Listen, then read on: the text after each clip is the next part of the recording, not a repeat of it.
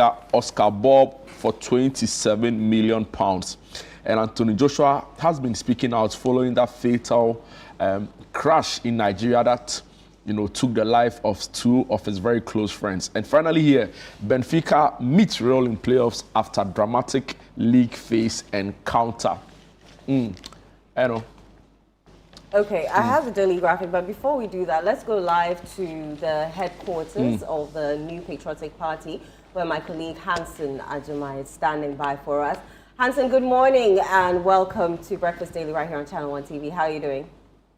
I'm doing well. Yourself? I'm very well, thank you. Paint a picture of what the headquarters looks like this morning for us.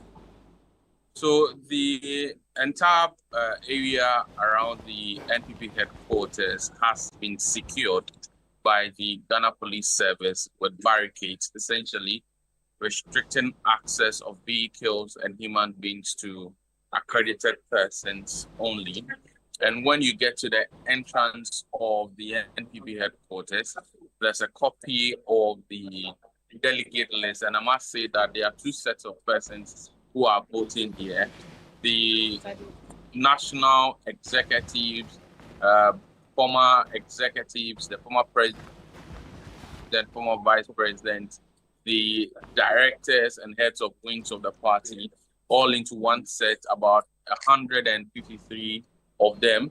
And also the delegates from the diaspora branches of the NPP, they are also voting here, about 824 of them, giving you over 900 delegates at least voting here at the NPP headquarters. So two sets of delegate lists are at the entrance of the headquarters, where persons will verify their names and with also their ID cards to indicate that they are indeed persons who are supposed to vote here.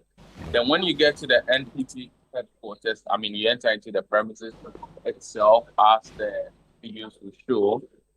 Already there's a stage that has been mounted, or a setup that has been made, that later today will be used in the outdooring and the declaration of the eventual winner of the NPP primaries. Voting has commenced, and as you can see in your shot, that is one of the delegates. He is making his way up to the electoral offices to actually go through the process. He would first go to the electoral office, identify himself, take his ballot paper, and then we'll get to the ballot box, and then cast his ballot suit, and then later we'll come and drop it in the ballot box. At the moment, this is what is happening here. Voting has just begun, and some few minutes after 7, scheduled to begin at 7 p.m. Some few minutes after 7, voting day begin, and as you can see in your shot, they ought to go through a process of identifying their name, and then a ballot paper will be issued for them, and then they'll go to the ballot, which is to the left-hand side where the officials are seated. As you can see in your shot, there, the gentleman in blue shirt, he has made his way to the ballot booth and discussing his ballot. This is the NPP presidential primaries. 5 candidates involved: Kennedy Osinejapon, Dr. Brandon Jampon, Dr. Mahmoud Bawumia, Dr. Yaokase Edison, and Engineer Fabna Ejapon. 5 of them seeking to earn the votes of NPP delegates. About 211,000 delegates participating in this election nationwide, all constituencies. And as you can see in short, somebody has just cast his ballot. Let's see if we can get a word from him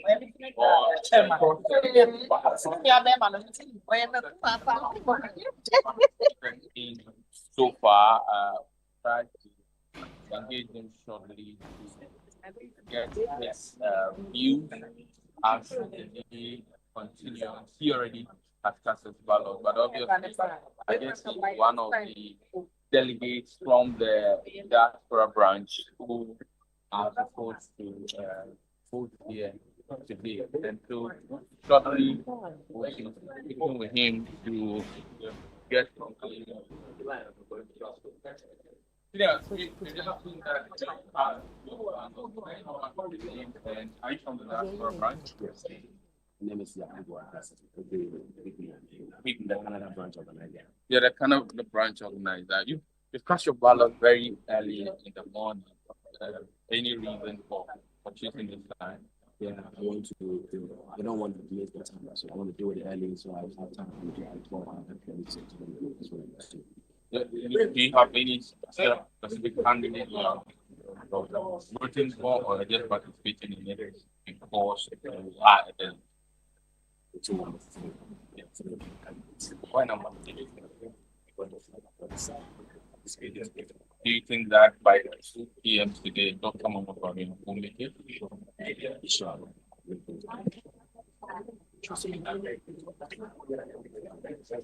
You are with the Canada branch. What level of responsibility do you think would be on people like you and if Dr. Bamia wins actually so wish to make sure that you're able to reorganize the party after going to 2028 general election? We've done it before when you won the last time, the one we're still gonna do the same. It's the same responsibility. Nothing has changed. Because we have already regular. So once he wins, we're gonna continue to just make some amendments and that's it. We're gonna be smooth elections. This election has been pretty acrimonious to a certain extent, like in the word counter accusation from side. Do you think that it's going to frustrate the mandate process? I think we are one party, and what we have to understand that after all elections, we are all one party, and no one is even bigger than NPP. So we have to also have in mind that once we cast our vote and whoever elected, we all come together and rally behind the main ultimate goal is to win the general elections. Because not united, we can win the general elections. That's what I'm trying to let's vote peacefully, come together, rally behind the will they do. How many delegates are from Canada in Ghana voting? Total we are 47. My first check we have 26. So previously you used to have a process system where if you are not able to make it, you could let someone to vote on your behalf. So that has been cancelled. How has that impacted the numbers? It has really affected the number because when we have talks, it means you can be in Canada, wherever country you are, and delegate somebody to vote for you. But because it comes to that process, we have to wherever. If you don't even have it, you have to force it. So I don't think we have to be asking. You said 26 of you are here. Yes. And how many of you? In total 20. Oh, that means 47. Yeah, so, you know, we are disappointed a lot of people. Almost 21 people have to take a leave of absence or take vacation. A lot of people don't have vacation. So if you cancel also, the person don't have vacation. You know, the person cannot make it. Means you're disappointed in somebody. You're in charge of organization. Going forward, how do you think this will impact your ability to organize people in Canada? A lot of people have said, put in the message about it, tell them that, you know, going forward, when you're taking a decision, you have to make sure that the aspects are being considered. We all Thank you very much for that. So that is one of the delegates speaking to us. He just cast his ballot right here at the NPP headquarters, and as I indicated, over 211,000 delegates are participating in this election. Take note that this is after a constitution review that resulted in the increase in the number of delegates. In the last election in 2023, there were about 203,000, over 203,000 delegates that voted.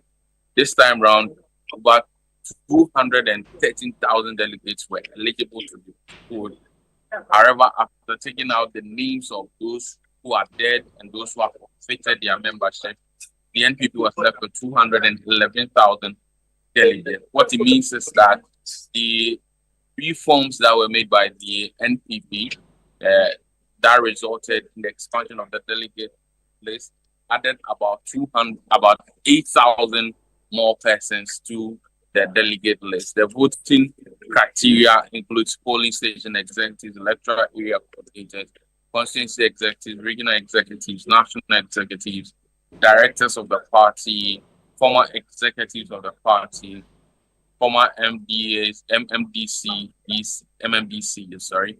And all of these persons are casting their ballot across the 276 constituencies plus one polling station at the headquarters.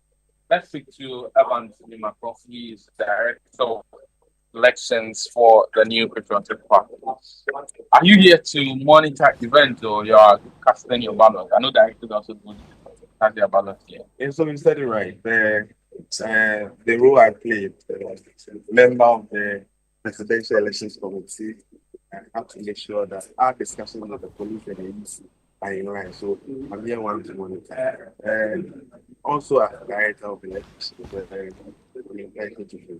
I have to go around, scan through, listen to across the region, and then I'll find time to So meaning you've not voted. Right. But what you've observed so far, is anything planned with what you envisage and your discussions with the police and the police? Oh, definitely. I mean, as you've seen, we've been here for about our conversation with the EC has been that we started by 7 o'clock, and by 7, the exercise are taken off. Police presence tells you that we are ready, and as you see, it's the same thing happening across the country. And we only stop committing into the grounds of law that in all the 333 voting centers have been successful and you to become us. So at the end of the day, the victory will that be. As a member of the election committee, during hindsight from what happened in 2023, we have like a complaint resolution process. In realizing the 2023 election, one of the candidates was seen in a video on a phone call complaining about how his agents are being treated. Having that in mind, what process do you have for conflict resolution or grievance addressing in this election? I'll say, don't let us resurrect 2023. That was then, this is now. What the Presidential Election Committee did was to carry along of presidential candidates, either we have a meeting with them or their agents. Then in all this, we've seen that we've built consensus at any point in time. So that's exactly what is happening. I think what is happening today will definitely be different from what happened in 2023. We're hoping that we'll have a very peaceful exercise. What the committee has done is that this whole exercise is the Electoral Commission and Ghana Police session, where there are issues to escalate to the committee. So, starting with it, if there are any issues, it has to be resolved at those voting centers. And we counting strongly on the list. And I can assure you that there will be no issue because issue about the register. You see now, I think before we get to the voting center, there's a body that will check, make sure that you are on the list. And there's the walking exercise. You go in, you are checked at the first gate. When you are done with your voting, you leave the environment and allow the police and the EC to go ahead. And then we are counting also on the promises that we got from the IDP. And you will see there are men and women here tells you that they are ready. And I'm telling you, you have too much to except to be staring. Hello, Hansen. Officers, yes. Can you seated to go through this? Jude, I'm listening. Yes. Can you find out from Mr. Evans Nimako concerns raised by the Canada-Japan campaign with regards to the transportation of electoral materials in private vehicles? Has that issue come to the party's leadership, and what would be their response? Have you heard of anything about complaints about the transmission of electoral material. And then as of yesterday, this issue came up. The Electoral Commission has given explanation that there wasn't any such issue anywhere. Their materials were carried to the designated station. They are all in. So I think it is been put to rest. Now let's talk about as a day process. At 2 o'clock, the Electoral Commission is supposed to leave. What are the arrangements? Okay, so the arrangement is that results counted at voting, and these are being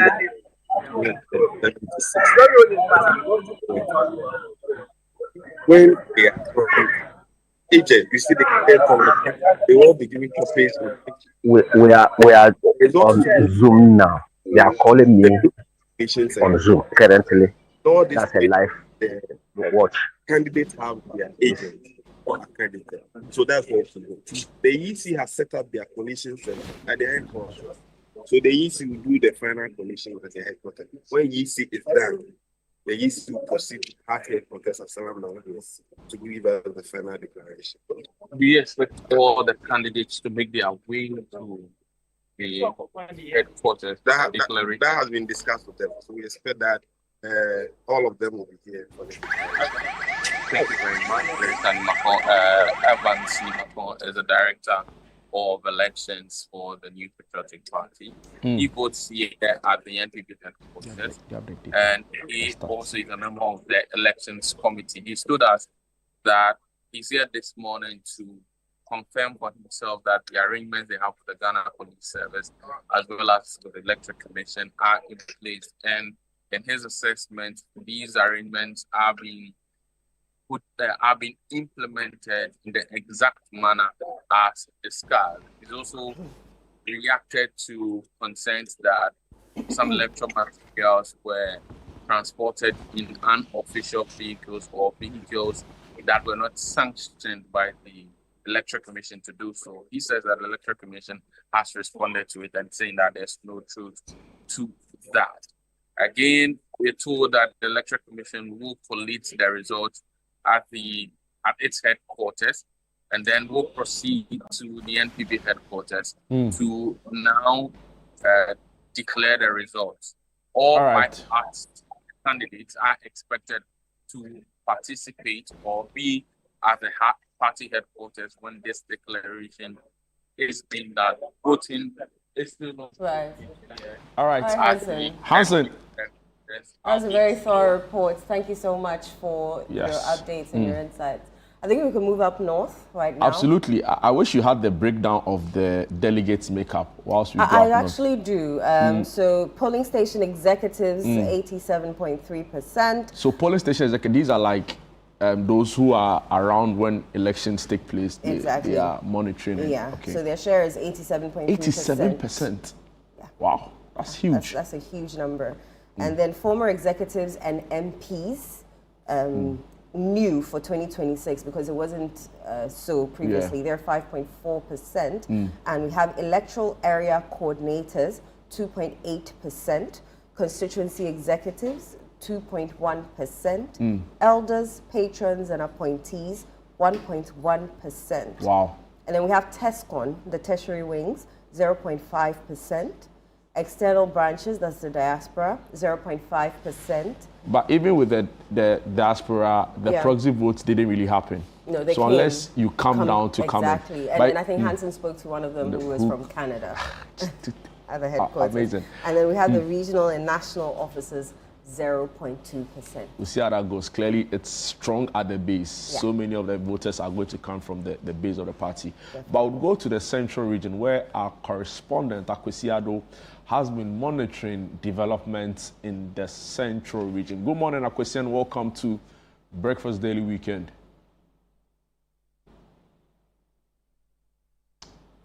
Hello, Akwesi, good morning.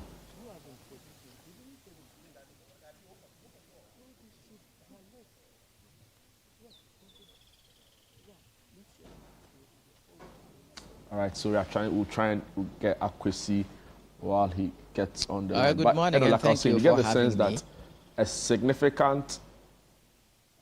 Good morning, and thank you for having me. Great. Where are you currently stationed, and what can you report on the ongoing election?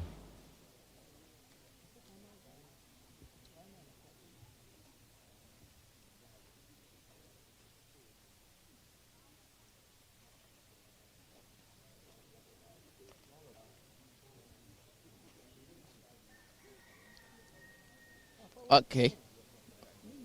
Okay, thank you very much. And then let me welcome you to the central region where voting is happening in all 23 constituencies. Okay. And so today we're expecting about 18,187 delegates to take part in voting across the region.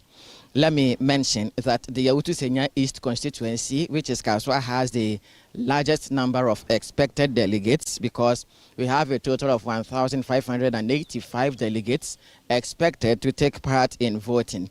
Currently speaking, we are here in the Yasin Central constituency, and we do know for a fact that this is the home constituency of the Honorable Kennedy Wahineye Japan, an aspirant of these particular elections. This is the constituency where he used to be an MP. Voting has already begun, and here at the Centenary Hall, we are expecting 548 delegates in total to vote at this particular center today. The atmosphere is very calm, and then just as the Ghana Police Service assured us, they've laid in place necessary measures to ensure that there is adequate protection for everyone here, as well as also to ensure that the sanctity of these particular polls is also strongly upheld. And so this voting is happening outside the Centenary Hall itself. And so on this particular park where voting is happening, the various entrances to the inner perimeter are being manned by personnel of the Ghana Police Service. And so right here with us is the ACP Abraham Akwei. He is the Central North Regional Police Commander, who is here to ensure that all the protocols put in place for the elections are strictly adhered to. And so we may want to speak to him and then also find out from party executives what they actually make of today, as well as delegates and how they actually vote feeling. We are expecting that the Honorable Kennedy Wahineye Japan would be here to also vote. And so let's speak to the ACP Abraham Akwei. Good morning, sir, and thank you very much. This is Channel 1 TV.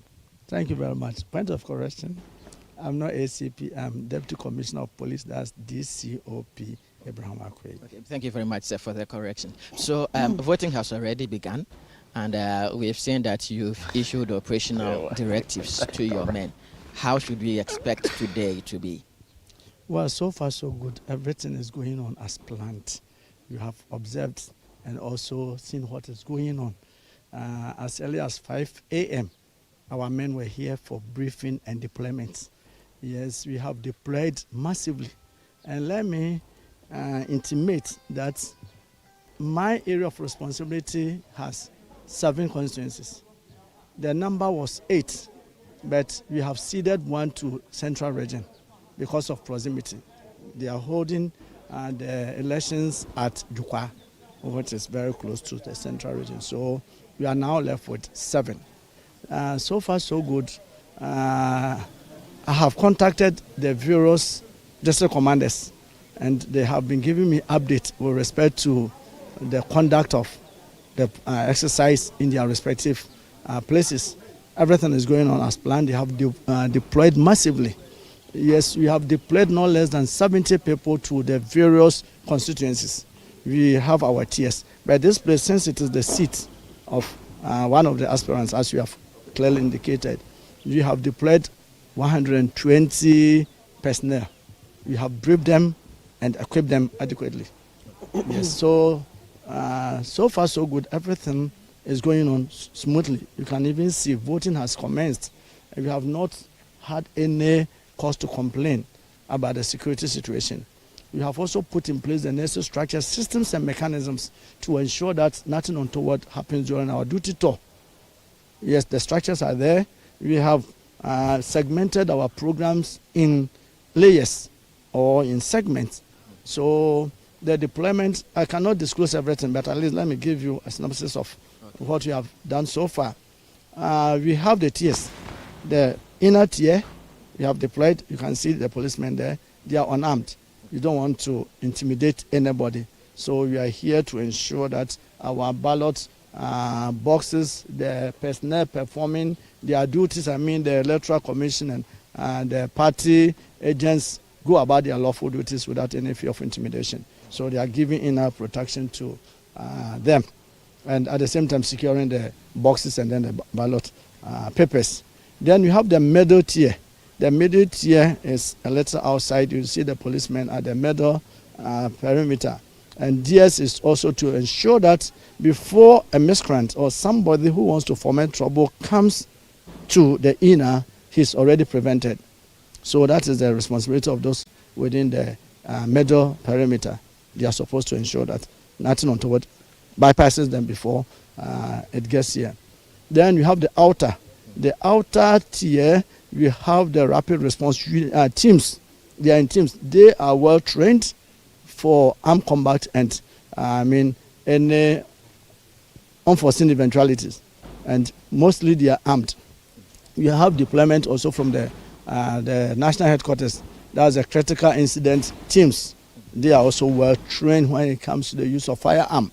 So we are not anticipating any acts of aggression or attack. I was about asking if there is any jurisdiction among these 7 constituencies where your men are operating, where you expect that there could be some sort of aggression or any form of altercation. You see, so far so good. Before we did the deployment, you conducted what you call threat assessments. The threat assessment, you normally do both event threat assessment and location threat assessment.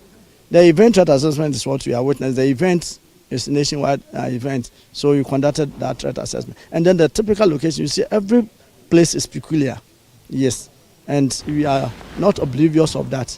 But per our threat assessment, we have not delineated any place as a flashpoint or as a criminogenic area.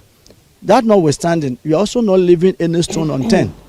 Yes, we are not oblivious about the conduct of some of the people. You cannot anticipate some of this mob action and then, disorders. So you have already put in place the necessary structures. So should there be any threat from any quarters in any shape or form, you have already positioned our men there. But so far so good, we have not anticipated or we've not gotten any threat. But as you know, elections are about competition. Right. And competition brings about tension. And tension also can lead to heightened tension and can also bring about crisis. So we are aware of all this. So we have already put in place the necessary structures. But for now, you haven't heard of any anticipated threat or anything of the sort. So some delegates have already voted. Others are yet to get to the venue. What would be your message to them? Oh, well, the place is secure. I can say for sure that all the 7 constituencies are secure. You have deployed enough policemen to ensure that nothing untoward happens. You are expecting everything to go on as planned. Yes. And then we are here to protect everyone against any act of threat or any act of intimidation. Wow. And you know, the police, our mandate, we are peacekeepers. As enshrined in the Constitution, Article 200(3).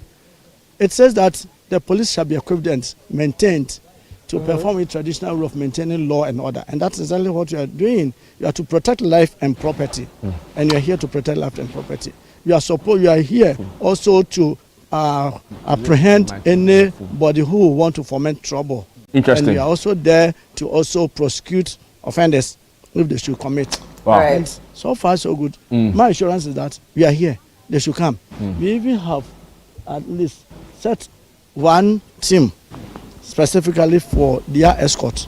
So when they come and they want to go and vote, you escort them peacefully to go and cast their vote, after which they will leave peacefully until it is time for counting. Yes, All right. so everybody is safe in our area of responsibility. Thank you so much. Thank you very much, sir. Yes, So yes. that was the DCOP Abraham Akwe, the Central North Regional Police Commander, speaking to us here and reaffirming their commitment to ensure that this exercise ends peacefully. Now, let me take you back to the previous contest.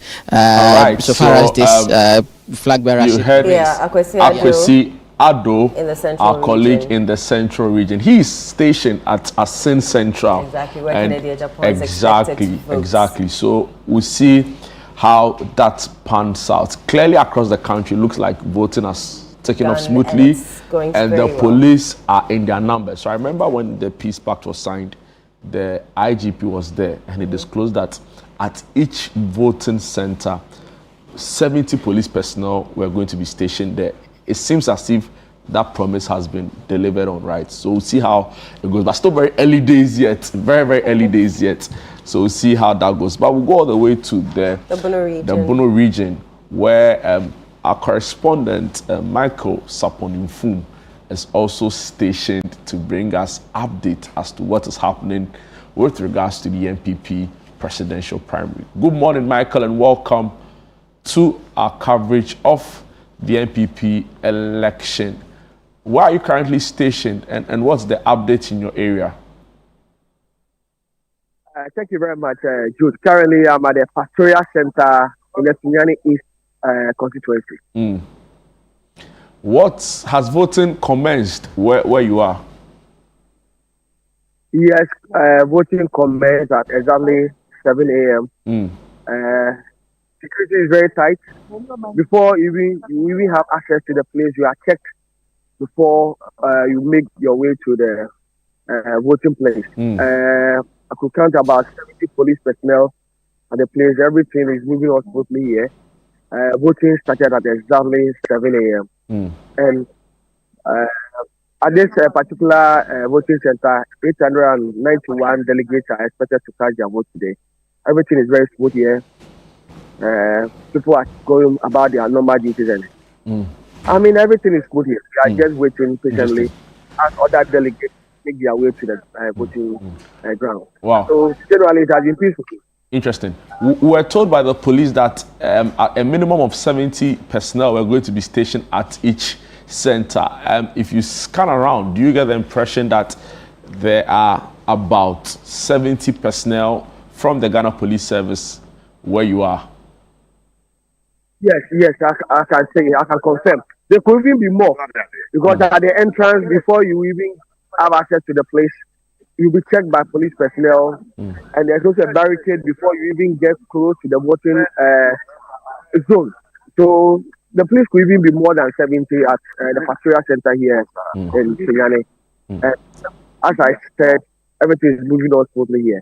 All right. Thank you so much for your time, and Michael Saponinfum. We'll come back to you as and when there are other developments in the area. I think that the attraction point mainly seems to be Greater Accra, which has an overwhelming number of the delegates voting. And of course, Ashanti, because it is the hotbed, or it is the how do they mean? They have a word, the World Bank, right, of the NPP. So we'll see how voting takes place. Very shortly, we'll reach out to our correspondents in parts of the capital and in Kumasi to gauge the mood. About the number of voters, we have that right here. Please share with us. In the Greater Accra region, we're expecting 40,175 people to vote. And in the Ashanti region, we're expecting 36,626 voters. In the Eastern region, 21,843 voters, which make up about 10.31% of the total register. In the Central region, we have 18,718 people who are expected to vote, making 8.84% of the total register. In the Western, 14,132 people expected to vote. If you go to the Volta region, you have 12,589 people who are expected to vote. In the Northern region, we have 12,206, which make up 5.76% of total register. In the Upper East, 8,588. In the Bono region, 7,871. Bono East, 7,840. Upper West, 6,876. Western North, 6,429. Oti region 5,495. In the Ahafo region 4,338. In the Savannah region 4,155. Northeast 3,654. And diaspora 824, making up 0.39% of the total register. So in all, we have a grand total of 211,849 voters who are expected this morning to cast their ballot in the NPP presidential elections this morning. Interesting. Yeah. So Greater Accra has the most numbers, followed by Ashanti. So then in excess of over 200,000 people are supposed to vote this morning. Wow, that's a significant number compared to the just about, because when Nanado was vying in 2007, right, he won with about 1,000 votes, right?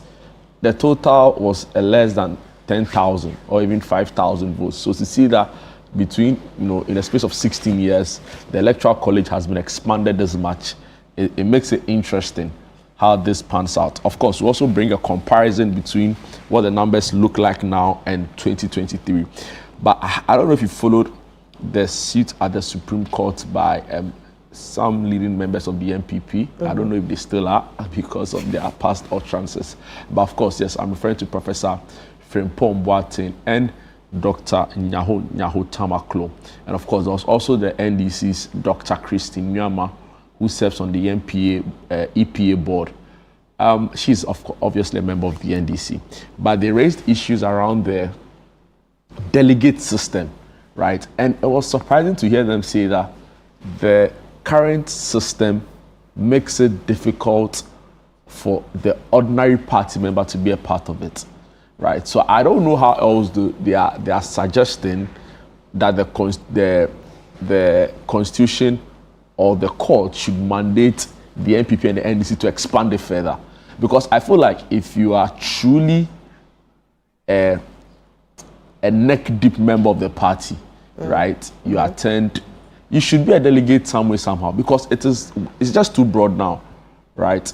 So you have to be a polling station executive or then a former national regional executive, regional coordinator, or a former appointee. Yeah.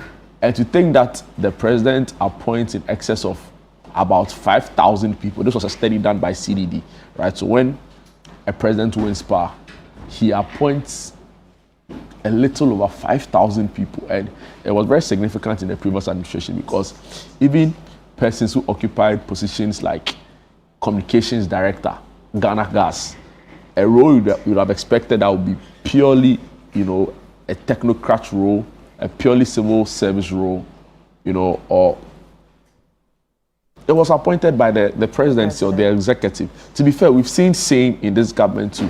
So I want clarity on whether all of those people make part of constitute what they refer as, former appointees and all of that. But I'll see how that goes. We'll go to Ifia in the Western region. Now the MP for this particular constituency is on the elections, the presidential elections committee. I'm referring to a member of parliament. His name is. Yeah, the name escaped me. But yeah, he's a member of the presidential elections committee. Our correspondent in the region has the latest for us. Good morning and welcome to Breakfast Daily Weekend. Good morning, Duncan. Currently, I'm here at the Australia conference, Western region. We know in the Western region we have 17 conferences who are actually all participating in this NPP's presidential delegate conference. And here in the Australia constituency, the exercise is actually taking place at the Australia Police Park, where 501 delegates are expected to cast their vote. The exercise actually picked up exactly at 7 a.m. and we had about 50 police officers here to ensure security for the exercise. And as at 7:40 that I'm talking to you, we have no less than 50 people actually coming through to cast their ballot. But thankfully, we have the MP for it here, Honorable Isaac Boama, who just went through the exercise to tell us how he found the exercise and then his expectations. Chief, welcome to Channel 1 TV. Thank you very much for having me. Tell me, how has the exercise been for you so far? So far, I'm very impressed with the turnout of the exercise. As you know, according to our plan, we are supposed to start at 7 a.m. And at exactly 7 a.m., we see the security were all ready. They have set up and voting next. If you look at the way it has been structured and arranged, there is everything to show that it will be a very peaceful voting exercise. And I'm very optimistic that at the end of the day, we have one of the peaceful, successful elections in the Democratic Party. But I'm over here at the police station. The Fair Police Park. How do you find the organization so far? So far, so good. It looks very, very, very much in order, as you can see behind us.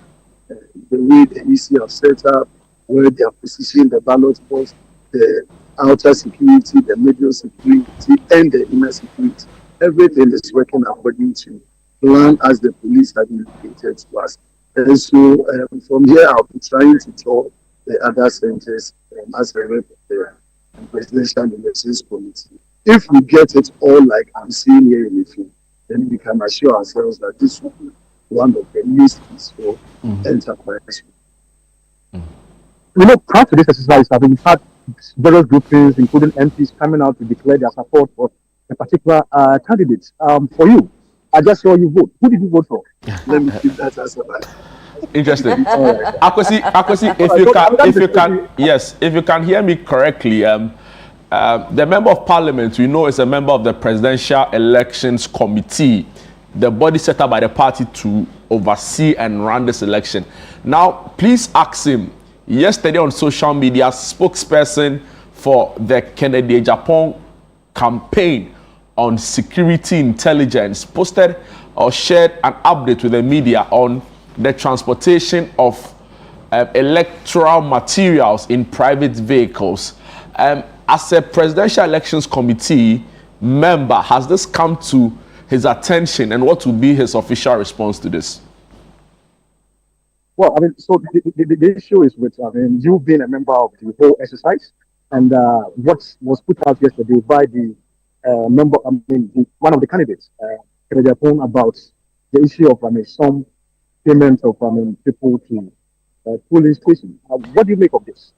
Akwesi, hello, Akwesi. It's to do with the transportation of materials. It's to do with the transportation of electoral materials in private vehicles. This is of transportation of electoral materials in private vehicles. This is a concern that he raised about. Has it come to your notice, and what do you make of it? No, it hasn't. But whether it is coming by a private means or a public means, the most important thing for me is, did we have security protecting the materials? Did we have agents there to follow through to make sure that the materials fit? And when they got here, did we get the seals to ensure that the ballot boxes are empty at the time of commencement of voting? Because the voting is happening at a center. And before it starts, the EC with the security and all of you, the media, are to ensure that everything is in place. But anything will happen between the inspection at the departure point to the delivery point. Is that a protocol that, electoral materials to be transported via private vehicles? Is that a protocol? We have left the entire process of the elections to the electoral commission. So conveniently, EC is supposed to respond to it. I'm only trying to explain that whether it came by A means or B means, has it compromised the process? Has it compromised? Because the ballot boxes are serialized, and agents have been privy to the serial numbers that have come into the system. And they are supposed to also supervise at the very inception how the ballot boxes are empty, the serial numbers have all been checked. And they are checked not at the departure end, but before commencement of the exercise. And so if at that point of commencement, you check the serial numbers that you've given, and there's been any compromise, then you have an issue. But as a committee, would you want to investigate this asking questions at the EC for such a thing to happen? Of course. Once we have information about this, EC will have to just explain to us the circumstances upon which they couldn't get an official vehicle, but go through a private vehicle. So that can really clear our curiosity as to why it happened that way. But in terms of the integrity of the electoral process and the outcome that we envisage, nothing within the value chain has come to a conclusion that it can't ever be compromised. And from what we see, I can't fathom how, in any reasonability, there will be a compromise with the exercise. Well, that's the response of the member of the committee. He's saying that you don't see a serious issues with the sense on the arrival of the electoral materials. It is also a double check to see whether it was the same as at the point of departure. But they will still investigate it. They will be asking questions at the EC as to how this thing actually happened. And that is the situation here at the Sphere Police Park in the Western region, where we're having a very smooth exercise so far. And we've been talking to the MP for a fair constituency lawyer as a Wama who just came through to vote. All right. Akwesi, before you take leave of us, the police prior to this election also mentioned that 70 of their personnel, a minimum, were going to be stationed at each voting center. Per assessment, is that really the case? Well, it is very much so. I mean, I've counted no less than 50. I think the last count that I did, it was about 51 police officers. They are very much here. But if you look at around here, we don't have supporters. I mean, people who don't have a business in this society actually coming here. It is strictly the delegates who are coming here. That the huge number that you see over here are all police. The various identifiable groups over. We have agents for all the candidates here. But if you look at the groupings that have a large number, it is the police officers over. So there is adequate police protection or security over here at the police station. All right, Akwesi, many thanks for that report. Now, I think we can go up north where our Northern Bureau Chief, Shawana Yusuf, is standing by to speak to us. Shawana, good morning. How are you doing? Hey. Hi, Shawana. Good morning. Yeah, can you hear me? Yes, we can hear you. Can you hear us? Can you hear me? Yes, we can hear you, Shawana. Can you hear us? Yes, I know I can hear you. Good morning, Eno and Jude. Good morning, Shawana. Right. I can hear you loud and clear. Perfect. Set the scene for us. What's happening? Where are you currently?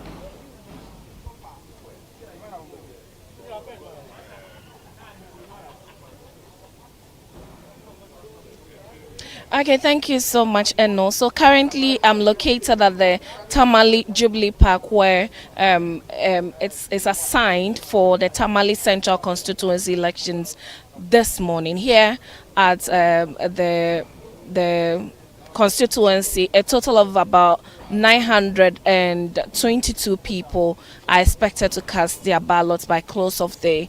But out of this number, 18 are deceased, so it has been the number down to 904.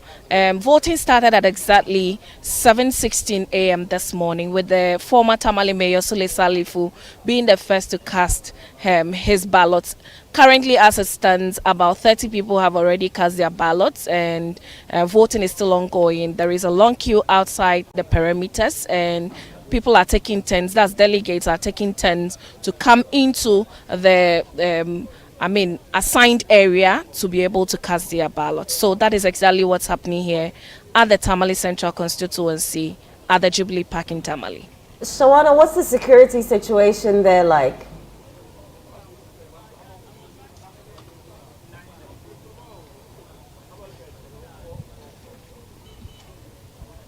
Thank you. And security is tight. As you can see on our screens, there are over 30 men in uniform here manning the elections, both women and men, trying to ensure that everything goes smoothly as planned. We have those who are in charge of the outer perimeter, ensuring that the queue is able to move as it's supposed to. And we have those who are assigned within the inner perimeters to also ensure that voting goes on smoothly. Fortunately for us, when we came here early in the morning, as around 6 a.m. to 6:30, deployment of police officers took place here at the Jubilee Park, with several men being deployed to other areas to man these elections and to ensure that but nothing untoward happened. So for security is on top of issues, and from the last time we spoke to the Northern Regional Commander, he indicated that over 1,300 men were going to be deployed across the northern region to man this particular primaries of the biggest opposition party. All right, Shawana, thank you very much for that update. We'll come to you as and when there are more updates in the northern region. Right, Jude, you were talking about the Electoral College and the expansion of the Electoral College of the NPP. Yes, so my point is that I don't know how else Professor Frimpong Boateng and Dr. Nyahom Tamaklo want it expanded further. But I think that it looks big enough, right? And if you're a political party and you have over 200,000 people electing your candidate, it gives you a sense of bigger inclusion, you know, compared to previous times where in excess of about 5,000 people decided who led the political party. And of course, you get the sense that it is big it's like a bottom-up approach, right? So the base have the largest numbers as against the top. It was expanded to include grassroots. Exactly, because they do a lot of the hard work, right? They have a lot of concerns. Legitimacy. Exactly. And so reduce apathy. And also to energize the base. The bottom, So it's reasons why the party will do that. Initially, in the 2023 primary, right, you will recall the super delegates, right? There'll be a first election where only the top brass of the party would vote. And of course, people raised issues because a lot of the time, when it is whittled down from whatever number, the choice of the higher ranked members of the party or the top brass of the party does not sometimes really reflect the base. And those are the people you expect to go out, those are the people you expect to go room to room, door to door, you know, posting flyers on electric poles. You know, we see them do that. To be very fair, you don't expect a former minister of state who has seen it or probably done it or to be holding campaign posters in town. It would actually be nice to see them partake in certain things. They won't do. They won't do. So we'll see how that goes. But Kennedy Japan has arrived at Asen Central. I'm sure to vote and would want to take some live scenes from there where our correspondent is engaging in. All right, so Kennedy Japan is there in your shot, as you can see, in a very happy mood, as it seems. Hopefully, we'll be bringing his audio to get, you know, the comments he's making. But he's been flanked with some of his supporters and party members, and it'll be interesting what his thoughts are and what he's saying to Akwesi Addo. But he looks quite happy. Yeah, and we'll be playing that pretty shortly. Yes. He looks excited. He's talking back. Mostly when you go to him for interviews, especially, he would be a bit, you know. See, there have been times I've seen him like people will stop push you back. from even talking to him. But today he looks happy and he's, you know, talking to Akwesi, which is nice to see. Very interesting. Except that the gestures, right, are by people around him seem to suggest that campaigning is ongoing, and I think that flouts the regulations of them lifting their and you can some of them initially you could see them singing, but I like the fact that he looks in a happy mood. Clearly a lot has been said about uniting the party in the aftermath of the election. I don't think there'll be repetition of what happened in 2023. We hope it doesn't happen. And we've all done our job well to prevent rigging and everything. So I expect a fair contest. At some point of the campaign, it got a bit hotter and tighter. After these polls, if you emerge as victorious or otherwise, what is the assurance that the party would be able to come back together, form a unified front, and then go into battle in 2028?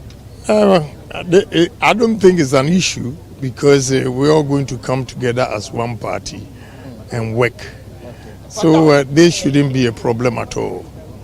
And you should, as for contest, you should expect that sometimes it gets very tough and certain words are used which are not palatable, but hey, you have to take it as it is.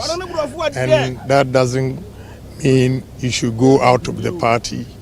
So I hope if I'm the winner, I will be able to bring the party together.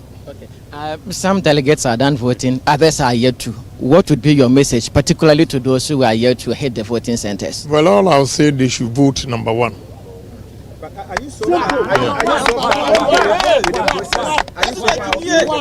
With what I've seen here, I hope it's everywhere. So far, so good. Yeah.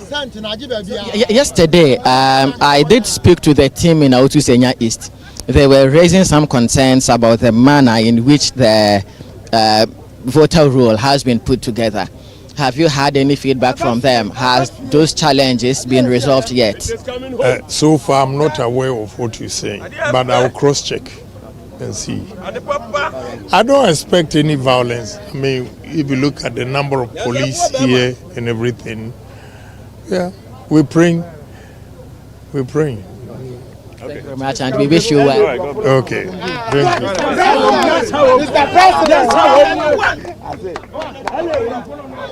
In your short, Kennedy Japan speaking to our correspondent, Akwesi, a name after which he just went straight into the car, presumably to tour other places. He raises some important points. Akwesi Ado, sorry. Akwesi Ado. Right. He raises some important points, right? So yes, he talks about the fact that he, of course, expects the process to go on smoothly. He also talks about the fact that in a contest of this nature, it is not possible hard words or harsh words won't be used, right? So he's like, of course, things will be said. But what's important is that after they've been said, we need to just rally together. In the unity after the polls. It's very important. It's very important for them to be united and face the general elections that they so graciously want to win. And we've been told that he cast his polls already. Absolutely. At that voting center. So yeah. And he also spoke about the fact that it's important that the party would unite, like you've rightly said. A question was posed to him on issues being raised with the electoral roll in the Autu Senya East by his camp, and he said that hasn't gotten to his notice yet, so he'd go back and check what the issues are. And I think one important point he raised was that he was going to accept the result, whatever it may be. Whatever it may be, even though he's confident that he would win. So those are the words of Kennedy Japan. We'll see how it goes. 2023, I'm sure you remember will show down, He said that he doesn't expect any of that to happen. And he also doesn't expect violence to happen in any part of the country. Absolutely. Right. So Charles Osukumi, one of our colleagues here at Channel 1 TV, is standing by in the Klote Kole constituency. Charles, good morning and welcome. How are you doing? Good morning, and I'm well. How are you? I'm very well, thank you. Paint a picture of where you are. How's the voting going?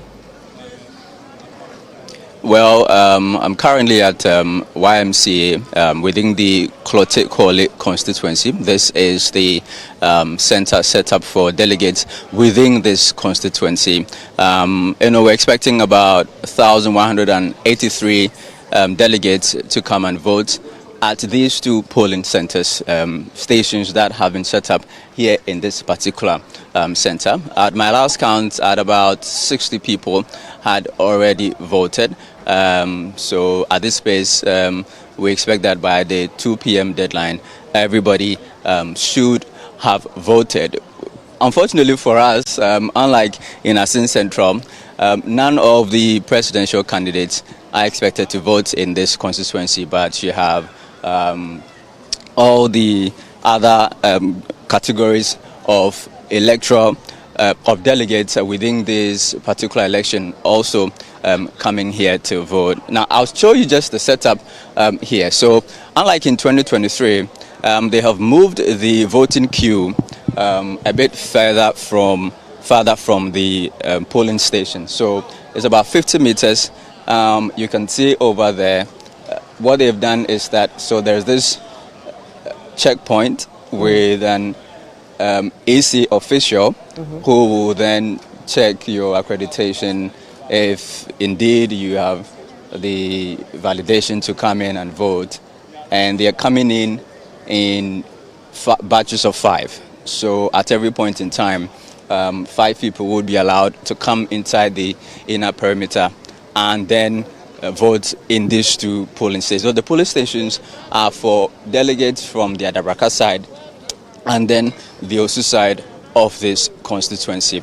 Mind you, in 2023, Dr. Baumia, who is contesting again, won this constituency quite massively, difference of about 500 votes. His closest contender, of course, Kennedy Japan, came in second in this particular constituency.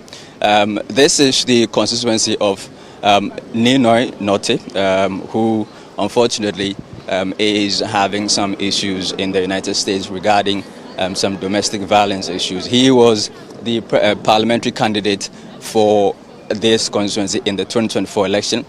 He was one of the key supporters of Dr. Baumia within this constituency. So the dynamics, we don't know how that would affect the dynamics of this particular election. He was a stalwart for Dr. Baumia. Whether his issues now would in any way affect how they're able to mobilize the support for Dr. Baumia. But some of the people who have been parts of the Baumia campaign, I've seen them around in these areas, trying to, engage a few people. We know that it's illegal to do campaigning at this point, but they're just talking to the delegates as they come in, whether they're campaigning or not.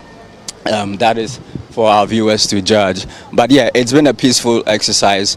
We've not had any issues yet. A massive police presence. The IGP promised that about 70 police officers will be stationed at every voting center. We've seen police officers right from the entrance of the YMCA compound. We have police officers stationed there. And then when you're allowed inside, you have police officers also manning various points of this particular voting center. So security is tight. The voters are comporting themselves, following the orders of the police officers who are here trying to make sure that there is absolute calm. In 2023, there were no issues. Voting was quite peaceful here, so we expect a similar outcome here today. All right, Charles. Have you been able to speak to any of the delegates who have voted, and what have they been telling you if you have? Well, it's just a sense of calm among the delegates. Well, most of them, the people that I've engaged, they tell me that they are Baumia's people. Like I mentioned, this was a massive Baumia win in 2023. Right. So I've seen just one of them just coming out of the voting area. She just cast her ballot. You don't want to talk to us? Okay, that's all right. She doesn't want to engage us, but I just wanted to ask her if the process, if it was as smooth as we see it. The NPP, they have said that anybody who would take a photograph of their vote would face sanctions. So that is one of the key things that police officers have been asked to observe here. And so far, we've not noticed anybody or seen anybody take out their mobile phones and take photographs of their votes yet. Someone just finished voting. Hopefully, she will be prepared to speak to us. Good morning, ma. How are you? Fine. Okay, my name is Charles. What's your name? Sophia. Okay. What role do you play in this constituency? It's okay. You're an executive. So what exactly do you do? The executive. Then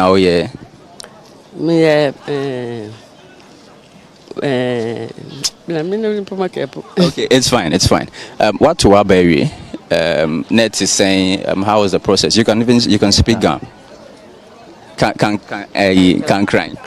Matu ababa mawe fine high con Na peaceful. No fear nothing, no fine.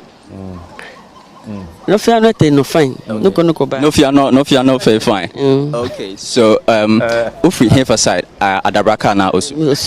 If we Osu. Okay. It's Osu for no one ever winning. Osu for.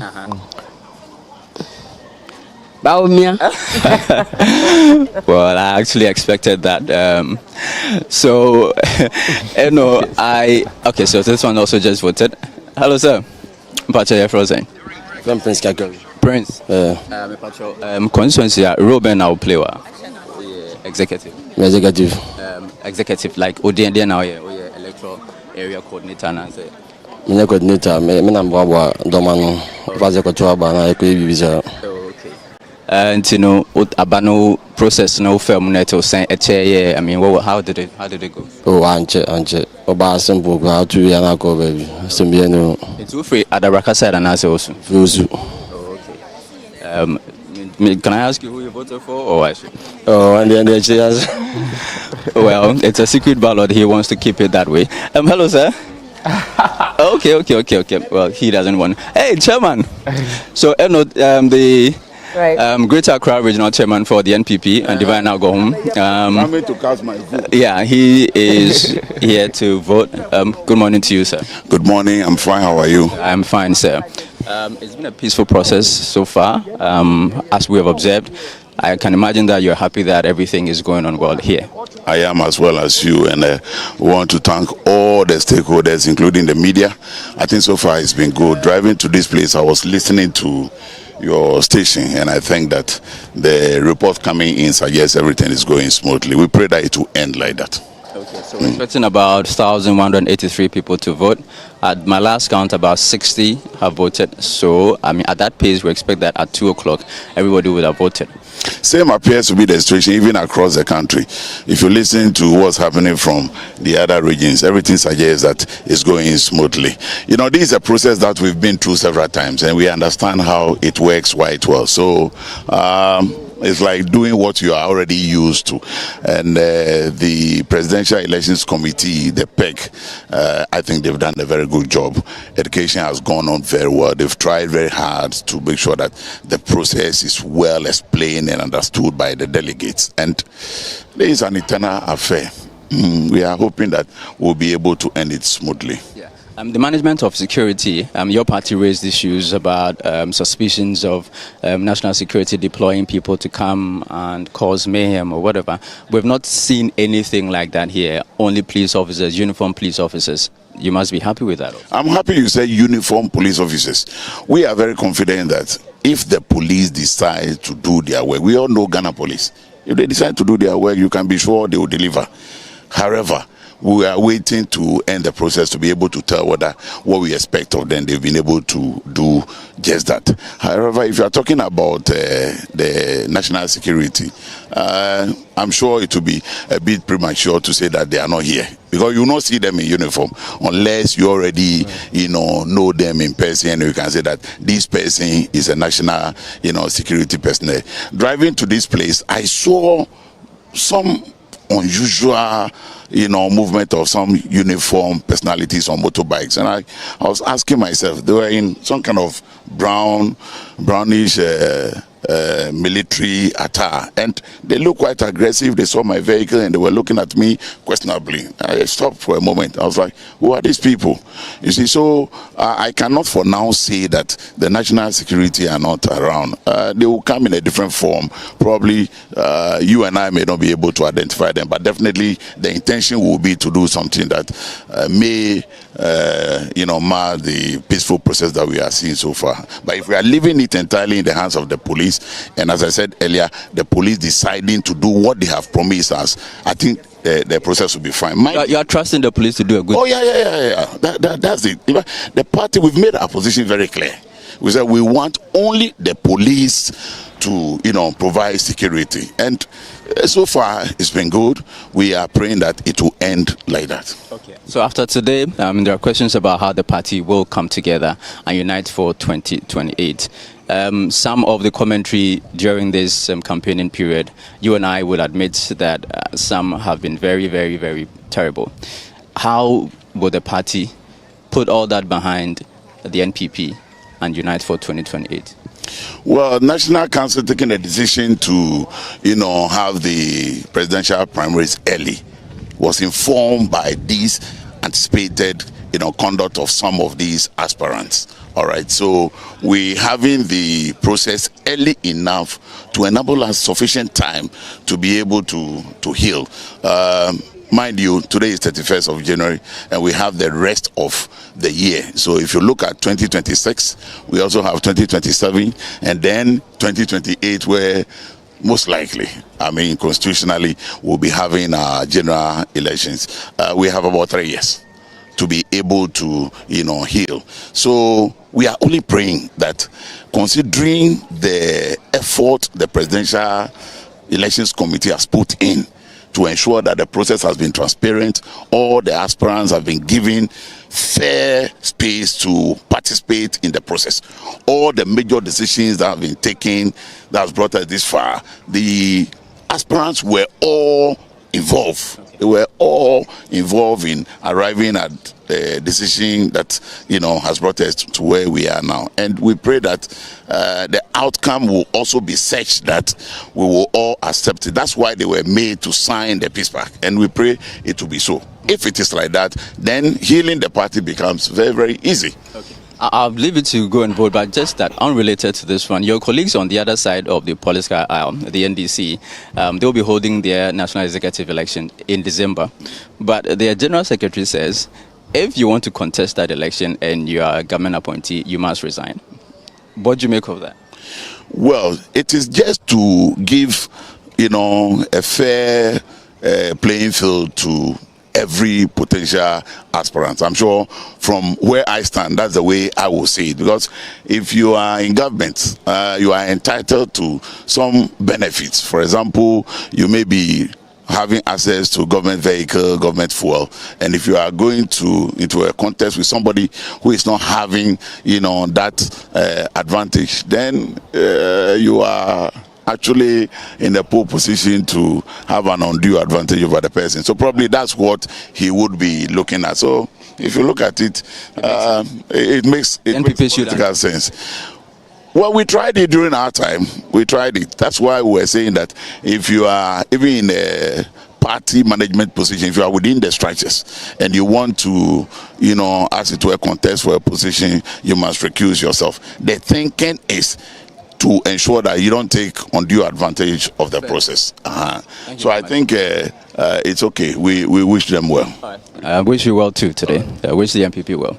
All right, so that was the Greater Accra Regional Chairman of the NPP, Divine Agohom. So we'll be here keeping tabs on issues here and then reporting to you as and when. All right, thank you so much for your time, Charles Owusu-Kumi, who is at the YMCA voting center in the Korle-Klottey constituency. And you heard him speak to the regional chairman of the NPP for the Greater Accra region, Divine Agohom. We'll move to the Ashanti region, one of the few constituencies where the sitting member of parliament for the area in the region is not on the ticket of the NPP, and I'm referring to the Asawase constituency. Good morning and welcome to Breakfast Daily Weekend. This is the NPP coverage, the NPP presidential primary coverage. What is the situation in Asawase, and what else can you report for us? Well, so delegates are coming in their numbers to cast their ballots. Some have already cast their ballot and they are moving away.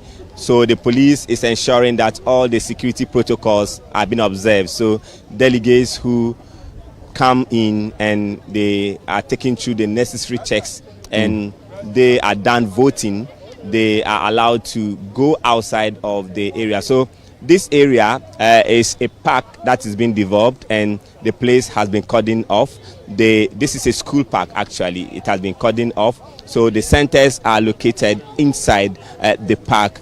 You can see behind me, and the centers have been split into two. So because the numbers are huge, we have about 1,100 delegates who are expected to participate or vote in this election. So delegates who are done voting, they are allowed to go out. The security officers here, the police officers here are ensuring that there's order here, so that when you are done voting, you are made to go outside of the voting center. So later, when the counting and the declaration is going to be done, then they can be allowed to come back. But for those who have already cast their ballot, they are still hanging around and trying to observe the process. But others are coming in. A while ago, we saw the Ashanti Regional Director of the Electoral Commission. She has been going around the areas to monitor the situation, and she has also been interacting with her officers who have been deployed at the various stations to find out from them what challenges and what can be done. But so far, we've not heard of any issue. Police officers are here stationed around the voting center. Others are stationed here at the main entrance. If you don't have business here, you are not allowed here. Even with the media, there's strict check. They have to go through your accreditation card to ensure you are accredited to cover this election. So far, so good. That is what is happening here in the Aswansi constituency. Do we know of any big wigs within the party who are voting in the Ashanti region? Can you just share with us if you've actually even seen some of them so far? Well, so we know about the former education minister, the member of parliament for the Bosunchi constituency. He's also one of the contenders in this election, Dr. Yaosei Duchum. He'll be voting in his constituency, in the Bosunchi constituency. And he is the one of the key people are looking up to, because he is in this race. So definitely he is being looked to. But so far we don't know about other big wigs who will be voting, except that the members of parliament whose constituencies are in the Ashanti region. Talk of the deputy majority leader, talk of the other key leadership of the party in parliament who will be voting within the constituency. Yes. Hafiz, we also in Accra, we know that the national headquarters of the party is where some former appointees, council of elders, and the likes will be voting. In the Ashanti region, do you have a designated area like that for, because of course we know that the NPP in the Ashanti region is big, right? So is there a designated space or voting center for council of elders, members, and other high-ranking party officials? Yes, exactly. So in the Ashanti region, it's been done at the St. Anne's Voting Center, located in the Menchia South constituency. That is where we are told all the regional executives and other top leadership of the party will be casting their ballots. Interesting. Thank you so much for your time this morning, Hafiz Tijani, our man on the ground in the Ashanti region, giving us up to speed, particularly at the Asawase constituency. We go up north to the northern region proper, and our correspondent, the Mohammed Alabira, is stationed at Bimbila constituency to give us some updates on happenings there. Good morning, Alabira, and welcome to NPP Decides right here on Channel 1 TV.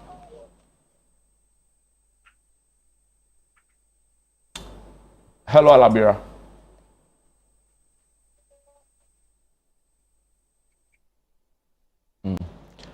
So your shots are actually live sites. Hello. Yes. Good morning and welcome to our coverage of NPP Decides. Thank you. Good morning, please. What's the update? What can you report with regards to voting in Can you hear me? Yes, you're loud and clear. Please go on. Yeah, yes, currently voting is ongoing smoothly and everybody is peaceful here. There is so much peace at the Bimbila Center here. Security is very tight and voting is going on smoothly, please. Are there any, we know that's the constituency for the former defense minister, Honorable Dominic Nitiwo. Have you seen him? Have you seen any other party bigwig in the area who have already voted or in the process of voting? Yes, it is the constituency of the former defense minister, Honorable Nitiwo. Currently, he hasn't voted. But the former Northern Regional Minister, Honorable Sanko Said, he has voted and he's just leaving the center right now. Interesting.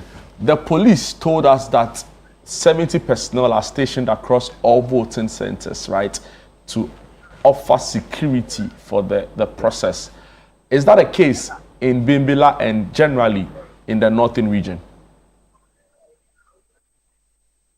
Yes, in Bimbilla, the security is very tight. The police, they are here in their numbers and everywhere. Just right behind me is a place, it is said that before you go in to vote, you have to put your phone down.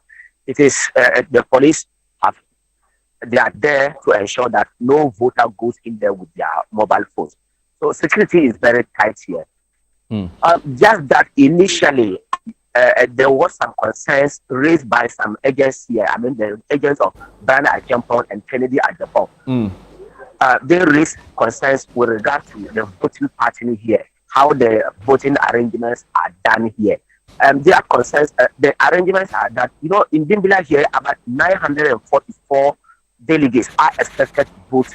And because of the numbers, the separation is done. There are two stations where the delegates come to check their biometrics before going to vote. So in Bimbilla communities, they have a place where they will come to vote. Which is right behind me here, and then the other side is for the communities. So initially, the concerns raised by the agents were that what has been done is a ploy to determine who the Bimbilla people will be voting for in the end. The ballot is sorted and counted. They will know, the Bimbilla people, this was the candidate they voted for and other. So that was the concern raised by the two. The officer, he actually offered an explanation to them that it is because of the numbers that they've done that, and in the end, the ballots will be put together, and nobody can tell that this ballot was voted by this person. And again, what he explained, or the explanation he gave was that the serial numbers of the ballot papers, they are of different numbers. Like if I am coming to vote for number 1, the serial number on my ballot will be different from the person voting before after me. So there is no way that can be determined. Yeah, I have the electoral officer here. Maybe he would like to share more lights on that for me, please. Hello, sir. Hello, please, we are live on Channel 1 TV. Yes, initially the people were raising issues that the arrangements done here wasn't right. What explanation do you give to that? I said that the arrangement is expected to facilitate the process so that we don't overstay. We are closing at 2 p.m. And so we are doing things that will help us to go through the process quickly and fairly. And there's no way we are going to compromise the secrecy of the ballots. And so at the end of the day, the 2 ballot boxes will be put together and then the ballot will be sorted out. So nobody will be able to know which area voted for candidate A or candidate B. And so it is also not true that the entire Center A are people from Bimbilla Township, because we have people coming from other areas as well, like Bakamba, Lanja, they are also part. And so there's no cause for alarm. Yeah, so now I can see that voting is smoothly ongoing. Yes. Is everything resolved? Yes, everything has been resolved. You see, everything is calm now. You can see there's no problem at all. Yes. And so far, how many people voted right now? This time, I think we'll get a number to the range of around 45, 50. 45, 50. Yes. Yes. And you think by the time 2 p.m., everybody will have voted? We trust so. Once you are the center, remember, once you are the center before 2 p.m., you'll be given opportunity to vote. Nobody will be denied the chance to vote. So that is it. Thank you so much. Thank you. Thank you. Yes.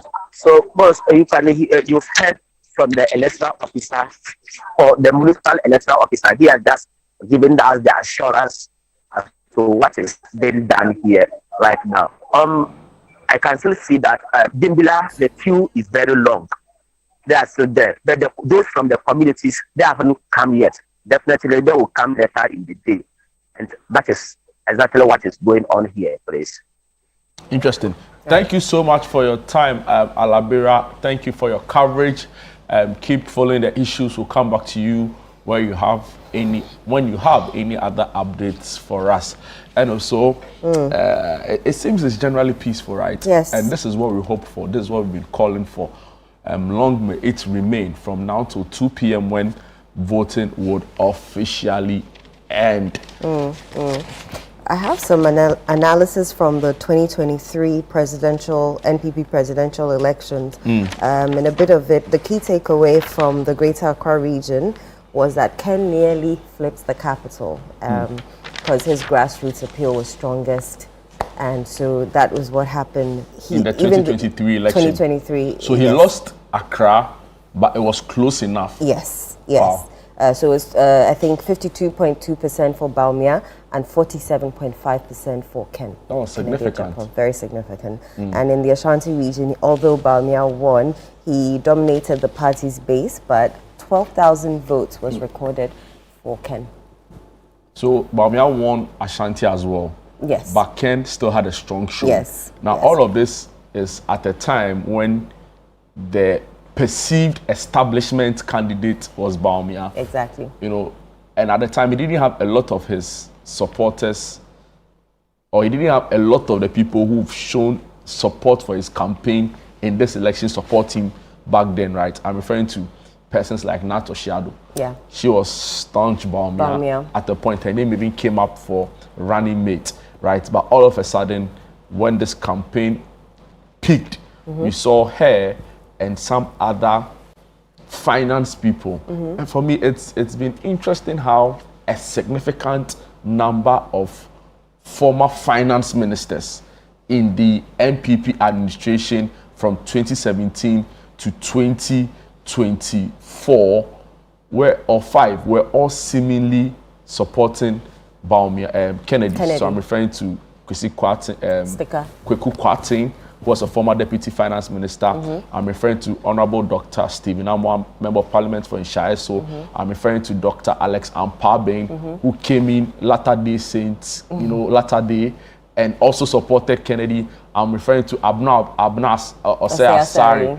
And she's particularly interesting because in 2023, before Alan left to form the movement of change, she supported Alan, right? So it's like she is anti-Baumia because for 2 election cycles, she has not supported Baumia. Not supported Baumia. And you should hear her speak on the campaign, and on the media as to why she supports, she's very fierce in her support for Kennedy. And of course, there's also, he wasn't really a finance minister, but he was chair of the finance committee. And I'm referring to Honorable, he was former member of parliament for New Jabin. His name skipped me, I think, Seth, right? So there's but for Ken Oforiatta, who, by the way, is, the troubles, right? Yeah. And I don't even know who he would have supported in this race. I don't want to make a guess. And of course, member of parliament for Karaga, Adam, he's the only one who is supporting Baumia. Of course, John Kumar will pass. So it's interesting how a significant number of former finance ministers, both substantive and deputy, are all with Kennedy. What have they seen about the economic management or finance management of Baumia that doesn't make it appealing? Of course, Kweku Kwatin was on the point of view, Bernard. That question was asked, and he said that it was time for a disruptor. As to whether the party in its generality is ready for that kind of disruptor, we'll see by the end of the day when the results is announced. But which other analysis do you have for us? So in the northern region, Baumia won it fair and square. Both northern and northeast, he won it fair and square. So I don't know if this time around Ken has been able to, turn the tides of the elections in his favor as to whether or not, you know, he will be able to make inroads in the north, because in the north, he won 4.4% of the votes as to Bawumia's 95%. Oh, I think that's a very overwhelming, yes, right? That's overwhelming a landslide. majority for Bawumia. The north is for Bawumia. Yes. I think that statement that was in made clear. 2023, yes, and 95.5% in northeast, as at 1.3% for Kennedy Japan. 95.5%. That's again the home region of Dr. Bawumia. Yes, Wale. overwhelmingly. So, yeah. And the only region that Kennedy Japan won was the central region, where also he won, home yes, region, 54.9% of the votes cast, as against Bawumia's 33.3%. And exactly, so he won his home region comfortably. Wow. Interesting analysis. Thank you, Eno. Right. We'll go to Domi Kwabenya. That's also a very interesting constituency, right? You remember the whole issues around where is our member of parliament, you know, and the whole TikTok videos. Of course, now the seat belongs to the National Democratic Congress. Ejubi is on the line to give us updates on happenings in the area. Good morning and welcome to NPP Decides. Hello, Jude. So I'm currently at the Atomic Park Polling Center, and voting here began at 7:05 a.m. And the process, when it comes to the voting, is going on well, according to the Electoral Commission Director here, that is Mr. Kofi Annan. He's saying that 1,815 delegates are expected to cast their ballots here at the polling center. It's being divided into two zones. We have the A and then the B, which has been spread across the 12 electoral areas that we have in the Dom Kwabenya constituency. However, the delegates here are not pleased with the pace at which the voting process is going. As you can see on my right, you can see a number of people in queues trying to cast their ballot, and that's not the only side. This other side is also shocked as well, and they are all here. They came very early. They are trying to just cast their ballot, but they are not happy with the pace as it is going. Some of the delegates that I have engaged are saying that the DC officials did not do their job properly when it comes to the zoning, because at Zone A, they have the Abokobi, Hacho, Atomic, and then at Zone B, they have Kwabenya and other electoral areas. All they are saying is that when you go to Zone A, you are part of the Hacho, Atomic electoral areas, you are supposed to vote there. You realize that your name is not in that list, which is the designation that the Electoral Commission has given you, which means that you have to go to the B section of the polling station to cast your ballot. However, the movement is what is causing the confusion, and that is what is making people complain a lot, because they perceive it to be people crossing lines. While I am in the line, I came at 5 a.m. I am still trying to cast my ballot, but you are trying to cross me and then go and cast your ballot, and they are not having that agreement. And that's causing a lot of argument over here from the people that I have already engaged. However, we have security officers over here from the police, and then the EC officials. They are trying to restore calm and ensure them that some of these issues are going to be rectified and the process will continue smoothly. All right, Ajibi, thank you for your report. We'll come back to you as and when there are more updates for us. Domi Kwabenya is one of the biggest constituencies in the country, if not the biggest, right? So we expect a lot of updates from it. We go to Tema West. Fauzu Masawudu is our man on the ground there. Good morning and welcome to NPP Decides here on Channel 1 TV. Fauzu. Hi, good morning, Jude. Can you hear me? Loud and clear. What's the update in the Tema West area? Well, Jude, we'll go into the nitty-gritties of the question you just asked me, but I'm coming to you live from the Star KG Preparatory School here in the Tema West constituency. And guess who just arrived to cast her ballot? Former member of parliament for the constituency. We know that she's also served, in previous administration, including a former deputy foreign affairs minister and what have you. Madam Irene Toshi Ado is here. Madam, good morning. You're live on Channel 1 television. Good morning. I wasn't deputy foreign minister. I was deputy ambassador of Ghana to the US. To the US, yeah. Deputy for, yeah. So, Madam, tell us about I mean, what will be your own assessment so far of the process? So far, the process is looking very well. I think the police have done a good job, Electoral Commission, the delegates themselves, everybody has comported, and I'm really excited. It's looking very good. You just cast your ballot? Yes, I just cast my ballot. Run me through how you mean your own experience going through it. Oh, it was easy because I've been an MP before and all that, so I had the protocol and I passed through. They looked at my ID. I know, and the people looking at my ID knew me, but it was a good thing that they looked at the ID again, and then they tore the paper. One showed it out, and then I went to cast and put it in. It's really nice. Now, you in the previous presidential primary, you threw your weight heavily behind former Vice President Dr. Mahamudu Bawumia. But this time, we are seeing you fronting the campaign of Honorable Kennedy Agyapong. Why that decision to change or switch sides? The elections are different. Elections 2024 is different from 2028. So you don't have to vote for the same person. Circumstances may change, personalities may change. The party in power, the way they will be behaving, would advise you on which candidate can fight them for 28. So I think I took all of that into consideration and chose Ken. And you think that Kennedy Agyapong is the right person to win power for the NPP come 2028?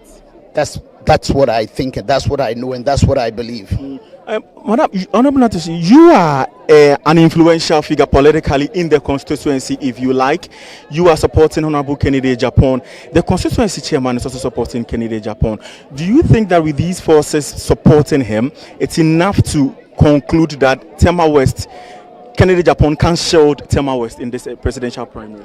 It's not enough, no. And I haven't been around in a long time. Okay. And there's been a former MP before me, or after me, Carlos has also been, yes. Exactly. And I haven't done too much work in Tema West, so I can't say that. But what I can say is that the delegates know the ground. They know who people are asking for. They know all the contestants.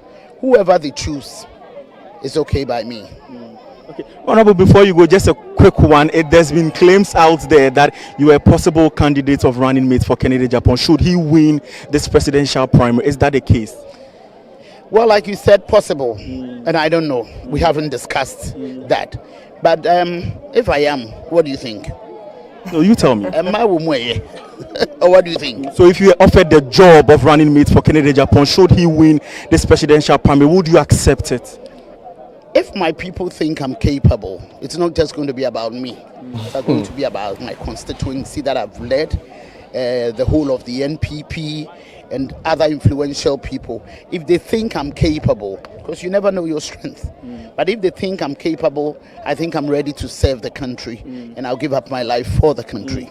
For the New Patriotic Party, what will be a successful presidential primary for you at the end of the day? No fighting. The process being as smooth as it is now. We elect our presidential candidate. He brings all of us together.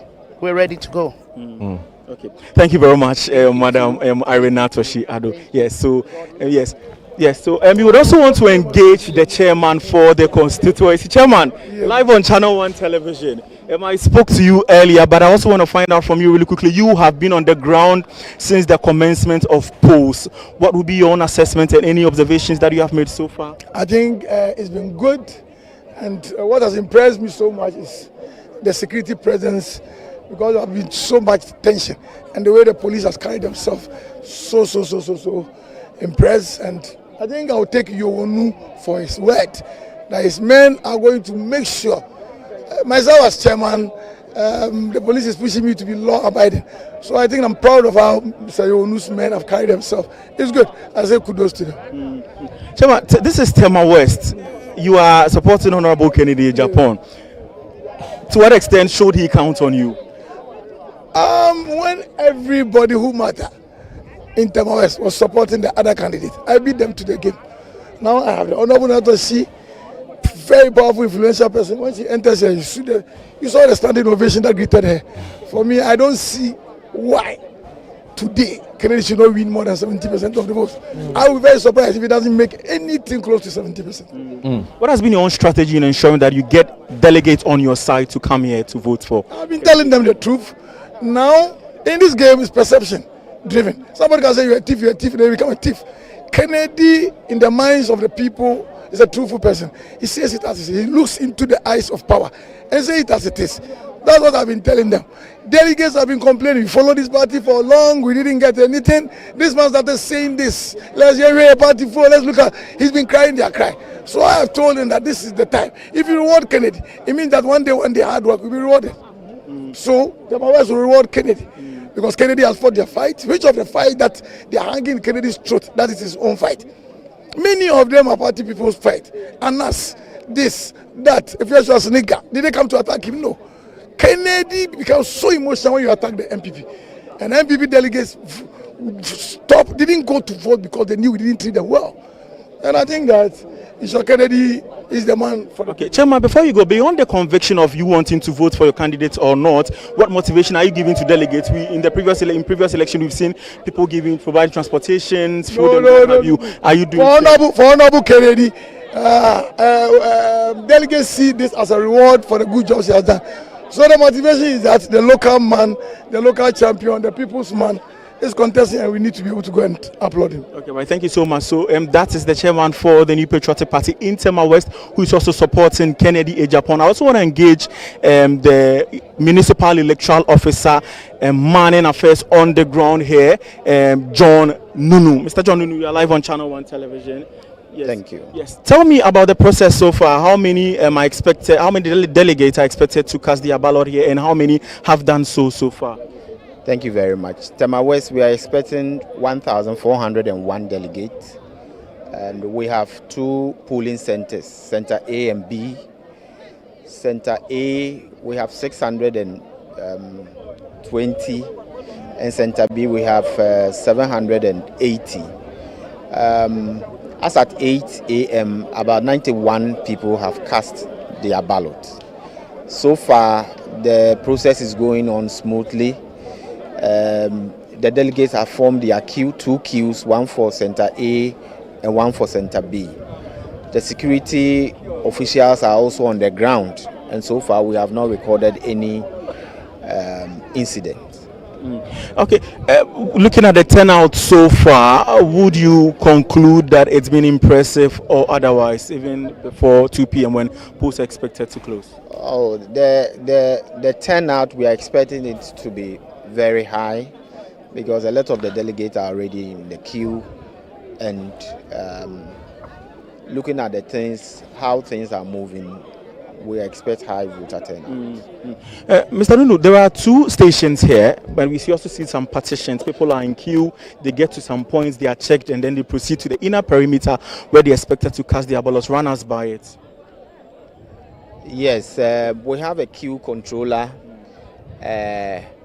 helping to direct delegates to first of all identify where they are going to vote, and so when we get there, your phones, anything will be kept at the entrance. Then you'll be directed to where you are supposed to vote. And when you get to the first table, which is table for Center A, your name will be checked.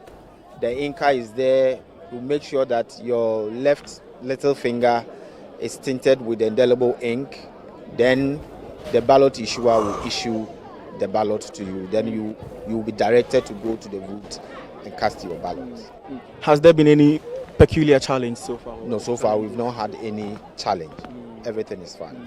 So a while ago we also saw that someone rushed into a vehicle and then police, escorting that person away. What really was that? I don't have any idea because from where we are and where the incident happened, I don't have any. Fine details. Yes, about that. Okay. And so far, have you had any cases of missing names in the voter roll? What have you? We've had 1 or 2. They come with their ID card, insisting that their names are in the register. But when we scan through the register, we cannot find their names here. So we refer them to the chairman or whoever is in charge to sort the issue out.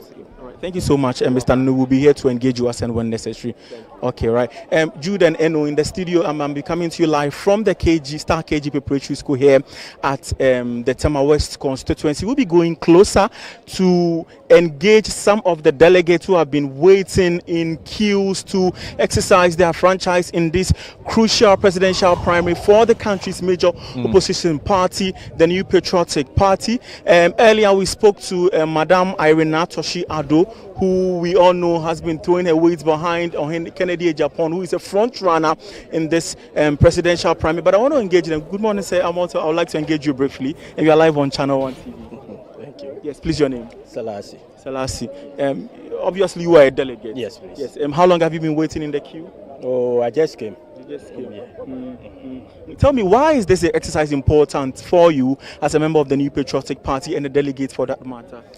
This is our future. I am here to exercise my rights in the future. Okay. For the past 8 years, we've been in power. Nothing really happened. Okay. And then the top hierarchies, they were more treating with the grassroots. So this is our time to exercise our rights, to show them what they did to us. We are going to pay them back. Yeah. Which is the top hierarchy of the New Patriotic Party? Yes. So this is a payback time for you? Yes, please. For me, it's a payback time to show them what they did. Anytime we elect them, when they come, they make promises. The moment they have the power, nothing. They don't even take care of us. They don't watch us, nothing. So this is the time. They always tell us we are the Isiahene. You will give them the position, and when they get there, they forget about we. They start grabbing with their two hands. This is the time. So who are you voting for? Kennedy or in Japan. I don't hide my things. Straight 100%. I'm for Ken. You think that Ken is the right person to address some of these concerns you have enumerated? Yes, please. And then not only the NPP inside Ghana. He is the best candidate to help Ghana. Thank you very much. Okay, thank you so much. I will be speaking to some more delegates, but I also want to engage the commander on duty here. Good morning, sir. You are live on Channel 1 Television. Please, your full name. Thank you very much. My name is Superintendent Ebenezer Tete. Okay. I'm the supervising officer for this particular constituency, Tema West. Okay. Security, we see heavy security presence here. So far, so good? Yeah, so far, so good. So far, so good. It's been so far so orderly, calm, and good. Our aim is always to de-escalate. So we are talking to the delegates here who have finished voting to quietly exit the compound where the voting is taking place so that we will not have any congestion here. As you can see, we have also deployed heavily here, both uniform and plainclothes officers who you cannot see with your naked eye, but they are here in their numbers. We have teams for the inner, middle and outer perimeter, and they have been given specific instructions, and so far they are complying with the instructions. We don't have any issue on our hand as we speak now. It is our hope that with the kind of arrangement that we have put in place, everything will be calm and orderly as we have started, and by 2 o'clock when all is done, we will do what is expected of us by ensuring that the votes are counted and the declaration made. So the IGP prior to today's primary indicated that at least 70 men would be deployed to every polling station. Do we have 70 policemen here? That's exactly what you are seeing here. We have 70 or more men as we are speaking here. As I've indicated, we have teams for rapid response. We have the Robocop team and the inner perimeter people, the outer perimeter people, and even a standby team. So these numbers are hitting the 70 or beyond. This particular constituency where I'm the supervising officer. So yes, we have about 70 or more police officers here. Earlier, I saw someone. We saw a vehicle speedily moving out with the police instructing that the vehicle be given way. Are you able to tell us what really happened? It's an elderly delegate who we are told came and was in a queue, and fortunately, out of exhaustion, she encountered a medical challenge, but she's been whisked away as quickly as possible. We have spoken to them to agree among themselves so that when elderly people come, they can at least give them that benefit to go and cast their votes and exit. Okay. All right. Speaking of that, though, we know that you are directly in charge of security and ensuring that everything moves on smoothly and in an orderly manner. But issues with first aid, health concerns, as this one, how is the police ready to respond to some of these, concerns? We have with the party hierarchy and what have you. We have a medical standby team okay. At the Committee 2 Police Headquarters, specifically for police officers who may have health challenges. Other arrangements that have been made for delegates, I cannot speak to that. But for the police, we have made arrangements for a medical team that are on standby now as we speak. So any police officer who may encounter any health challenge will definitely be attended to by the medical team who are on standby now as we speak at the Committee 2 police station. What will be your immediate response to anyone who attempts doing anything untoward here? We are going to ensure that that person is arrested swiftly and dealt with in accordance with the law. As I've indicated, our policy is de-escalation, but anybody who will come here to foment any trouble here, that person is going to be dealt with swiftly in accordance with the law, and we will do so without any fear or favor, evil or affection. And I can assure you that we are bent on doing. So those who are bent on coming here to come and foment any trouble, anybody who will come here in the name of being a macho man or come here to come and disrupt the process, we have rapid response teams here who are armed, right, and a Robocop team who are armed, a standby team who are also ready for them. Interesting. So we are just warning them that they better, stay in their own corner, because if they come here, we have been given exclusive rights or permission to police this election. No other person has the right to usurp the powers of the police here. So we are going to ensure that anybody who comes here to come and do anything that will disrupt the process, to create any chaos here or confusion here, that person is arrested, dealt with. Thank you. Without any fear or favor, evil or affection. So you can confirm that the only security deployment here is the personnel from the Ghana Police Service, and that any person who comes here without uniform would be treated as an alien to the process? We have the exclusive right. We have been tasked by the New Patriotic Party to police the elections. I don't know of any other security. All right, so you heard there Fauzu Masawudu, right, who was engaging the head of security for the Tema West, Superintendent Tete, on the processes so far. I think they recorded a minor issue where somebody had a challenge, but was an elderly person who probably had been standing too long had collapsed, or but they quickly rushed her away swiftly. So that's what he said. So that has been dealt with. Still NPP decides, and Breakfast Daily took a twist today. But let's go over to the NPP headquarters, right, where Hansen Ajuman, our colleague, is standing by to give us an update of what's happening there. Hansen. All right, so they're still trying to fix Hansen on. We spoke to him earlier at the NPP headquarters, where he told us happenings there. We can go to Hansen live now. Hansen Ajuman, what's happening there at the NPP headquarters? Let's just do the interview. Hansen. We have with us here the General Secretary of the NPP. General, I've seen that you've cast your ballot. We believe in internal contest. We believe in competition. And in Ghana, history can never be mentioned, particularly not the Fourth Republic, without recalling the New Patriotic Party. This is something that we have been doing since 1992.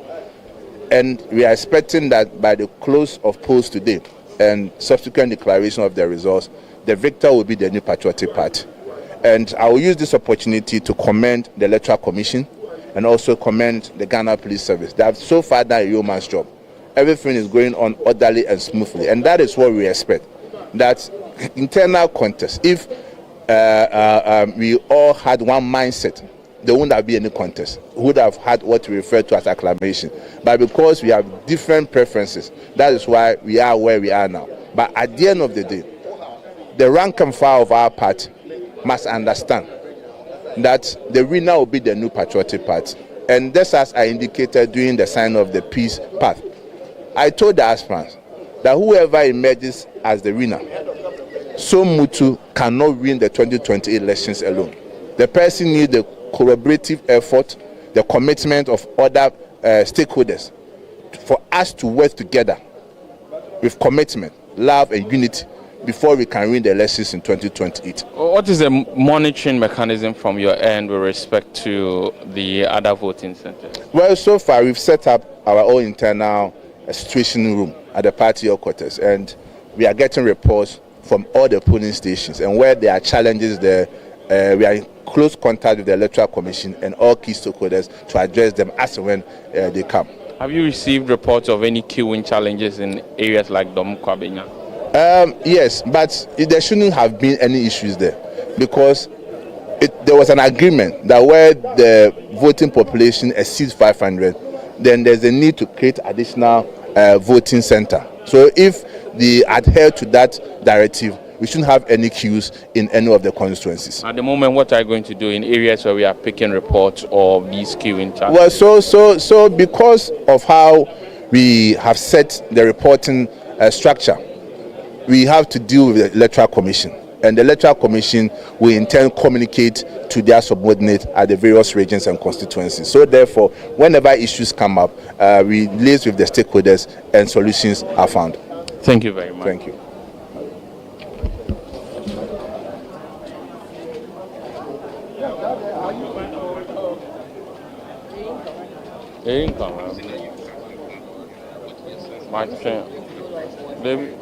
They've even got to the call. Oh, maybe they With a prempeh. Oh, maybe they have 20 years. I don't talk about it. They don't have to look at the recording. He's something I'm going to in the group.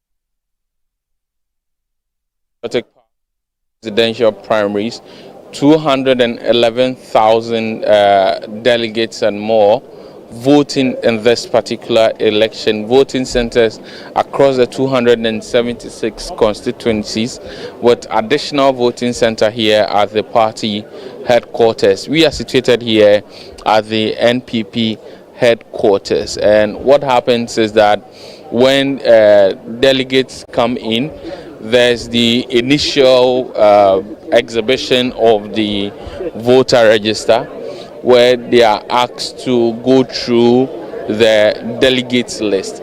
By going through the delegate list with an ID card, preferably your voter's ID or the Ghana card, they will now tell you the number you are on the delegate list. Then you would go inside to the electoral officers, and then you would indicate to them the number you are on.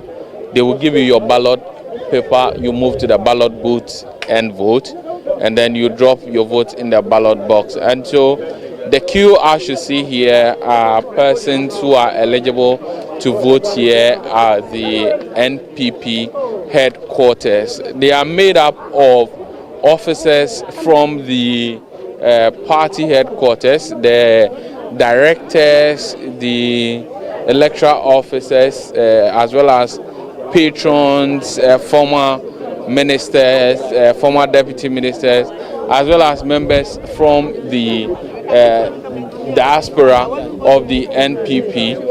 Richard Jemfi is with the Baumia team. How has it been this morning for the Baumia campaign? Thank you very much. I think for us, we are calm. We are believing in our strategy. We are also monitoring to feedback to center what is happening. So far, I've been here since the start. So far, I have no reason to doubt the competence of the officials who are actually handling this election. There's been a bit of misunderstanding between our colleague agents. We had an incident where one of our diaspora voters came without the ID card. Interestingly, I'm from diaspora as well, and we knew this particular voter.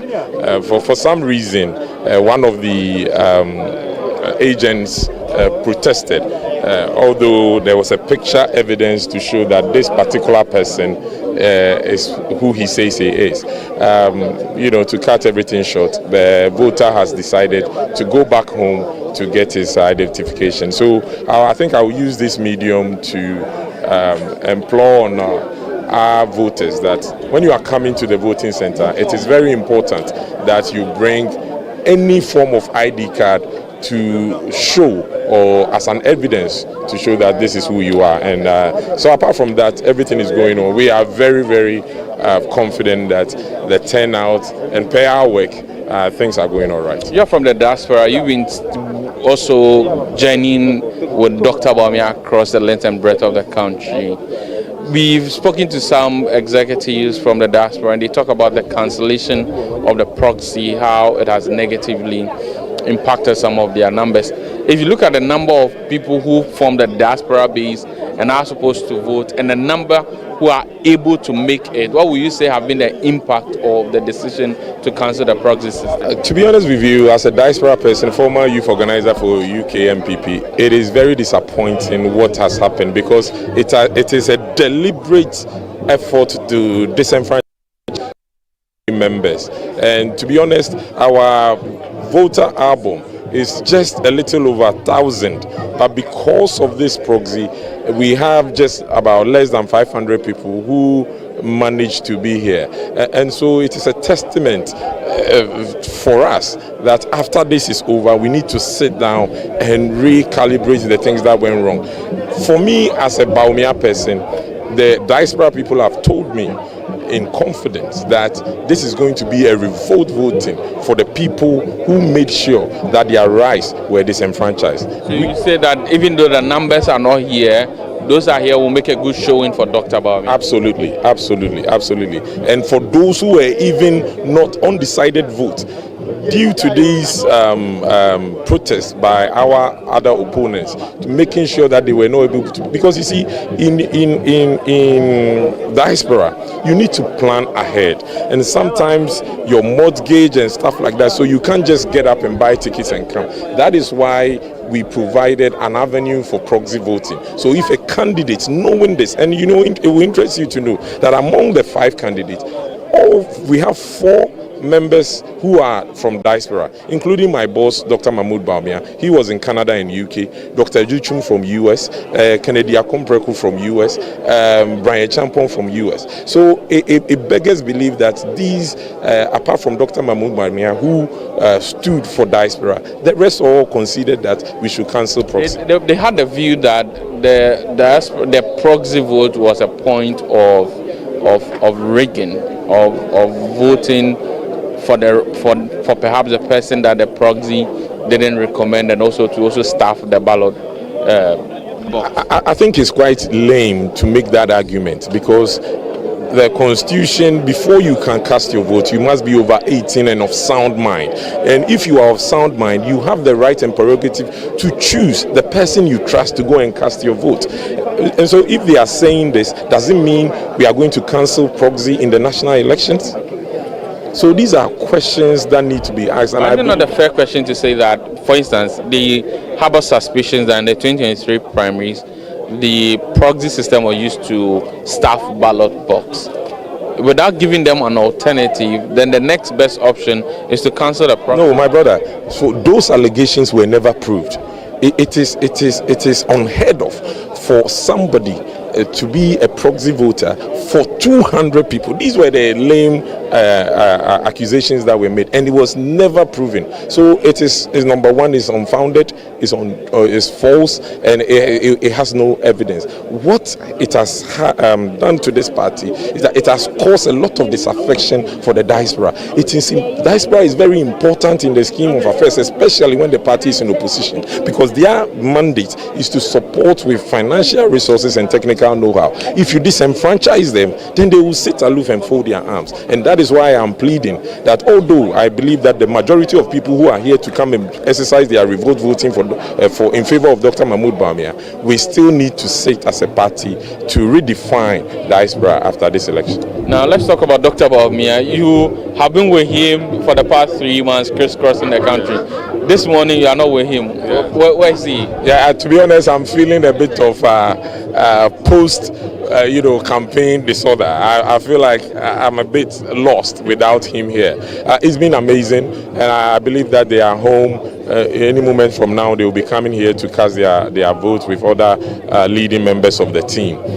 We are very confident, based on our strategy, based on our internal polls, and the number of people who are showing up. I know a lot of them, and I know where they are aligned to. These are people you are certain. I am very, very certain. I'm really, really happy about it. And look at the calmly manner in which they are going to cast their votes. And they always tell me, as for this, it's a down ball. So I don't want to put the cart before the horse, but I'm believing that there is good news at the end of this elections. Yeah. Thank you very much. Thank you, my brother. So that is Richard Jemfe. He is with the Dr. Bawumia campaign. He has been moving across the length and breadth of the country with Dr. Bawumia. So these are delegates, most of them from the diaspora, most of them from the diaspora branch, who have made their way to the NPP headquarters to participate in the election. I must say that there are about two or three. There are two groups of people voting here today. Pretty soon we'll try and speak to Gary Numakumafo. He is the director of legal affairs for the New Patriotic Party. He had made his way here earlier to cast his ballot, I believe, but it's still the NPP's election, the presidential primaries. There are two kinds of people who are voting here.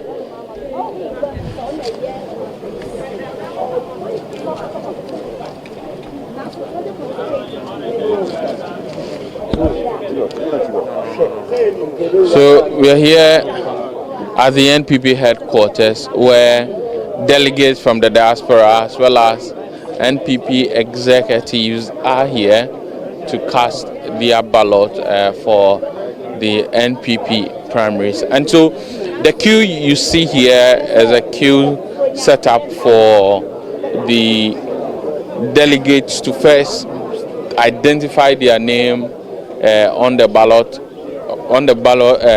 delegate list, and then they will then enter into the voting area. From there, they are going to take their ballot paper and they'll be made to cast their ballot. So when you get in, the first thing that you ought to do is to go to the electoral offices. Per Ghana's laws, the internal elections of political parties at a certain level ought to be supervised by the Electoral Commission. And so you go to the electoral offices, you take your ballot paper, you go into the ballot booth, and then after you cast your ballot, you now drop your ballot paper into the ballot box, and then you make yourself or your way out of here. 211,000 and more delegates to participate in this election. About 950 of them here. Let's speak to the vice chair of the NPP. I've seen you vote. You've also observed processes so far. What do you make of the entire process this morning? Oh, the entire process is transparent, fair, and free. So this is an internal elections of the NPP, and we have been doing this since 1992. It's not a new thing. So, and everybody knows what he or she is expected of. So at the end of the day, the will of the delegates will speak. Now, after today, there's a lot of responsibility on people like you, executives, the eventual winner, and other contenders. What will be your words to the various stakeholders after today's activity? Oh, after today's activity, you've heard most of the aspirants. They know the right thing. We are all coming together. At the end of the day, it's power that we want. So we'll make sure that we come together, work hard, so that in 2028, NPP takes over power. Now, talking about coming together, if you look at the way the election, the campaigning period have been organized, some say that at a point in time it got very acrimonious exchange of words. Do you think that it will be easy to bring all these camps together after today's election? Yes, it will be easy. This is not the first time, as I said. We've gone through all this. This is about our fifth or sixth, so we know how to come together. Also, internal contest, it's like two men fighting over a lady. At the end of the day, one will win. So that is how it is. Both of them may never be friends again. Oh, they will. They will. We are all one. Now, let's talk about the end of polls. We know that coalition will be at the EC headquarters. Are all NPP members allowed to come to the NPP headquarters for the declaration? Oh, those nearby, you can watch on TV. You know, our place is not that big. It can't contain all NPP members. So we encourage people who are nearby, you can come and watch. It's not going to be a long process. We'll declare the winner. The flag bearer will give his acceptance speech and speeches from the party, and off we move on. Thank you very much. You're welcome. So that is the second vice chairperson of the New Patriotic Party, Asop Bayer. She giving us her views on how things will proceed.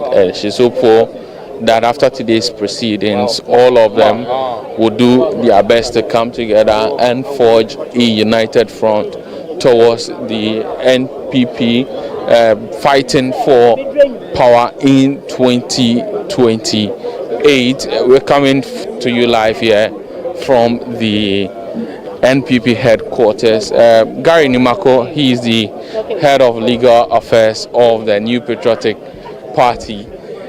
We know that two sets of people are voting here. Are you voting by being director or part of the diaspora? I'm a national officer. A national officer. From what you've observed so far, what will be your assessment? I think it's been peaceful so far. I mean, people are going in there to vote peacefully. Go in, vote for the one that you choose, you think is your choice, and then you move away peacefully. That is all. I don't foresee any problem happening here. As director of legal, what do you make of the suit by Professor Frimpong Boateng, Janhotamaklo, challenging the constitutionality? With any court case, so I won't comment on it. All right, thank you very much. And so you had the Gary Nimako. So voting is ongoing. As you can see, persons are in the queue, taking their turns to cast their ballot. Voting is expected to end at exactly 2 p.m. today, where collation will continue at the Electoral Commission's head office.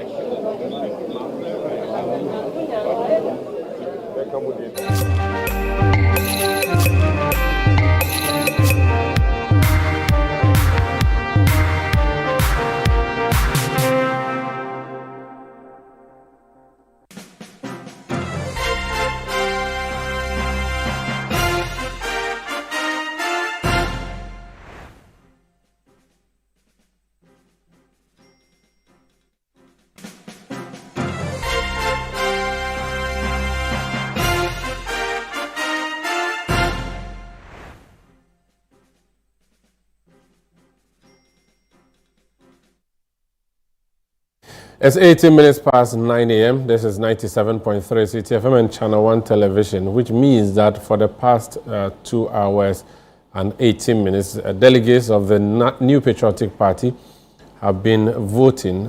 Voting has commenced in all polling stations across the country as the largest opposition party goes to the polls to elect a flag bearer ahead of election 2028.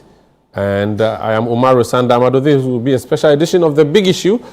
And before we even talk about anything, let's go to Kumasi, where one of the candidates in this election, Dr. Yaosei Duchu, former education minister, has just cast his vote, and our bureau chief in the Middle Belt is Hafiz Sijan. He's engaging him.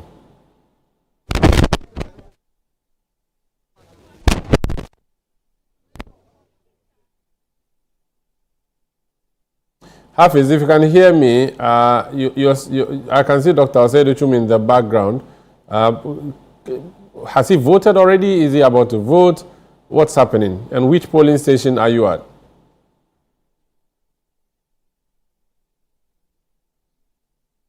Well, Hafiz can't seem to hear me, but if you have in your shot the former education minister, he started off as deputy education minister in the first term of the Akufo-Addo administration, serving as deputy to Dr. Matthew Opoku Prempeh at the time, who eventually would become the party's running mate in the 2024 election. Now, Dr. Yaosei Duchu was elevated to be the substantive minister for education from 2021 all the way to 2025 when the NPP lost the election.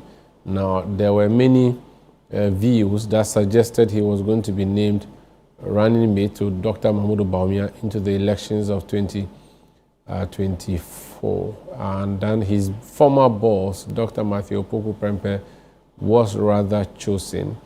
And many say that it is out of anger and disagreement for that particular decision that he decided to run. But he has made a point that ever since he returned to this country, he believed that he had what it took to be president of the Republic using the NPP as a vehicle.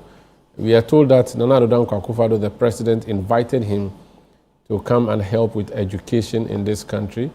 That's how come he came to run for the Bosomtwi constituency in the Ashanti region. In fact, he used to be in the education sector in the United States of America. And when you engage him, he would tell you how he has managed to build a very, very good school in the United States of America. And he has come home to further engage in what the NPP administration appeared to have been interested in the latter days, STEM. That's schooling or education based on science, technology, mathematics, innovation, and all of those issues. The STEM project essentially was one of his biggest agenda when he became Minister for Education. Of course, the free SHS itself being something that was started in 2017 when he was Deputy Minister to Dr. Matthew Opoku Prempeh. So that's Dr. Yaosei Duchu there, arriving at his voting center. I believe he would be going through the process. So there appear to be 2 polling centers at this particular polling station. Now, the first center he went to, I am believing, he was told he did not have his vote there, and that could be the reason he's moving to the other center now. Of course, these things happen at constituencies, at polling stations, where one polling station would host several voting centers. Now, there's a queue, but of course, he's a flag bearer aspirant, and it's possible that the people in the queue are going to vote for him or not. So maybe that privilege has been given him to jump the queue, and he's gone in there. I think he would go through the identification, authentication, and then he will be given his ballot. Hafiz Tijani, can you hear me? I've been trying to narrate to my viewers and listeners what's happening with Dr. Yaosei Duchu at the voting center he is. So this is Bosomtwi constituency, but where exactly is he? And what more can you tell us about what's been happening so far? So this is the St. George's Catholic School in the Bosomtwi constituency, or in the Busunchi district. So Dr. Yao Seiduchum, we know he's one of the contenders in this primary, and he has just come in before just going to the electoral officers to go through the official processes. He exchanged pleasantries with some of the delegates who are in queue now. So you hear words like incoming president, hardworking young man, and all that. Some of the appellations, they are just trying to rain on him. So he is at the table where his name has been confirmed already. Then he's going to take his ballot. Then he will go straight to the booth to cast his ballot. So he came in here with his wife and other members of his delegation. So he is going through the process like any other delegate, except that he didn't have to join the queue because of his personality, and also because he is a member of parliament for this area. He's also a former education minister, and more importantly, he is part of the people who are contesting to lead the New Patriotic Party ahead of this election. So he's going into the booths, as you can see in the pictures, to try and then also cast his ballots like any other delegate would do. So this is home for him. So this is the Busunchi constituency, and his face is on the ballot, and the delegates here are also seeing his face physically here. So maybe some floating voters who have to just look at his face and then vote for him, but we don't know yet. So he's done voting. You can see he's waving through the delegates, and we want to try and approach him to speak to him. He has just cast his ballot. Doug, okay, so the presiding member, he came with the Dr. Yao Seiduchum. You are welcome to Channel 1 TV. Thank you, sir. You came with a doctor here. You came with Doc. So let's speak to Doc. So let's speak to people are lined up determined to vote, and long line, long queue, by smooth, peaceful, as expected. And today history has been made at Bosomtwe. This is the first time a presidential aspirant, a flag bearer aspirant, has voted in this constituency. So it's a historic moment for us, and I'm excited that this day has come. I'm looking forward to good news in the afternoon. I just want to, you to know that I'm very appreciative of the work that has been done by the leaders of this constituency, rallying around me to campaign for me, to do whatever it takes to ensure that we end at the finish line with pride. So we are ending with pride. I'm happy that I'm here today. I tell people that when I was growing up, if somebody had told me that one day you run for the flag bearership of a major party, the New Patriotic Party, even if the person was a prophet, I would have said, no, not me. But today I'm here. Divine providence. Yeah, coming in, you saw the mood of the delegates, the kind of appellations they were showering on you. What came to mind? What came to mind is that even though Sir John has admonished us to fear delegates, I can connect with these delegates. They are my own, and I've served them well, and I hope they will also reciprocate by saying, we thank you for your service to our constituency, and as you aspire to move up, I want to support you. And have you heard of any situation in any constituency that you are not happy about? So far, is the process smooth for you in the question generally after going through? None of my reps anywhere in this country has reported to me that there's something untoward. So far, so good. And I hope it continues that way. Jokingly, who did you vote for? I voted for Dr. Yao Osei Edichum, son of land. And it's Dr. Osei Yao by the grace of God. Everything is in the hands of God. I've done what human beings do. The rest is by providence. The grace. This election, unity is all one. That is the conversation people are having all across the country. Are you willing to, or is your party ready behind anybody including yourself? I'll tell you this. I've always I've always indicated and I've always maintained that I'm the most unifying for the contestants. Why do I say that? On the campaign, board about any of the aspects. So none of their followers will have a problem following the system. So I maintain a dignified campaign.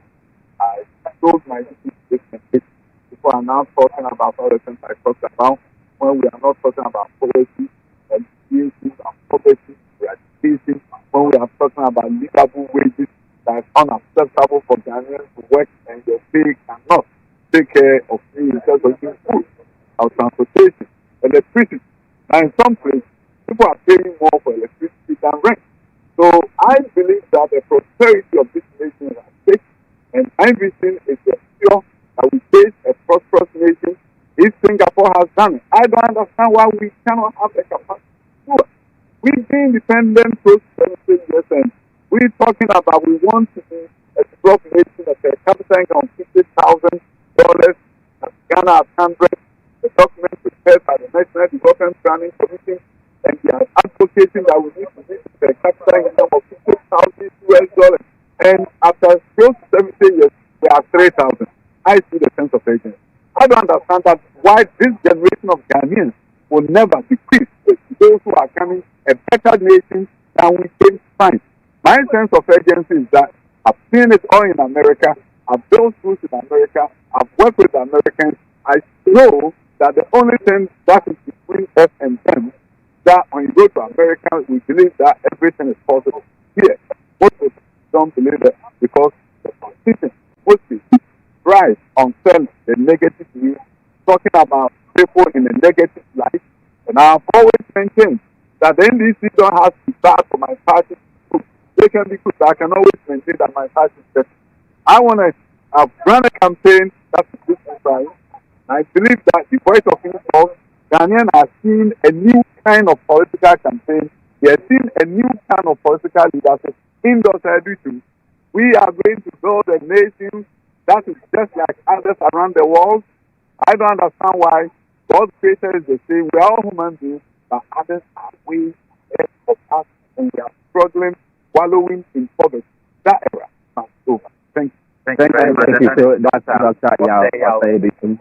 He has just come here to cast his ballot, and he's speaking about what he is expected to do if he wins today's election to win the Democratic Party in the 2028 general election. He spoke about unity, and that's going around the constituency, across the county, and giving which the delegates he has not uttered a word to denigrate any of the contenders, and that has put him in that position to unite the party going forward. So he is so optimistic of today's win, and he says that the delegates here at the Bosunti constituency are so proud because one of their own is in the race. One of their own is aiming to become the first gentleman of the land should the Ghanaians or should Ghanaians give him that opportunity, and if he should win this election today. And Chief, you heard him speaking there from the Bosomtwe constituency where Dr. Yao Chum, one of the 5 flag bearer aspirants of the New Patriotic Party, has just finished casting his vote. And he is very confident that he would win, saying that this is the first time in the history of that constituency that a flag bearer aspirant is voting in a primary. Let's zoom out of the Ashanti region, come to the Greater Accra region. Fafa Melody Kpatufe is speaking to us, or is joining us from the Ablekuma North constituency. Fafa, you're welcome. Tell us what's happening there. Hello, Sanda. Good morning. So I'm currently at Odoko Salaria Basic 1 and Basic 2. So there are 2 polling centers here. There's Center A on my immediate left, and there's Center B. Now, 1,482 delegates are expected to vote here today. The polling center A has 690 people expected to vote, and the polling center B has 788 delegates expected to vote. Now, from the entrance, to about 100 meters away from the voting center, you see that police have ramped up efforts to ensure that there is no agitation, there is no disruption of the voting process. Inside the perimeter of voting too, I can count on top of my head about 40 police personnel on ground, ensuring that people are using the appropriate procedures or processes to ensure that we vote. Now, as at 7:19, when voting began, there were 2 long queues here, and the numbers have doubled over time. So we are hoping that by midday, the numbers reduce, given that we have our 1,498 people who are expected to vote here today, Sanda. Very well. Any issues around people having challenges voting, or everything has been very smooth? Here at the Odoko Salaria Basic 1 and 2, there's been relative calm here, no agitations, no concerns whatsoever. At the beginning, there were some concerns from delegates. That was ahead of the voting process. But immediately voting began, the presiding officials and the polling executives sorted stuff out. They were good to go. And since we started at 7:19, there's been no problem so far. Thank you so much. And we pray no problem comes. That is Fafa Melody Kotufe speaking to us from the Ablekuma North constituency here in Accra. This is a special edition of The Big Issue on Channel 1 Television and on 97.3 CTFM. I have my panelists in studio. I'll be engaging them in a bit, but we're just doing whistle stops across the constituencies to understand how the voting process is starting. If you are just joining us, we are bringing you special coverage of the NPP presidential primaries. Akwesi Ejenim is our bureau chief for the Western Belt, and he's joined us to explain, because we understand that there's some challenge with, is it the distribution of money? Akwesi, please tell us what you've been finding out.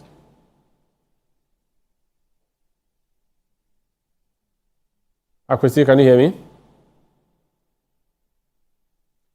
Akwesi Ejenim cannot hear me. He's joining us from Takrady. When we re-establish connection with him, we would bring you that report that he has. Akwesi, if you can hear me, you have muted yourself. Can you unmute so we hear you? Oh? Yes, you are audible now. Please proceed. Tell us what's happening.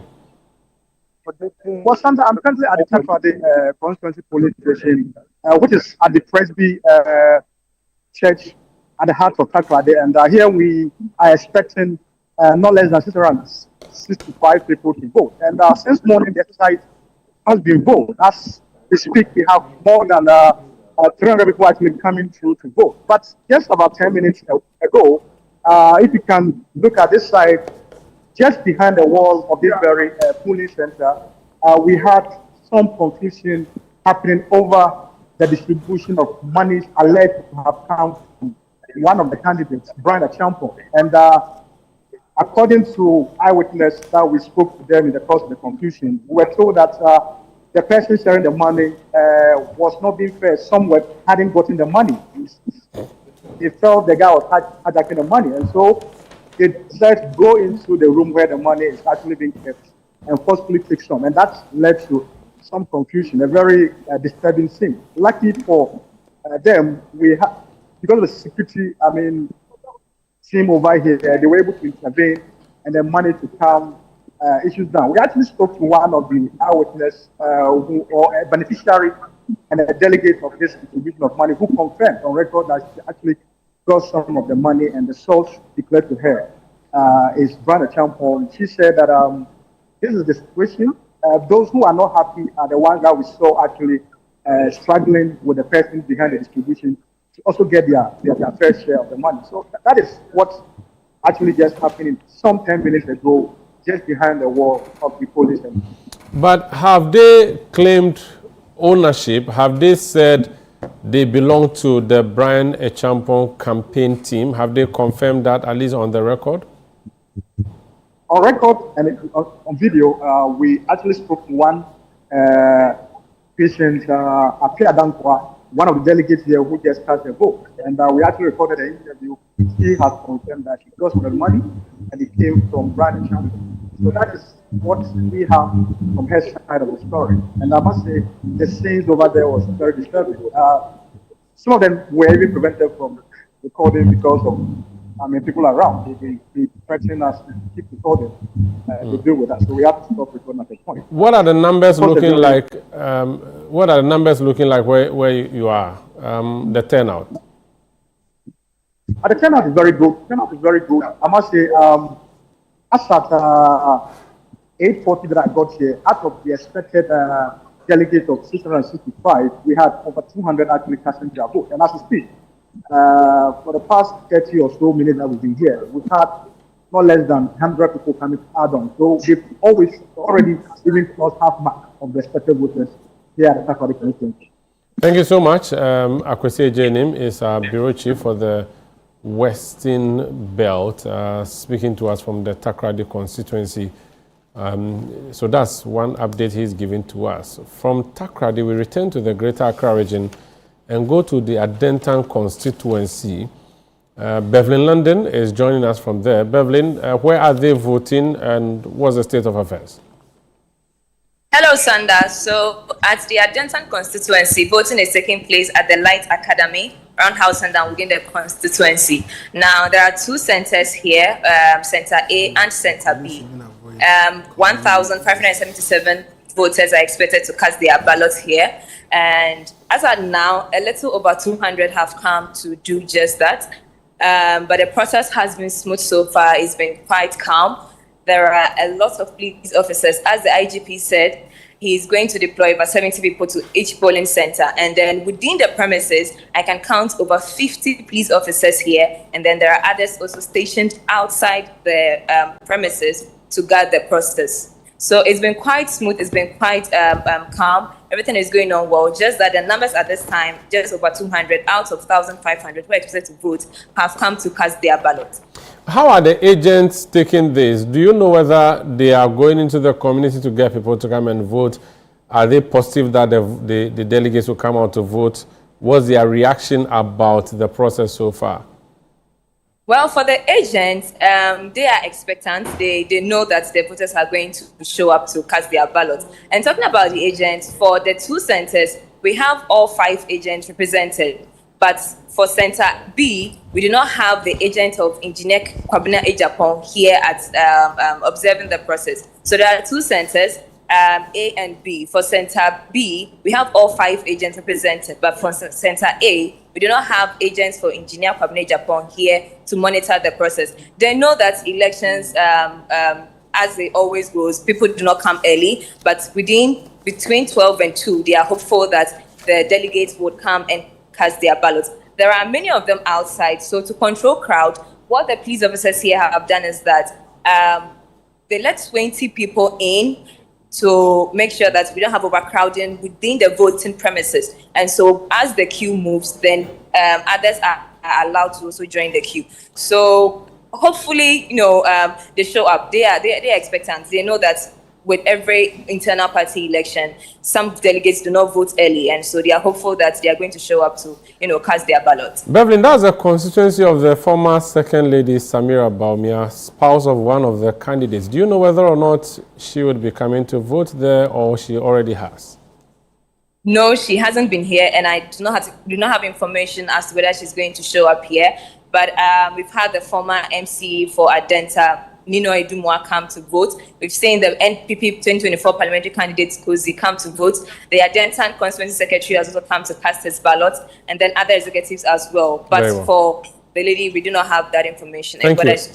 Thank you so much, Bevelyn London, reporting from the Adentan constituency. Tawfiq is one of our team of reporters in the Ashanti region. He's joining us. Tawfiq, you're welcome. Which constituency are you based in, and what can you report?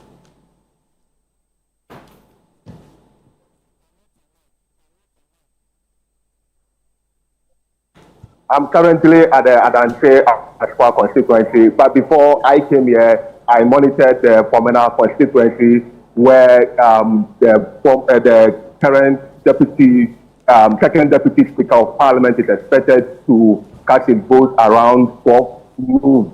And then before I left to Adante Ashwa. But for the Adante Ashwa constituency, what I can report is that the process has been very smooth. So far, we are expecting about 523 delegates to come and cast their votes. But so far, 300 have casted their vote right now. But I've spoken with some of the agents, and they are hopeful that the remaining delegates will come here to also cast their vote. But I've seen the constituency chairman. He came here to supervise the process, and then the secretary for this area also coming in to also supervise the process. But what we are hearing is that very soon the former member of parliament for this area, Honorable Katie Hammond, will be coming around to also cast his votes. Very well, thank you so much, Tofik, reporting to us from Adansi Asqua constituency. Let's go to, or come back to Greater Accra and go to Wejagbawe, the constituency of Deputy Chief Whip on the minority side. Samuel Akom is joining us from there. You're welcome to the special coverage on the big issue. Sami, what's happening in Wejagbawe?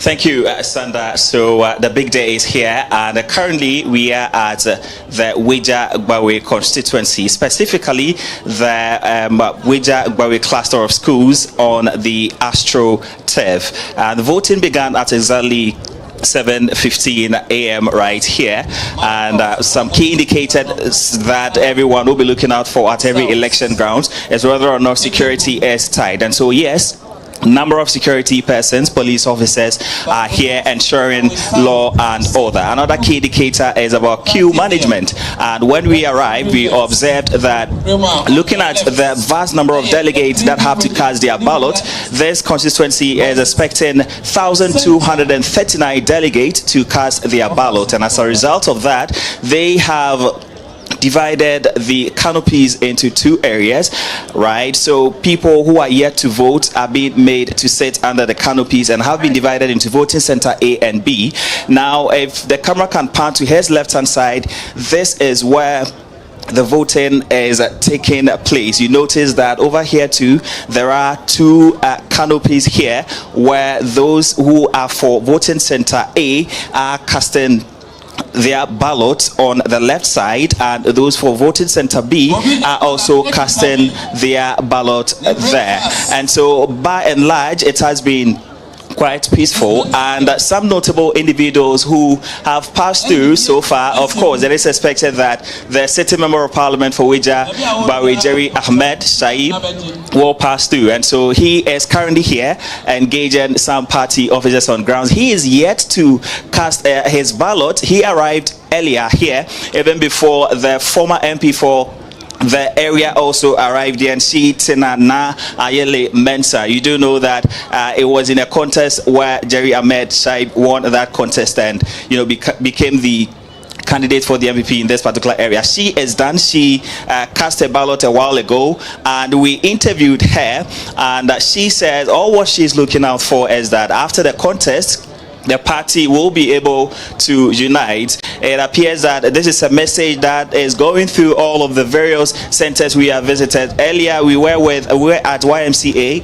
where Charles engaged the Greater Accra Regional NPP chairman, where he also called for unity after the electoral process. So that is the message that has been, circulating around. And so Jerry is yet to cast his ballot. But in terms of the electoral process itself, it will interest you to know, as I earlier indicated, that 1,239 persons are expected to cast their ballot. And so far, that was 5 minutes ago, when we verified with the Electoral Commission, they indicated to us that for Center A, voting Center A, 198 have cast their ballot so far, and for Center B, 160 have cast their ballot so far. Take it or leave it. When you do the calculations, you notice that 881 delegates are still expected to come here and cast their ballot. And typical of every electoral process, it is expected that the various camps and caucuses will be able to whip the rest of them to come and cast their ballot. That is what is happening inside. But if you go outside,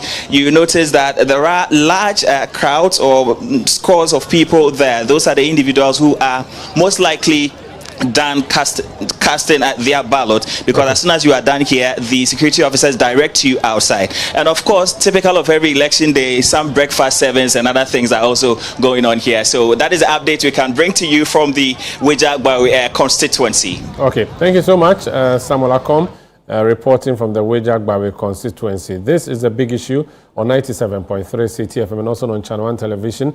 I'm Umaru Sanda Amado. It's 48 minutes of coverage so far.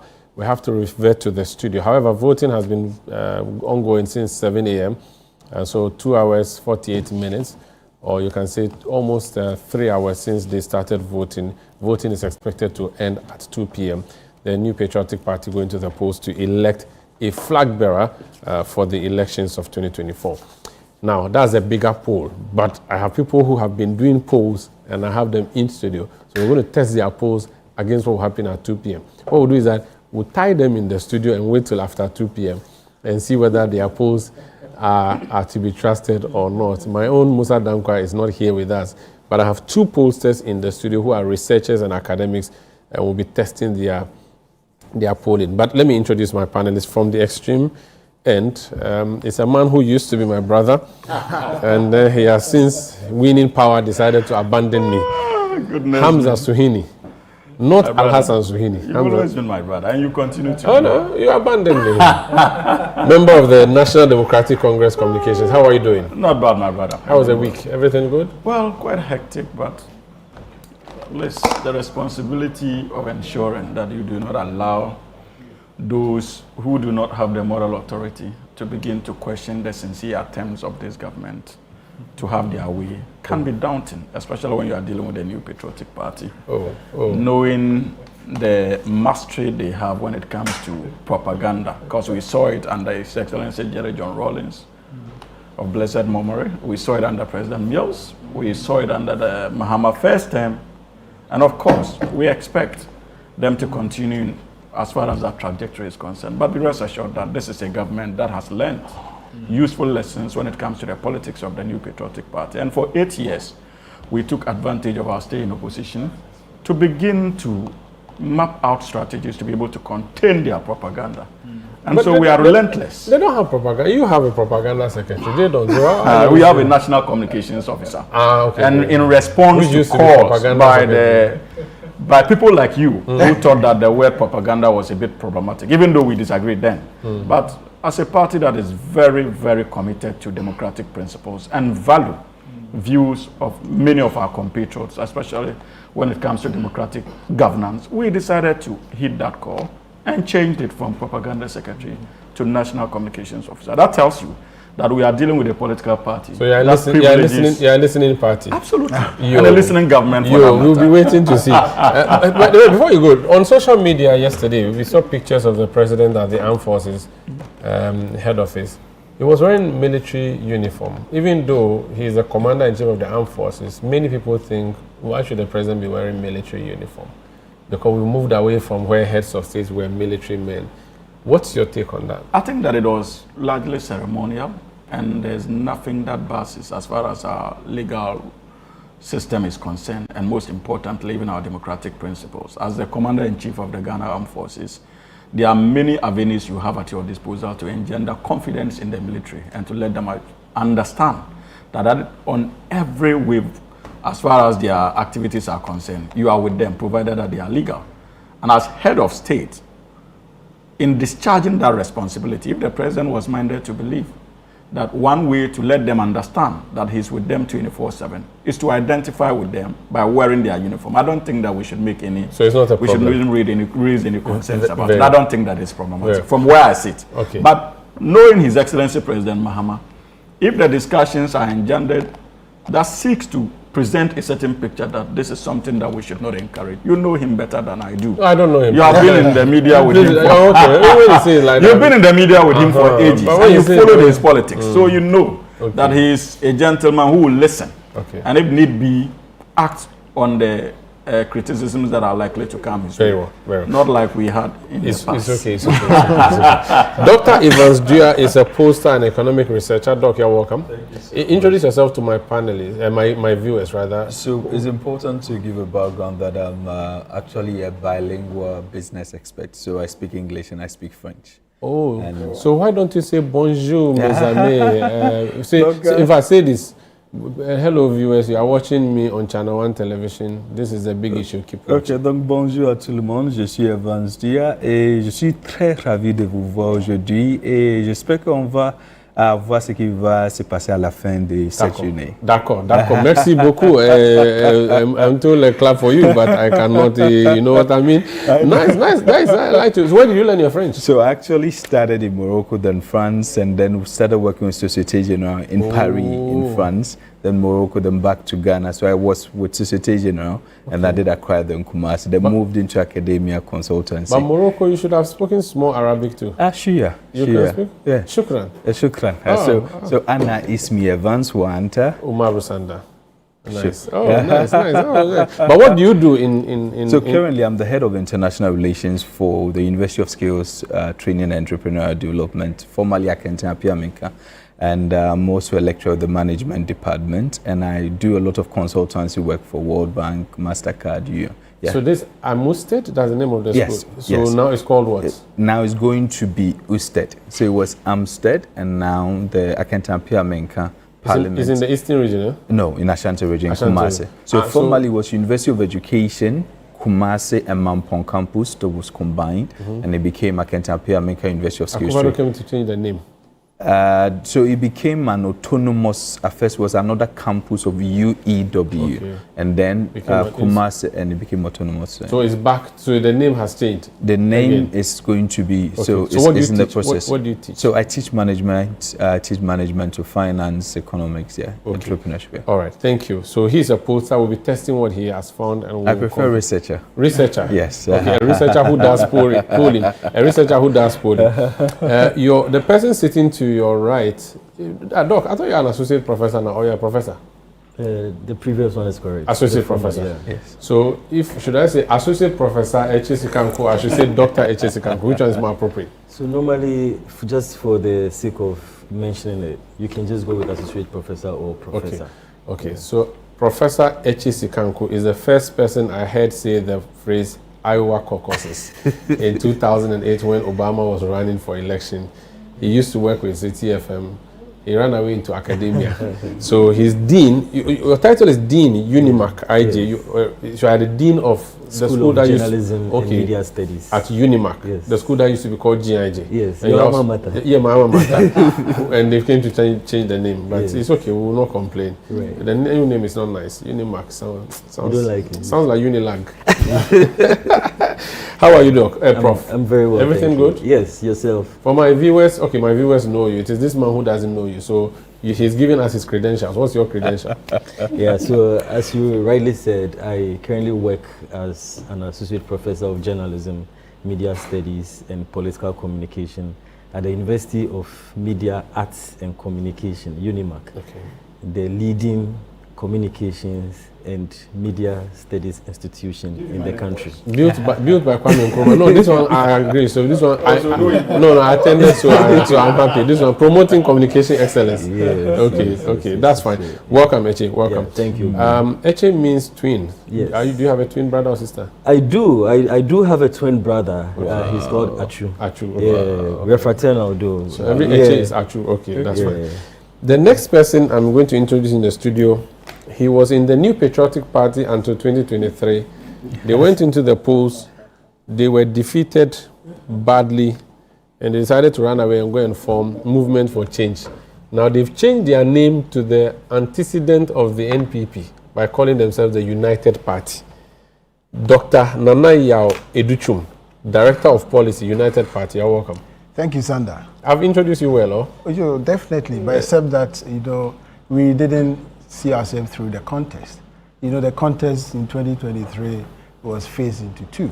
There was a special delegate and then the main one. Yes. And I mean, after the first one, you said you ran away. No, we didn't run away. It was, that is a mark of leadership that the Honorable Lanchimati, who was the candidate that we were all supporting, showed. And I think that we must learn from that. And I had private conversation with your team that, that is what is lacking in our country and even the broader continent. Apart from Kwame Nkrumah, we've not had leaders who stood for principles. And essentially, the decision he took was to show to Ghanaians that the path that NPP was charting was not going to help the country that we all want to promote and help prosper. But you see, you giving my colleagues opportunity to say a little bit about themselves. But you didn't even let me give you. I was asking you to defend your running away. You defend. Explain yourself. You are a doctor in what? Are you a book doctor or a hospital PhD. Doctor? No, PhD. And my mother doesn't trust PhD doctors. These days. She said you can't even give her paracetamol. What's your use as a doctor? Yeah, so you are PhD in what? I have PhD in marketing. From University of Hull in the UK. Okay. Yeah. Okay. But essentially, currently, I'm focused on helping the Center for Strategic African Development, in addition to my role as the Director of Policy for United Party. And in December, your party is it on the ground? Of course, it's on the ground. How many members do you have? Oh, we currently are mobilizing, so we are building the structures. We received our provisional certificate in June, and I remember you guys participated in our media launch at Coconut Grove. Because you invited us. Of course. But Doc, hand on heart, you believe that it was a smart idea to leave the NPP to go and form UP, which you have eventually become now, where you have a butterfly as your symbol, and the NPP people mock you by putting the butterfly on top of the head of an elephant. Are you sure that was a smart move to make? Indeed. You see, because there are people who think that if Alan were around today, he would have been a formidable force and possibly even win the contest if there's anybody to outstage Dr. Bobby. That view I don't disagree, because since he entered into the NPP race, he was a founding member of NPP, but he started contesting for NPP flag bearership in 2007. And the dynamism in our democracy should be credited to him. I was a student at KNUST. But today nobody gives him that credit. But when you do the analysis, yesterday I was watching Samir Yafi, my brother, and your colleague, and the analysis they were doing, you cannot speak about NPP, the history of NPP, without Alan Chemati. But what's the use of history if he cannot benefit from it now? You see, he doesn't seek personal benefit. He sought personal benefit by wanting to be president. But being president is to serve your country. Oh, yeah. And you know this man, he has worked in the United Nations, he has worked in the EU. If he wants to enrich himself, I don't think politics was the path for him. Because he was doing well at the international level. Is he ever considering going back to the NPP? No, it's not a discussion that we had. And all of you followers too, you don't plan to go back? But Umar, Sanda, you see, the UP party is a nationalist party. We believe that the way forward for our transformation should be anchored on the enterprise economy, and that is our philosophy. Are you not? And we say, give me opportunity to answer, because this propaganda has been going on. Was it a smart decision? Yes, indeed. Unless you are interpreting that decision or analyzing it from a very selfish point, because our leaders should be evaluated based on principles, values. And if I'm going to a pool to vote for somebody, it is not going for a pool to vote for somebody because you're going to pay him salary more than anybody in the country or give him perks. That is not why we vote. We vote for leaders who have the capacity, the technical know-how to transform our lives. But the name you took, it's like you have shed off your skin, but you're still the same snake. We see you have moved from MPP, but you're still UP, which is like even the grandfather of MPP. So you're Koya and I. No, but see, UP came about as an amalgamation of our 5 political parties. Yes. Northern People's Party, yes. Togolese, and others. That's the historic MPP, UP, the proper UP. Yes, that's the proper UP. Not the fake UP. Ours is credit UP. To Professor. My General Secretary, Honorable Yabobi Samoa, let me say good morning to him. Oh, why is the General Secretary? The Honorable Boniface Abubakar Sadiq. Acting or? Oh, they are interim. Of course, the EC expect that you set up an interim structure. So YB is your General Secretary? YB is the General Secretary. And he always say UP plus. So yes, we trace our antecedent to the old UP because we believe in the core values and principles of that party, which NPP has departed. Hamza is laughing at you. Hamza, they are from revolutionarily PNDC. They are Congress. We don't run down there Congress. They are proud of that. So we should be. Okay, but you see, I wanted to add that in December, the center that I also work for as head of programs and projects, the Center for Strategic African Development, also had African Summit, which you covered. And I work with your team on that. So, I mean, my colleagues have also expired their credentials in that, and I need to also say that we must promote the integration of Africa, because that is the only way to transform the whole African economy and make sure our people prosper. Thank you so much. That's Dr. You are Dr. Educhum. People would think that you are Dr. Yawase Educhum because you are Nana Educhum. He's a member of the UP, the Alan Chamantin formed political grouping. Franklin Kujo is president of Imani Africa. He's joining us as well. Franklin, good morning. How has the week been? Good morning. Can you hear me? Yes, loud and clear. Oh, beautiful. You're very well dressed. I like your outfit today. Thank you. Good morning to my friends in the studio. Well, we are grateful for today, and I think that the NPP itself has been looking forward to this day.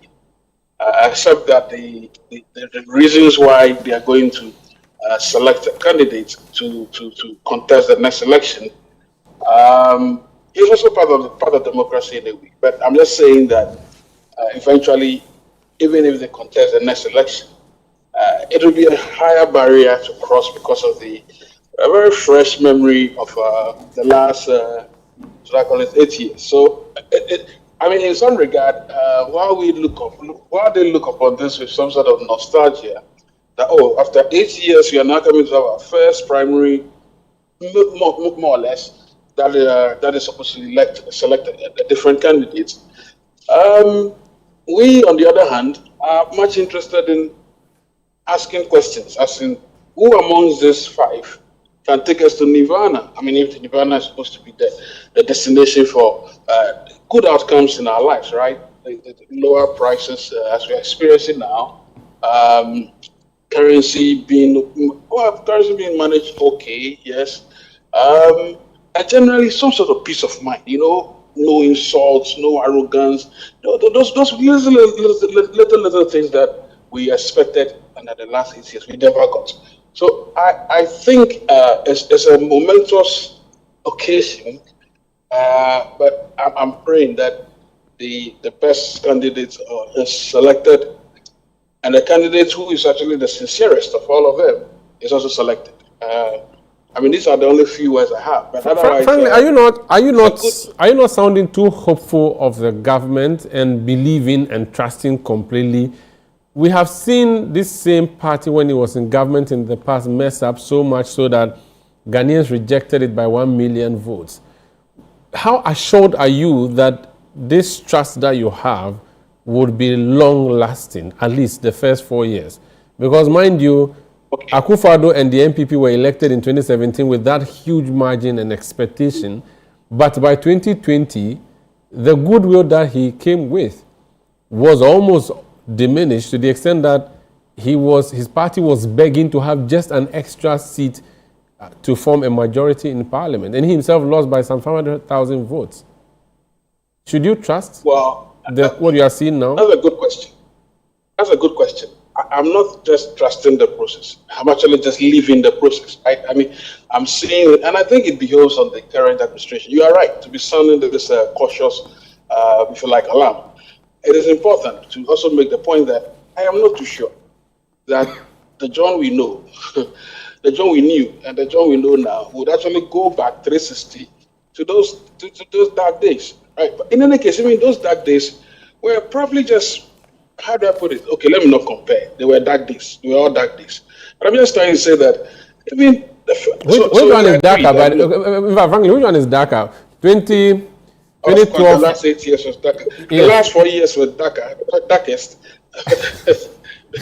Because Akufo-Addo is dark in complexion, Mahama is fair in complexion, or you. That's not what I'm trying to say. That's not what I'm trying to say. You know, the reason why the last 4 years was a bit more worryingly dark was simply because we had no reason to do the things we did. I mean, we had no reason because the alarm bells were ringing. Most of us, you were complaining, we were all complaining, hey, don't do this, don't do that. But we actually walked into the ditch. At least the NDC could be excused in a way because, well, look, there were power issues, there were all kinds of international issues that didn't favor them as well. I've had a sense of a little jocular behavior.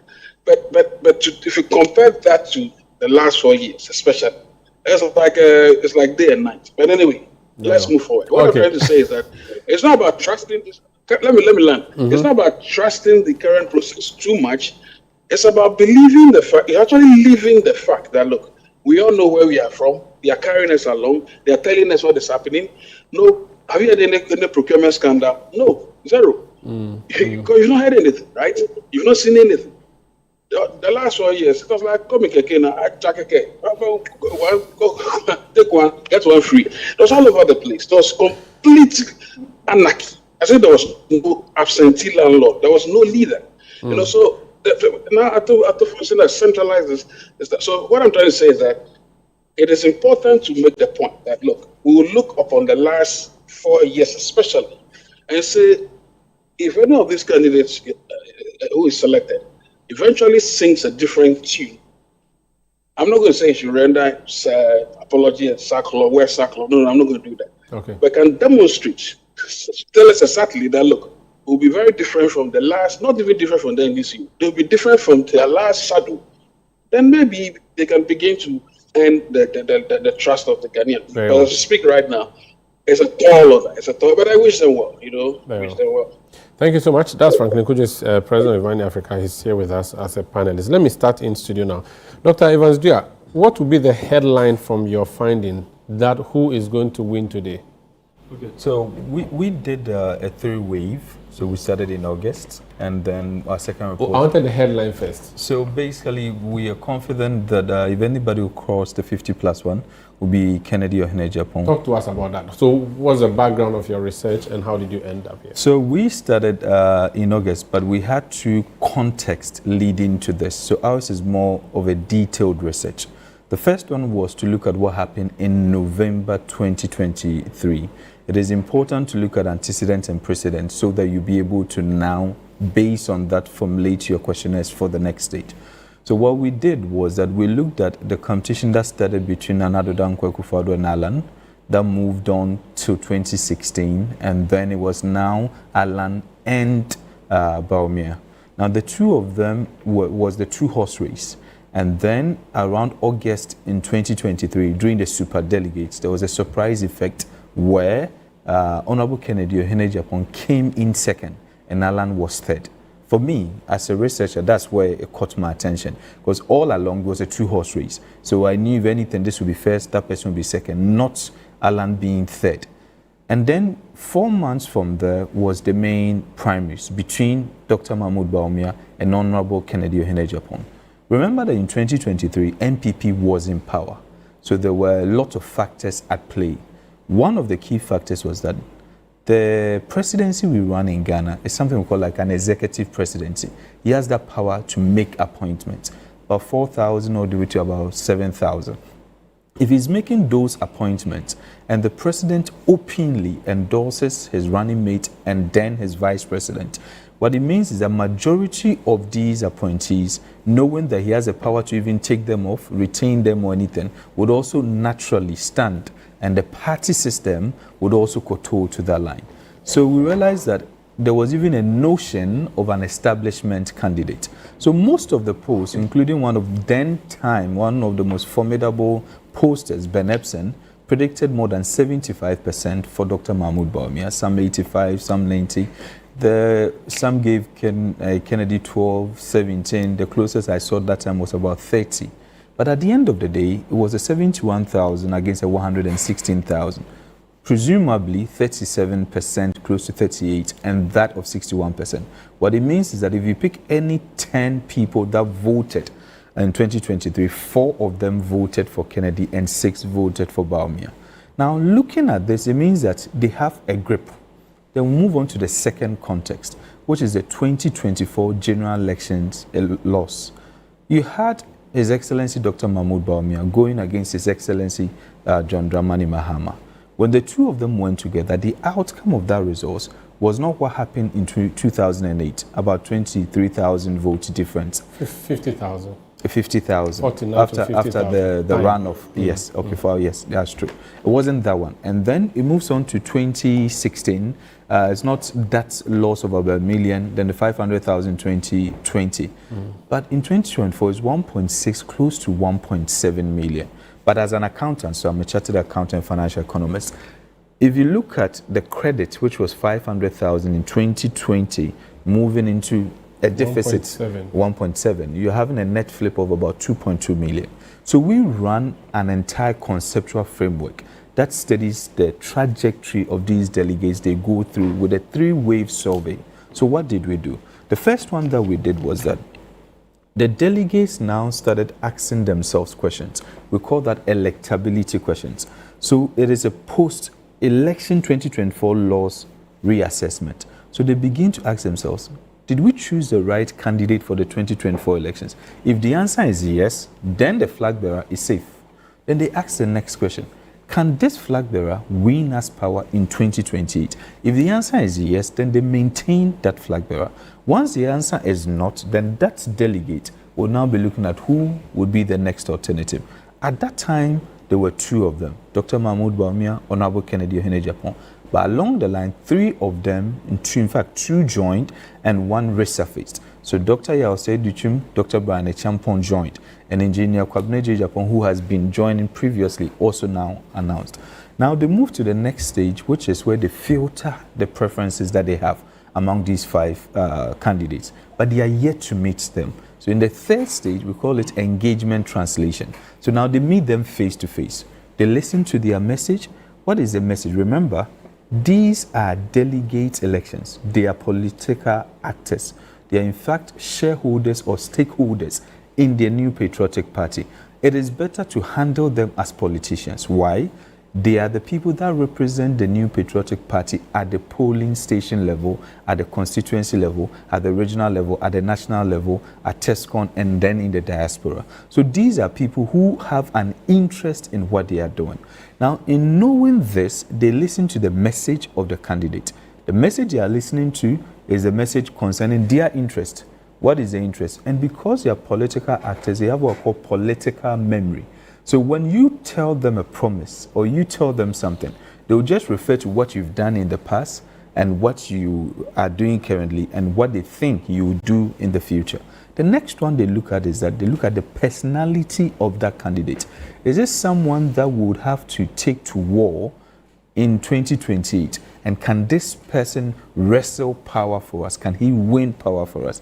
You're having an NDC party that have been formidable so far, and it's, for me, it's important to you. When things are good, you say that it's good. They've been formidable for the first year.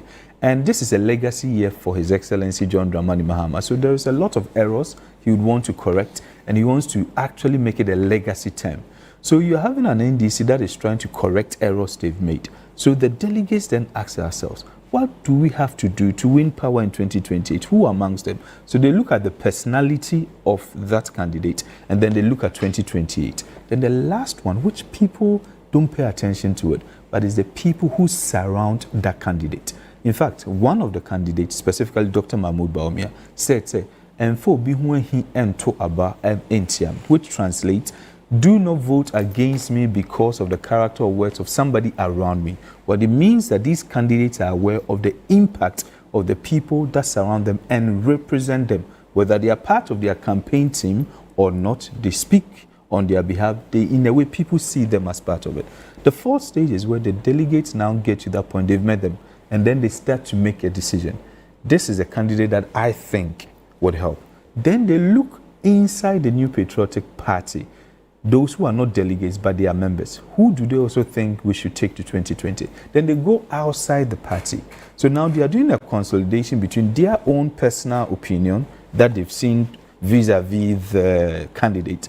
What other NPP members who may not, remember the polling station executives are representing the polling station area of all NPP members there. Mm-hmm. So they're also looking at that. Then they look at the citizenry and say, okay, where would they also want to be? Then the last stage is a late stage constraint. At that stage, majority of the people have decided. So we run in August at the beginning of the tour. Then we run September, October in the middle. Then we run the last one from October 20 to January 9th. Now what we did was that we decided to run the last one according to the itinerary of the candidates. In other words, to be a bit closer to checking the impact after they had met them.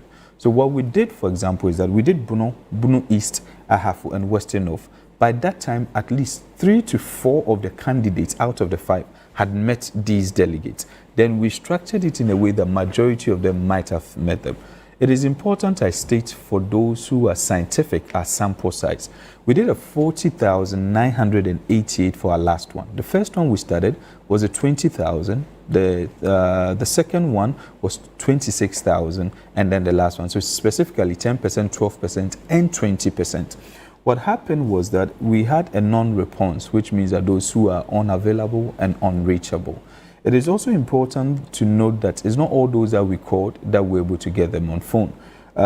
We also did purely structured phone calls because the delegate album, there are no addresses, and these delegates are not like the ordinary citizens where you can find them in a cluster, except you're going there to campaign. So normally what we did was through the phone calls. Now these are, and then I run a 2 model, the worst case scenario and the best case scenario. So the worst case scenario is where people have undecided and undisclosed, and then the best case scenario is what is happening today, where we assume everybody is voting on that day. Now for the methodology, it was random sampling.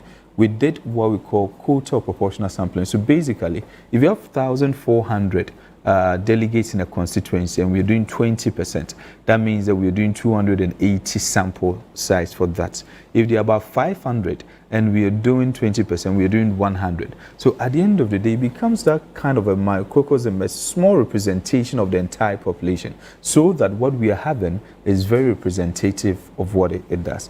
And we took into account all other stakeholders within the constituency.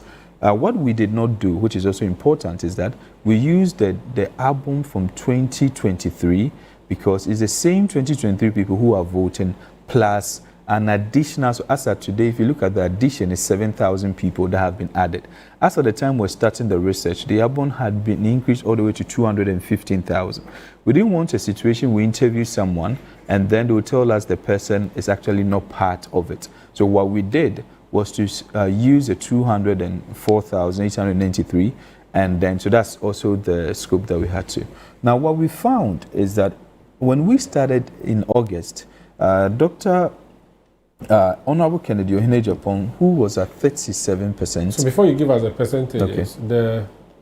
Was it the same total number you used for the first wave and the second wave? So we did total random sampling at each stage. So what it means is that some of them can be repeated. Okay. But what so we did means was the number, oh no, I gave it. I said 20,000 so for 20,000 for the first one. That's August, and then the second wave 26,000, and the last one 14,980. So the latest one is 40,000. Yes, 980. From all constituencies or some constituencies in the country? We did all the 276 and then 16 regions. So how many per constituency? Oh no, Use it based on the population of the constituency that yes, determines. which I've already explained. Okay. So based on that, we actually, so it's just an index. Okay. So based on the delegates, you use 0.2, you multiply. Do you also say, for instance, that, oh, this is a stronghold of the NPP, so let's take more people than, for instance, Ketu South, or every constituency is a constituency? 0.2 that we use for the 20% across all constituencies. Okay. And what we did with the system, the prompts that we gave was that we also discovered that about, let's say, 5.5% of the composition of the constituency is the MP, the constituency executives, the electoral area coordinators, the council of elders, and the council of patrons. In simple terms, for those who are listening, out of each 10, 1 of them belonged to the top, and the 9 of them were at the polling station. They were the polling station executives. So you specifically find people who are in these positions to interview? No, when we are random sampling, there is no human intervention. Okay. We don't want a situation where a human being will choose. Okay. So we give it a prompt, and then the prompt will tell us, give us this percentage from this group of people, give us this percentage. Okay. And then what we do is that we have another group that will check for glitches. Okay. It can select and there are some mistakes and stuff. So they check for the glitches. And when we realize that everything is now verified, we pass it on to the researchers who start to make the calls. How was the data collected? Phone calls, or they go to the ground and meet them one-on-one? How did So I stated that too. So it's structured phone calls because there are no addresses. Nobody can know where the delegates are staying. We don't have that. Okay. So what we do is that... But phone call is reliable in research? more than reliable because the phone numbers are there. But however, we also explain the biases and we explain the limitations that we have.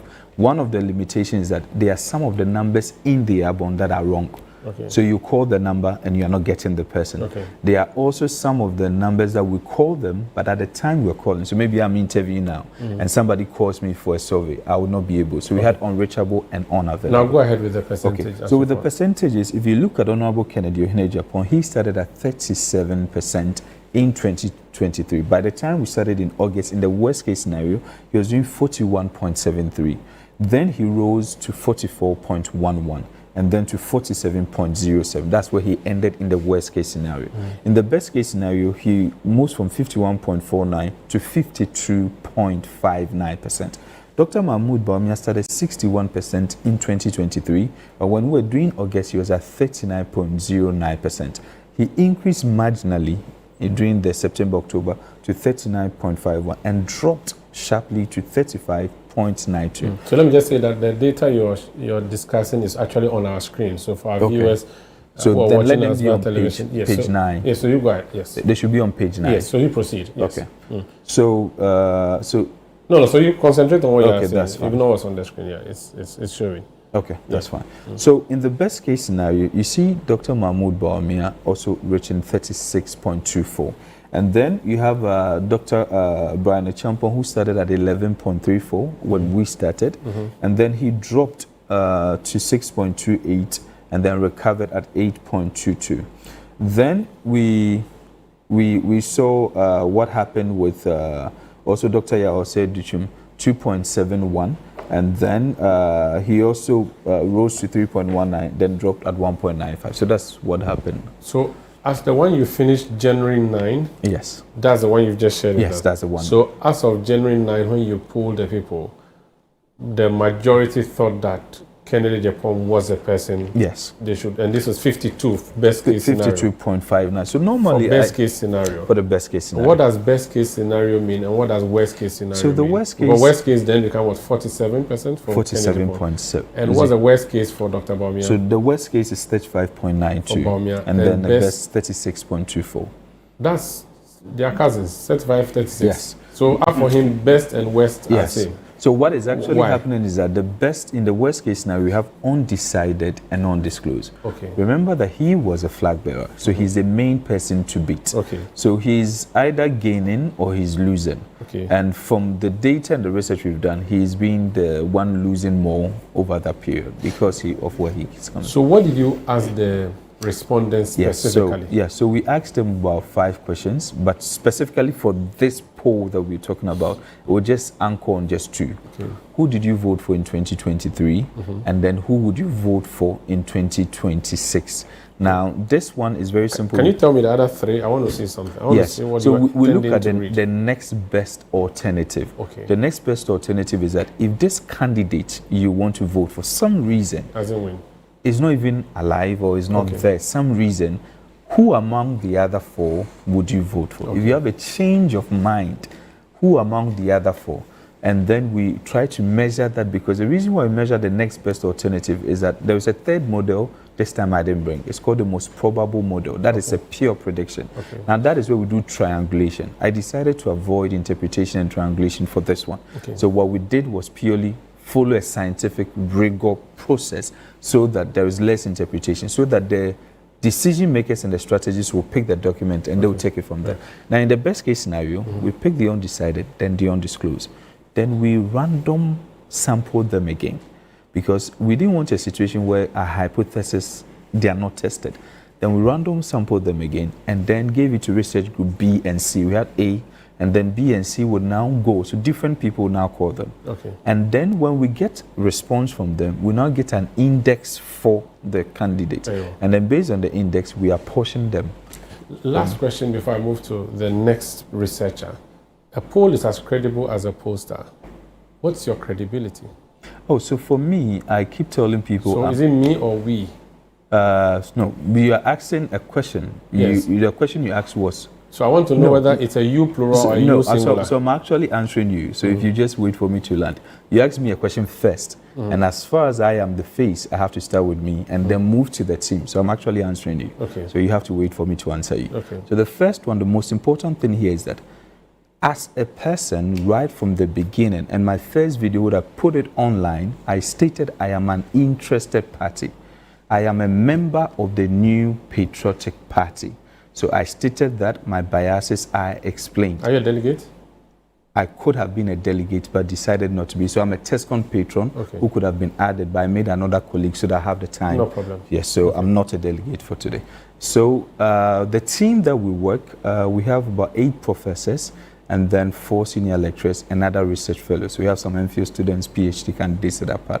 The volunteers we work with in Norway from the period, because we had to replace some at some total about 150 people. So it's a teamwork, but I represent it. And for now, so initially I would have done the first pose and wouldn't have continued. Initially was just to see what changed from that time. But then we realized that we will not do a good service to the people if we ended there, since most of them were yet to meet. Yes. Now, you have given your bias as a member of the NPP. Would you also go ahead and give your bias or disclose your bias as a member of the Kennedy campaign team or a member of the Kennedy campaign? Why do you say that? Well, I've been told that you are publicly affiliated to Kennedy Japan. Is that true? So let me ask you this question. Have you realized that, so I put a forward in the work, which is what we call ain't... You know that if you ask me, I may not answer you because I'm not the one to answer questions. So can we work it out quickly? Oh, no. So specifically, No. are you affiliated to Kennedy Japan? I'm actually answering you. Okay, and so if you don't allow me, you would also not get the answer. No problem. You have to allow me to answer. Okay. If I brought out this research and then it supported Dr. Yao Sedichum, what do you think Dr. Yao Sedichum would do? Remember, my work has been emphatic. And emphatic in which way? My work is meant for strategy and intelligence. Do you know the first people who reached out to me to scrutinize my work was a certain camp, and I met them. Another camp asked, I met them. Now, if you ask me if I'm a member or I'm not a member of, let's say, Engineer Kwabneje Japan, just an example. At this stage where we find ourselves, we are voting today. Why would that question be important? Because I'm stating this here. Dr. Dia, I am not neutral. I'm coming. Let me land. No. I'm not neutral, but I'm objective with my work. I agree with you. So let's state that. No problem. Good. Are you a member of the Kennedy Japan campaign? As it stands today, I'm a member of the New Patriotic Party. As of yesterday, were you supporting Kennedy Japan? As it stands today, I'm a member of the New Patriotic Party. So you are not a member of Kennedy Japan's campaign? Hold on. You have to. You have already explained that you're a member of the NPP, which is fine. Hold on. If you see, I premise my question with a statement that a poll is as credible as a pollster. And I've answered you. No, just a second. You have answered me one leg. Go on. But the other leg, you appear to be dodgy in answering. No, I'm not It's dodgy. a specific question. I'm not so let me ask you. why? Let me ask you a why? specific question. You let me ask you a specific question. No. Do you know and if you why? don't answer, we can move forward. Are you a member of the Kennedy? Okay. Do you support Kennedy Japan in this election? So yes or no? Just yes or no? Hold on. Would you say yes or no? If you tell me, hold on. No, you know I would appreciate if you can give me that. Because I think you give me the background. I appreciate. Do you know something? If you limit a question to yes or no, yes, you limit the integrity of the question. But at least you can say guilty or not before you explain. So which one is it going to be? You do not limit a question to that, especially when the person has at the beginning of this question, segment, I asked you to give me the headline. You remember? Yes. So what is the headline? Are you a member of Kennedy's campaign or not? If you are, then you go and explain the details. If you are not, you explain the details. And so that is how it has to be. And you cannot say that, you can't say yes or no. The moment you start being iffy, people suspect you. And I want you to be straightforward. I have been told that you are a member of Ken's campaign publicly. And I'm putting it to you. Are you or not? You are the host. So as it stands today, yes, my work is to lead to strategy. Yes. Both, at least 4 camps have consulted me. And whatever they've asked me, I'm coming. So you are not a member of Kennedy. That's fine. No. I mean, that's why. I mean, I don't need what else you have done. It's okay. Let's leave it. No, what you're doing, you're doing a disservice to yourself and to all of us. I appreciate it. You're looking for an answer. Don't worry. No, hold on a second. Hold on, please let me land. Yes. You have to give me that privilege. I have given you so much time. No, you haven't. You have never allowed me to land on this one. No, you haven't. You keep interrupting. So let me land. I started this show. No. What time? You have been the only one speaking so far. No, I'm talking about this question. Yes. So let me land. You are still interrupting. Okay. So let me land. Can I? If you will not tell me whether you are a member of NPP or a member of Kennedy's camp or not, then I don't really know what else you are going to tell me, because you've already told me everything about your research and your partisanship. But you are yet to tell me whether you support Kennedy or not, which is what I have been told you are. And you are not saying whether you are or not. So I think we leave it there. Is it not the case? Or you want to say something? No comment. Professor H.S. Kanko. Because you didn't allow me, so it's better not to say that comment. It's fine. Professor H.S. Kanko, you are a researcher as well. First of all, I want you to react to your colleagues' research, and then I'll ask you to give me the basis for your own research too. Yeah, thank you very much, Sanda, and hi to everybody on the panel. Yeah, Dr. Edu, Dr. Dua, I like it when people are able to, as researchers, I like it when people are able to do work and then justify it. And I think by and large he has. He's gone through his parameters, he's gone through the models, and he's given the framework, he's told us the sampling process and everything. And it makes sense, so kudos to him. Thank you so much. It makes sense. Yeah, kudos to him. So he's justified, because otherwise you don't come and do it based on your own personal parameters. I mean, he's been able to establish a framework, and I think that's fine. Okay. Now let's talk about your own work. So when did you start your work? What did you set out to do? Sure. So, a lot of the research that came out in the run-up to this election was based on public opinion. So, and that's what a lot of us are used to, the polls, the surveys, and all of that. And we have a number of them. Global Info Analytics, Dr. Dua's research, and others, which is fine because polling is a major feature of any electoral process. But one major gap that we found out was that there wasn't any existing research that looked at media coverage of the elections. But we all agree that the media is such a central agent in any development field, whether it's social, healthcare, or whatever. People depend on the media for information and so many other things. And in an election, it's also very important. So you find out that globally, many democracies, one of the things that researchers do is to be able to monitor the media, to examine the media, or at least assess media coverage of it, just because a lot of people depend on the media for information. And in a presidential primary, the same thing happens. Except that in this primary, they are delegates. But the delegates are still voters, and they are spread across the nation.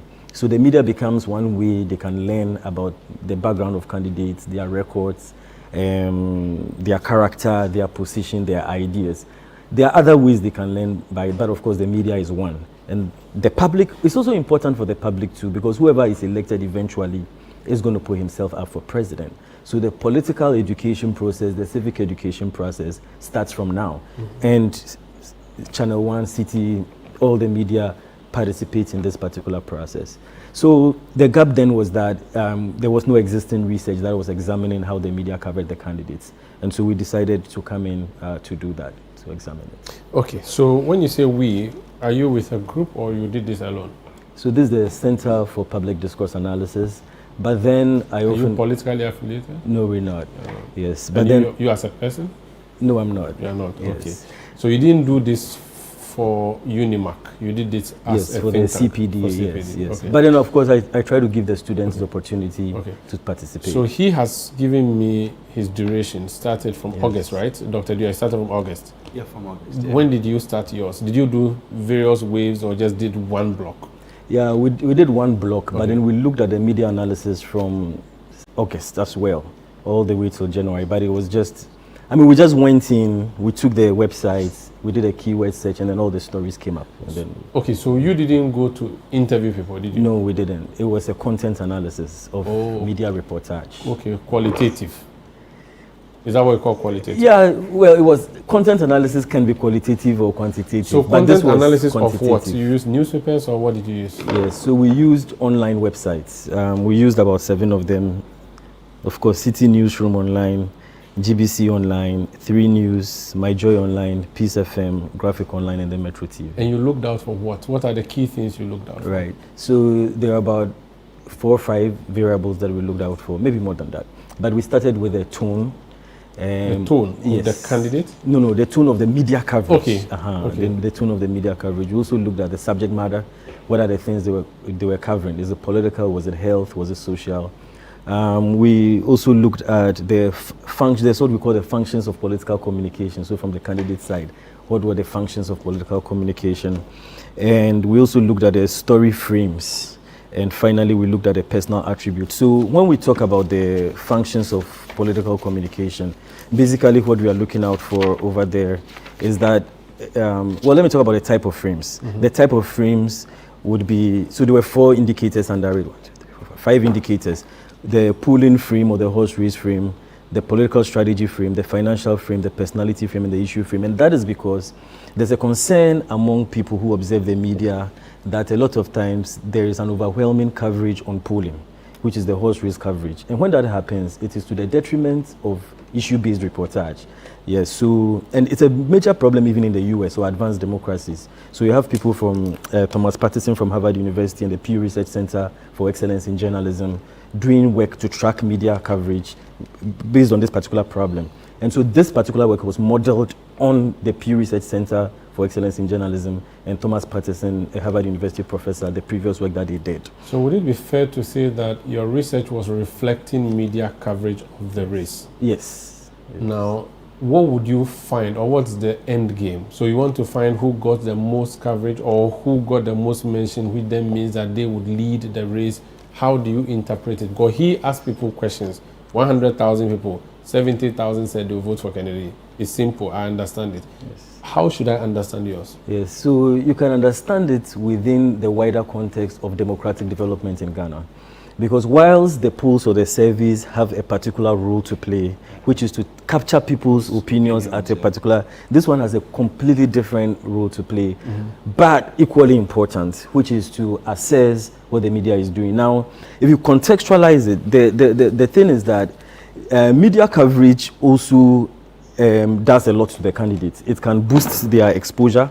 It can bestow some form of credibility on them. It could enhance their electability quotient. It can also contribute to a candidate's overall standing within the wider public. And so because of that, then it influences delegates or voter perceptions about their evaluation of the candidates, their values, their ideals, their positions, as is reflected in the media, because they also want to look for a candidate who is going to do well later on in the wider election. So based on public perception or the public image or framing of the candidate, it fits into the choices they make.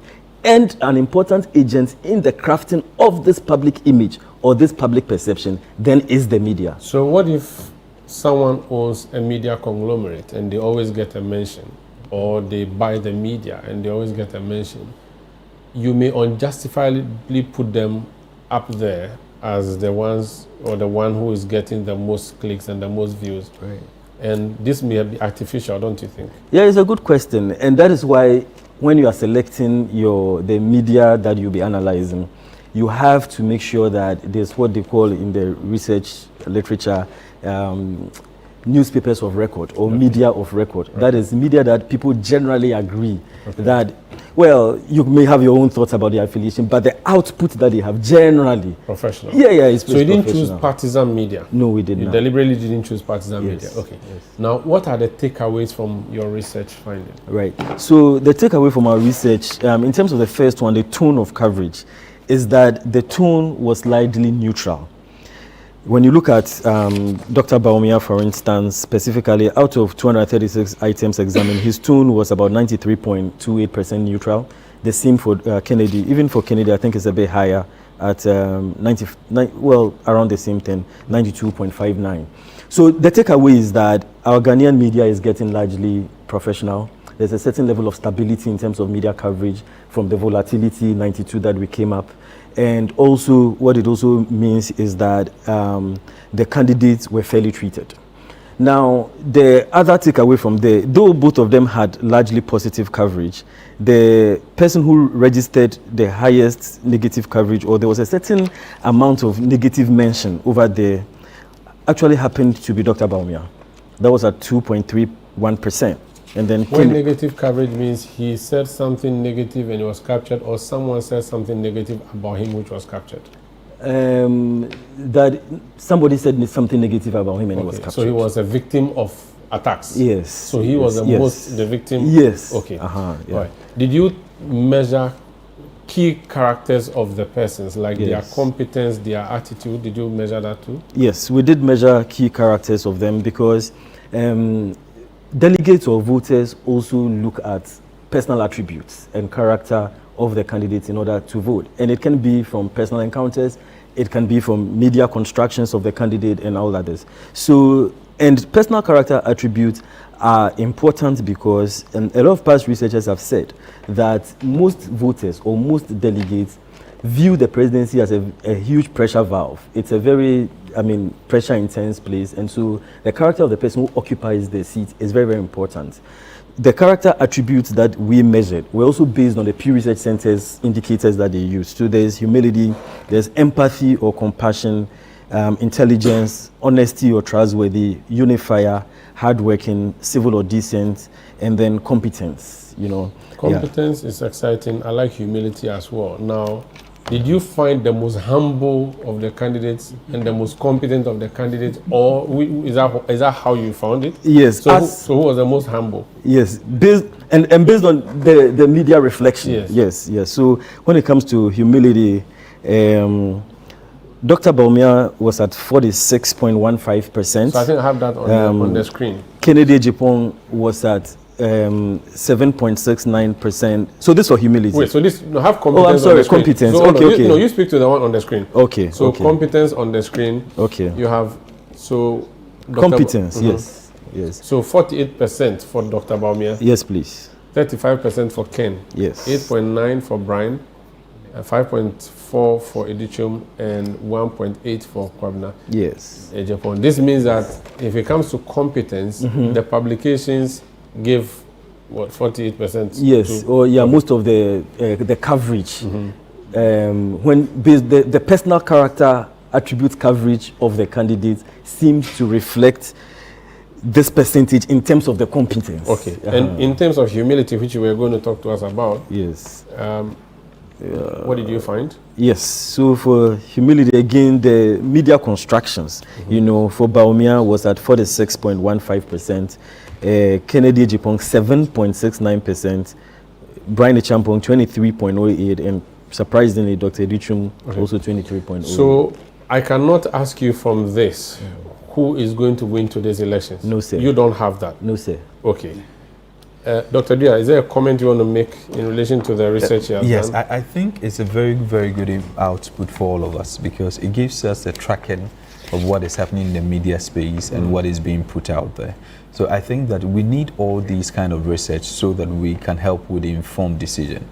There's one part that I always say, sans donner, vous n'êtes qu'une personne avec une opinion. Without data, you are another person with just an opinion.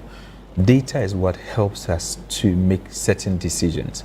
So for me, it is important that we look at it from this angle. That's how come the last page of all my research, I say that data is telling us who is ahead, but it is strategy that will determine who stays ahead. So back to your question you asked me, when I came out, I told anybody that whatever you need from me, reach out to me. So a camp that was not happy with my output started going and saying a lot of things. I'll give an example. In July, I didn't know and have any relationship with Honorable Kennedy Ejapong. In December, the main elections, when I met him face to face at the Juso for campaign, we didn't have any relationship. The next time I met him was in July. I was at a faculty program at Harvard. I had just returned from Harvard, and I was speaking as a keynote speaker with him, organized by the SRC, and that's when he heard me speak. And then that was when I got to, and then he asked, but this person, where has he been all this while? So I had an invitation from two camps specifically, two senior members from Dr. Mahmoud Baumia's camp, and they know, the people know. And then Ken himself plus two other people to join them. That is actually what led to me to make the first research. And that's the reason why I did the research, to use data to make a decision. When I was done with the first research, the natural thing I would have done was to choose a camp. and officially join them. But the demand from other camps was like, your work helps us a lot.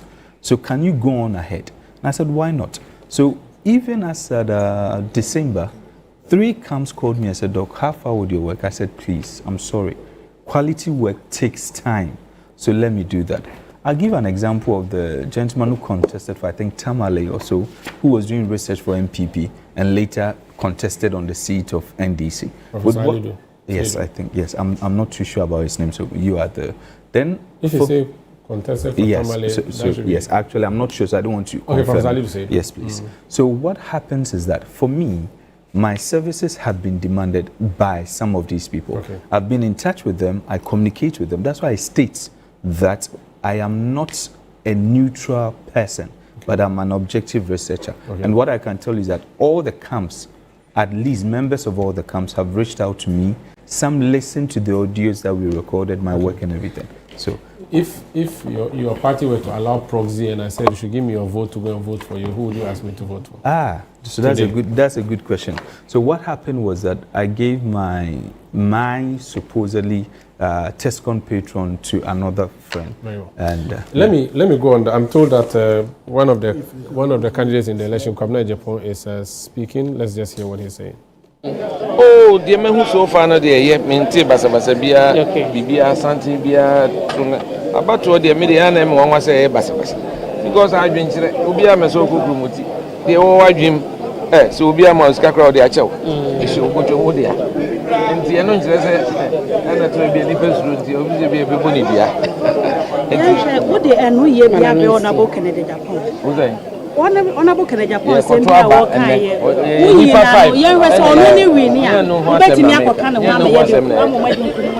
Thank you very much. So, over to you, Moro.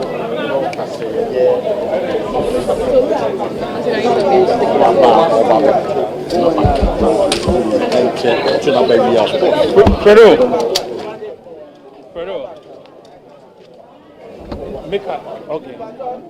So the candidate Kwabena Japan, he's made his way to the party headquarters and he's going to cast his ballot. When he's done, we'll try to catch up with him and speak with him. But it is the NPP presidential primaries here at the NPP headquarters. The delegates who are supposed to vote here include former executives, former ministers, former deputy ministers, as well as members of the diaspora. Over 900 delegates are supposed to vote in the. They are supposed to vote here at the party headquarters.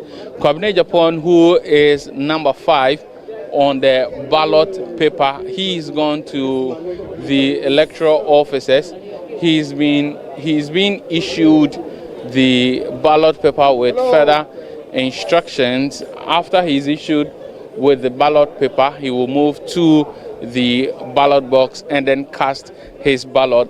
He's been campaigning that he obviously has been with the NPP since its inception in 2002, having served as a campaign manager in 1998 and also being instrumental in the 2000 campaign for former President John Ejekun Kufuor, later became press secretary of the former president. He went ahead to become the general secretary of the NPP. He was, however, suspended and later reinstated as a member of the party. He had earlier in 2007 contested to be the flag bearer of the NPP. He lost in that election in 2000. So that was Hansen's report from the NPP headquarters. Kwabena Japan has gone to vote. This is a big issue on 97.3 City FM and Channel 1 TV. I engaged 2 researchers, Dr. Evans Dua and Professor H.S. Ikanku, in the first part of the discussion. They've had to take leave of us. Let me return in studio now and pick the thoughts and reactions to what they've said from my panelists. I think I should start with you, because you used to have blue blood until recently your blood became yellow. Yellow and black. Dr. Educhum, I want you to speak first of all as someone who has been once a member of the NPP, you know the working of the NPP. I'll come back to you. I'm just told that Governor Japon is speaking to my colleague Hansen. Let's just hear what he's saying. We told that the coalition will be at the EC headquarters. Do you have your own internal coalition system? Come on, don't make this too big. It's just 277 polling centers, so it's not very many. I'm sure the media will be collating for us, but of course I have my own in-house system. But in today's media landscape, I'm sure by the time they finish counting, people will be sending across the figures. But we'll wait for the official EC figures, and then my agents are supposed to at least take a picture of the pink sheets and then submit it to our campaign headquarters. You've been there in 2007, 2023, and in 2026. When somebody says that the 2026 primaries at a point in time felt very acrimonious, would that person be right in that description? Yes. I think that some red lines were crossed. I mean, there are 5 of us contesting.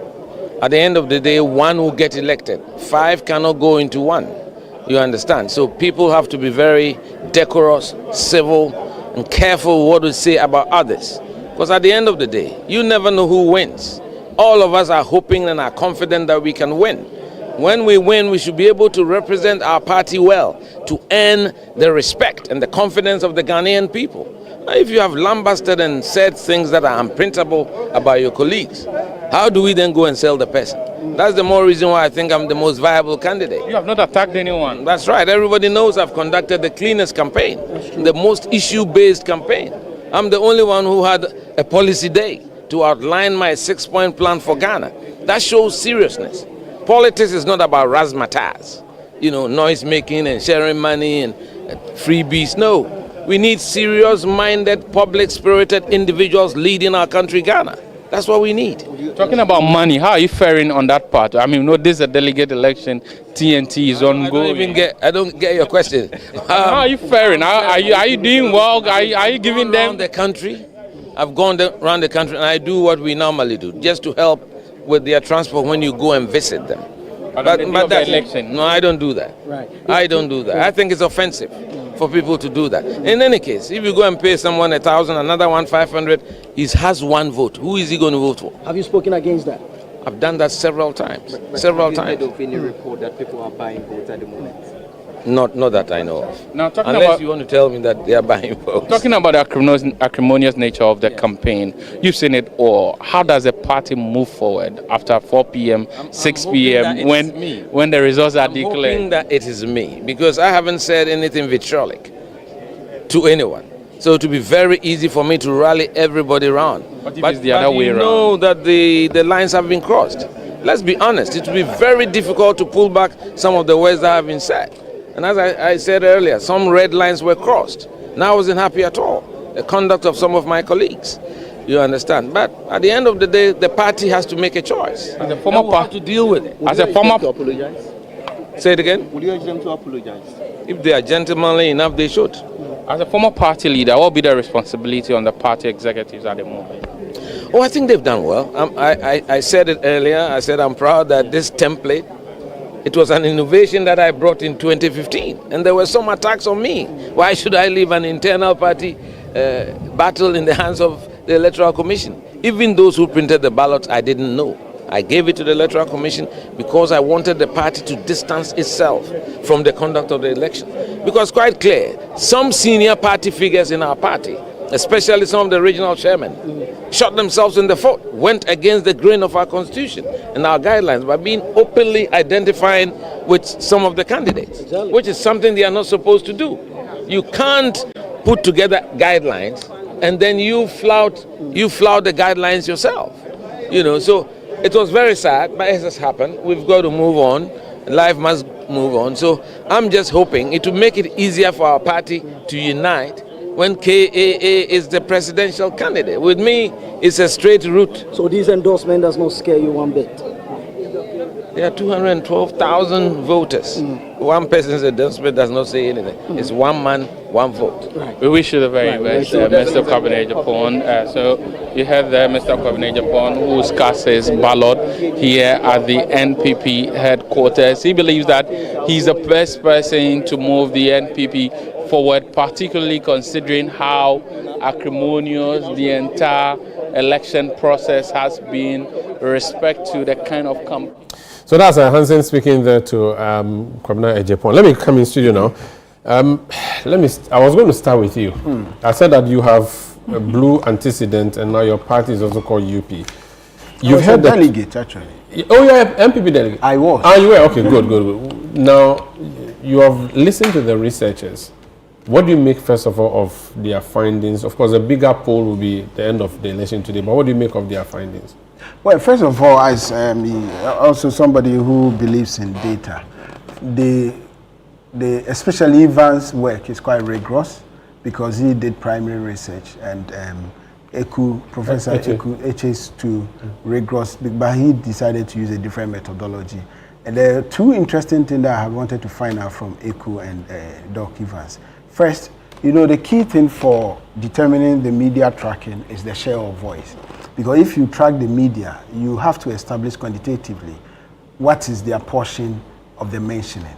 And you rightly asked the underlying question. If, for example, a candidate like Ken, who owns a media conglomerate, then his share of voice automatically will be larger. But if you look at the sample that he used, he didn't select Ken City as one of the sources. So it will be interesting for us to know because you can scientifically track that or match that to their popularity within the delegate. Because the more you receive more mention, like general election, the visibility it grants you.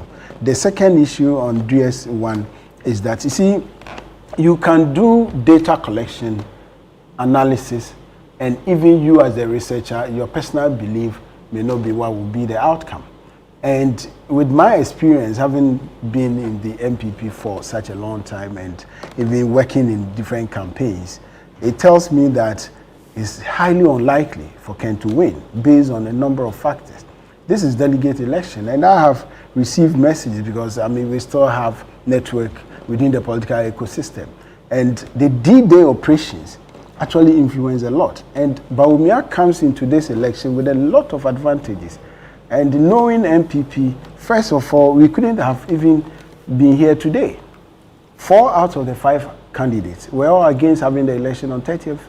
And most members of the rank and file were against doing this top-down approach.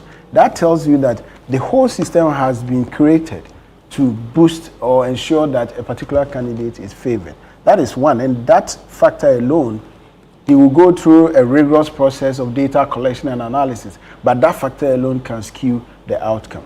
The second is that if you look at the NPP structure, you have very influential people, influential in the sense that influence over delegates. I have operated at the constituency before, and in my constituency, if you take 5 influential people who can move delegates, one is the member of parliament. When NPP came into power, the DC became a huge player. Former members of parliament. In my constituency, we had then 3 former members of parliament, Honorable Gifty, Ohene Kunadu, Mr. Honorable Crunchy, and the current MP. They all have their blogs. So you campaign, you have messaging, you do D-Day operation, but they listen to who says move. And I happen to have control over my electoral area because I come from a small village, Odubi. We have connection with them in terms of family. They look up to me and I tell them we are going here, they will follow me. So you collect the data and they will tell you, oh, we will vote for this man. But on the D-Day, they will ask me, so who are we voting for? Because as soon as I get to my village, they will come to my house. So the votes are not as independent as we think they are. Obviously, and it's delegate election. So it's a block? It's a block. And that is why this is cooked for Dr. Bawumia. The second thing is, if you also look at the structure, members of parliament, as in the 87 that they currently have, about 63 came out to declare for Bawumia. Obviously, they've done public declaration. They must work to ensure that. And remember, inherent in that is their selfish interest to retain their seat. So they will not only campaign, they will put resources behind that. That effectively defeats whatever resources that Ken will be putting in. I concede that in some of the constituency, Ken also has apalachiks or people who are also aspiring to contest some of the seat, and they will also look for resources on their own to spend, but that cannot match that. So you're saying that the D-Day operations should also be calculated in the research work? it's difficult to calculate that, but when you're doing your literature review, you should analyze that. Okay. So anybody who reads your research work will know that you did mention that these are the factors that can could influence. So that has been always the result. But you see, this election, as I said earlier, so I'll let you comment generally on the election, but I just wanted you to comment on the research that has been done. I want to go around the table. Yes, the last thing I would say is also that we should encourage these research in our politics, because they give direction. They also help, especially the financiers, to take decisions. But the media coverage of the candidates, I disagree that he thinks is fair. It is not. I did a personal tracking, and I watched mainly Channel 1, Joy News, and GTV and TV3. And even here, when you were doing your commentaries, you know, you have a particular video that started playing yesterday. Probably your production team put it together maybe 3 minutes. And it is not deliberate. It's just for making. You see Dr. Bawumia having almost 75% of the viewing. Really? Of course. You did that research? Yes, having. And Brian came, Kennedy came, and Kwamra Aduchin didn't feature. Maybe that's the it's incumbency advantage. Maybe that's what I'm saying. Yeah. So that's so maybe you can't blame the media. Anyway, that's I can't. So that's your reaction on that. Hamza, what's your reaction? He said he will ask me later. But it's Bawumia. This is Bawumia's election. Yeah, he thinks that Bawumia will win. Cooked for him. He says that it's cooked for him. But I'll come back, so we'll talk about the election. Hamza, the research, your reaction to the research. I think, Maru, first of all, like I agree with Doctor when he indicated that there's a need for us to emphasize the importance of research, especially when it comes to our political ecosystem, and ensure that those who are engaged in that enterprise are given the needed support to do their work, rather than vitriolic attacks that we seem to be encouraging when it comes to the work of researchers, especially when it is not favorable to our individual preferences when it comes to political choice. But you see, you also premised today's session on the issue of credibility. In as much as there's the need for us to emphasize the importance of research as far as the political ecosystem is concerned, one key ingredient is also credibility. And in all honesty, I listened to Dr. Evans Dua, I've listened to that of my brother, Professor Sika, and one thing was quite clear. I think that many of our viewers today left or would leave this show wondering whether indeed the job that was done by Dr. Evans Dua is actually reflective of an objective desire to communicate to the good people of this country who it is that would lead the New Patriotic Party today. Because I listened to him quite clearly, and I came to the conclusion that my brother was being dodgy. And this is not the first time I'm encountering him on such a platform. I had another opportunity somewhere else on another platform with him.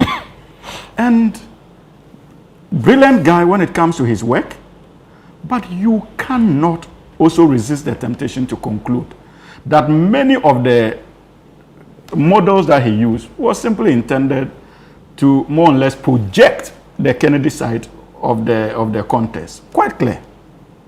Because not just because of his association, you see, and that is the beauty of research. If you are the one controlling the keyboard and you are receiving the data, you still can manufacture the data to achieve a certain end and defend it with the models that you have used. And that was what I saw today. And that is why I'm a bit suspicious when it comes to the data. So you can't believe that it was independent and without any influence whatsoever from any company? Absolutely, absolutely. Even listening to him, you could easily tell his persuasions. Because I was struggling to understand why he had a difficulty in answering, where his preferences were in terms of the candidate that is likely to win the New Patriot, the flag bearership of the New Patriot. This shouldn't be difficult for you, especially when you accepted that you are a member of the New Patriotic Party and you are not neutral. So if your neutrality or lack of neutrality does not affect your work, Umar, you know, it shouldn't be difficult for you to say, I'm for Dr. Mahmoud Bawumia or I'm for Dr. What's the name? But can it be said that because he has confessed NPP, that is enough and that we should not expect him to... No, but you went beyond that. Yeah. You asked whether he had an association with any of the because the people kept sending messages. Absolutely. That he belongs and he said that, look, in terms of his preference as to who to lead, should lead the party, he was emphatic that he is not neutral. So if you are not neutral, the assurance many of us listening this morning wanted was that, look, I belong to camp A, I belong to camp B, but the research showed that even my camp will not win or may win. But because of his dodgy nature, it kind of, if you like, raised issues of credibility around a brilliant explanation or presentation he made this morning. An intelligent guy. You can't take that away from him. He understands the kind of work he's doing. And that also raises the issue of his ability to be able to massage the data to achieve a certain Even though you are not saying he has. I'm not saying that he has. I'm not saying that. Let me hear from Franklin before. But I just wanted to respond briefly to another concern my brother raised in terms of the media reportage on the issue of Dr. Mahmoud Bawumia and the likes. You see, there's the need for you to understand that apart from the perceived incumbency advantage, our media is also becoming more responsible when it comes to our political commentary and public utterances, especially when it comes to the political class. So if your political commentary is one rooted in division, is one rooted in acrimony, is one rooted in tension, many of these media houses today that are not political in nature are likely to focus on reportage that promotes cohesion as far as the republic is concerned. And so if you are not careful, you will be tempted to conclude, there will be the temptation to conclude that, look, they are projecting the cause of candidate A as against candidate B. The responsibility is on all of us, political actors, to ensure that our commentary, even in our quest for leadership in our various parties, is reflective of the national objective and desire to build a democracy that we can all work under. But Hamza, and so sometimes these contributions are key. I don't disagree with that assumption, but that should have favored Koblen Japan Edichum in that order. It shouldn't have disadvantaged them. I don't think that I don't disagree with you. I mean, that's why I'm telling you that.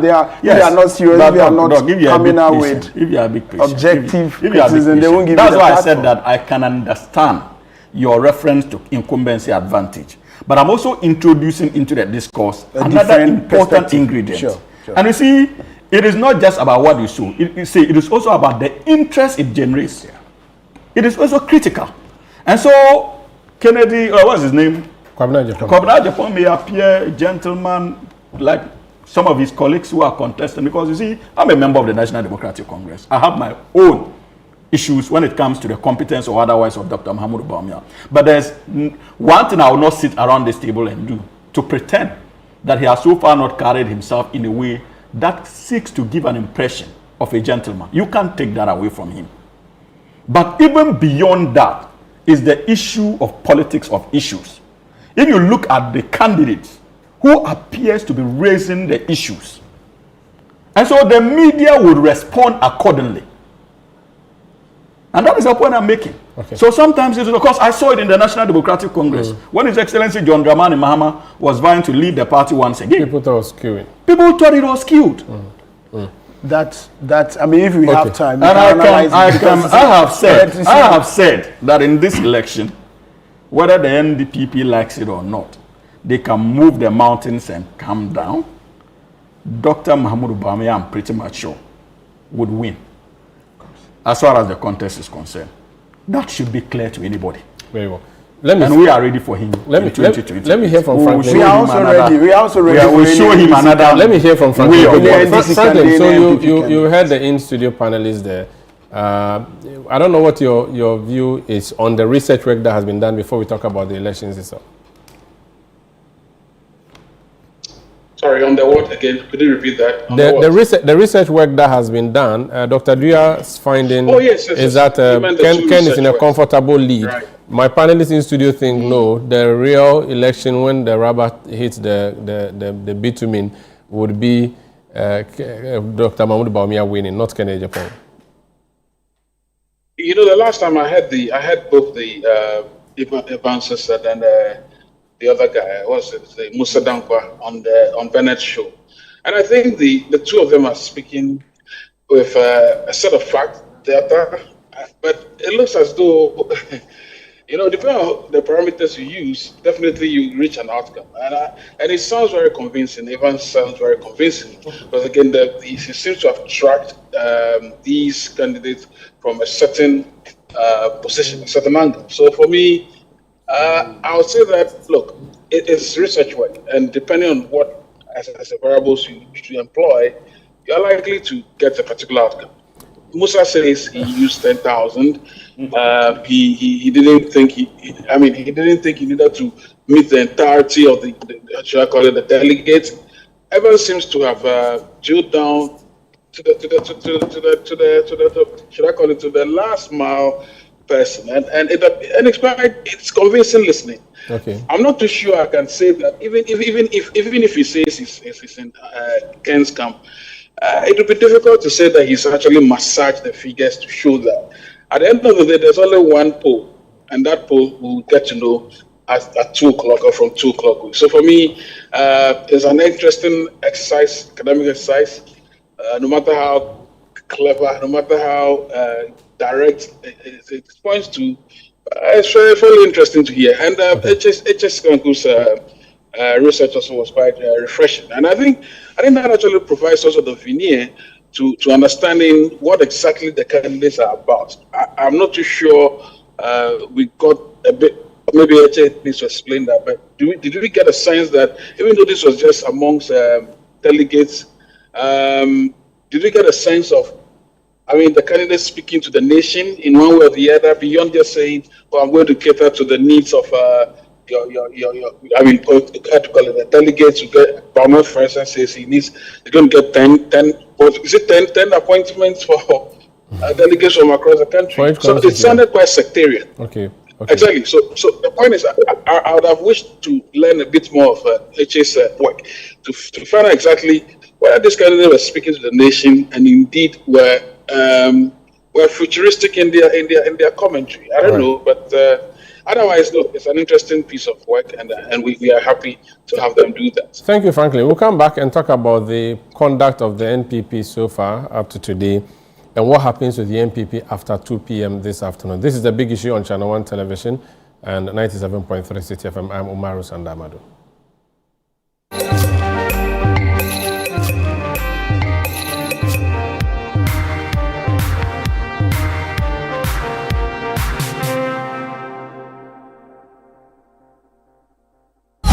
On Friday, 6 February, join us at the Kempinski Hotel Gold Coast in Accra, Ghana for the 2026 Africa Prosperity Champions Awards and Presidential Gala Dinner under the patronage of His Excellency President John Dramani Mahama to celebrate exceptional achievements and inspire the next generation of leaders. The Africa Prosperity Champions Awards, the APCAs, recognize extraordinary changemakers driving Africa and global Africa's integration and transformation. Compiled largely from public nominations, managed by KPMG and overseen by a governing APCA Academy of Esteemed Leaders. This year, we honor champions across 10 prestigious categories. Woman of the Year, Young Entrepreneur of the Year, Africa Soft Power Champion, SME Champion of the Year, Excellence in Digital Innovation, Global African Leadership, Industrialist of the Year, Financial Leadership in SMEs, Green Africa Award, and Transformational Infrastructure Award. Be part of Africa's ambitious vision for Agenda 2063. For tickets, visit africaprosperitynetwork.com. As the days come and go, there's always shit. Let colleagues explore all the planetary bodies. Our mission is in Uranus to treat hemorrhoids, anal fistula, anal fissure, anal incontinence, hydradenitis suppurativa, using laser ligature for pain-free and speedy recovery. On Uranus Street, Accra, is Main Tuber Hospital and Coloproctology Center. Trust Uranus with us and we will delight you. Visit the Main Tuber Hospital today or call us on 0244 581 541. Watching DSTV means getting the TV you love, but staying connected means getting something extra. Stunning. Extra matches, extra dramas, the best local and the world's biggest. Extra laughter, music, movies, and extra vim. I love it. Just stay connected or reconnect and get upgraded to the next higher package at no extra cost. Charlie, we got you. Keep watching. Get more with DSTV. Are you planning to relocate from your company, office, or house, whether across cities to another town or halfway around the country? You want a moving company you can depend on to get you there? Let me introduce you to Logistics Movers. We are here to help you every step of the way, from planning the move to unpacking the last box and settling into your office or home. We have the expertise, experience, and market understanding, and offer fast, reliable, and professional transportation services in Ghana. Our main thrust is to successfully move your business, household items safely, on time, and hassle-free. You can call us on 0246 833 539 or 0244 342 465. You can also send us an email to info@logisticsmovers.com or check our website www.logisticsmovers.com. Why expose your company or household items to theft or damages when you are relocating if it's avoidable? Logistics Movers, we help you relocate.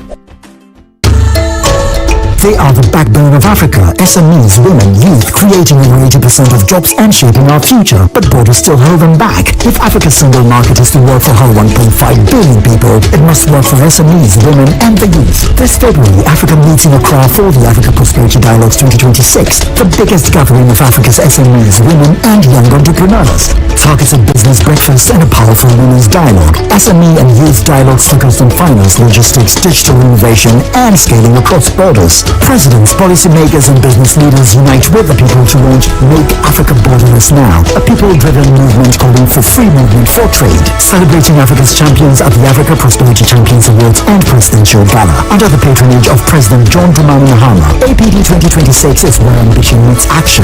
Join us from the 4th to the 6th of February 2026 at the Accra International Conference Center, Ghana. Africa Prosperity Dialogues 2026. Innovate, collaborate, trade.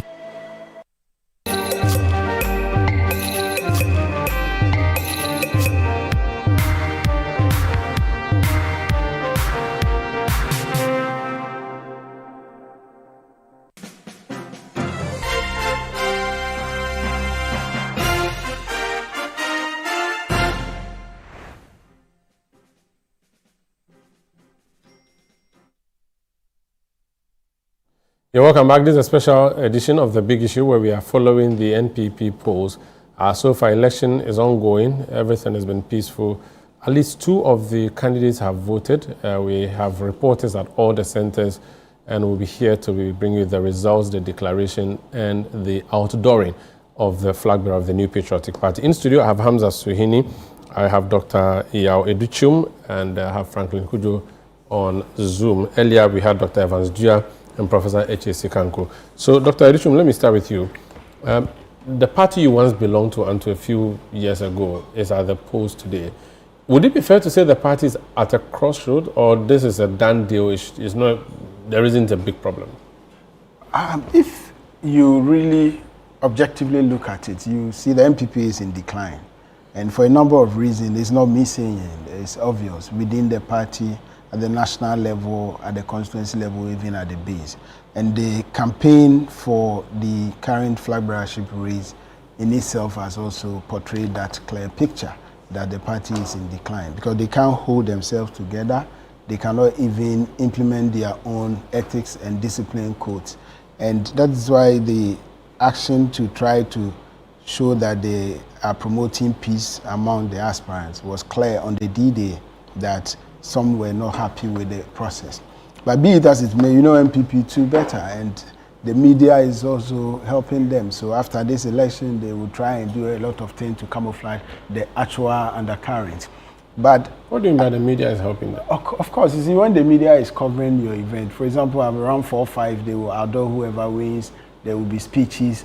But you see, when they go home, the actual disunity, the decline, and the fact that people are going to be sidelined will emerge. So you think that there are cracks in the NPP, or there will be cracks? There are. Currently, there are. And there is no two ways about that because I thought the idea of making the election early was so that there's a leader around whom everybody evolves. You don't think that that's working? So that if they produce a leader today, That's it. Everybody falls in line. Within the next 3 years, they would have fixed all the problems and ready for 2028. That in itself was a problem, because a lot of people, as I said earlier, were against the top-down approach, and they fought openly. As I said, 4 of the 5 candidates openly fought against it, and I have heard an incident during the NEC meeting discussing that agenda. Brane Champos was nearly attacked when he made a substantive point against that, because that has been the convention that NPP goes through election cycles. We elect from the base up to the national. Now what they are doing, and the intel have, is that after flag bearers, they are going to national election, actually confirming what some of us were saying, that everything has been structured in a way that it will favor the incumbent candidate, Dr. Bawumia. But the important point is that, you see, you have party leadership making sure that their favorites are installed at the various strategic layers of the party. So Dr. Bawumia wins what next? What is next is that he will ensure that all his people he wants to work with are also put in place, because I mean, I don't need anybody to tell me the 2028 election is anybody's game, but United Party and NDC come into this 2028 in a better position than NPP. Really? Of course. Are you serious? I am serious. The UP that doesn't have a certificate. We work towards that. We are in a better position because we are coming with freshness and our policy, which NPP is that bad that you are doing better than them. I'm telling you, we will do, because you see, Ghanaians since 1992, Ghanaians have tried these 2 main parties, and they look at their lives and see that there haven't been any improvement. What we need is to put in place structures to communicate our policies to the electorate, and I can assure you that we will do that. Back to the issue, if you look at MPP and those around Bawumia, they are all going to offer themselves for national positions, regional positions, constituency positions, and there's no way Bawumia can be the flag bearer and they will lose. And they are not going to go through that process fairly. And we have suffered that several times on several cycles. And I have a living testimony to that, where our Northeast campaign coordinator was beaten in September 2023. And you also saw in the pictures are there, if you Google Zachariah, it will come up. That police was there, national executive rep was there, you have national security, and nobody did anything. It's going to replay that, but it will replay a low key, and that is very dangerous, because now, because they are not incumbent party or party in government, you won't have the same kind of coverage, and that will feed into the people withdrawing from the party, and of course, obviously, I believe joining the viable party, which is the United Party. You are part of Alan's party. Alan felt disgruntled after the last primary of 2023 and left the party. He had his reasons for leaving. Those reasons, watching the NPP primaries now, would you say that there is a repetition of the problems that Alan faced, or the party has learned from those lessons so that at the end of today, nobody's going to leave even if they lose? To be fair, they seem to have learned a bit, but it is not genuine. Because if you start from the point when they came up with a timetable for the elections, and party people, including potential aspirants, spoke against it, they came to defend it. That is the system, the current leadership, who are all working for Dr. Bawumia, came to defend it, and in fact managed to pull it through at this stage. Secondly, they are also trying to convince us that no national officer has come to endorse a candidate as it pertained in 2023, where you had the most important party officers openly supporting Dr. Bawumia. I can say that objectively, it hasn't happened openly. Even the regional executives are... They are. Okay. That's what I'm saying. It's camouflage. Okay. National, they are trying, because they are few. They are just about in 17 or 21. But if you go to the regional and the constituencies, it is happening. And yesterday I watched one documentary of a constituency organizer and a regional secretary endorsing a candidate in his documentary. But it's not unlawful, right? No, it is against the party's own code of conduct for this election, and nothing has happened. You have regional chairman of Bono, Abronye, having his own podcast, plainly insulting candidates in their race. Nothing has happened. As at now, you bear me out. And I have received text messages. The monocracy that Alan spoke about before we left NPP. It is still happening. I can show you text messages. Balan himself was giving money. Giving money for how much and for what? It's still money. I'm saying that for how much we never give money in 2023 to anybody to say that go and vote. But here, you see that, I tell you, you have 211,000 people going to vote. Who says? Really? I can show you text messages on my phone. That they are giving them money? They are giving at least 500 cedis per delegate. Hamza, that is over $10 million today. 200,000 people. If you mean they give 200,000. College was made so wide so that it's unbribable. That's why you see people, Ghanaians, we have to open our eyes and appreciate the issues that the UP party we are raising. I'm pleading with Ghanaians. We have to. I'm telling you that today. And Hamza, their intelligence have taken. I can show you messages from all camps, apart from Dr. Duchu and Koblen in Japan. 3 candidates floating messages around, giving at least 1,500 cedis to each delegate. That comes to over $30 million from the 3 camps. This is no joke. That's a lot of money. That's a lot of money. So you cannot automatically, you actually crowd out competence, you crowd out talent, and people who have patriotism to serve their country. So the issues we raise are still germane, and they are actually in the system doing the negative things that we spoke about. And the leaders, there's no leadership actually that is established. NPP has no leadership. They only have people who are seeking their self-interest and trying to leverage the vehicle that we all fought and created. So based on everything you've seen and know, after 2 p.m. this afternoon, you don't think anybody will leave? Oh, I'm convinced that none of the candidates. So you are sure about your win? None of the candidates has the character, the love for Ghana to say that where NPP is heading towards cannot help the country Ghana. So I'm joining a viable vehicle like the United Party to promote the national. So none is bold like Kwabena from Boating and Alan Chemantin. Prof hasn't left. But he has at least said something. Yes. He's pissing in. And he is, to be fair, he is quite objective, and he has his own. But you are very confident that Bawumia will win. Oh, I am, based on the analysis that I have done. Let's bring it Hamza, is NDC worried about what's happening today, or concerned, or interested? I think that the appropriate word is not worried. The NDC is concerned, largely because we are entrusted with the responsibility of ensuring that in the next 4 years, we lead a stable democratic dispensation for the benefit of the good people of this country. And that includes the members of the new patriotic party. So as part of our concern as a government, it would be the objective of this government, and hopefully so, that indeed the Congress, or the primaries they call it, would be conducted peacefully in accordance with the rule of law, and at least, most importantly, with focus on the protection of lives out there, especially the delegates. So the NDC is concerned as a government, and we hope and pray that the NPP would be able to conduct themselves in ways that are acceptable. But I've heard NPP people say that you are trying to produce a candidate for them, and that candidate that you are trying to produce for them should be avoided because you cannot help them choose a warrior.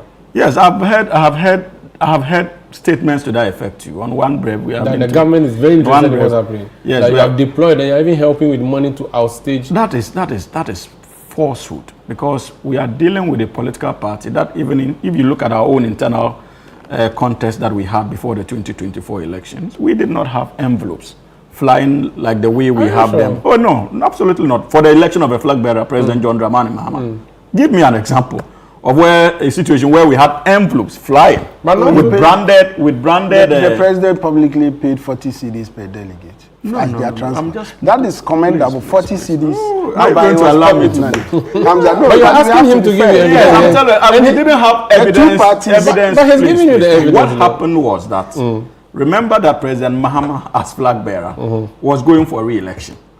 And so there was the need for the party, or for him to assist the party, provide transportation. Exactly. And he issued a statement in line with democratic transparency to that effect, and said that he had made those monies available to the constituency executives to I'm not being negative, I'm just giving you information. So, but that's the point.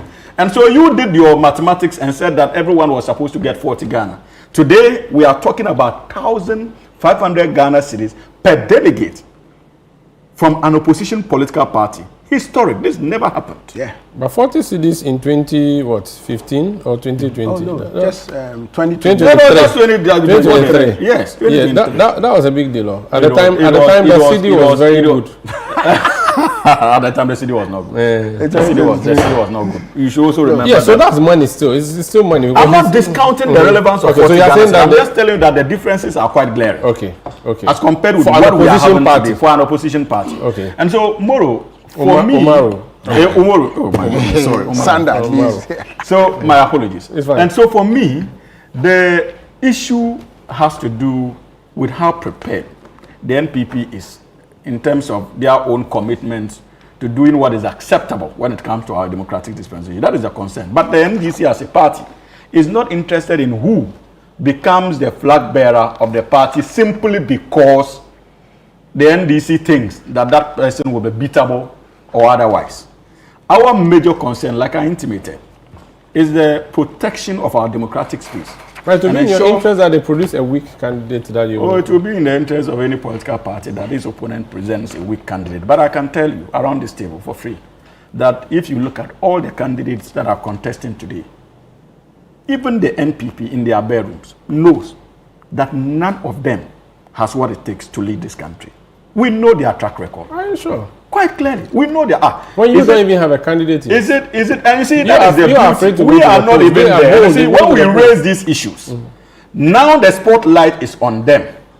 They are agitating and positioning themselves to be an alternative government for as far as 2028 is concerned.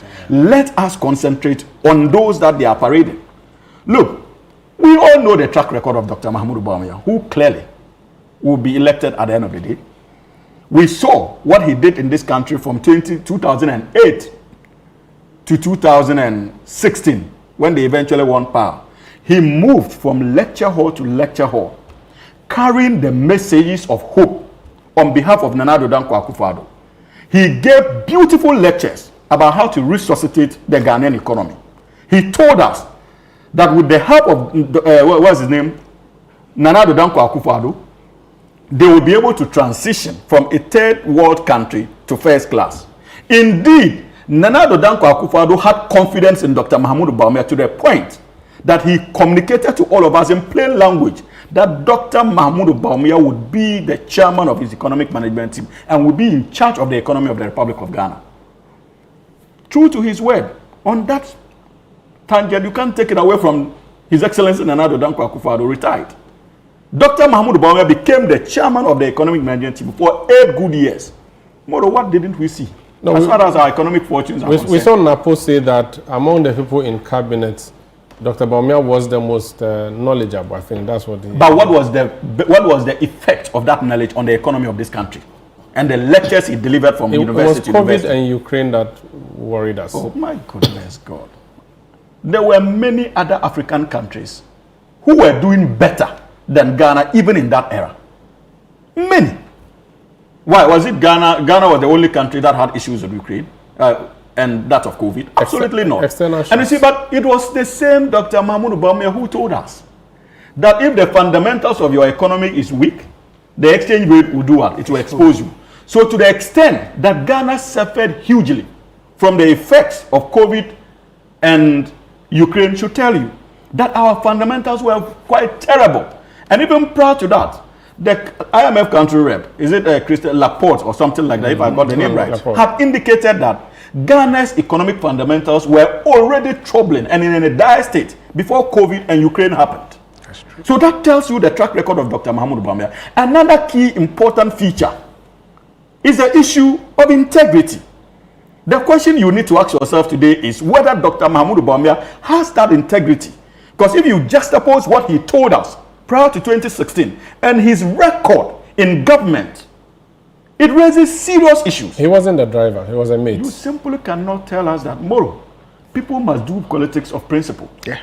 If at a point in time that Dr. Mahmoud Bawumia felt that he had no authority in the government, nothing prevented him in principle from resigning from that government and continuing at the party level to instigate change. Or stay inside, inside and bid your time and take over and fix it. Absolutely not. Especially when you were the driver, as far as the economy is concerned. You can't tell us that. Then you come to somebody like Brian Achampo. The driver of the economy is in ice. He's not Dr. He's in ice, right? Dr. Mahmoud Bawumia was the chairman of the economic management. So and he took credit when in the first year of the government, when the economy appeared to be doing well, and he's still taking credit for some of the government policies that are being referred to today. And so he cannot be seen taking credit when it is in his interest and attempt to do away from it. So you are not afraid of Dr. Bawumia? You don't think he is a viable alternative? Absolutely. What if Kennedy emerges winner today? And you see, Moro, and that brings me to the kind of politics. The next time you call me Moro, I'll call you Moro. But it's this the same thing. That's the thing. This Dagbando behavior that you are doing to me now. I'm Fulando, not Dagbando. Inus Afuzeni taught you all of this. Anyway, continue. Yes. So you see, that brings me to the issue-based politics I spoke about. Umar, you see, this is not the position of the National Democratic Congress. Since the NPP started this contest, I have been quite clear in terms of my preferences, because I believe that irrespective of our partisan affiliations, as a people, we must all agree to keep certain personalities far away from the presidency of the Republic of this country and from our politics.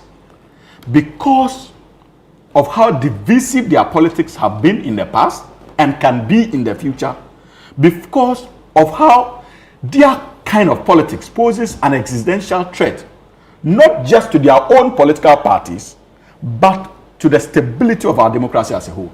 And such people, we must all agree, whether CPP, PNC, NPP, UP. We must agree that UP, that these people must be kept far away from our politics and our Who is this person? Kennedy Agyapong.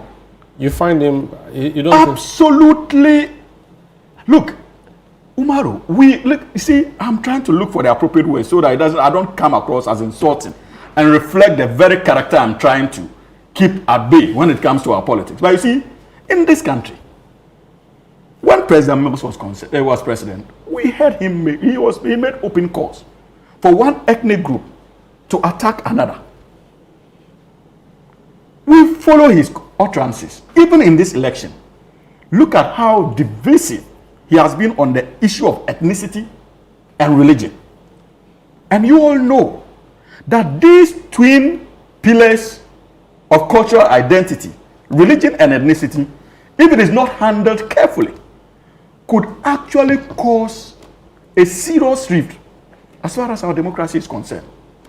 And so for me, there are no ifs and buts about his candidature. It must be in the interest of every well-meaning Ghanaian to ensure that we keep his legs far from our politics and our presidency.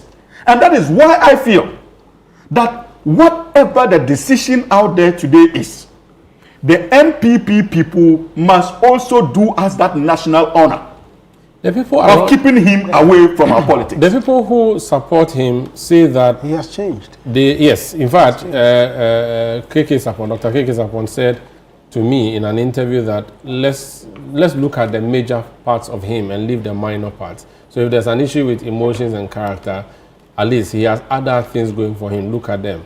I interviewed someone like Kwaku Kwarteng. He says that we are tired of the suit-wearing politicians. We need the guy who, behaves the way Kennedy is behaving. There are people who say that he has characteristics similar to Donald Trump, and that's the kind of person we need as a country, and that if the economists have failed us, the professors, the lawyers have failed us, let's go for Kennedy Agyapong. You see, that would be suicide. The maverick. Umaru, you see, when it comes to leadership, emotional intelligence and character are important ingredients we shouldn't take for granted. We saw it in this country. Somewhere in 2007, far away in London or so, the same NPP primaries, His Excellency former President John Agyekum Kufuor had cause to caution this country and the NPP to be mindful not to elect a candidate who was full of tension, because his election could spell doom for the new patriotic party. But what he failed to add was that his eventual election as president could be dangerous to our country. The NPP refused, said all manner of things, branded Nana Addo Dankwa Akufo-Addo as a leader who is forceful, strong, and committed to the national cause.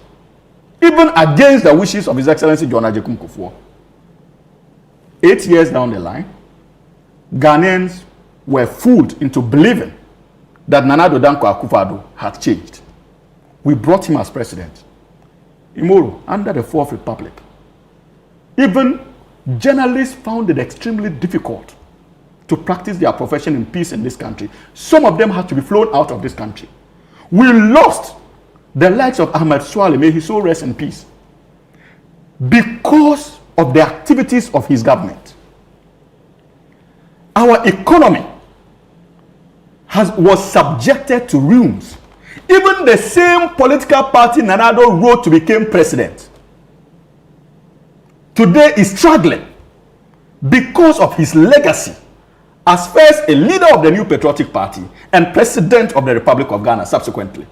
So it is not only Ghana that is suffering the effects of Nana Addo's bad leadership choices.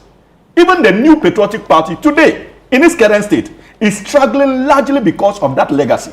And today, you are inviting us on another dangerous trajectory to consider the candidature or the possible candidature of Kennedy Agyapong on the basis that it is possible that he has changed. We saw the possibility of change and how it was sold to us, and the effects it had on our country and the political party NPP. So you don't believe and that? I don't think that this is the time for us to attempt to entertain that gamble again.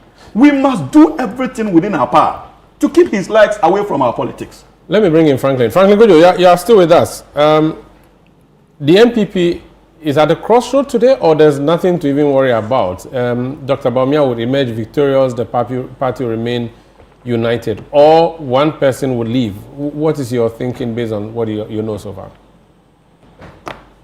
Well, I think if the party makes a decision today, it behoves on all the candidates to rally around behind whoever has been selected, and then build a party formidable of beginning to even appease for the sins that they committed, to get some sort of atonement.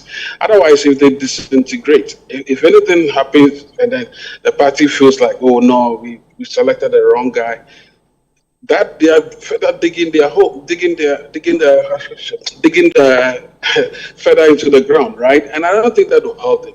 So it's good they've committed. Anyway, that part they committed to is another conversation. But you see, you don't have to tell politicians to commit to being peaceful. I suspect that this election goes smoothly without any shenanigans. I mean, we'll not hear about people stealing ballots and all of that. It will be a fine election, I pray.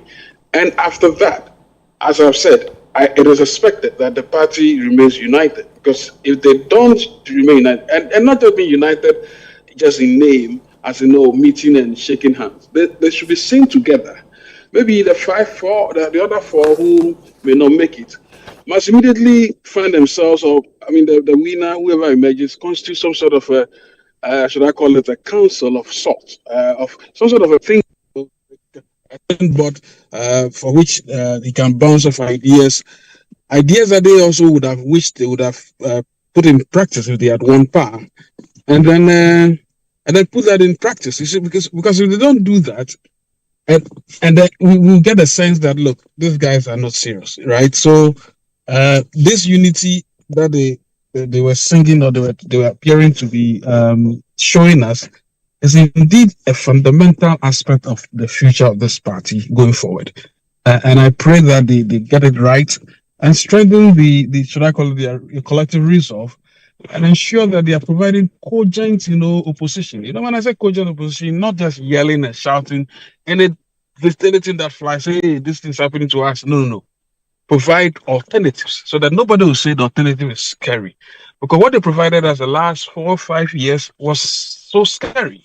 So they need to start unwinding, actually cutting the umbilical cord to that last administration. That administration was just so evil. Anyway, so that they cut that cord and then begin to renew themselves. I like to see Ken talk about agriculture. Because Ken called me and said, look, frankly, I want to stand and I believe I'll do better.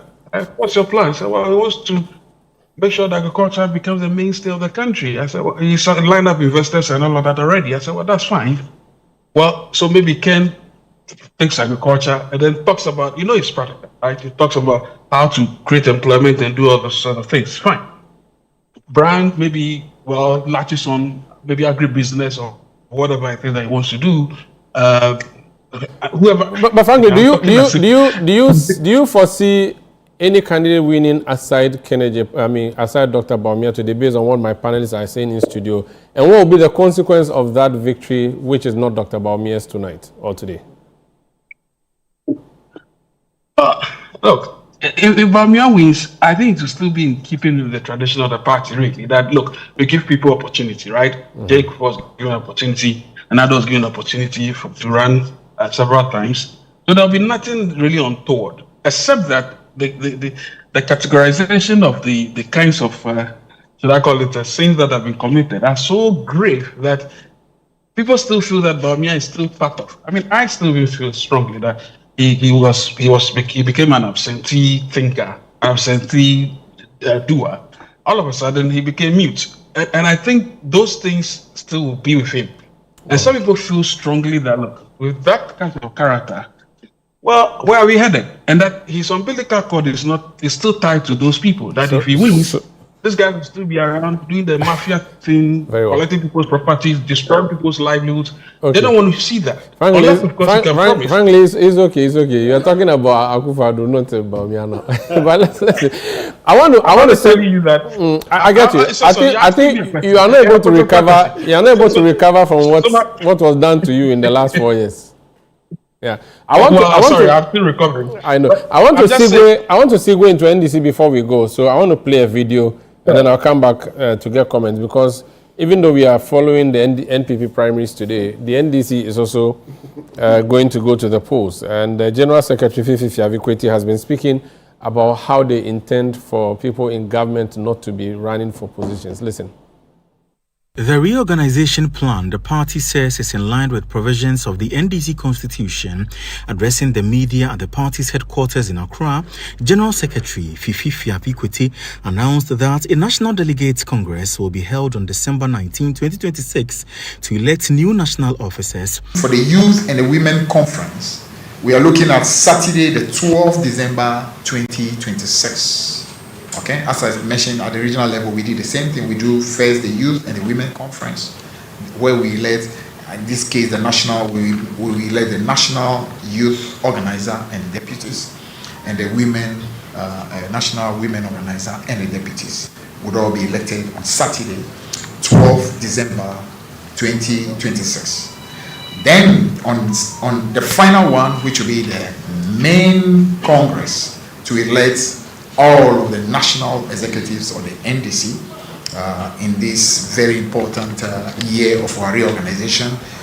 That Congress will happen on Saturday, the 19th December 2026. Mr. Kweti said government appointees who intend to contest for any party position must resign from their post at least 6 months before filing their nominations. Pursuant to Article 54 of the party's constitution, the National Executive Committee has approved the following general provisions under Section H of the guidelines for the elections. 1. Any person seeking to contest for a party position who currently holds an office to which he or she was appointed by the President or government must resign from that office at least 6 clear months before filing nomination forms. The affected officers and paragraph 1 include, they are not limited to: A. Ministers and deputy ministers; B. Chief executive officers, managing directors, their deputies or analogous officers; C. Metropolitan, municipal and district chief executives. He also announced the start of a nationwide registration exercise for new party members. Registration of new members, which will also be done together with the updates of the register. This very important activity, which has to do with registration of new members and an update of our register, the period scheduled for this is the 10th February through to the 30th of March. So 10th February to the 30th of March, the important assignment of registering new members for the party and to also update As Fififi Avikwete, General Secretary of the NDC, Hamza, your party is trying to prevent problems from coming when you eventually get into your election. But it seems your main election is going to happen this December to elect national leaders. And you are saying that people who are currently occupying government positions have to resign. And you think that will solve the issues? That is the official position of the party now. As to whether or not it will solve the issues, I think that it is a discussion we must continue to have. And more, just to refresh your memory, when it comes to that directive, I think I understand that not every government appointee is affected. Chief executive officers and their deputies are obviously affected, managing directors and their deputies, and stuff like that, ministers and deputy ministers of state. Whilst I can accept the rationale behind the directive, I think that it is important in principle for us to be careful and measured, especially when it comes to issues of this nature, that we argue is intended to ensure that the NDC becomes a formidable force in any future election. I know as a matter of fact that in the United States of America, they try to create that distinction between government and party. However, in the United Kingdom, there seems to be that fusion between government and party. So you see the leader of the Labour Party being a member of government and still holding his leadership position. You see the deputy leaders, NEC members still being appointed into government and holding that position. So there is no clear-cut policy that has been tested or proven to be a policy that is not workable. What we need to understand in our current dynamics is the fact that in as much as the objective of the ruling government or the party is to ensure that at least those who are appointed into government stay there, create another platform for us to bring on board fresh minds who will be groomed well enough to also be in charge of party affairs, we must look at the incentives behind such novelties. Moro, I know as a matter of fact that national executives are not being paid. It is hardly you are able to pay them. The General Secretary is paid, right? He's only paid. I think he's a paid. Most of them are supposed to be paid, but in truth, mostly you do not have the resources, especially even in opposition, to keep up with such payments. It's mostly difficult. And what it tells you is that it becomes even more complex when you are in government and you seek to elect fresh minds who are not holding any executive position and tasked with the responsibility of managing party. They would need to rely on the government machinery, whether it is jobs that they will look for people who are sympathetic to the cause, they are looking for avenues to empower party people. They would need to have a very formidable relationship with government appointees. So, your thinking is that party leaders should also be government appointees, and that if you are government appointees, no, you I'm shouldn't saying necessarily that resign. I do not necessarily disagree. I agree with party's position in principle that they should concentrate on government and let party executives. Let party. But I don't think that I find it extremely outrageous for those also arguing that, look, there's nothing wrong with me being a chief executive officer and still holding on to government position, provided that I can discharge my responsibility. That's why I gave you the two. So currently, your Minister for Youth and Youth Development and Empowerment. That's Pablo. He's the National Youth Organizer. Yes. And Sami Jemfi is still the National Communications Officer. If it is a job that they can do, in any case, these days, party members hardly go to the party office. They go to these offices because these are the faces they know. So that is why I don't have a problem with those who are what's the name, canvassing for us to allow the likes of Pablo to contest. But in all this, I agree with the party in principle that they should give way for others to come. But I respect that the other school of thought. But I'm worried. And since our General Secretary has always been forceful in upholding to the principles of the National Democratic Congress, I think that those of us who are also known to have publicly campaigned for him in conformity with that democratic principles, I think that I'm also free to speak my mind on this matter. And one of the principles I have as a member of this party is never to be cowed into submission when it comes to beliefs that I hold dear. I am extremely worried that in as much as I respect his desire to have a working party, his utterances too needs to be measured in a way that in the future it does not hurt the fortunes of the party. In what sense? And I'm going to give specific examples. And if he's listening, he's a senior comrade. And one of the principles why I openly campaign for him, yes, one of the reasons why I openly campaign for him, because I know his commitment to the party's principles. But you see, when you are in government, the first utterance I found a bit problematic was the declaration in Kumasi that as a party, he has picked intel that some of our people were engaging, lobbying to get NPP people out of the hook. Whether it is true or not, if it is said publicly, what you have succeeded in doing is to throw in doubt and suspicion amongst the rank and file of the party and government. And that mistrust starts from that place. And it becomes difficult for us to control. As if that was not enough, our General Secretary again proceeded to somewhere in the Volta region, June 4th revolution, and openly referred to those who are calling for Mahama to go for a third term. It is within everybody's democratic right. Many of us may have disagreed with those calls. But these are party people, and we are in government. Our utterances are important. So if you make statements to the point that they are sycophants, it throws in another element of conflict. And these things could spell doom for the party. But you trust him. And just yesterday, but he's a no, just yesterday, the day before yesterday, another word introduced to the dynamics: greed.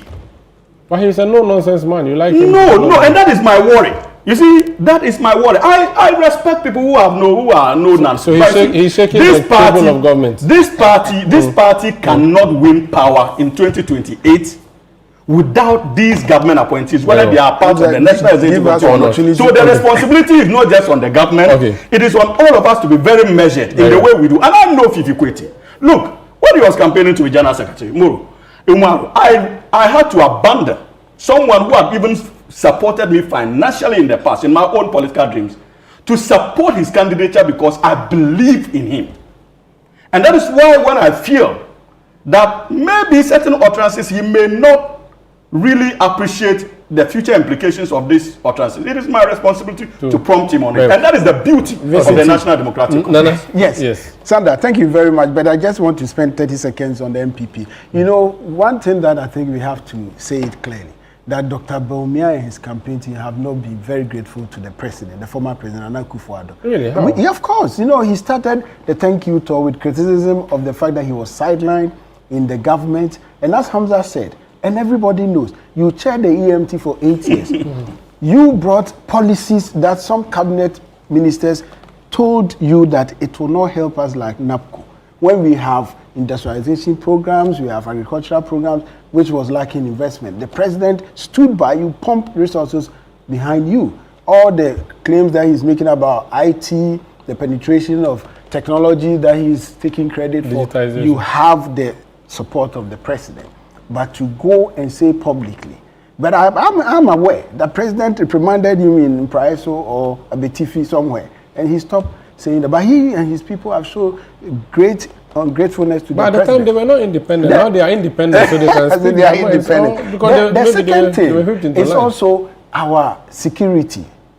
And Sanda, I think that the institutional incompetence in this country must be checked. Explain. How can the IGP say that delegate election of 211,000 people, you are providing on average 1 police officer to 10 delegates? It's too much or too less? Does it make commercial sense as a people? Too much that or we too are less? Too much. Why? Unnecessary. But we pay them to see, protect. The deployment they are doing today, I'm saying the IGP, and I should be held by a member of parliament, that he should tell us how much it is costing Ghana to deploy police officers. You are protecting the democratic process. This is internal election. We saw what happened when we lost guard in one of the polling stations. And it was against a colleague of mine. Yes, so but I'm saying that that is not a cure. Yeah, but we must, you see, we must ensure that we do things properly, whether we're promoting multi-party democracy on economic governance. And I find it inappropriate. 1 police officer to 10 delegates. My last point before I go on to NDC is also policy messaging in this campaign. None. And that, but that would be you for the see national clearly. election, or? It is not, because you have to have a platform that speaks to the delegate, platform that speaks to the Ghanaian. And that is why it tells you that this campaign, because Alan is not in the picture, it is not competitive that much. And in the NDC, I think that I will commend them, you know, for coming out to ensure that there is no incumbency advantage for NDC as an institutional organization. Because, you know, and where I disagree with my brother, is that, you see, in Africa it's a different ball game. In UK, I mean, we have all lived there before. When there is voting, I visit a polling center, you go, there's nothing like a candidate's rep. Everything there is controlled by the local council. But here you can't have it. So if you have a DC being a party chairman, it's problematic. And I think that is something that EC itself should find a way to institutionalize. That when you're in government, you can also have your party officers serving as state officials and leveraging our resources. Thank you. Frankly, my time is up. I hope you would forgive and indulge me if I do not come back to you for concluding comments. That's fine. That's fine. God bless you. Everybody. God bless you. Thank you so much. Franklin Kujo is president of Romani Africa. You heard Hamza Suhini is a member of the NDC Communication. Dr. Nanayao Educhum, Director of Policy for the United Party. Earlier, Dr. Eche, or Professor Eche Sikanku is Dean, Unimac IJ, and Dr. Evans Dia, Poster Economic Researcher. I am Omar Rusanda Amado. We are crossing over now because, mind you, we are continuing with the coverage of the NPP presidential primaries. Hansin Ajiman is our legal affairs correspondent. He is at the NPP headquarters. Former Agric Minister Dr. Efri Akoto, the president's friend, is speaking. Let's go there. Another couple of hours it will be over and we know who is going to lead us. You say that delegates should vote for someone who can win power. Yeah. For you, what are the three things the party should be interested in after today if the party can win power in 2018? The person who can bring us together, can articulate the vision which is reflected in the philosophy of our tradition. That is what we need to convince the people of Ghana that we can bring them good governance. That's a critical thing. Can you do this in 4 years? Well, I mean, that's the constitution. You can't do it more than 4 years until will you be able to convince Ghanaians? Because considering what the kind of track record you left government with. Well, I mean, we didn't articulate the gains that we made. But in due course, in this term, we will see. It's too early for everybody to make a judgment. The people of Ghana will make a judgment. I mean, we were there for 8 years. The NDC has been here for a year. We have to give them time for them to also have a track record against which to measure our performance. It'll be fine to get your view on what you think of John Mohammed's 1 year. Well, I mean, look, every government which comes into office, the first year has always been good. Kufuor's first year was good. Kufuor's first year was good. This government has come at a time that gold prices are at their wildest high. It's never happened. I mean, we are talking about gold prices of 5,500 plus. Incredible dollars per ounce. You know, when we left office, it was 1,800. Now 5,500. And we, as the former Gold Coast, we are endowed, so we are benefiting from it. But single-digit inflation, stable currency, fuel selling at 9 cannot only be attributed to gold. Oh, no, it has to. Where were you going to get a 10 billion if you were selling your gold for 1,800? It's a fiscal prudence. No, well, I mean, fiscal prudence is when you have the money to preside over. But if you don't have the money, you are forced into certain decisions that has to.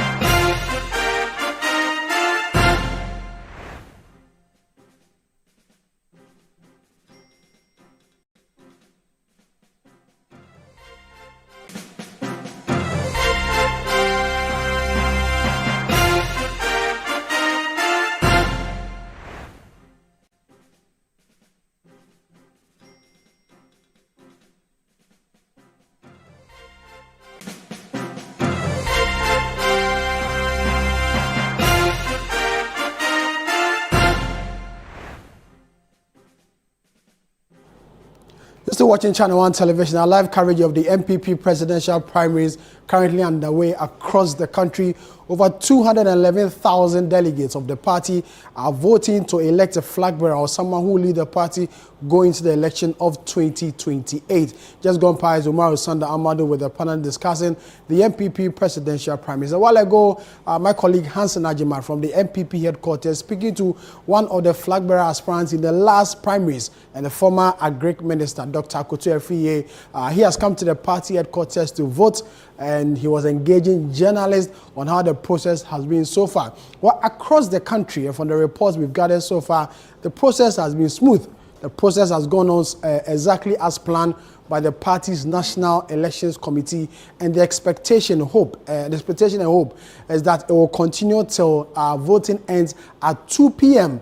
where counting will begin. And every voting center across the country, we are told that 277 centers across the country is currently voting, and after voting, they will all declare the results as it comes or as it came in from the voters or from the delegates in the various voting centers. And if that is done, it will be sent to the regional collation center and then be sent to the Electoral Commission, and then finally to the party headquarters, where the EC, in collaboration with the National Executive Committee of the NPP, will officially declare who won the election, and then the candidates or the person who has emerged victorious will be outdoored and the official speeches will begin. So that is how the process is, according to the National Elections Committee of the New Patriotic Party, the body mandated by the National Council of the party to undertake this exercise as far as the NPP presidential election is concerned. And so reports we gathered so far indicates that the process has been excellent, exceptional. Only pockets of issues, disagreements here and there, but then that has been resolved, or quite a number of these issues have been resolved, and so the voting in most of these places are taking place. In the next 2 hours, voting will end across the country, and then the ballot, the counting, the sorting out, and anything else will begin. And so we are gauging the mood across the country, across the 277 polling stations across the country, and then we'll bring you an update or up to speed as far as the NPP presidential primaries is concerned. We are doing this live on TV, Channel 1 television, and live on City 97.3 FM, as well as online, bring you all that you need to know as far as the NPP presidential election is taking place. And shortly, we'll be going back to the party headquarters where we'll speak to Hansen Ajay. We'll also go to the Tema West constituency, where we will speak to Fauzuma Saud, who is also there within the Tema enclave, engaging party delegates there as far as this election is concerned. So this is our live coverage of the NPP presidential primaries, coming to you live from our studio here in Accra, Channel 1 television, and live on City 97.3 FM. 5 individuals have put their foot across or put their foot forward to ensure that they are elected presidential or elected. And so we are looking at Dr. Mahamadou Baumia, Dr. Osei Educhum. We are also looking at Kwabena J.A. Japan, Dr. Baine Champon, and Kwabena A.J. Japan. Let's go to the Western region and speak to our Western Regional Bureau Chief, Akwesi Ejeanim, who is bringing us an update on the situation in that region. Kwesi, if you can hear me, thank you very much for your time. What can you report from the Western region? Well, for me, as I told you earlier, this site here in the Western region has so far been very peaceful. I'm still at the Takari constituency, which is at the Presby church here at the heart of the city, and we were expecting 665 delegates to actually come and cast their vote. And as at 12:14 that I'm talking now, we've gone past the half mark. We are around 400 plus people who have actually come to cast their vote. Except for the incident that we recorded with the issue of money sharing, that led to some, disruptions outside the main center. It's been peaceful, but we just had the MP for Takrady and the former Western Regional Minister coming to vote. Chief, tell me, what has been the exercise for you so far going around?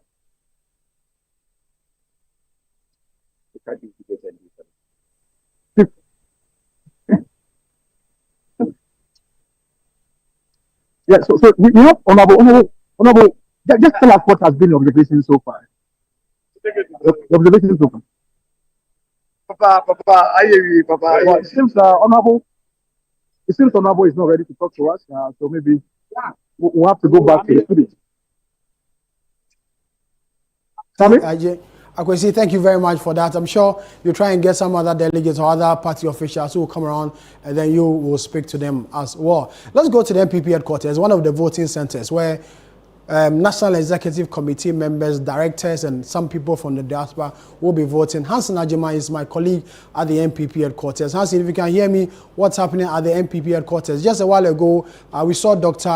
Usu Efriye, one of the former aspirants in the last election in 2023, speaking to journalists. Which other official, which other party bigwig have you seen there again? Well, the former chairman of the NPP, Freddie Blake, has been here to vote. A former chief of staff at the present or former vice president, Dr. Mahmoud Bami, and the person of Fred Owari has also come here to vote. The former director of elections for the NPP, Peter McMenu, has been here to vote. We've also seen former general secretary and aspiring chairman, John Buedu. But the case of Dr. Akoto is an interesting one, I must say, because he came here right from the tennis field. He went to have his regular tennis game before coming in here. When we later quizzed him whether he will be here for the declaration, he says no, he'll be seated behind his TV watching proceedings. Well, that obviously indicates that the man who barely 3 years ago was aspiring to lead the NPP into the general election has now taken a step behind and watching things closely. Even though he's still a proud member of the NPP, he doesn't seem to fancy the idea of contesting for the flag bearer position again, or even perhaps actively interested in who becomes the flag bearer of the New Patriotic Party. But he believes that delegates should vote for someone who can win then power in 2028, taking into consideration the abysmal performance that the party had in the 2024 general election. On his assessment of the government, he indicated that not much that this government is doing. To him, the goods that we can talk about the government, talk about single-digit inflation, talk about a stable currency, can all be attributed to the activities of the high prices of gold for which we are producing in excess. Now, can't see the activities of gold board. But here at the party headquarters, voting is still ongoing. Over 300 persons have come to cast their ballot already. And as we indicated, about over 900 people are expected to cast their ballot here. And so some more, at least 600 people expected to cast their ballot. Elections are expected to close at exactly 2 p.m. where collation will take place at the headquarters of the Electoral Commission. And if you go outside, there's still a queue outside where delegates who are yet to cast their ballot are positioning themselves. I must say that I'm beginning to see certain personalities that suggest that Dr. Baumia may be making his way here shortly. The National Youth Organizer of the New Patriotic Party, Salam Mustafa, he's made his way here to the NPP headquarters. I believe you've been monitoring events at various centers. How has the process been so far? So far, so good. I went to some few constituencies to see to how the process is running, and so far I am very satisfied with the conduct across the regions, and I think that if we maintain this posture, we are going to have a very good day by 5-6 p.m. and every party person will be happy that we have been able to conduct an incident-free, fair and transparent election. So far so good. I'm sure being here, you have not heard trouble anywhere in the country, and that's what we have been praying for, and so far it is going as planned. Before the election, you had issue about the attempt to remove TESCON members from the delegate list. Has all that been resolved? Are your TESCON leaders been able to cast their ballot? To a very large extent, we're able to resolve some.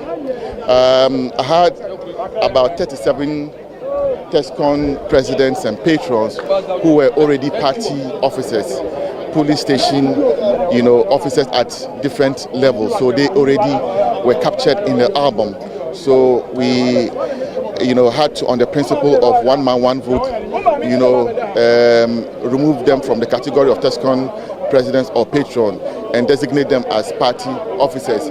But there are one or two other issues that still, I think, are still pending. But by and large, majority of the TESCON delegates have voted as at now.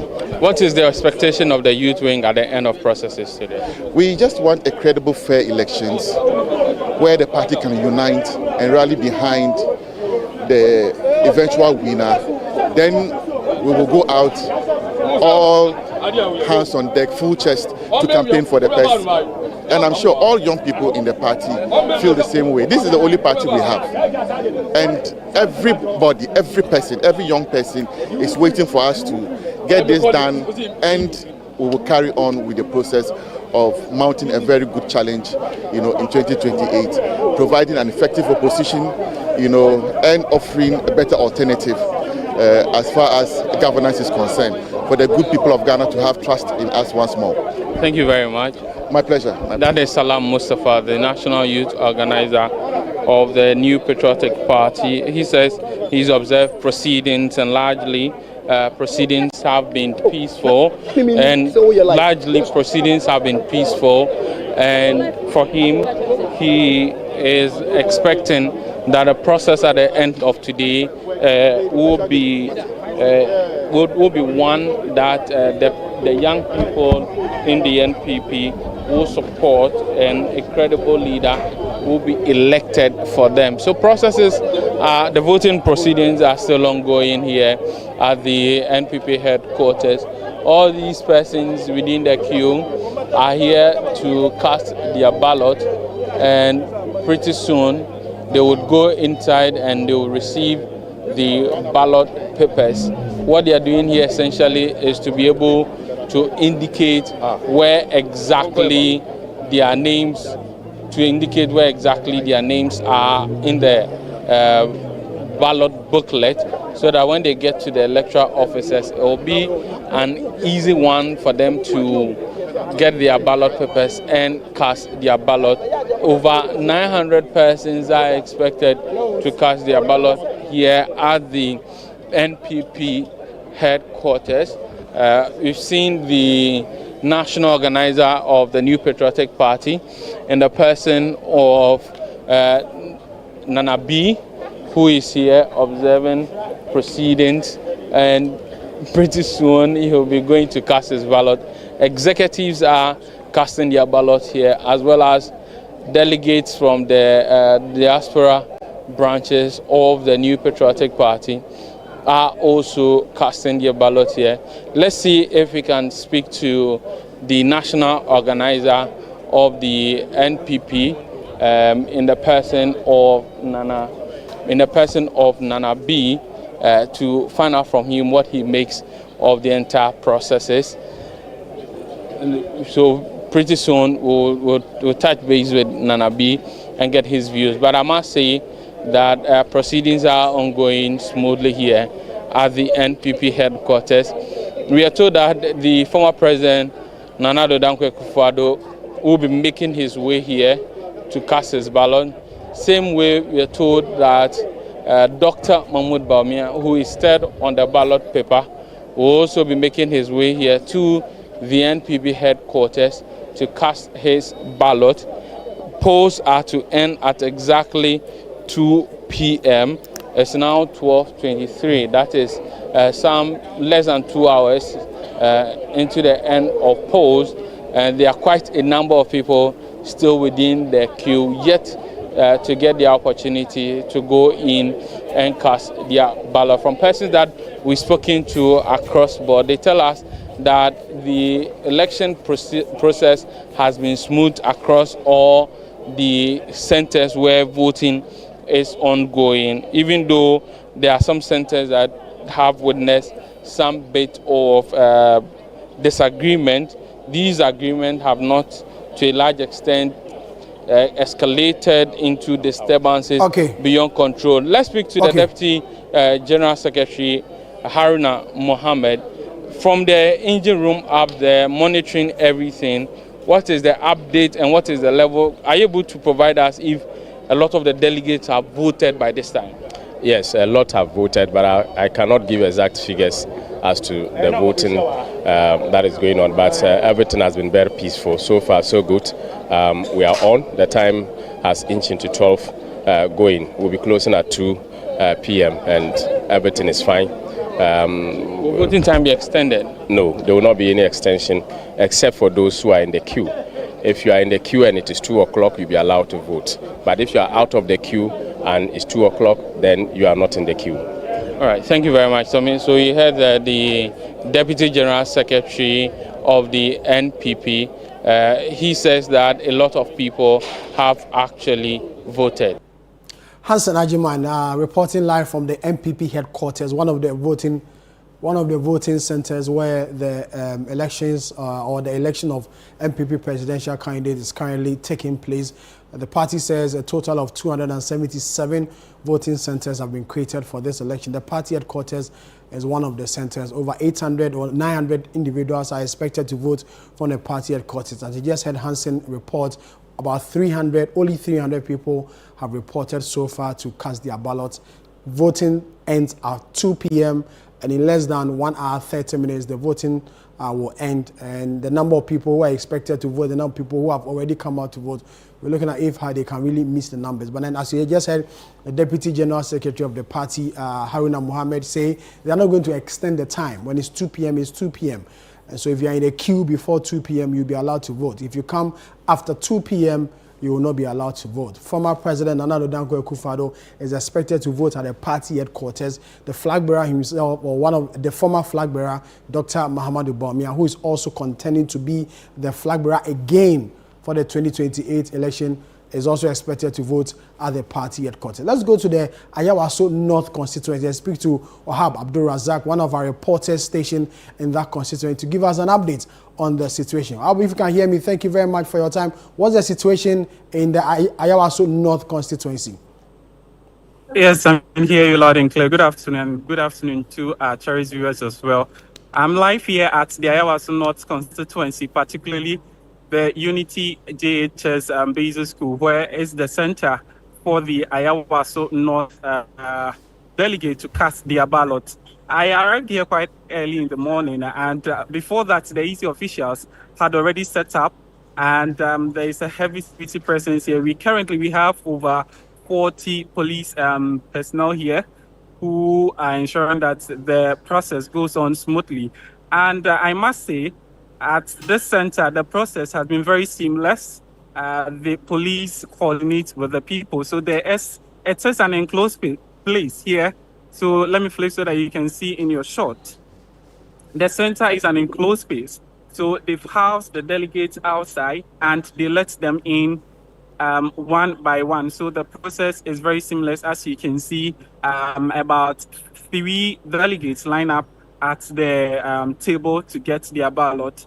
Currently, as we speak in Same, a little over 580 people have cast their ballot, and the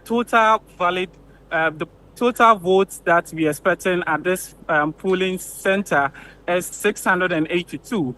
So considering the number that have come in so far, we can say we are almost getting the entire delegates to vote here. So at Ayawaso North constituency, where I am here, Sami, the process is very, very seamless. And in the morning, I spoke to the chairman of the party here, Robert Ano, who also expressed satisfaction with the process here. And he, during the campaign season, promised the former flag bearer, who is also contesting again, Dr. Mahamudu Bawumia, 100% votes in this constituency So in the morning, he said yes. He's still confident. He stand by those words. So we are waiting. We are here to see whether what they promise will transpire or otherwise. So I mean, that is the situation here at Ayawaso North, where I am stationed currently. So if you say Ayawaso North constituency, which specifically areas are we talking about here? So Ayawaso North, we have Mamobi, we have parts of Accra New Town, that forms the constituency. But currently here, I'm at the Unity Basic School, which is at Accra New Town. That is where the polling center is. Thank you very much for your time. Abdul Razak is one of our reporters covering the NPP presidential election. As you just heard him, he's currently at the Ayawaso North constituency where he's reporting on the election. He says the process has been smooth so far. No major incident to be recorded. A total of about 500 delegates are expected to vote. Quite a number of them, majority of them have come in their numbers to vote. Security-wise, everything is going on smoothly. And the expectation is that if it goes smooth till 2 p.m., that constituency will not record any incident. One of the flag bearer contenders, or one of the flag bearers, Brian Echampong, has also been speaking as far as the voting is concerned. He's expected to vote in the Eastern region. He's currently the member of parliament for the Abetifi constitution. And so after voting, he engaged journalists on the whole process. Positive. First of all, thanks to God. Secondly, to the Presidential Elections Committee. They've put up a very good show, largely peaceful, credible elections process. I always had confidence in Joe Owusu's led committee. I think they've done a fantastic job. I also see the security, as promised by the IGP, is going well. And I'm talking generally across the country. I also see that the Electoral Commission is up to their game as they've always been. It's largely peaceful elections from the elections organization standpoint. There are a few challenges that have to do with the party people, and that is really also not affecting the elections.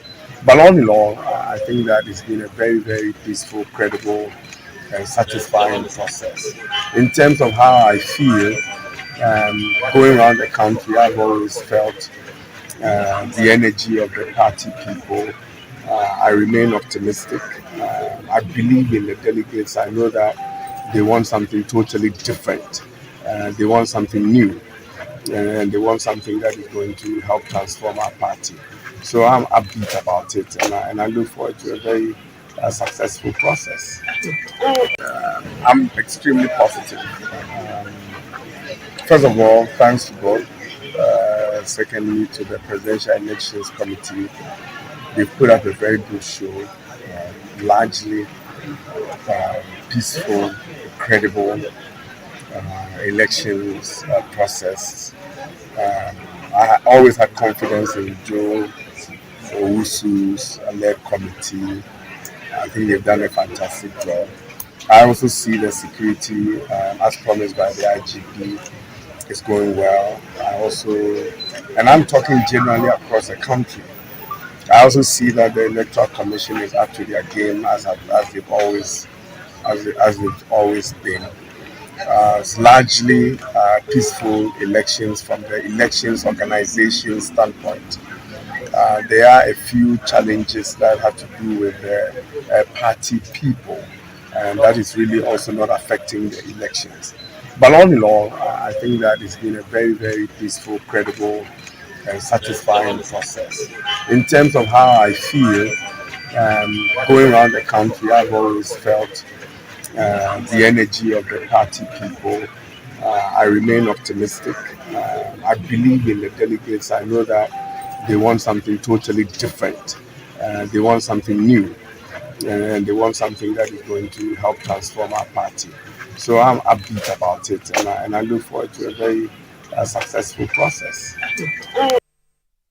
That's Dr. Brian Echampo, one of the NPP presidential aspirants. He's just finished voting in the Abetifi constituency. He's a member of parliament for that constituency. From there, he's coming back to Accra. I understand they've set up some strong rooms somewhere where they can also monitor their election and how the results are coming in. From the eastern region, let's go to the northern region. To be specific, we're going to the Tamale Central constituency and speak to our correspondent there, Shawana Yusuf, to bring us an update on the election process. If Shawana, what can you tell us as far as the election in that constituency is concerned?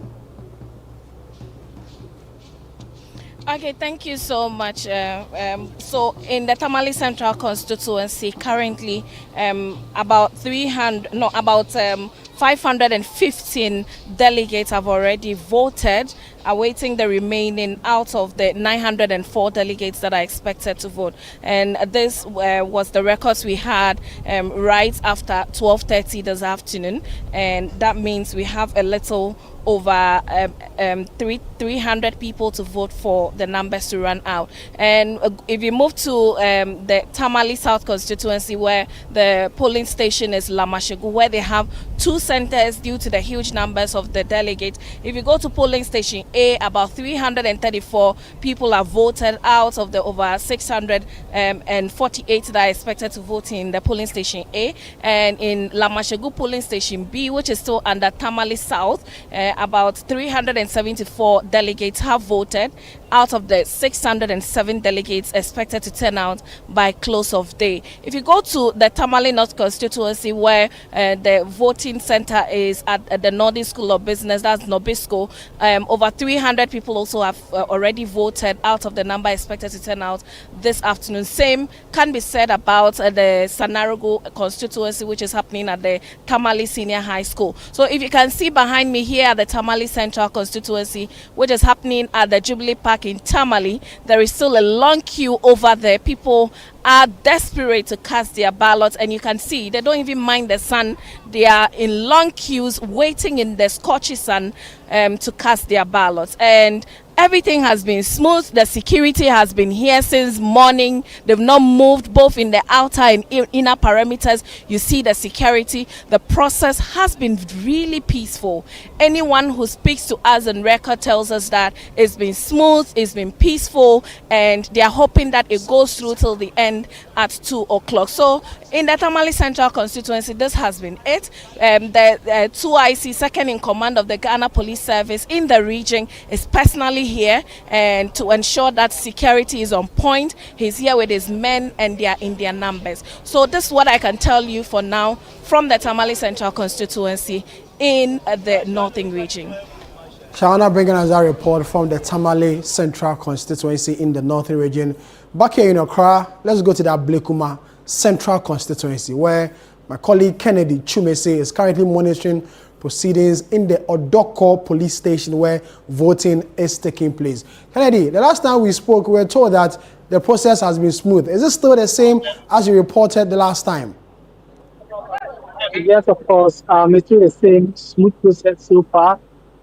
Since morning up to now, we've not recorded any chaotic incidents that or any activity that have marred the election so far. As I speak to you now, about 730 persons, delegates have cast their ballots here at the Odoko police station. We are expecting about 700 more to also cast their ballots here at the Odoko police station. I must say that the security here is very tight, and there's no way anyone can do anything that will mar the peace that this election have had here. But there have been some issues, some minor issues that have been rectified there. The first have been with some delegates not finding their names in the album, but the party executives have been able to resolve that. Those persons have been able to cast their ballots. Another have been with the long queues. If you can see, if you can see behind me, there have been a lot of issues with long queues, and persons are not being able to get the chance to cast their ballots. For them, the centers that have been created are not enough, and then the authorities should have created more centers in order for the queues to move as fast. As you can see in the shots, there are a number of persons still waiting to cast their ballots, but they are hoping that by 2 p.m., if you are in the queue, you will cast a ballot. But if you are now coming from home to cast a ballot and it's 2 p.m., you will not be allowed to join the queue. Delegates are expressing frustration, and bar authorities, which is the ECB and then the party executives, are also assuring them that they ensure that every person who passes this ballot before 2 p.m. is counting and sorting and also continue then here is better for the American constituency. So with the long queues, is it that the process is slow? That's why we are recording the long queues in that constituency. Basically, the long queues, I personally will say is due to the number of centers. We have just 3 centers, and we have about 11 left areas in the constituency. So basically, they are the ones that there are more centers. We have the day and there are created to ease the pressure. But we have the key A and B.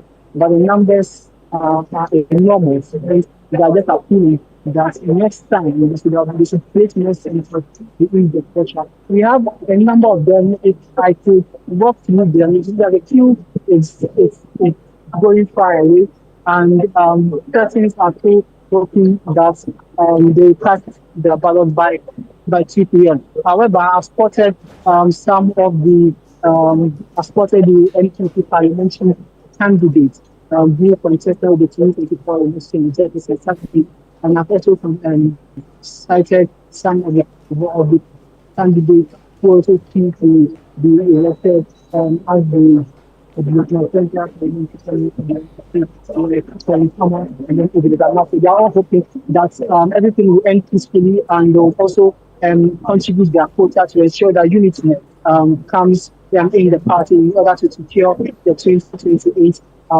elections. Kennedy Chumesi, thank you very much for that report from the Ablekuma Central Constituency, specifically the Odoko police station where voting is taking place. Quite a long queue there, people in the queue to go and vote for their preferred candidates. The expectation that all these people will be able to vote before 2 p.m. when voting ends. Let's go to the Tema Enclave, specifically the Tema Central, Tema West constituency, where my colleague Fauzu Masaudu is there to bring us an update on the situation. Fauzu, thank you very much for your time. The last time we spoke, you were engaging Madam Irene Natoshi, a key member of the Kennedy Japan campaign team. The voting process, how has it been? Yeah, Sammy. Fauzu, I can hear you loud and clear. I'm asking that, what has been the process so far since our last engagement? Right, the last time we engaged, I reported live from the Tema West constituency, but presently I'm here at Tema East, just around the Valco enclave. I beg your pardon, Tema Central. Earlier I was at Tema East, but now I've made a stop here at Tema Central. Well, the atmosphere is largely tranquil. Voting is going on very smoothly, just a pocket of, challenges here and there. But those challenges were as soon as possible ameliorated by the appropriate authorities over here. And we see a number of, important persons of the New Patriotic Party, particularly in the Tema West, the Tema Central constituency, key amongst which include the Member of Parliament for the constituency, Charles Forson. We would want to engage him briefly, then I take you around to paint a better picture of what the process has been so far. And the Member of Parliament for the constituency, Honorable Charles Forson, is here, and I want to engage him briefly. Honorable, good day, you're live on Channel 1 TV. Thank you for having me. You've been very busy. Yes, because Honorable Ohene Jobon must win at all costs to save the party and to save NPP and Ghana, motherland. It's very key. The youth of this Ghana are all seeking for jobs, and that is very imperative. And for that reason, we need to work. We don't have to allow people to sway people's mind. All we need is power, and the only person who can deliver us power is Ken Ohene Jobon. Nationwide. If he doesn't emerge victorious at the end of the day, who should it be? Oh no, he is the only one. Regardless, whoever wins, we are one party and we will come together after this event. But what has been your own observation of the process so far? This is a gentle constituency. It's a calm situation, and I'm sure by 2 o'clock, everybody may have cast his or her vote. But everything is going steadily. Honorable, I mean, elsewhere there's been issues about vote buying and persons refusing to release funds and what have you. Is that the case here, particularly from the Kennedy Japan camp? From Kennedy Japan's camp, all the 276 constituencies, midnight yesterday, everybody should have gotten his or her money. I don't know where, but other camps, we don't discriminate. We give everybody across board, regardless of your thought or your belief of who you want to vote for. But it's happening. It's rather unfortunate. But this is a time that we need to bring the party together. So you give every money to everybody. It's a token. It's a TNT to facilitate your movement from your place of abode to the voting. Yes, and nothing more. How much per head? I don't know. It varies. Yes. Okay. Maybe 100 Ghana cedis. 50 Ghana cedis. That's nothing. Okay. We also see a stand 7 earlier, 7 breakfast. Now I don't know if it's lunchtime. If you can you tell me about that? I don't know. We are party people. Tamasantra is a united party, and for which people volunteer to support the cause. Okay. Honorable, should Kennedy Japan count on you heavily to get Tema Central for him? Of course. Even when I was not an MP, he won, and I won.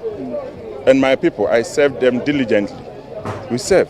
I impact in people's lives, and that is key. Everybody would attest to that. And based on that, they are going to vote for Kennedy Japan, but they are going to vote for the MP, the lover CM. They call me CM. That is who they are going to vote. The MP that nobody calls honorable. Yes. Yes. Honorable, Kennedy Japan is such a ball of fire with the personality that he has. But then some people have also argued that could be his Achilles heel, given the fact that he passes certain comments and people describe as disparaging and what have you. Are you bothered about that? No. That would not to the benefit of your candidate? He's the man that we need as a nation, as a party. He's the person who can bring everybody. And be it Kufuor's camp, Nanado's camp, everybody is for Kennedy. It's Nanado's camp for Kennedy? Everybody in the party. You go to parliament, okay? Somebody said that, okay, they have 65. But I tell you, Kennedy always has more MPs than everybody. But because for fear of intimidation or what have you. But believe you me, Kennedy is a force to reckon with. And once he gets the nod, we are going to win 2028, hands down. You're very confident about it? Super confident, yes. Yes. For you as a member of parliament and someone playing an integral role in the Kennedy Japan's campaign, what at the end of the day would you say should be a successful turnout of events? I mean, we should all go home clean. We should come out of this campaign, this voting, as a united party. I mean, that is what. And then whoever emerges, which I'm hoping that Honorable Kennedy Japan will win, we'll all rally behind the new leader for a greater NPP and for us to win power and restore Ghana. Before I go, you are a member of parliament for Tema Central. Out of the 3 constituencies in the Tema enclave, you are the only one serving on the ticket of the New Patriotic Party. What really is the future, so far as parliament is concerned, of the New Patriotic Party in the constituency? Do you think that a Kennedy Japan victory for the party would mean that it will mean grabbing those seats back? Yes, for the NPP? I believe once Kennedy Japan comes in, we are going to win the Tema West. There are so many incursions in the east. I believe that once we put our house in order, we are going to win all the 3 Tema seats. Yes, I mean, the signs on. Yes, I'm very sure. I mean, I work hand in hand with almost all the stakeholders and opinion leaders within the 3 constituencies, and we are working. We don't want to make noise. We've changed from that whole narrative where everything is shown on TV, is shown on a no. We are working. And I believe that the media will help the negative works of the ruling party. The media must do its work. Yes, because you talk about what do you call dollar being low, city having its strength at the highest peak. However, people cannot feed. People do not have money in their pocket. Are you sure about that? Yes, yes. Go to the market. The inflation rates are evident. Okay. People, reduction in fuel prices and all of that. Reduction in prices of commodities. Don't you think that's... No. Inflation is what you see in your pocket. How heavy your pocket is. When you go to marketplace, how you are able to pay for goods and services. And everything is so expensive. You may buy fuel at a lower rate. However, if you go to the marketplace, the Kobe is so expensive, the bread is, the kenke, it's still expensive. How much is a ball of kenke in Tema Central? 7 cedis. 7 cedis.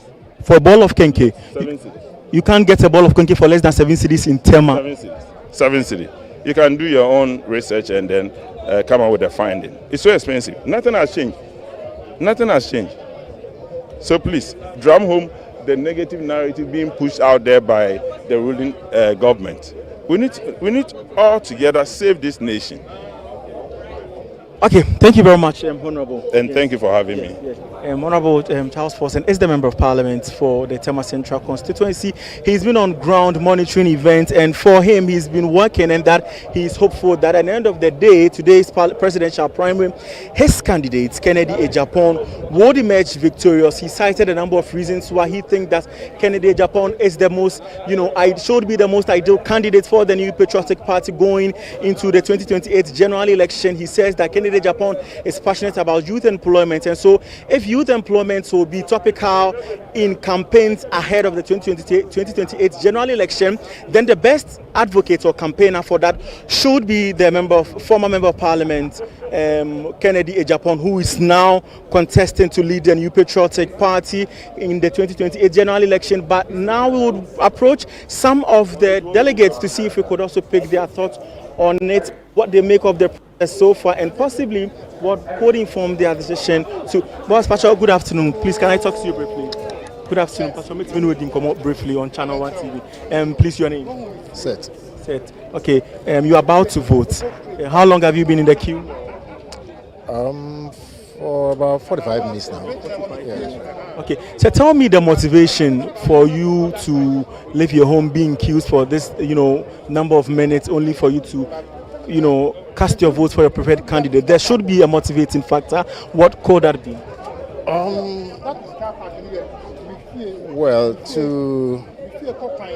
what motivates me is being an executive of a polling station, a chairperson. That alone gives me the motivation to vote, and then also to elect a potential flag bearer for our party. That's right. Who is your vote on? Come again? Who is your money on? Who are you voting? That's my secret. I don't think I have to declare that today. Very well. Yeah, that's right. That's right. Thank you so much. Okay, so he's given a number of reasons why, being its motivation to coming out to come and vote for his preferred candidate here at the Tema Central constituency. But you see, under the canopy is a number of delegates who are here to perform the same exercise. They are moving in turns.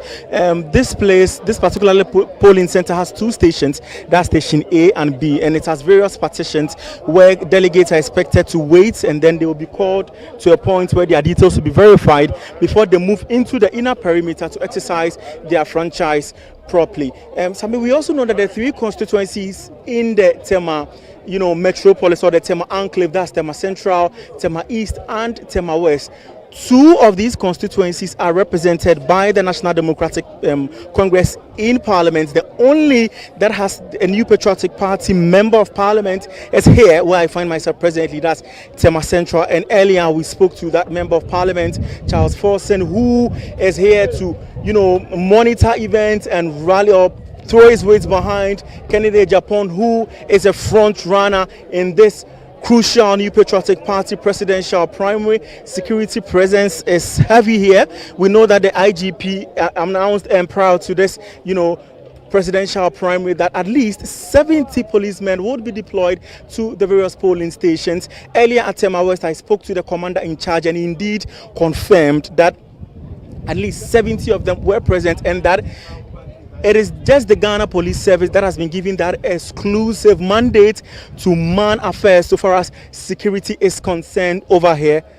And today we are seeing exactly that. So, Sammy, if you can hear me, this has really been the situation here at Tema Central. Over to you.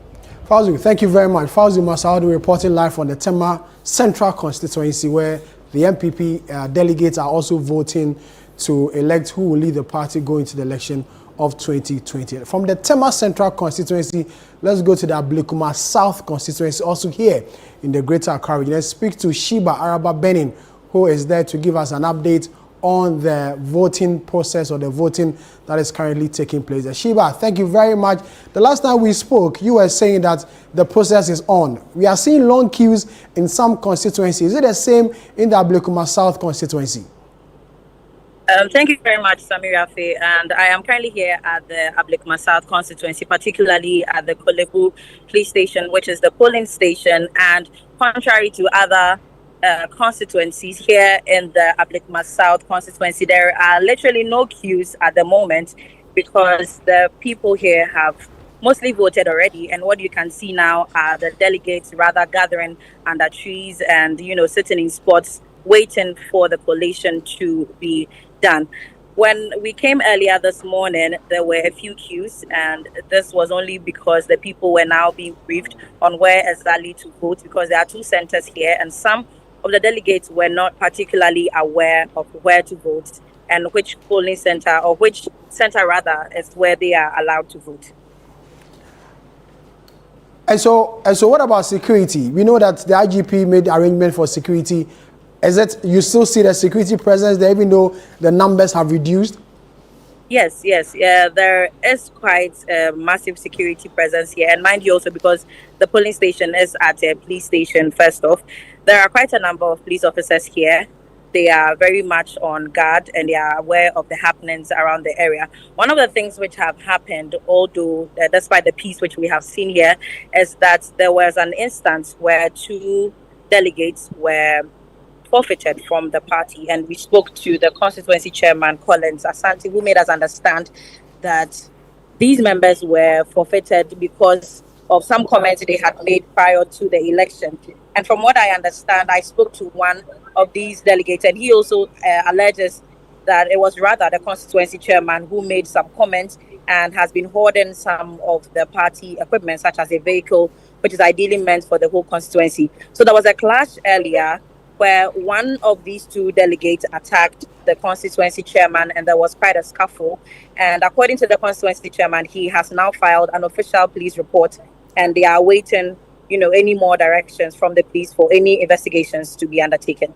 Do you have the number of delegates who are expected to vote and those who vote, who are there, or the number of delegates who are expected to vote and those who've already voted? All right, here in the Ablekuma South constituency, we are expecting 1,019 delegates, including former executives, to vote here. As I speak, we have about 600 or over 600 delegates who have voted so far for both centers, and it is only about less than an hour for us to end polls, and we're expecting a few more people according to the district officer. So as it stands, some of the delegates, as I said, are still gathered here waiting patiently for the collation to be done.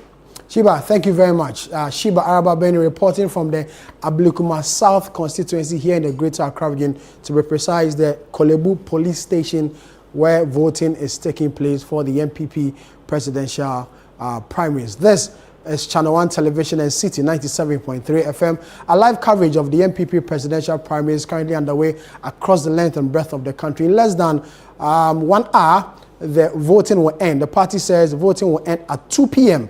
And so at 2 p.m. exactly, voting will end. If you're already in the queue, the party says they will allow you to, vote. But then if you come after 2 p.m. and you are not in the queue, you will not be allowed to vote. Expected that after 2 p.m., sorting will begin, counting will begin, and the various centers will begin to declare the result as and when they come in the various centers. Then from there, it will go to the regional collation center, will be sent to the electoral commission, and then sent to national, and then the declaration will be done. This is our continuous coverage of the NPP presidential primaries. My name is Sami Wiafe. Joining me now is Nana Tufo Boate, who will continue the coverage from here. Hi Nana, how are you? Sami, I'm pretty well. How are you doing? Observation so far? Well, it's been an interesting day, and as expected of every, internal party election, you wouldn't want to experience the type of storm you would see during a national or a general election across the country. But It's interesting to see the various aspirants or the candidates in this particular competition and how those we've seen so far in the videos and in those who we've seen cast their ballots. We've seen the high spirits in which they are. It appears to me as though campaigning is happening on election day. Even after the party won against exactly. it. It appears because we are hearing areas where some have even set up breakfast stands and all. So it's interesting. And we've seen, if you like, people who have campaigned for some of these aspirants at some polling centers and the kind of conversation they are engaging our reporters in. It's really campaigning is ongoing on election day. And for me, that is the major flaw I see with this particular security arrangement. The IGP fulfilled his promise. Indeed, the IGP has kept his word to the party. We've seen the deployment to the various polling centers. The IGP himself currently is on tour in the Greater Accra region to some of the polling centers. He's been to the YMCA center. He's been to Dantuman.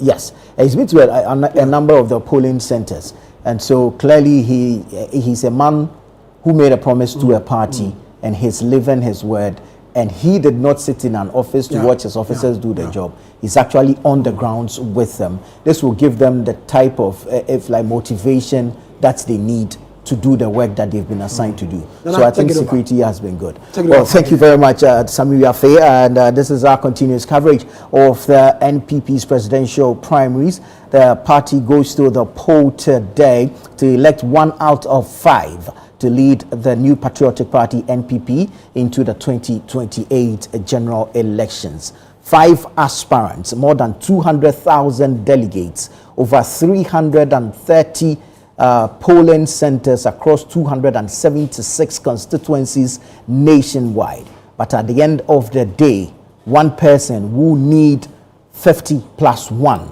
more than 50%, to bear the flag of the New Patriotic Party into the 2028 general elections. Who will it be? Former Member of Parliament for Asen Central, Kennedy Ohene Ejapong. Former Minister for Agriculture, Dr. Brian Echampong. Former Vice President of Ghana, Dr. Mahamudu Bawumia. Former Minister for Education, Dr. Yao Osei Educhum.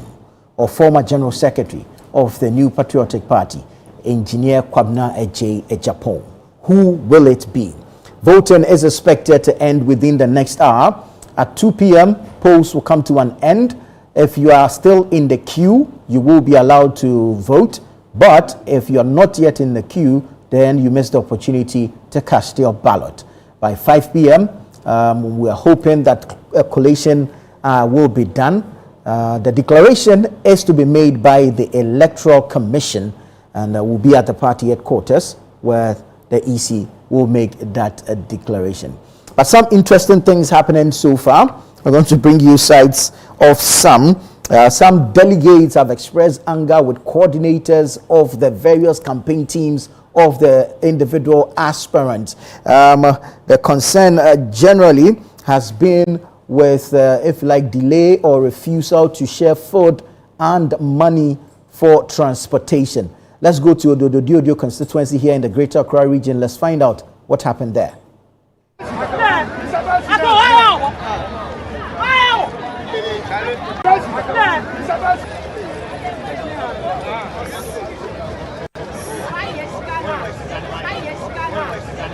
Zone 5. Zone 5.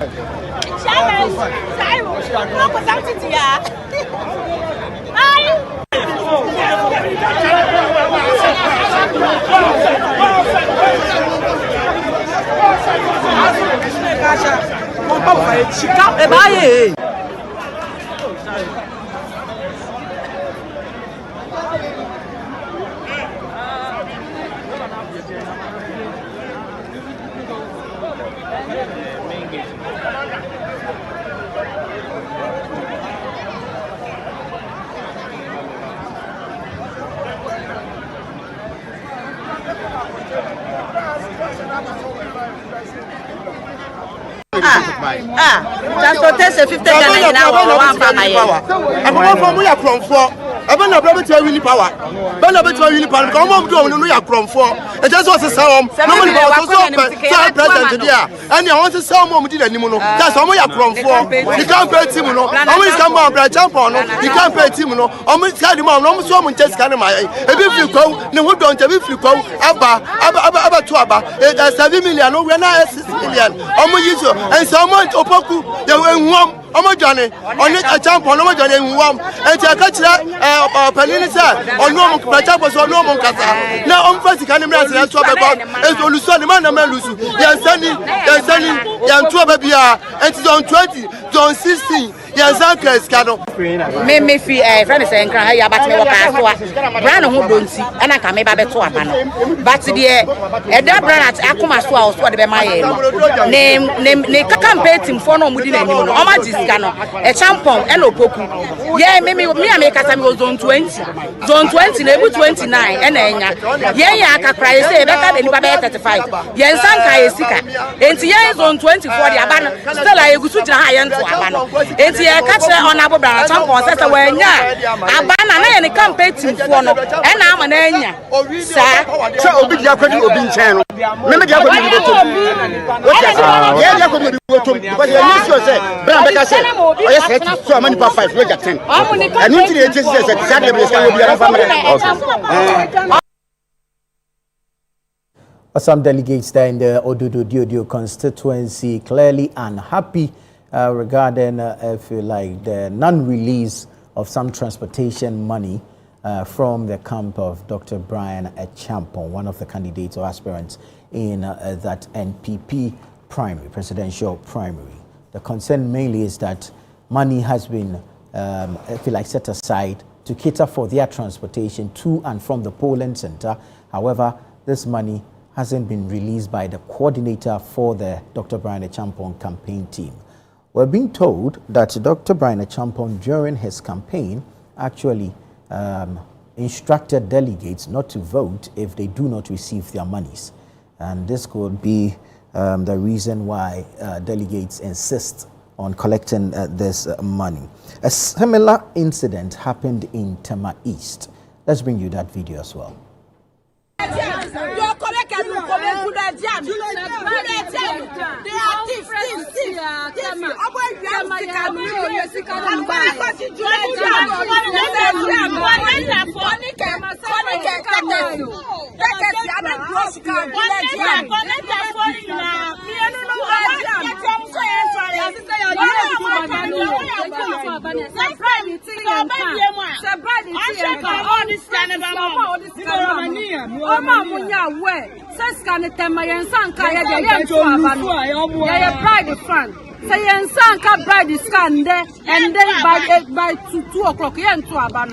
That was Tema East. Let's now take you to Trobu, where we understand monies were shared, but some people did not receive their share.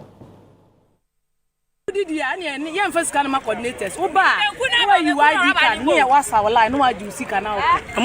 Coordinators for this can.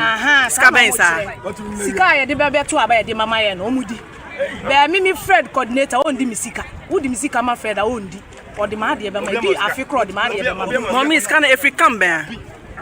If Kennedy one as can free. A person 500 cities each person be a delegate. I know some monjana mo fanya den. Oh, say TNT, a DDA bibia sound sanity.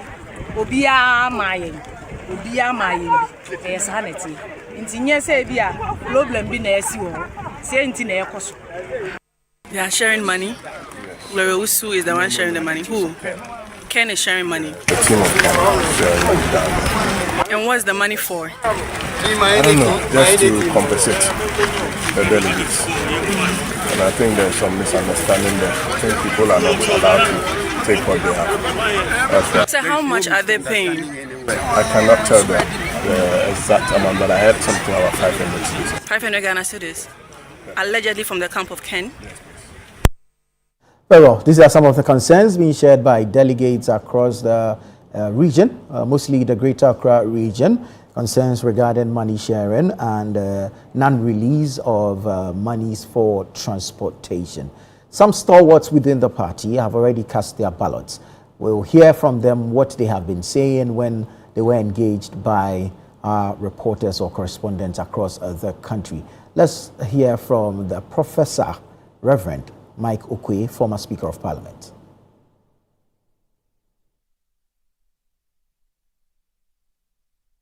Will know the will of my people here. Okay. And that's what should be done everywhere. Then there is peace. What should the candidates do? Well, they have already vowed, they've signed a pact. We expect them to be gentlemen.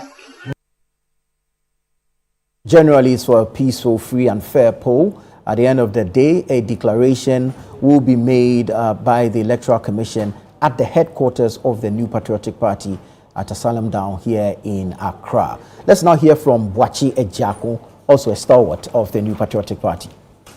I haven't seen the report, but I have heard and I know that in our politics we monetize the decision making. That's a very unfortunate evolution, not just in NPP, in our entire political spectrum in this country. Let us not hide the fact money changes hands, NPC money changes hands. In fact, the sad thing is that I've even heard that in some churches, when they are electing elders, money changes hands. That's a shame to all of us. It must stop. But I think that after today, we will have ample opportunity to look at the phenomenon and put in methods, checks and balances to curtail shameful. We don't want to, as a party and as a nation, as a country. Because once money starts changing hands from what you finds all the way up and then feed back in, that does not tell the development of the party. Serving a party is an action of commitment, and devotion. Once that is lost, the party is also lost. Building a nation is an act of sacrifice, devotion, and commitment. Once that is lost, your nation is also lost. We will all, with one resolution, stand firm behind whoever emerges as our candidate.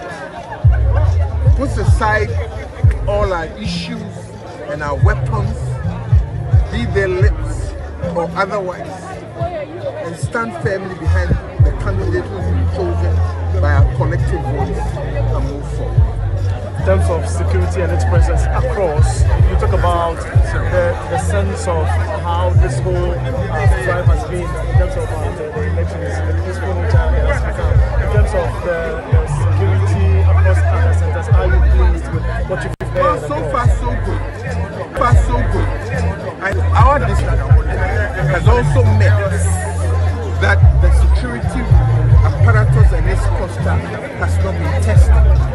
But I remain firm in my thinking that anyone who dares threaten, they are capable of dealing with such a person or group of persons. Their presence has been helpful. Our own posture and disposition has also been helpful. And I congratulate the police as well as our party people. Boakye Ejako is a former energy minister. He is a member of the New Patriotic Party. Speaking there after casting his ballot. A candidate in this particular contest, Dr. Brian Achampo, has also voted. Let's hear what he had to say after voting.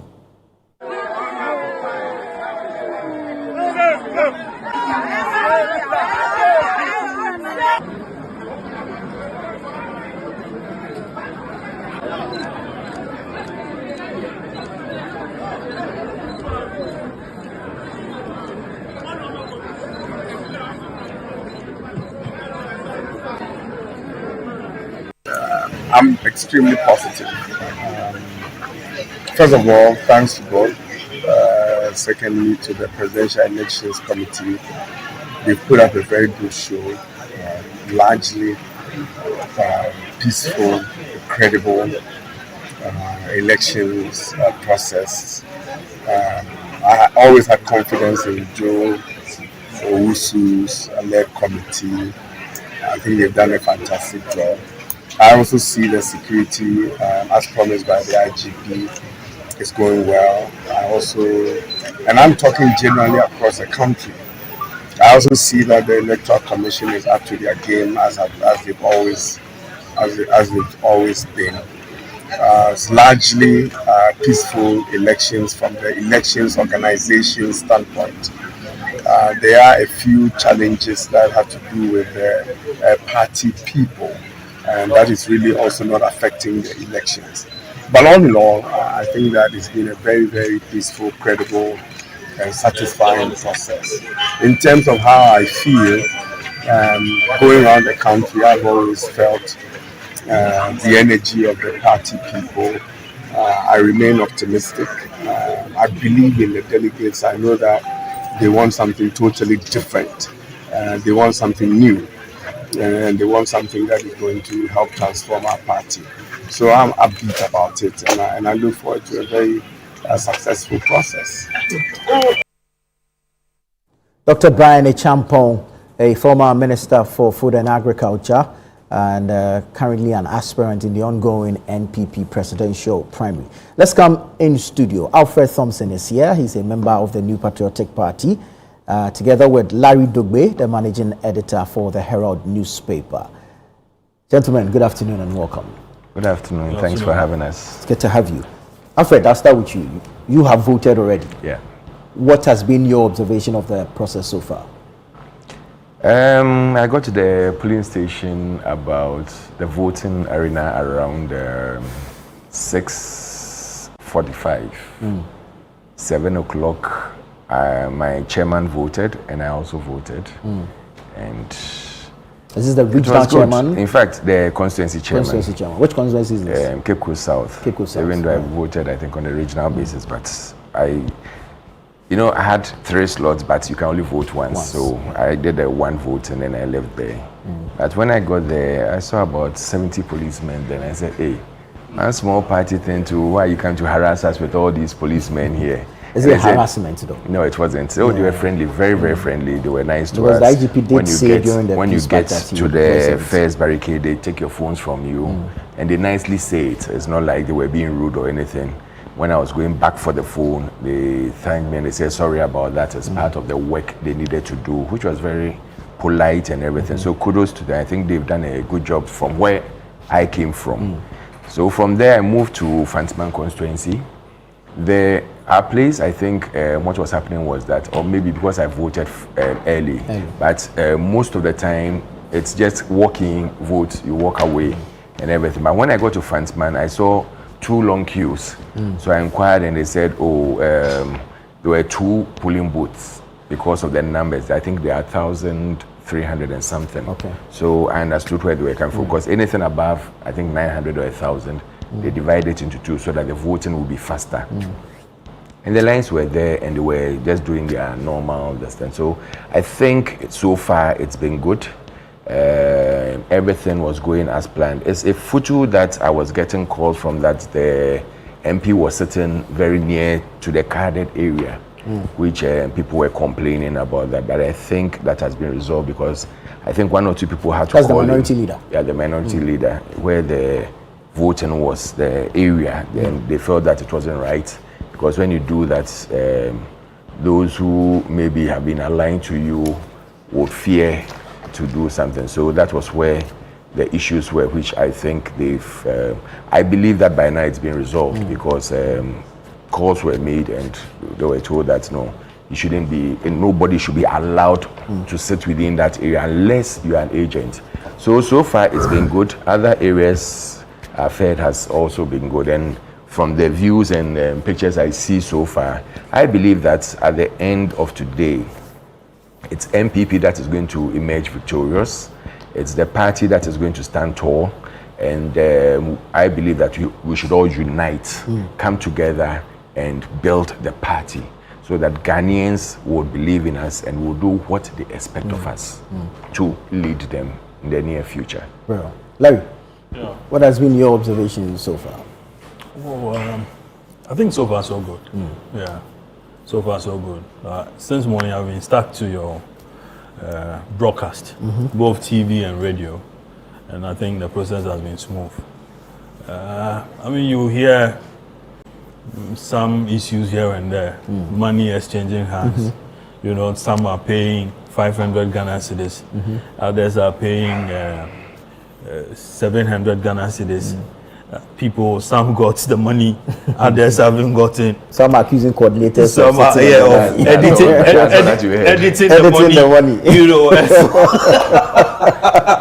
Larry is so interested in the money aspect. No, it's part of the process.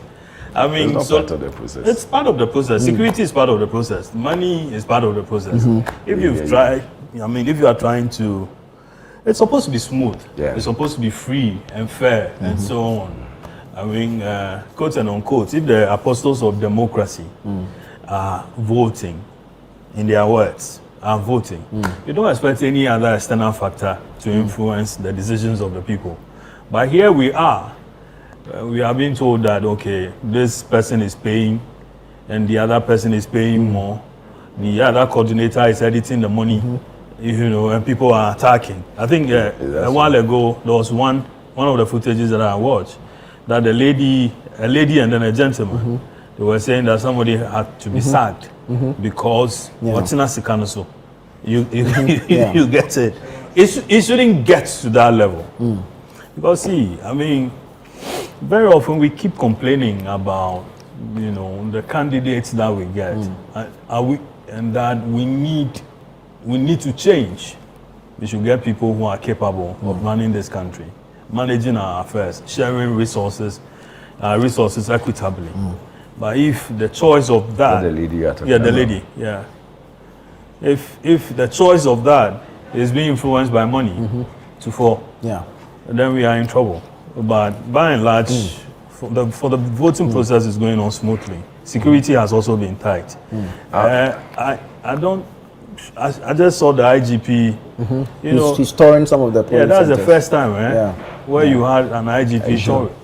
For Dampari, I think did that. Which when? But when I think we had the last elections also, 2023. Dampari moves around a lot. Okay, the NPP election. Okay, but then and the national elections too, he was doing that. No, for national elections, I mean that one is okay. But for party elections, normally you want to deploy the director of operations to handle it. So you sit at the top, and then you are coordinating, as it were. But the IGP is moving quite a lot. So let's hope that. I mean things. Early days here, counting is another process. Declaration and thereafter. It's also a bigger process. So let's see what happens. But I wanted to find out from... Just to chip in a bit, one thing you should know is that I wanted to find out something I don't from believe you. that. Oh, just quickly. I want to... Why? I'm the one talking. Thompson, I mean, what are you doing in Cape Coast? I thought you... I went to vote. You don't do it in Greater Accra? No. Oh, okay. Your Thompson is a fancy Thompson? It's a Ghana Thompson. Okay. But I'm from Cape Coast as well. Oh, okay. Yeah. And I stood there in 2012. But just quickly, I wanted him to know that I don't believe that there's any money influence in winning these elections. I believe everybody was given something small for TNT and lunch, because we know it's moving from 7 a.m. to at most 3 p.m. By 3 p.m. everybody should know. And people are traveling from far and wide. You can't say that, oh, you are coming from maybe Dodowa to Accra to come and vote, so you take, but you are staying in Accra, so I can't give you. So just across board, everybody wants to give a little bit. And nobody's money is going to influence anybody. I believe that people have made their minds up and they are going to vote because they believe in the candidate. And the candidate that is going to emerge victorious, we all know. Very well. Thank you. But 500 being small, 700 being... But even if I give you 500, we look at the magnitude or otherwise of the money. Right? Jude Duncan is here. He's in the corner there. He's joining us with some figures from previous primaries. Jude, welcome. Thank you so much for joining us. Well, we're starting from 2023. Yes, that's the most recent one. Absolutely, spot on, Anatufo. So we'll start with 2023, but just by way of information, the NPP will become a political party in 1992, right? So it means that the party has been in existence for a little over 30 years, you can say. Within the period, they've had 4 flag bearers between 1992 up until Well, 2023. hold on for me. Dr. Mahamudu Bawumia, the former vice president, also a presidential hopeful for the New Patriotic Party presidential primary, is at the party headquarters now. Let's cross over and let's observe proceedings from there. His ballot, he's moving to the offices.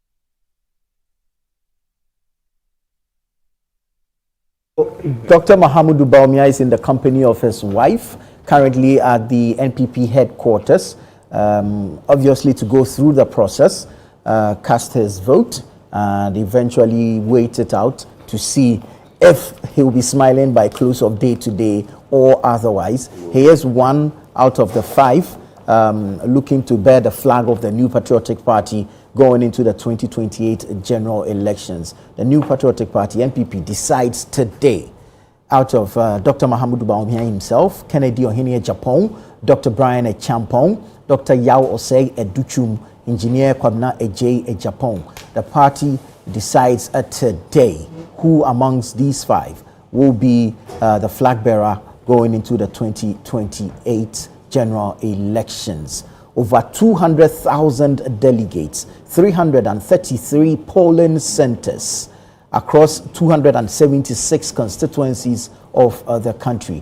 But the ultimate winner must have 50%, must cross the 50+1 mark. Other than that, a run of beckons. So we'll find out where it goes. But the information is that currently, the former Vice President, Dr. Mahamudu Bawumia, is at the headquarters of the New Patriotic Party. He's expected to cast his ballot anytime soon. You would expect that a person of his stature will be mobbed by the supporters, the fans, delegates there. We have pictures from the NPP headquarters, so let's go back there and find out what's happening. See in your shot is casting his ballot, and he obviously.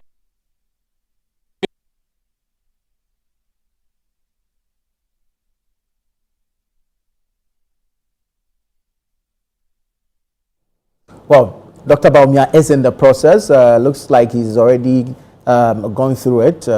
He's been taken through the formalities. He has picked up the. He's picked up the electoral the form. He's done voting. He's dropped it in the ballot box, and hopefully we get to hear from him before he leaves the headquarters. But Dr. Mahamudu Bawumia has just voted. We're looking to hear from him before he leaves the headquarters. You expect that the crowd there would want to hear a word or two from him. And so we're keeping our eyes on him. Hopefully he engages the crowd there and gives a word or two to the media who are there. Hansen Ajiman is our correspondent at the NPP headquarters. Let's hear from him. Observing events even before Dr. Bawumia came in. What is the assessment of today's proceedings? And you're some 35 minutes away from end of. Thank you so much. And let me say, the organization, everything has been perfect across the country because I've been monitoring. We just thank the delegates for the show of love for our party. You can see from all polling stations the enthusiasm, the commitment. I mean, we just thank everyone, and I believe that by the end of the day, it will continue to be peaceful. So far, it's been peaceful, and we can only expect a good outcome that will be very peaceful. Now, Dr. Bawumia has come here to vote. Throughout the day, have you been speaking with him? What is his own assessment of the event? He believes that he will win. That's all. He believes he will win. And he's told the country, I was with him throughout, and I think it was good. We believe that he represents us, he will represent us by the end of the day. He will lead our party. He has come in and he's gone into the party headquarters. Yes. What exactly has informed this movement going into the party? Oh, I think there are some elders there that he's going to greet. This is his party office, so I think he's going to show love to the officers there as well. So that's it, yeah. But talking about the collation process and everything, to what extent and what timing are you working with to get the results for Dr. Bawumia? Oh, I think he has his own personal collation as well.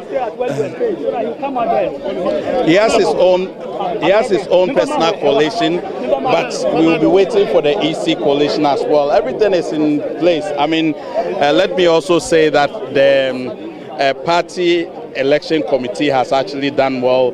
We thank the EC, we thank the police and everything. And I know that at the end of the day, it's still going to be peaceful. We are only hoping for a peaceful outcome. That's all. Well, so we are making arrangements to try as much as possible to speak with Dr. Bawumia after he comes out of the meeting. With some of the executives, some of the executives, some of the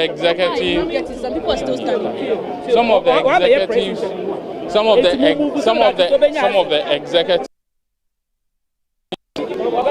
who are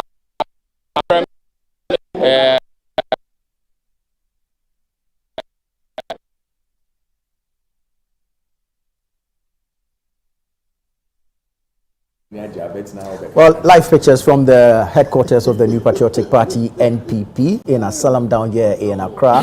Dr. Mahamudu Bawumia is there. We understand he's gone up into the party's offices to, if you like, exchange pleasantries with the executives of the party. We hear some elders are also there, so clearly he'll be engaging them. Audu Mahama is the managing editor of the Custodian newspaper, and he's been kind enough to join us in studio. Audu, good afternoon. Thank you for joining us. Thanks for having me. Even before I engage you, Jude was going to run us through some figures, so let's go back to Jude Duncan. All right, Nana 24. So this is the map of Ghana, like I was saying before, the feed from the Vice President. The NPP has some experience in doing this. They've done this since 1992, when Professor Albert Dubois first won the bid to be flag bearer. Now, within that period, we've seen 4 people, elected to lead the party into elections. What we also notice in the trend is that each time the party is in power, you realize that for the first term or after the first term, there's not really a process like this. There's more like an acclamation of the sitting president going into the election. So you realize that it happens more frequently when the party is in opposition. Case in point, 96, 98. Also, we witnessed it in 2007 when 2010 there was another presidential primary. 2014 there was also another presidential primary. So for this is the results from 2023, and with the 2 leading candidates, Dr. Mahamudu Bawumia, who at the time was sitting vice president. Also Kennedy Ohene Ejapon, and he was also sitting member of parliament for Ascent Central. Now you see the map here tells the story. Now blue, of course, depicting Dr. Mahamudu Bawumia's wins across the regions, and also red, or you can say pink, for Kennedy Ejapon. Now what this shows or tell us is that for each region, Dr. Bawumia won over 60%. You see that it's in a deep blue state, right? Whereas for regions where Kennedy won, it's sort of a light, shade of red. Now, this pin right there is the party headquarters, and of course, Accra. So clearly, higher up the country, from the north up until parts of the south, you realize that Dr. Mahamudu Bawumia was in a strong lead, as some would say, a very comfortable lead, won quite comfortably. Now, if you come further south, that is where the trouble begins, right? So you see that Kennedy won the central region, which is his own region, although not convincingly as compared to other regions Dr. Bawumia won. He would also go on to win Volta region in the 2023 NPP primaries, and that shows on the map as well. Now, this is the overall picture for the 2023 results. At the end of polls, Dr. Bawumia polled 118,210 votes as against Kennedy's 71,996 votes, right? Now, the win margin was in excess of 46,000 votes. Very well, Jude, hold on for me. Let's go back to the party headquarters. Dr. Mahamudu Bawumia is about to address the press. And monitoring what has been going on in the country. And so far, the process seems to be very smooth. So far, what the IG promised with strong at all the polling stations, we see it manifesting. And I think that has resulted in a very smooth process so far. I just voted, and the process here at the headquarters was also very smooth. So I would like to thank God for this good process so far. I'd like to thank everybody who's been involved, the EC, the National Party itself, the media. So far, I think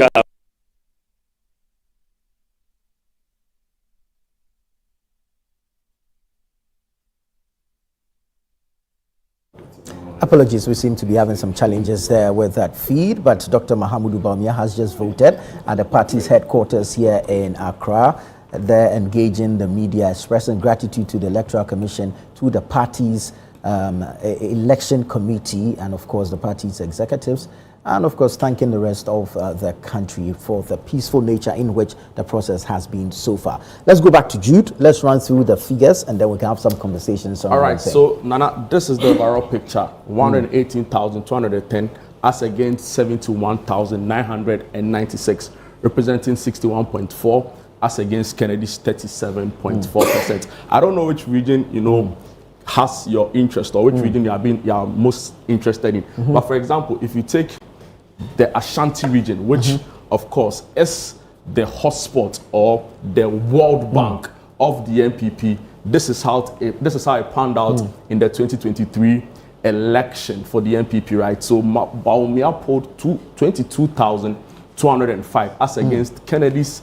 11,390 votes, right? Now, mind you, they were not the only two candidates in the vote. You remember that after the super delegates, the number was whittled down to 5. Yeah. But of course, the former energy minister, Boakye Jakun, withdrew from the race. So we had Owusu Efri Akoto, who was a former agri minister, and of course, Francis Adainimo, you can say a perennial contender. This time around, we didn't see him in the race. Yeah. Their results pretty much negligible, but this is how the results came out in the Ashanti region. Now, let me take you to the party headquarters. Now, this is where the top brass of the party, you want to say, would vote. So I'm referring to former appointees, former ministers, former national executives, the Council of Elders. Now, this is how the results look like in the NPP headquarters, right? So Bawumia had 254 votes as against Kennedy's 133 votes. So not much in terms of difference. So you get the sense that the top brass of the party were not too split as to who they preferred to lead the country. If you come to the Accra region, the capital of the republic, and I realize that even though it's blue, it's a light shade of blue. Like I said, what this means is that Bawumia won all right, but the win margins, wasn't really huge. He didn't get the 60%. He didn't get the 60%. So he had a 52.1 as against Kennedy's 47.2. So Accra didn't really mirror the national picture in terms of the win percentage. Now, concerns are whether Dr. Bawumia can do better than what he polled in previous elections. And of course, time will tell with that one. If you come to Eastern, another region you can say is a stronghold of the NPP, I beg your pardon. This is how the result looked like in the Eastern region. So Bawumia had 13,000 as against Kennedy Japan's 6,927. Now, this is how the size looks like, right? So if you take where the numbers are, you have Greater Accra region, you also have the Eastern region, then you move to the Central region, then there's also the Northern block, right? So you want to add all of the regions in the north, including the Northern region itself, and of course, it's followed by Western region. So the numbers make for an interesting spectacle going into today's presidential primaries. Like I said, it's happened 7 times from 92, 96, there was also another election, 98, we saw President or former President John Adjekum Kufuor win the bid. Of course, when he won, for the remaining tenure, there wasn't any because he was president of the republic. Of course, then after we saw the famous 2007 NPP primaries, where 17 party members, a significant number of them cabinet ministers, contested.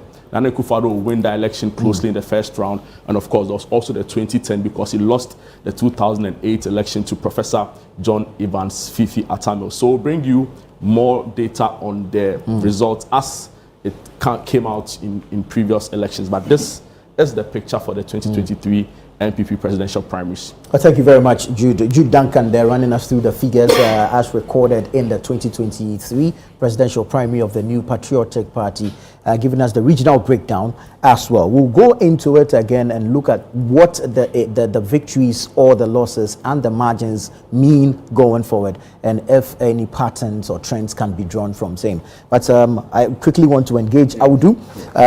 I'm sure you've been following the process since morning. General observations so far? Yes, I have. And let me say thank you to your viewers. This is my first time of being here, and I must say you have a nice setup here. Thank you, thank you, thank you.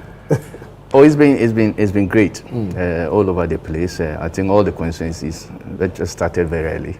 The process started very early at 7 a.m. And so far nothing untoward has appeared in all the constituencies. I understand there was some a bit of just at Blake Masaf, where some two names were omitted. They said they were omitted because they were no longer part of the electoral album.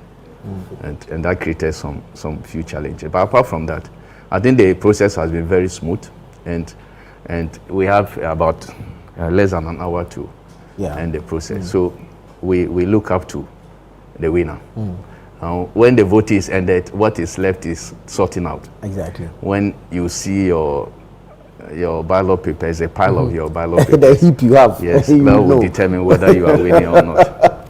When you see that it is not convincing, then you begin to lose hope, especially if the trend shows that your pile is reducing or constant across the country. Yes. Very well. Alfred, this time you're not doing biometric verification. The NPP is not doing biometric verification. Can you run us through why? We gave it to the EC. They did the album. Actually, they gave it out to every constituency. Everyone checked. They did it electronically. You could even sit at home and check it. And so after that, they brought it back for re-verification. And then they gave everything to the EC. So we kept everything out ourselves. It's what the EC wants to do.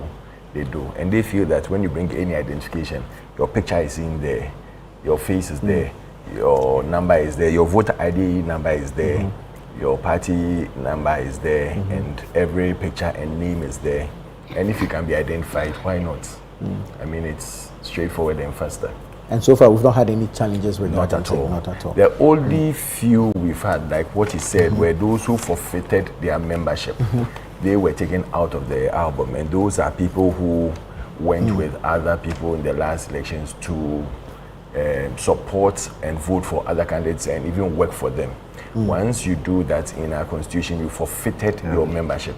And once it can be proven that yes, you went to work with another candidate against the party, I don't think they should give you the chance to vote, because don't forget that we are using the executives who are already in there to vote. You haven't done new executive list, because if you had done a new, starting from the polling station, which you are going to do from February, if you had started from the polling station to the end, to up to the presidential, before voting, all those people would not have been in the album to vote, because they will be taken off since you've gone to work for another candidate or you've gone to work against the party. So forfeited members are not allowed to vote. But those who, maybe there are one or two casualties, you have those who are also dead and things. And definitely, once it's a human institution and you are doing this, then there are one or two people who their names might not be in there. But I don't think it's a massive thing that should. Larry, the aspirants signed a peace pact before going to the polls. During this signing, the IGP, or no, when the party engaged the EC and the police, the IGP mentioned that it was going to deploy 70 men per polling center. So let's look at security so far, and your thoughts on security. The deployment of about 70, in some instances we are hearing 30 others were hearing 40. Let's look at security so far and the conduct of these officers who have been deployed to the various polling centers. Yeah, I think so far there's not been any incident, any security. Unless, of course, it happened elsewhere that it hasn't been reported, but we haven't heard anything.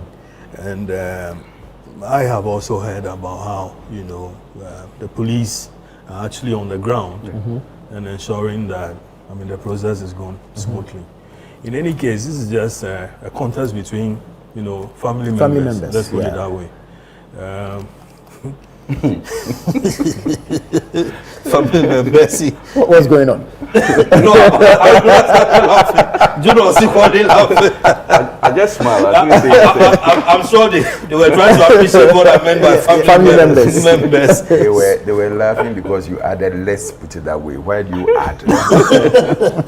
Oh, well, it depends. There will come a time where a family member will decide whether he actually wants to be a family member or, wants to be outside and be throwing in whatever. What the NDC will call pissing in. So that's another matter. But as I said, security has been tight. So far, so good. But the counting is a different process. Declaration is a different process. And then whether or not people will accept that thing, will accept the results, it's another matter. So, so far so good. But let's wait for the other processes. Well, let's hear from the Inspector General of Police. He has been round, he's toured some polling stations already, and has given some remarks regarding his own observation of the process.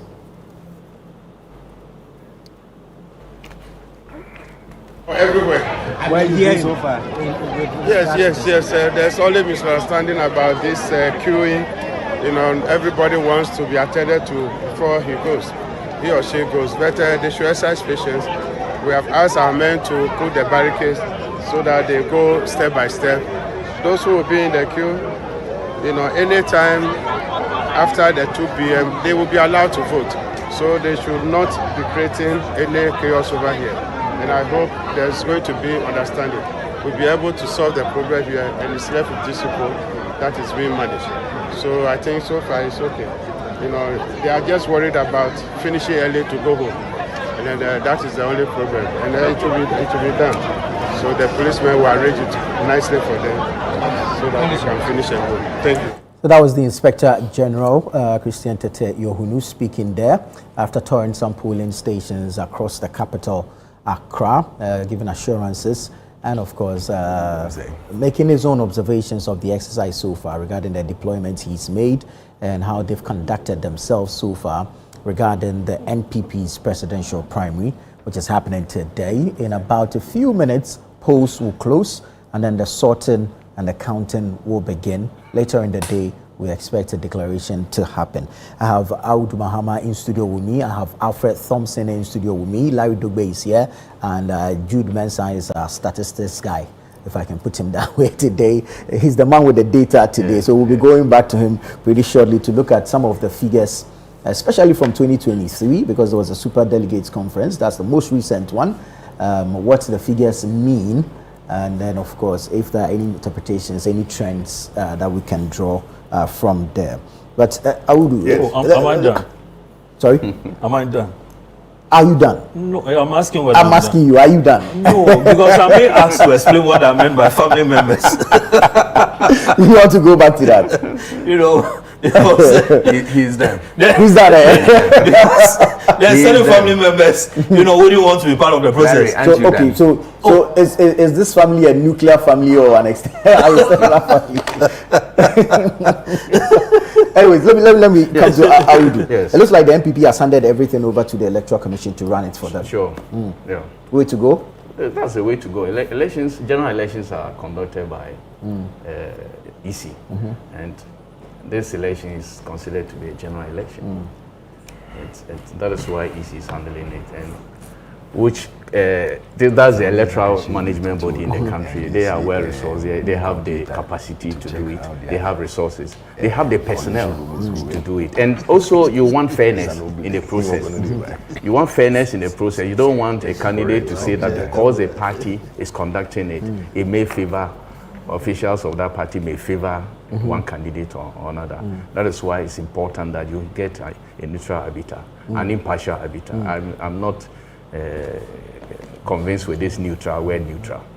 You get an impartial arbiter to conduct the election, so that you don't think anyone is neutral. No. I've said it elsewhere that there's no neutral person in this country, really, including journalists. So when people pretend they are neutral, we have seen the neutrals now. They are not neutral. Me, neutral. I am not. I am fair. Larry is not. He's not. But when you come why is he speaking for me? I'm asking him. Because I concluded I concluded that there's no neutral person in the world, not even in Ghana. That is true. I agree with you. There's no neutral person. A neutral person is actually somebody who is dead. You'll always have an opinion. Once you express an opinion, it will against somebody else's opinion. How about objective? That's what I said. Yeah. You can be fair, you can be objective and all that, but there's no neutrality. Impartial. You can be impartial. But you cannot be neutral in any matter. If you are neutral in any matter, you are dead, a dead body. So it is important that Electoral Commission conducts the election because they are considered to be impartial in this contest, so that at the end of it all, the winner and the vanquished will accept the results as having been conducted fairly. As I said, if you allow the party officials to conduct it, look, he is deeply involved on one side. I may be, but mine. I'm open. His is more pronounced than mine. I'm open. And therefore, if you allow party people to conduct the process, and there is a defeat in one party, the person will say that because the officials or senior members of the party are supporting that winner, that's why he won. But this process is going to be fair. So far, I have listened to all the aspirants, with the exception of, I think, Kennedy at Japan. I've not heard him speak yet. But the rest have. Yes. I said I have not heard him. But the exception, all of them. I can tell you what he said. All of them have You speak for him now. All of them have said that the process has been fair, and there are no instances of violence across the country. So we wait to see the verdict of the people. The delegates, I call them the kingmakers of the party. They will crown the winner today. When they decide, nobody can say otherwise. They can be the kingmakers or the killers. Yes. Yes, they can kill people. No, they can kill the party. They can also kill the party. Yes. Based on who they make the king. Yes. So it's very important. That's why even in traditional setting, when they are elected, when a king is being chosen, the person is nurtured to see the norms, the etiquette of that stool. So every political party has its norms and etiquette and all that. So the party members know these things. So when they are going into elections like this, they look at those things, that who will best represent the interests of the party in terms of the party's tradition, the etiquette, the integrity, morality, and all that. And you consider all these things before choosing a candidate. Right. So I think that at the end of it, we will see a credible winner. If the people decide that they will not give the party a credible winner, then a person that the people think that this is worthy of a personality that should represent the party, then I think the delegates will be doing very great disservice to this tradition, the Dankwa Dombo Buzia tradition. Yeah. Alfred, you have... I wanted to find out from Alfred. Is Dr. Frimpong wanting voting? He's not. But the last time he announced, what did he say? He said he's not a member of the party. He's not a member of the party, and he didn't vote in the last general election. How can he vote in a party election? But he's a former appointee. A former minister. A former minister. And former ministers are voting. Not all former ministers. Not all of them. Yes. I mean, is the party stopping them from voting, or is it a personal choice? Nobody's stopping. Some are not in the country. It's Kenofreata voting. No, but he is in the country. No, it's Kenofreata. But he's in the country. Who told you he's in the country? No, Frimpong Boateng. I think he's in the country. He could have traveled yesterday. But has he traveled? He hasn't traveled. He hasn't traveled, but I think he will not appear to vote. Why? So you see, he is saying one thing, and that's why I said that it's a choice. Vote is because even the general election, he said, Even the general election, he said he didn't vote. But between the general election and now, a lot has happened. But he has said a lot of things. In fact, a lot that has happened can even show that he will not even go anywhere. You are basing this assumption on recent happenings. Near the NPP office. Wow. Is this your studio? I thought Larry would have asked me that, have we gone to check the NDC Coalition Center to see whether it's active and working? No. I'm sure they'll activate it when counting We'll get there. We should call computer to ask him. They said they don't want voter manipulation in NPP. Yeah. That's what he said. They're interested in what happens in their neighbor's house. but it's strange that some of the commentary coming, how Akumse has complained about how some of the delegates' name are not in the register. So meaning that they can't vote. How Akumse complained. Yes, he's complaining. But the register was sent to every aspirant one and every polling constituency for them to check. They did a cross check, they brought it back, everyone saw it, and then before they did the final but if printing. she's complaining now, then it means that maybe what they edited is not what is on the ground. I think no. What I'm going to say is simply that some people initially who probably voted in the last election are not there now, and there are instances where people have been taken out because of some of the issues that he mentioned.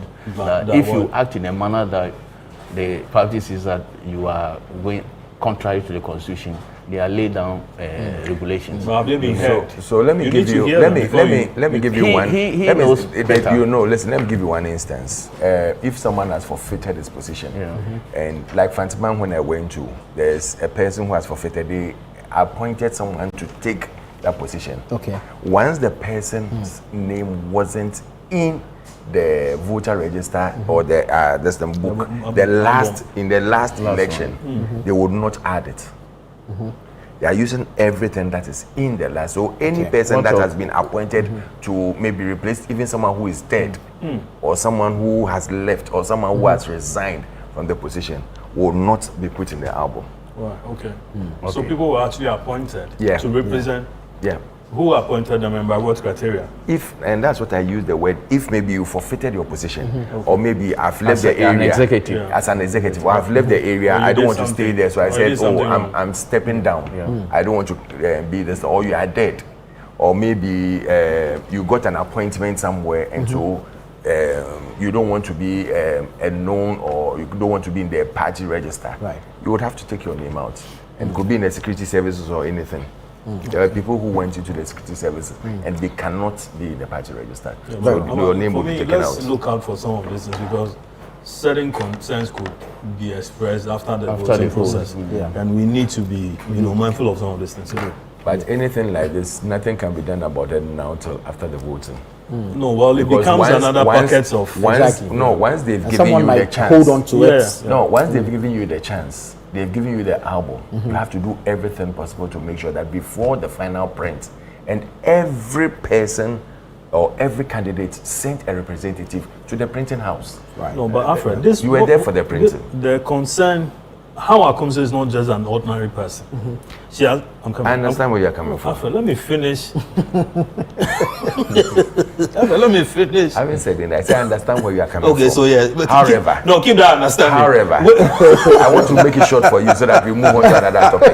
However, anything that is happening now, if you can't add anybody's name into the register now. At this point, nothing will be put into the register till after the voting.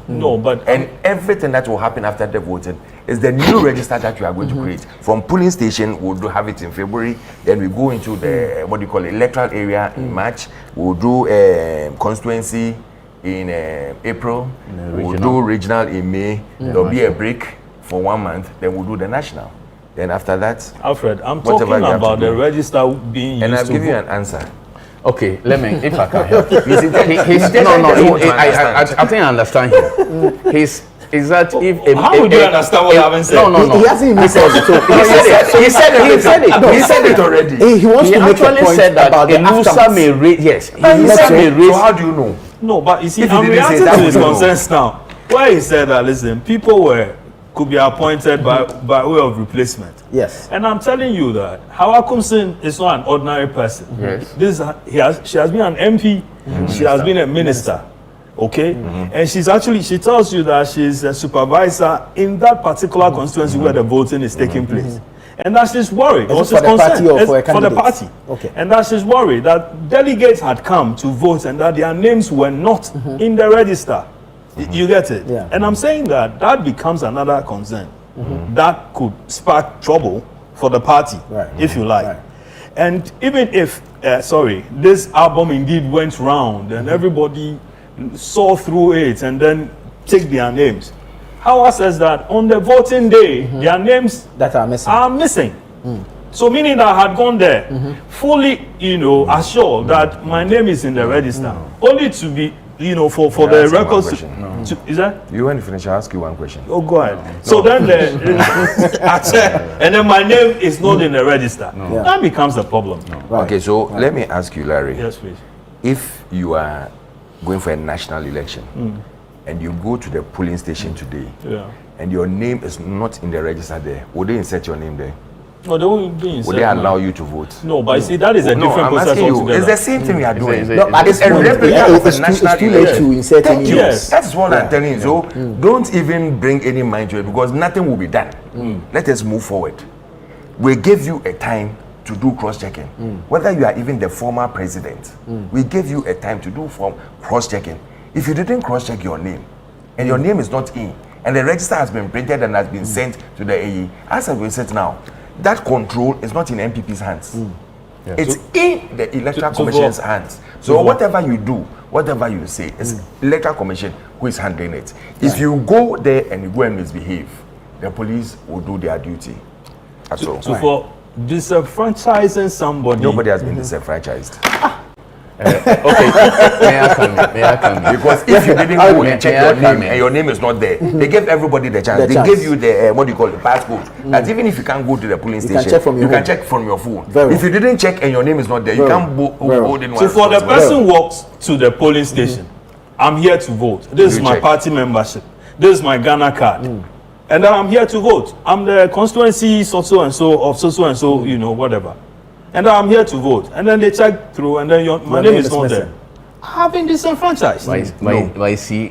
No, you have not. Let's hear from Audi. Let's hear from Audi. The album was given to, first of all, as he said, all the aspirants. And aspirants were supposed to cross-check and look at the names in the register. And were also sent to constituencies. So if you are a leader, or you are in charge of a particular group, you are to ensure that your people are in that album. And we all know in this country, even when we do exhibitions in general election, people hardly even go to check their names. Thank you. People don't go to check their names until they get to the election booth, and they look and their names are not there. So this is something that when they are not there, they are not allowed to vote. Is there a case where, let me ask the two of you. Let him finish. Quickly. You ask. Is there a case that, because I did not come to check, EC should take my name out of the thing? EC has not omitted anyone's name. No, that is the argument you are making. EC printed the register. That is the argument you are making. I'm not making the argument. All candidates had representatives present during printing. Sure. Yeah. No, printing is a different thing. I'm talking about the album. Don't worry. Before printing, every candidate had to go through the album. You sent it to your people to all check. So if I didn't show up, everyone. If I didn't show up, I'm still constituency executive. If you didn't show my up, name should go. If you didn't show my up, name should be deleted. But Larry, at that point, if your name is not in the album, there's nothing that can be done. Whatever message. You know that this register, your messages are accepted. Some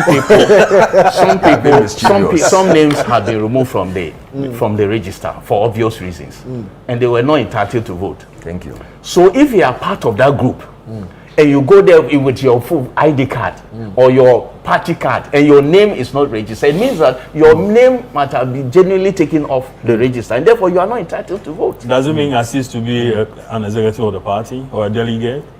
Depending on why they have removed your name from the register. It's okay. Let's go. Very well. It's too late for anybody. We understand the police has picked up some 2 delegates, MPP delegates at Ablekuma North. 2 delegates who are actually executives of the party. We understand the constituency research officer Jones DeGraft. Jones DeGraft and Abubakar Brima is a constituency organizer.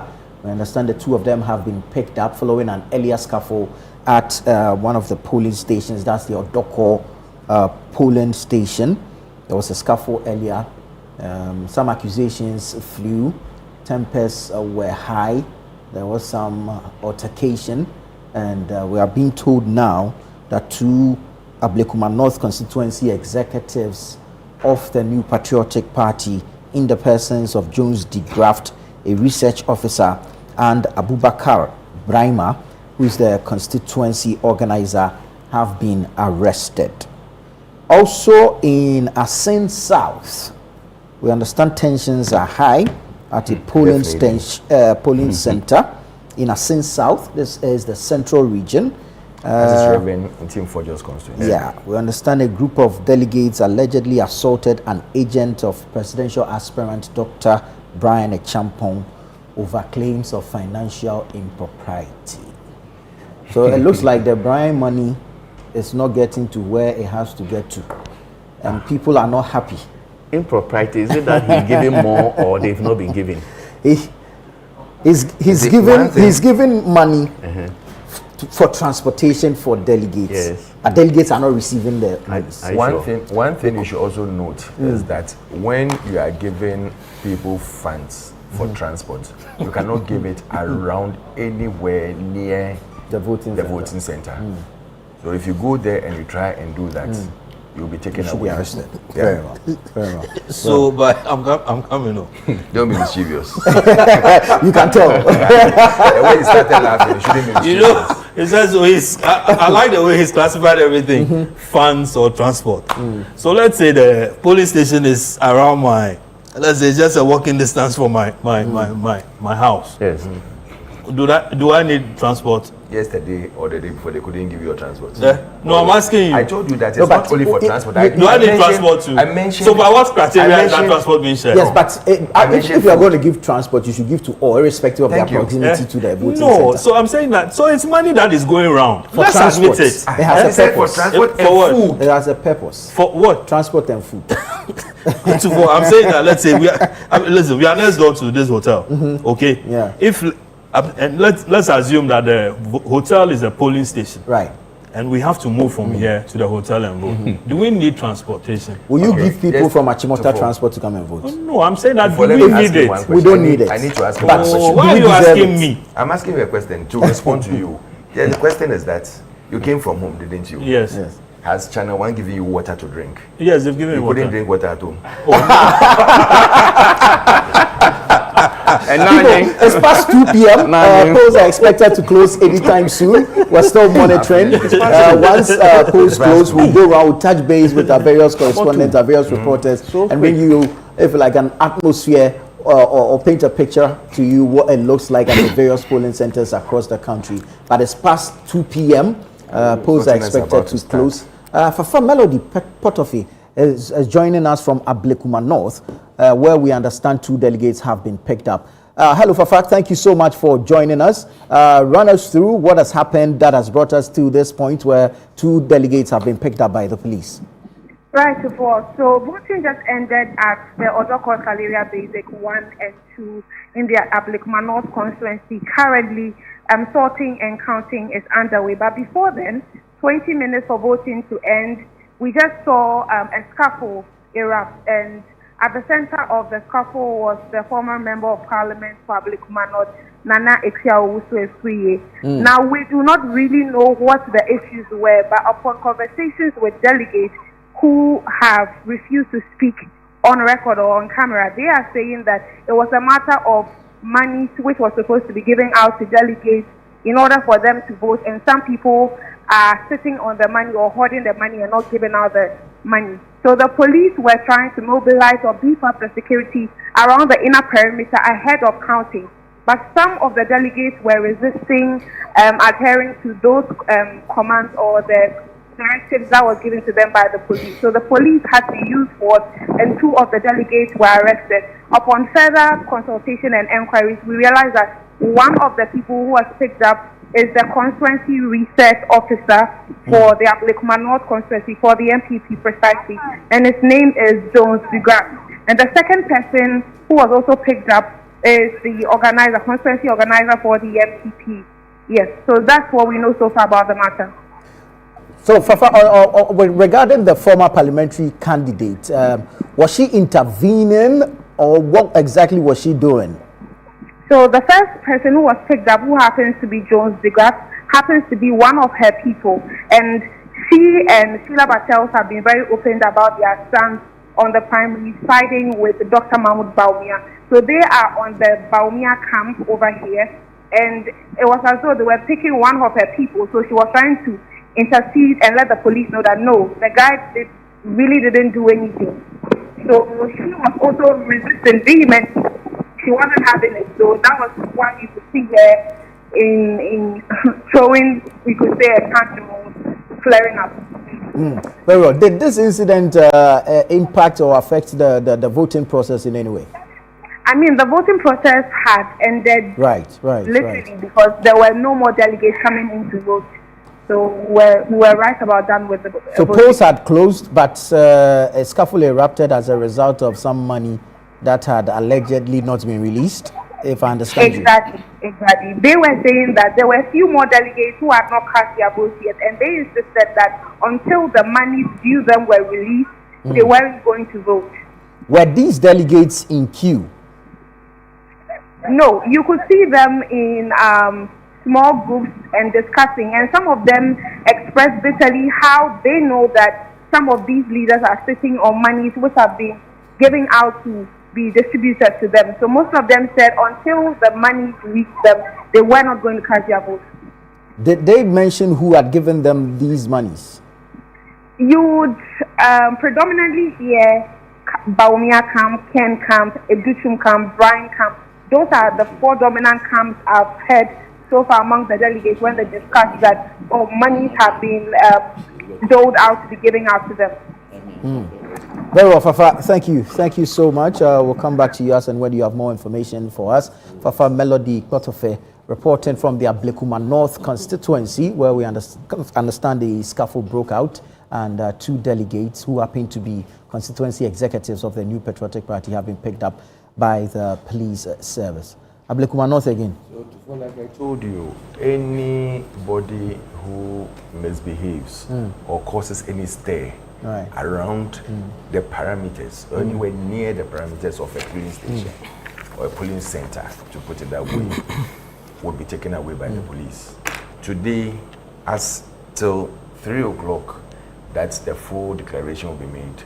Everything that is going on are being handled by the police and the Electoral Commission. It's not handled by the party. So if you're a party person and you misbehave, know that you're in your own hands. The commander for that particular area, the police commander, is ACP, the musician. The name doesn't come really to mind.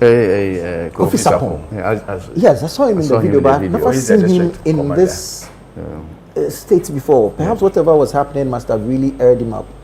You see, nobody wants to have a situation in their area. So any small or slight. And is this same Ablekuma North where the Hawakumsi issue, the flying? Where they're flying. any slight disturbance, every polling center, the police will carry away from there. You can go and do it in the sea, you can go and do it anywhere, but when you come around those parameters, the police will deal with you. And it's something that our people should know. To draw from the report, there's something that is emerging that I'm worried about the NPP. He may disagree with me. This issue that people have walked from their home to polling center and publicly declare that they will not vote because they have not been given their TNT. Because you have already walked to the place. I think that if we allow, if the party people, then why is that with me? If the party people allow, everybody is entitled to. Let me just chip in real quick. That on your screens, sorting is underway at the headquarters of the New Patriotic Party here in Accra. So you can see voting has ended at the party's headquarters, and currently the ballots are being sorted. I don't think the numbers at the headquarters will be that much. So in a matter of minutes, we'll know the heaps, and then later we'll find out who the heaps belong to. But how do you they said over 900 people voting at the yes, but 900 can be sorted out in a matter of minutes. Oh, wow. Yeah. Okay. So I was saying that something that is creeping into NPP, this monocracy. It has always been there. No, it has not. It has not. It has always been there. It has not. It's becoming, even if it has been there, it's becoming more serious. Look, if you have, as we will agree, this is supposed to be TNT for everybody across board. All political parties. In fact, if you will not agree, if you do not agree, so you are like you don't make the sense. If he dissents, it was monitoring inducement. If he dissents, is what? Like for one dissent. Oh, if he dissents, he's only refusing to agree to the obvious. That's transportation. Non-monitoring inducement. It doesn't matter the quantum or the quantity of that amount. You recall when Mahama, President Mahama today, yes, gave the 40 Ghana cedis. Yes, they were calling it bribe. But that was fun. But what did the NDC say? They were labeling it bribe. What did the NDC say? No, I'm saying if it was wrong at the time. Hold on, let me go to Asen South. So we understand there's some tensions in Asen South. Asen South is in the central region. That's the constituency of Reverend Intim Fojo. We understand there was some confusion there. We'll be engaging our central regional correspondent. He's in the area to bring us up to speed regarding exactly what has happened there. Akwesi Ado Okai is our central regional correspondent. Akwesi, thank you so much for your time. Brief us on what is going on within the Asen South constituency. All right, thank you for having me. So in the Asen South constituency, voting had begun around 7 a.m. The process was moving smoothly until when some delegates began getting Hello, Akwesi. Hello, Tufo.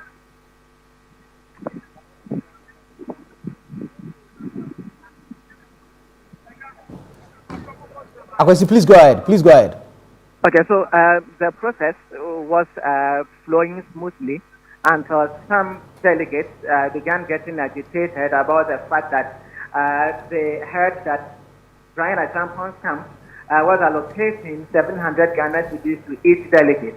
But the guy who was in charge of the disbursement actually gave out 500 cedis to delegates and then pocketed 200 cedis allocated for each of the delegates. So some of the delegates who had already voted got agitated and then resorted to attacking that individual who was in charge of the disbursement.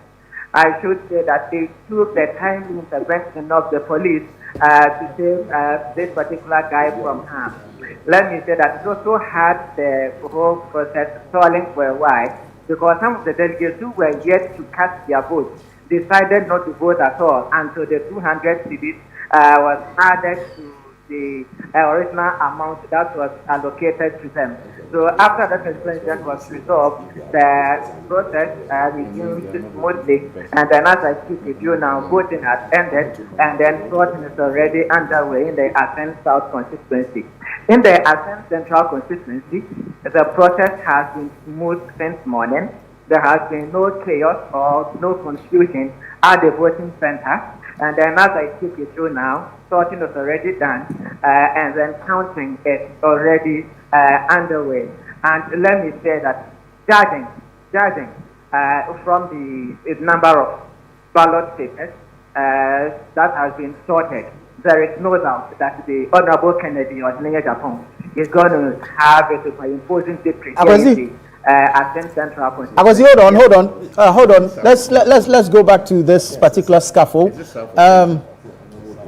So this gentleman, the allegation is that he took 200 cedis off a supposed 700 CD allocation, and so this is the reason why the delegates were attacking him. Are you able to tell whether he topped up the 200 cedis or not?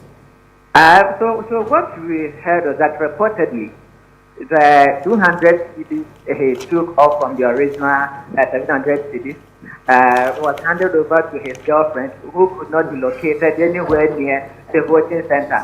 So as of now, we do not know whether the money has been retrieved or not. So what has happened now? Has he been whisked away by the police to ensure his safety? Are the delegates still there agitated?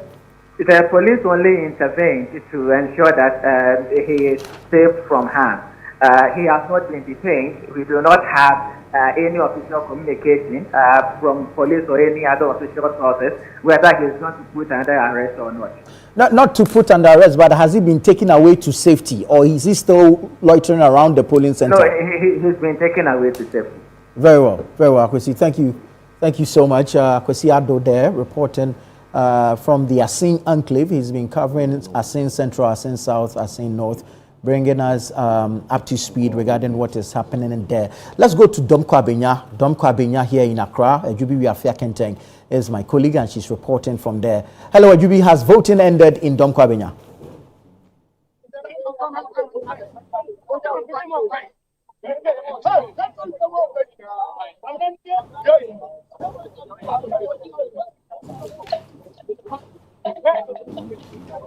Hello, Ajubi.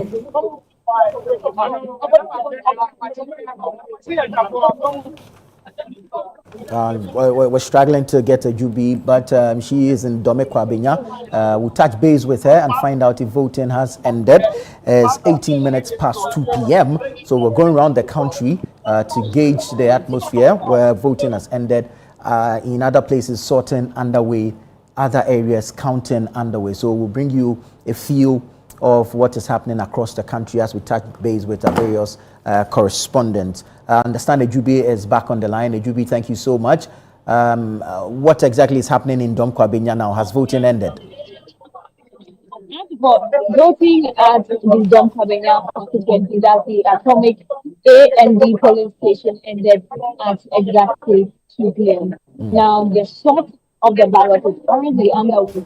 The counting is yet to begin. Earlier when I spoke to the director of the Domko Abenya constituency, the electoral commission, he made me know, just around say 12 noon, he made me understand that so far some 1,546 individuals have cast their ballots, and he's yet to furnish us with the full details of the individuals that have cast their votes at the end of the ballot. But everything is going on here smoothly. You can hear in the background the agents here. They are trying to the outcome of the election. They are quite excited. The outcome, they are directly also taking into observation, and at the end of the day, we'll get the results from the Domko Abenya constituency. Very well. Ajubi Afia Kenten there, reporting from Domko Abenya, bringing us update from that particular constituency where voting has ended. We understand ended at exactly 2 p.m. Sorting is underway. But let's take you to the headquarters of the New Patriotic Party here in Accra, Asylum Down. Hansen Ajiman is my colleague. We understand counting is currently underway. Hansen, thank you so much for joining us. Give us a report on the happenings at the headquarters so far.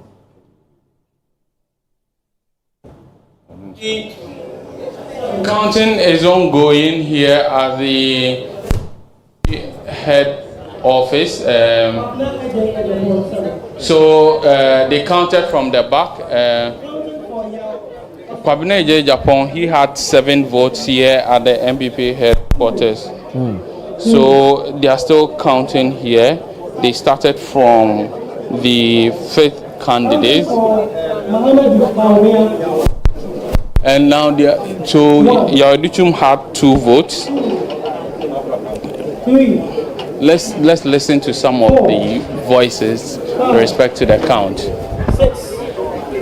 7, 8, 9, 10, 11, 12, 13, 14, 15, 16, 17, 18, 19, 20, 21, 22, 23, 24, 25, 26, 27. So counting is still ongoing here at the NPP headquarters. For some way or somehow, they decided to count from the bottom, and so they counted the vote of Kwabena J. Japan. He had 7 votes. Yao Educhum had 2 votes, and now they are counting Dr. Baumia's votes. He is attained 50 and counting. They are still counting the ballot. The elections concluded at exactly 2 p.m. right here at the NPP headquarters, and about 900 people are expected to cast their ballot. We are yet to be told the number of people who did cast their ballot indeed here at the NPP headquarters, but counting is still ongoing for Dr. Baumia. He's made 6 votes and still counting. Let's again some sounds from the counting by the Electoral Commission officers. 68, 69, 70, 71, 72, 73, 74. I must say that a lot of people here are waiting with bated breath. A lot of people in anticipation of what exactly is going to happen here at the NPP headquarters. These votes are votes of the material, the structure of the party, including all the executives of the party, as the section of the party. And so far, from the votes and what has been counted so far, he has made about 100 votes and counting, and so there are still some more papers to be counted. His delegate, his agent is looking and observing keenly. When you come to the head office, because this is a place where a lot of the executives operate from, you can see from their balconies and from their offices, a lot of them stationed and observing the counting keenly here at the NPP headquarters. The security has been properly placed here at the NPP headquarters, and I mean, they are showing by example.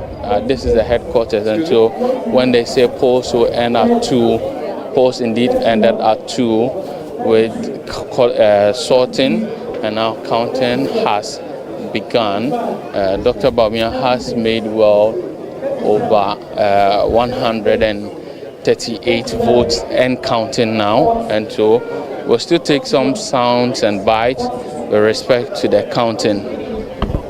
44, 45, 46, 47, 48, 49, 50, 51, 52, 53, 54, 55, 56, 57, 58, 59, 60, 61, 62, 63, 64, 65, 66, 67, 68, 69, 70, 71, 72, 73, 74, 75, 76, 77, 78, 79, 80, 81, 82, 83, 84, 85, 86, 87, 88, 89, 90, 91, 92, 93, 94, 95, 96, 97, 98, 99, 100. So counting still ongoing. Dr. Baumia has made 200 votes here at the NPP headquarters, and counting of his votes are still ongoing, I must say. So 200 and more, they are still counting. Earlier, Kwabena Ejapon's votes were counted. He made 7 votes. Yeah, Edechum had 2 votes. And Dr. Bawumia has had 218 votes and counting. The EC officer, as you can see in your shot, is still counting. And let's take some more sounds from the counting by the EC official.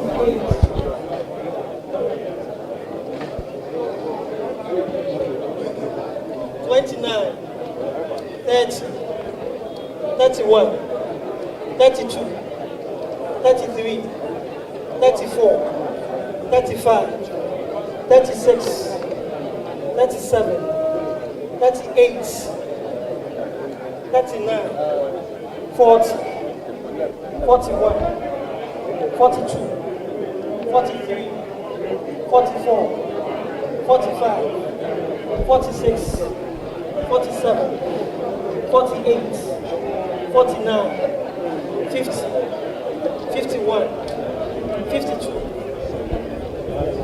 53, 54, 55, 56, 57, 58, 59, 60, 61, 62, 63, 64, 65, 66, 67, 68, 69, 70, 71, 72, 73, 74, 75, 76, 77, 78, 79, 80, 81, 82, 83, 84, 85, 86, 87, 88, 89, 90,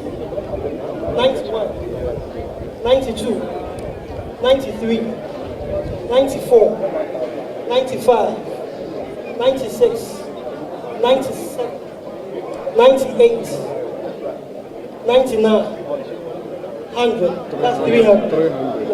1, 2. So Dr. Bawumia so far has made 300 votes and counting, and the electoral officer is still counting. Let's see the total tally. Dr. Bawumia made 308 votes here at NPP headquarters. Now they are about coming to Brian's count. 2, 3. Brian Champon had 3 votes. Now it's left with Kennedy Ohene Ejapon.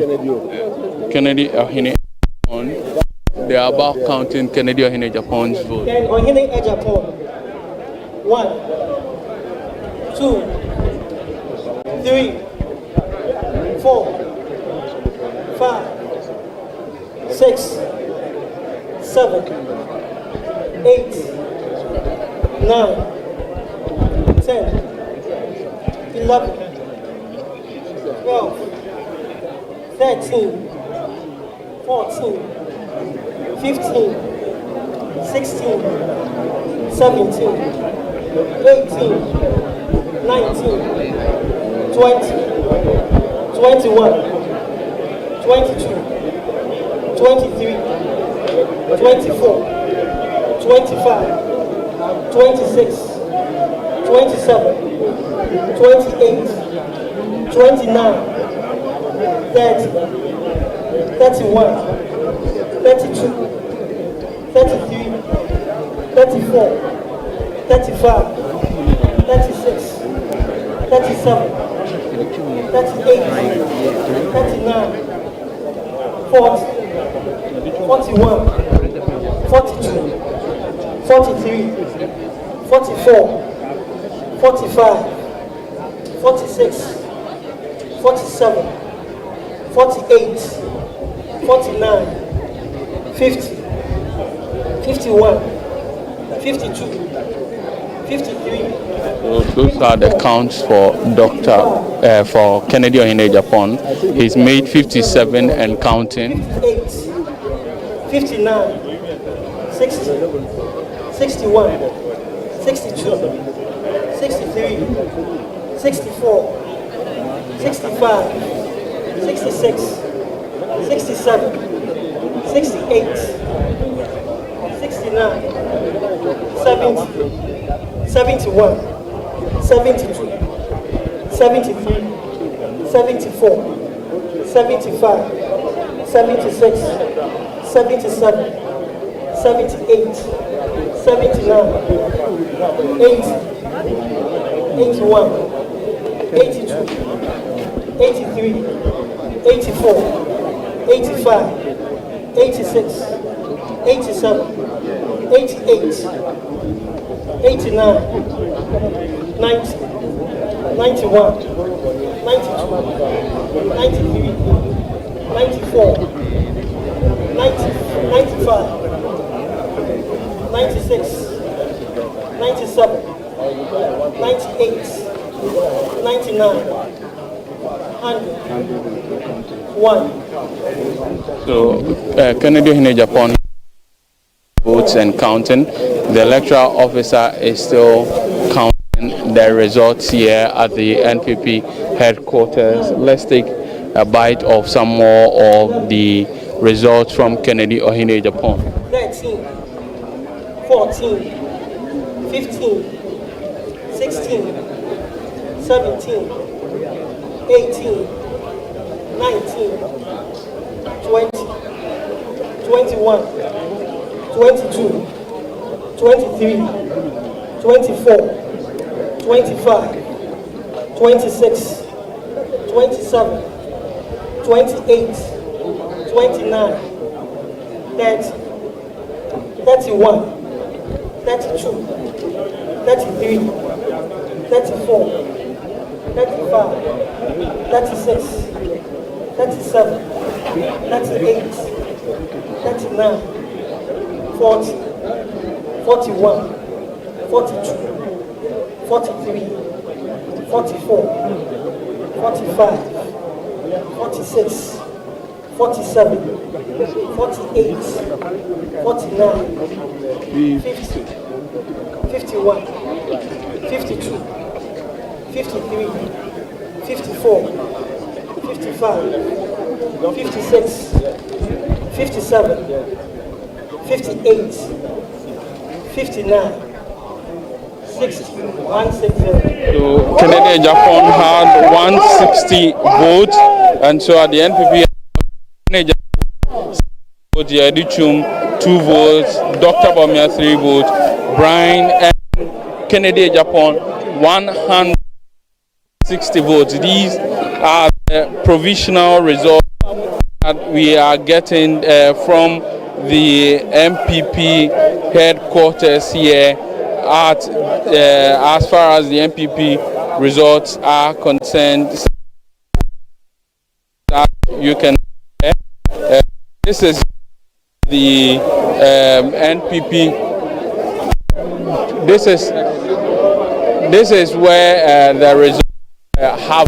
This is what we have as far as the results are concerned in the NPP presidential primaries. Dr. Bawumia takes the lead here at the NPP headquarters with 308 votes, followed by Kennedy Japan has 160 votes. Kwabena J Japan has 7 votes, Yao Edichum 2 votes, and Brian 3 votes. And so that is it for us here at the NPP headquarters. What is left now is for them to move to the EC headquarters for further collation of the other results. But some jubilation coming in from outside. We'll try and see if we can get the sounds from some of Dr. Bawumia's supporters who are outside, who are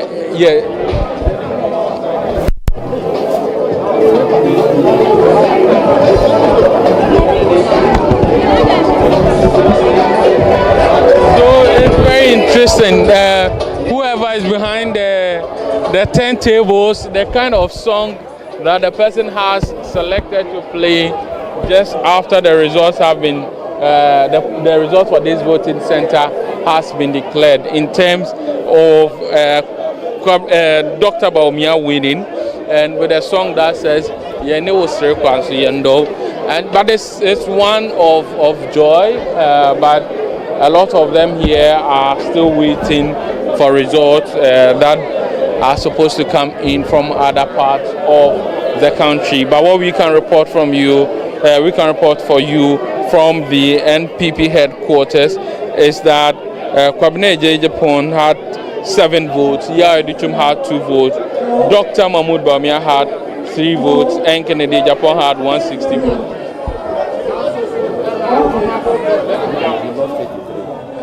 Ken got 128. Right, Hansen Ajiman coming to us from the NPP headquarters, bringing us the counting there. Clearly, Dr. Bawumia taking the lead from the headquarters. Let me bring you the figures from there. Kwabena Ejapon, 7. Yao Osei Educhum, 2. Dr. Mahamudu Bawumia, 308. Dr. Brian Echampong, 3. And Kennedy Ejapon, 160. So these are results or provisional results from the NPP's headquarters. Now we'll speak to Samuel Akom. He's coming to us from Wejagbawe. Let's find out what the figures look like, if indeed he has them. Sami, thank you so much for your time. Bring us up to date with what's happening in Wejagbawe. Thank you, Boateng, and so welcome to the Wejagbawe constituency, specifically the Wejagbawe cluster of schools where the voting took place. And as I speak to you, indeed, voting has ended and sorting is also over, and currently counting is ongoing. But typical of an electoral process, supporters of the various camps are massed up here, singing chants and already jubilating over here, but the electoral officers are still counting the ballot papers here.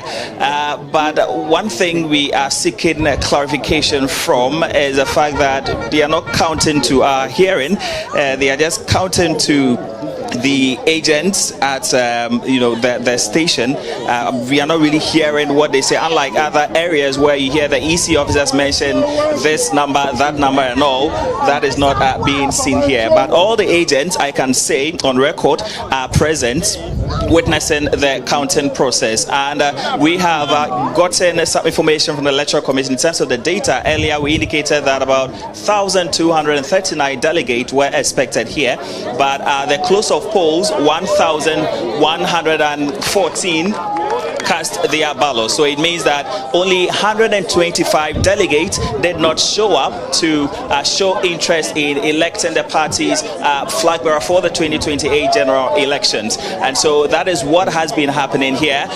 So far, calm has prevailed here, with security officers at various checkpoints and enough barricades to ensure that individuals who do not have the authorization get into the inner perimeter. And so as and when counting is fully done, we'll bring you the figures as to the electoral outcome here within the Wejagbawe constituency. Thank you very much, Samuel Akom there, coming to us from the Wejagbawe constituency, where counting is currently underway. Pretty shortly we should have the provisional results from the Wejagbawe constituency. My guests in the studio are receiving their own results, so they are doing their own analysis, comparisons, and what have you. Or some. You haven't got results. No, we are only looking at that. You guys are the ones sharing them with me. We are looking at the results that are coming and the trend. Yes. And what does this trend tell you? Elections, when you see the trend, you can that tell where from the previous election, the current one, you will see whether you are winning or you are losing. And I think that many constituencies, Brian is doing well. Brian is even beating Kennedy Ejapon, especially in the northern sector, in northern Ghana. And Brian may just upset the whole thing. No. Or beat Ken to it. Come second. Well, I don't know. Is the contest between Ken and Brian? No, it's among 5 aspirants. Yes. What I'm saying is, these are the 3, let's say 3 people leading the contest. And I am saying that the results that are coming so far from the northern sector, Brian is doing very well, doing better than Ken, and even some parts of the country. I can give you one. Afajato South. Yes. Provisional results. Ken 85, Brian 294. DMB 109, Edwin 4, Edwin 3. You see? Volta region. And yes. Volta region was won by Ken the last time. So if he's done well, then let's compare the last one. That is because Ken South. won Afajato South. So let's see what he got last year and compare to same. So Jude is here. Jude, if you can pull up the results for last year. Yes. So it's the Volta region, right? Yes, the Volta region. The two constituencies Kennedy won. We don't Yeah. have the constituency. No, I have the constituencies. Let me check. Two regions. Yes. Kennedy won, but the overall picture really, Baumia had 4,984 votes, representing 45.25%. Kennedy had 5,850, representing 53.11%. Right. Total valid votes for the Volta region was 11,015 votes. Right. So yes, yeah, spot on when you say that Volta region was one of the two regions Kennedy won. He also won the Central region, which is his home region. Already we've had results from Ascent Central. It kind of mimics what we witnessed last in the last presidential primary. Now again, the overall picture for the entire region, Kennedy would win it again. He had 6,232 votes, representing 33.3%, as against Kennedy Japan's 10,283, representing 54.9%. So it makes for an interesting analysis going into this election as to whether Ken will be able to build on the previous two regions he won in the 2023 NPP presidential primary. But let's look at this table you have and give us the key takeaways from there. Absolutely. The Greater Accra is split into two, right? So across all constituencies, voting takes place. But there's also a specialized voting at the NPP headquarters. Right. The results with which, of which you just mentioned for us. Now, what we see with the Greater Accra region is that Ken nearly flipped the capital as his grassroots appeal was strong there. And if you look at the numbers, you can say he's shown quite some strong showing amongst the top brass of the party. So, yes, Kennedy was strong in Accra. If you move to the Ashanti region, which is the NPP stronghold, Baumia dominated the party's base, but Ken's 12,000 votes was a record for an outsider in the race. Rarely do you see anybody pull that strong numbers. Maybe Larry can help us. In the NDC, you see a lot of 90% wins, right? But a few acclamations, famously the Swedro one that took place. But with the NPP, you see that the race is pretty close. And Nanatufo, this map right here shows us how it looks like generally across we'll come to this, but let me go to Tema West and speak to Fauzu Masaudu. He's standing by to bring us some updates from there. Fauzu, thank you so much. What can you report?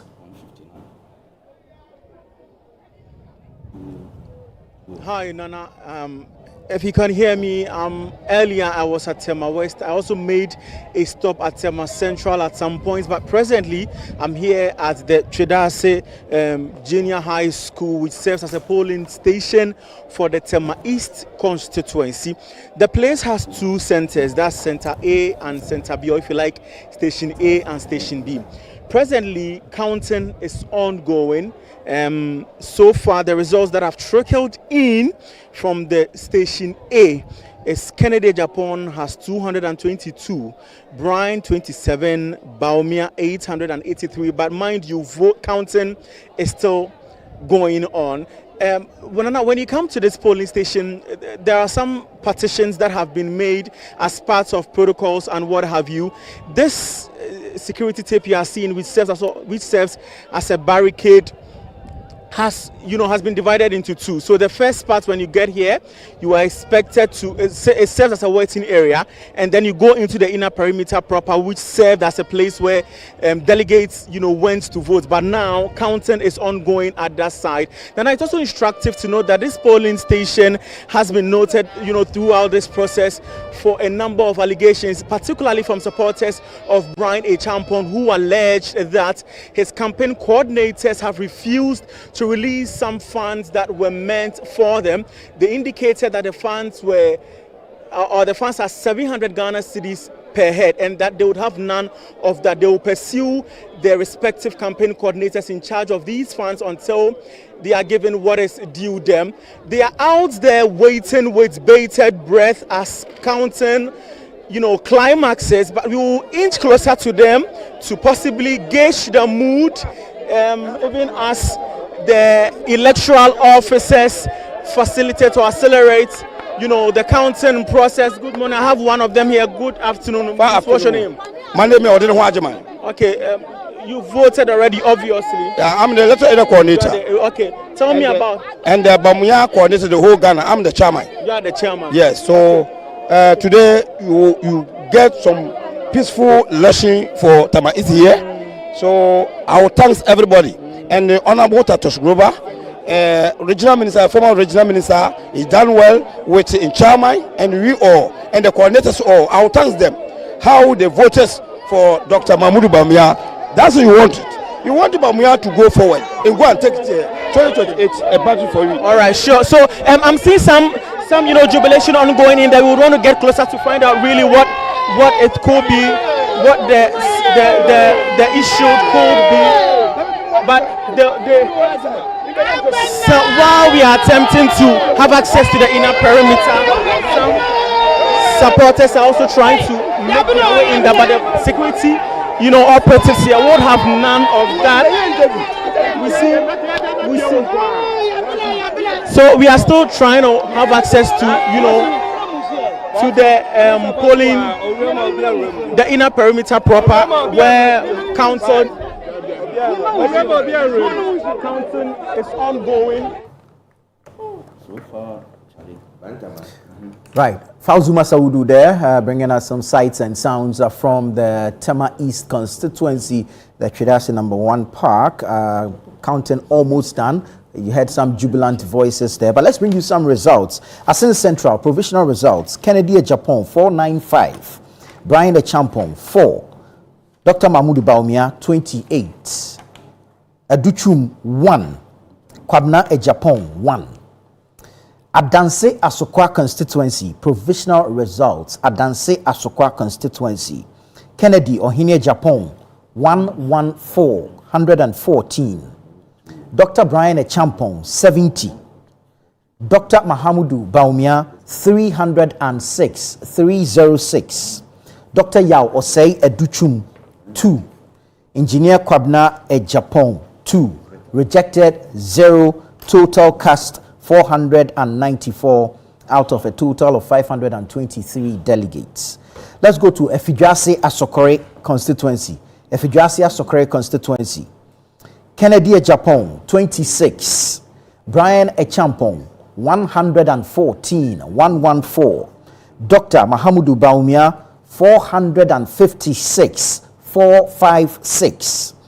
Yao Osei Educhum 2. Kwabna Eje Ejapong 0. Second D, provisional results. Kennedy Ohinie Ejapong 81. Brian Achampong 39. Dr. Mahamudu Bawumia 392. Dr. Educhum 0. Kwabna Ejapong 0. Let's go back to Fauzu. Tema East is currently mentioning the results. Let's hear them. Mahmoud Bawumia had 448. 448. Yao Aduchum had 0. Kwabna Ejapong had 1. Total valid votes 525. Total rejected, no rejected. Total votes in the ballot box 525. Thank you. Thank you very much.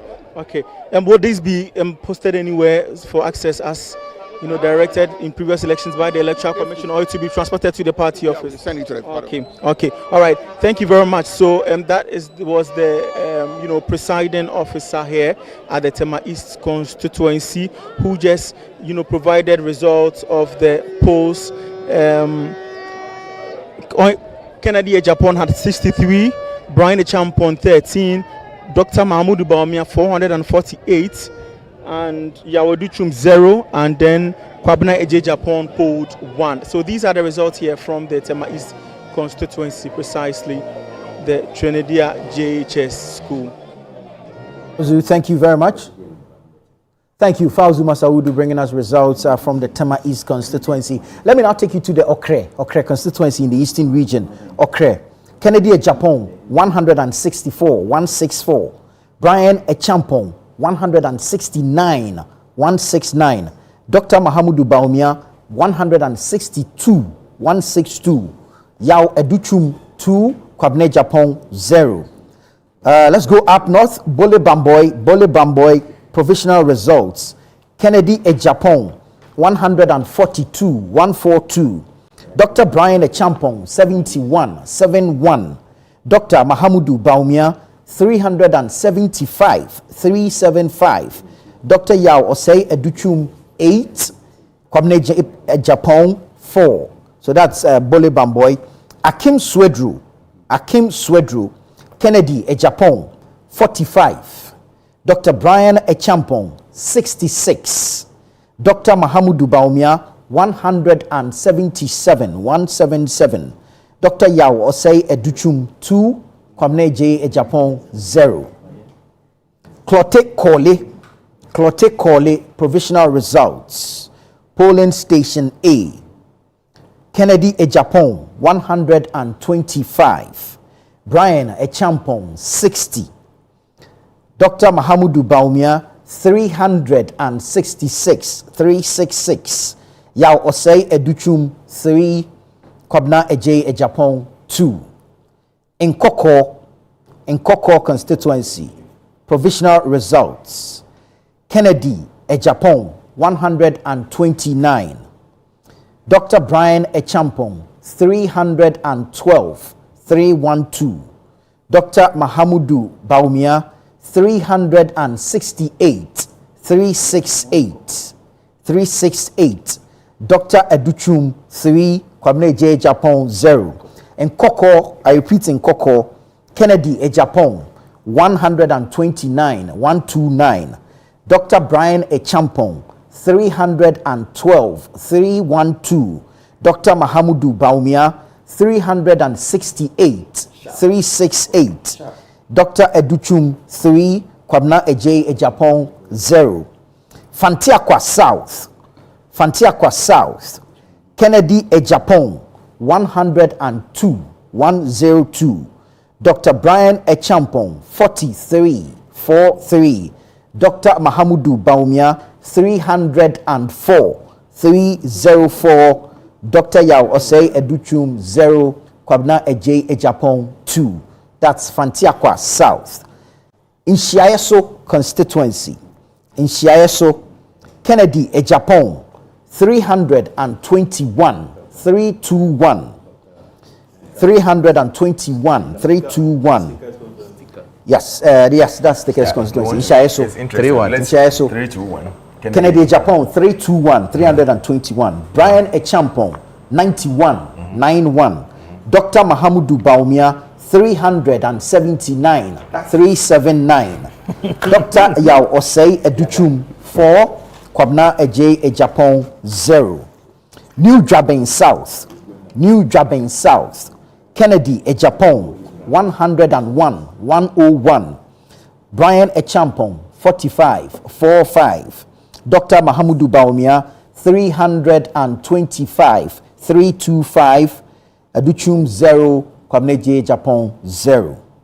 Bantama constituency. Kennedy Japan 293, 293. Brian Echampong 47, 47. Dr. Mahamudu Baumia 454, 454. Dr. Yao Osei Educhum 2, Kwabna Eje Ejapon 0.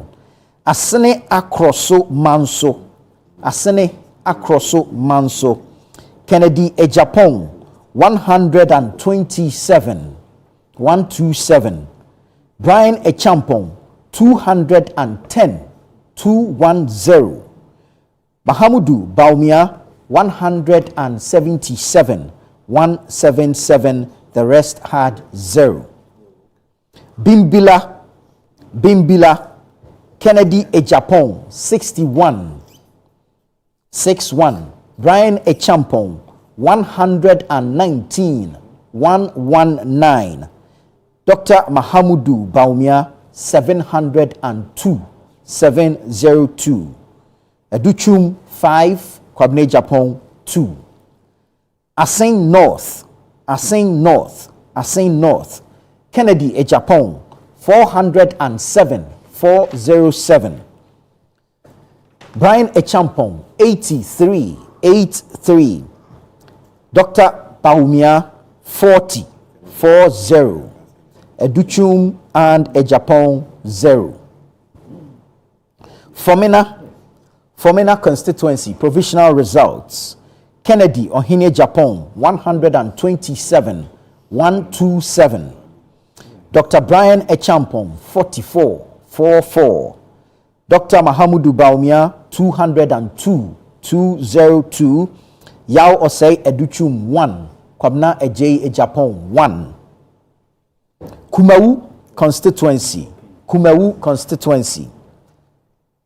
Ken Ejapon 85. Brian Echampon 58. Dr. Baumia 278. Yao Osei Educhum 6. Kwabna Eje Ejapon 3. Insuta Kwamain Beposo constituency. Kennedy Ejapon 102, 102. Brian Echampon 89, 89. Dr. Baumia 378, 378. Osei Educhum 2, Kwabne J Japon 1. Asin South, Kennedy Ejapon 338, 338. Brian Echampon 59, 59. Mahmoud Baumia 250, 250. Educhum 2, Kwabne Japon 0. Akrofom constituency provisional results. Kwabne J Ejapon. Okay, it's turned upside down. Let me just rework it. Akrofom constituency provisional results. Kennedy Ejapon 87, 87. Brian Echampon 63, 63. Dr. Mahmudu Baumia 188, 188. Kwabna Eje Japon 2. Yao say Educhum 3. Okay, so let's go to Damango constituency provisional results for Damango. Kennedy Ejapon 16, 16. Brian Echampon 17, 17. Dr. Mahamudu Baumia 471, 471. Educhum 3, Kwabne J Japon 1. Takrade provisional results. Kennedy Ejapon 96, 96. Brian Echampon 61, 61. Dr. Mahamudu Baumia 462, 462. Dr. Educhum 0. Kwabna Eje Ejapon 1. Subin constituency. Kennedy Ejapon 252, 252. Brian Echampon 63, 63. Dr. Baumia 515, 515. Educhum 6, Kwabne Japon 1. Aswase. Let's look at Aswase. Kennedy Ejapon 150. Brian Echampon 160. Dr. Baumia 662. Dr. Educhum 1. Kwabna Ejay Ejapong 5. Obuasi West provisional results. Kennedy Ejapong 223. Brian Echampong 49. Dr. Mahamudu Baumia 405. Dr. Yao Osei Educhum 7. Kwabna Ejay Ejapong 0. Afutu is next. Afutu constituency. Kennedy Ejapong 644. Kennedy Ejapong 644. Brian Echampong 32. Mahamudu Baumia 79. Educhum 0. Kwabna Ejay Ejapong 2. Let's go to Okaikwe South. Gabi Ofe is joining us from Okaikwe South. Let's hear what he has for us. Gabi, thank you. Welcome. Do you have results for us? What is happening in Okaikwe South? Unfortunately, Gabi is gone off, but let's bring you some more results from the various constituencies. Charles Owusukumi is joining us in the stead of Gabi. Charles, thank you so much. You were earlier reporting from YMCA. Tell us, voting should be done, sorting done, has counting been done, and if you have any results for us. Very well, Charles. Brief us on what has happened so far. Yes, I mean, if you can hear me. Voting ended, counting has actually also ended here at the constituency. Baumia supporters excited with the results that I'm just going to run by you quickly. Voting was smooth, started on time, ended at exactly 2 p.m. 2 polling stations set up here at this center. You can see police officers are beginning to pack up and leave. So I'll just quickly run by you the results the polling station is also. There are 2 polling stations, polling station A and polling station B. So total voters for the polling station A, we have 614 expected voters, 556 turned up, and here are the results for the candidate. Kennedy Ejapong polled 125 votes at the polling station A. Brian Echampong polled 60. Dr. Mahmoud Baumia polled 366. Dr. Yawase Educhum polled 3, and Kwabna Ejapong polled 2. And then these are the results for polling station B. Kennedy Ejapong polled 127. Brian Echampong polled 95. Dr. Baumia polled 336. And Dr. Yawase Educhum polled 2. And Kwabna Ejapong polled 0. So significantly, Dr. Baumia won this constituency by 703 votes.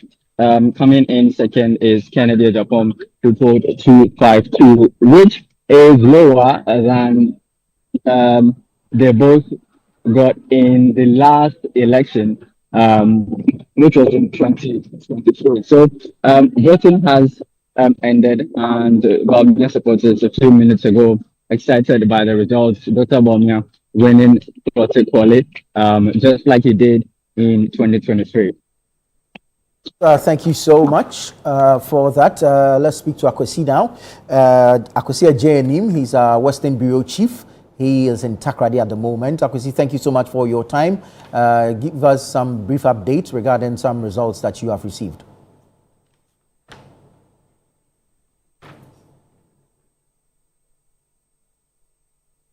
Hello, Akwesi, if you can unmute.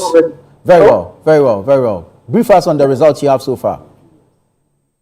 Well, before I would say so far in the Western region, we have 3 of the results coming in, and that is Sekendi, Epia, and Takrady. And out of the 3 conferences, the MP, the former Vice President, Dr. Mahmoud Baumia, who is at the number 3 position on the ballot box, ballot paper, has actually won.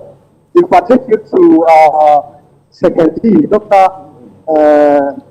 Honorable Kennedy Japon had 81 out of a total vote cast of 513. Brian Echampon had 39. Dr. Muhammad Bamwia had 392. Dr. Abichum had 0. And Fabe Japon also had 0. We only recorded one rejected ballot. In Takrade, Ekene Japon had 96. Brian Echampon had 61. Dr. Muhammad Bamwia had 462.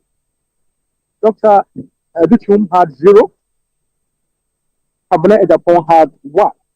And this over here too, we had one rejected ballot out of a total vote cast of 620. Now let me take you to the final result that I have from the Western region, which is Efia constituency. We have Kennedy Japon recording 64 votes.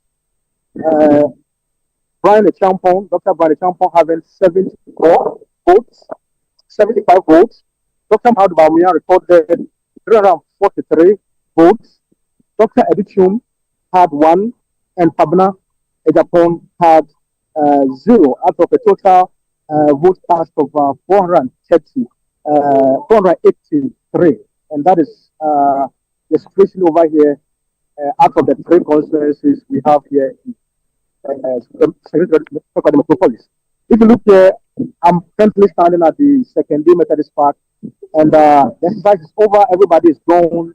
Those who are happy have been jubilating, and they've left, and those who are not happy have also gone, very sadly. We are waiting for the 2 other constituencies within the secondary party catchment, that is Chicago Pitan and that of Kwesimintin, which is still undergoing counting. And so, so far, out of the 5 constituencies within the secondary party bigger area, we have Dr. Muhammad Bawumia winning 3 out of the 5. Akwesi, thank you so much. We'll come back to you for some more results from the Western region. Akwesi Ejenim is Bureau Chief for the Western Belt, bringing us some results from Efia and Takrade in the Western region. Let's touch base with Gabi Ofer. He is in the Kaikwe South constituency here in the Greater Accra region. Hello, Gabi. Thank you so much for joining us. Give us the results from the constituency or the polling station where you are. Well, Nana, people who can hear me, voting ended at the Prince of Peace International School at the Okankwe constituency just around 2 p.m. And for here, we have 2 polling stations, so Center A and Center B. I'll quickly run you through the results from the 2 centers. I'll start off with Center A, with a total vote cast of 454 and total rejected of total registered of 503. So Kennedy Japon had 156 votes. Brian had 68. Bawumia had 229. And for Edichum, he had 0. And for a Japon, he had 1 vote. For the rejected ballot, he had just 1 for Center A. When it comes to Center B, we had Kennedy Japon taking 167. Brian Echampon with 73. Dr. Mahmoud Bawumia with 5. And then Yao Osei Edichum with 5. And also the final one, Kennedy Japon with 1. For the Center B, we had total valid votes of 501 and 0 rejected. Very well, Gabi. Thank you so much. Kaikwe South results as presented by Gabi. Mind you, these are provisional results. We'll wait for official results from the Electoral Commission. And then, of course, it is expected that an official declaration will be made at the NPP's headquarters here in Accra. We're bringing you the results from the various constituencies across the country where we have our correspondents and reporters stationed, having monitored the exercise from morning all the way up until now. Let's touch base with one of such in Ayawaso North. Wahab is my colleague. Wahab, thank you so much for your time. What can you report? Yes, Nana, I'm here at the Ayawaso North constituency, particularly the Unity JHS where the voting was done. The process has ended and the result, the sorting, counting, everything has completed. Now, back to the results. Starting with Kennedy Ohene Japon, he put 71 votes out of 636 total votes cast. And Dr. Brian Echampon also came out with 65 votes. Dr. Mahmoud Bawumia, number 3 on the ballot, came out with 499 votes. Dr. Yawase Yabichun had 0, and Engineer Kogna Ejay Japan also had 1 vote. The process here was very similar. It was very peaceful. We had the presence of the security bureau ensured that everything went on well. All the agents also cooperated so well. Currently ongoing, we can see the agents taking records on the pin sheet, ensuring that what they have corresponds correctly with the result on the pin sheet. So Nana, that is the result here at Ayawaso North constituency. The total vote cast at the end of the day was 336 out of expected voters of 682. We have recorded 0 rejected ballot. So the process here has come to an end. The jubilation ongoing here. We've set up a sound system. Jubilation ongoing, supported of Dr. Mahmoud Bawumia. I have with me here the 2024 parliamentary. I have with me here the 2024 parliamentary candidate for the NPP. Maybe you can know your name. So, what's your assessment of the entire process so far? Well, hello, Ab. Let's move you to engage him. We'll come back to you, but you can go ahead with that engagement. Let's touch base with other correspondents around the country to pick up some more results. Let's settle in the Ashanti region for now. The Bureau Chief for the Middle Belt, Hafiz Tijani, is joining us to give us an assessment of the results in the region so far. Hafiz, thank you so much for your time. Which constituencies have you picked results from, and what are the figures saying? Well, a number of them, but let me first start off from the Inshaeso constituency where I am currently. So Kennedy Japan, 321 votes, and then Brian Echampon, 91 votes, and Dr. Mahmoud Bawumia, 379 votes. Dr. Ya Oseiduchum, 4 votes, and then Engineer Kobne Japan, he had 0. So you look at the number of delegates, 889, and the Inshaeso constituency is very key because the member of parliament here, Stephen Amwa, popularly called Steka, is one of the leading coordinators as part or as far as the campaign for Kennedy Japan is concerned. We have heard him on several platforms, campaigning for Kennedy Japan, and then ensuring that he wins this election. And this did not go the same way as he wanted, though he campaigned so massively. We spoke to him a while ago, and he says that he's so surprised that Dr. Mahmoud Bawumia has won. He was expecting about 60% of the win for Kennedy Japan, but things have not gone on as expected for him. And then he's now engaging some of the delegates, and especially for those who sided with him in this encounter or in this election, trying to calm them down and tell them they are one. But he says that he's happy about the outcome of the elections, seeing that the process has been smooth. They are all one, they are all from the same family, and they would go ahead to ensure that the future coordination of the party will at least take them to the 2028 general election. Let's try and get him to speak to us. You are welcome to Channel 1 TV, and I can see you are still engaging with the delegates. I'm fine. You are still engaging with the delegates. No, this is a live report. You are still engaging with it. No, I want to make sure they leave. Yeah, they leave. Yeah. But the good thing is that stop. Okay. What I'm trying to say is that I can't leave my agency. If I go and something happens, how am I going to report? But the good thing is that there is peace. See around. There is peace. That is the most important thing. A while ago, you said you were surprised about the result. Oh, of course. I mean, if you were me, you would be surprised. Okay. If you were me, you would be surprised. But that is also normal. There is nothing wrong. It's clean, free, and fair elections. But you say you fought a good fight. We've lost. That's all. All right. And So, the good thing is there is peace. all right. So that's the member of parliament for the Inshaisu constituency, Stephen Amwa, popularly called Steka. So he is trying to calm down the delegates. So Nana, you heard from him. He's so surprised about what has been done. He's trying to ensure that all the delegates here leave so that there will not be any confrontation amongst them, because delegates here in the Inshaisu constituency are divided over the positions or the candidates who have contested in today's election. So from the Inshaisu constituency, I also have some results from other constituencies like the Subin, like the Akrofom constituency, where Kennedy Japan had 2 votes. Dr. Yadichum had 3 votes. Brian Echampo 63. Kennedy Japan, he had 87. So Engineer Kobne Japan had 2 votes in that constituency. Dr. Bawumia had 188 votes. And in the Subin constituency, Kennedy Japan had 252 votes. Brian Echampo 63. Dr. Bawumia 515 votes.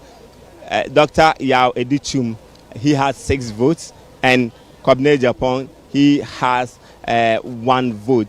And then you go to the Bantama constituency, Kennedy Japan 293 votes, Brian Echampo 47 votes, Dr.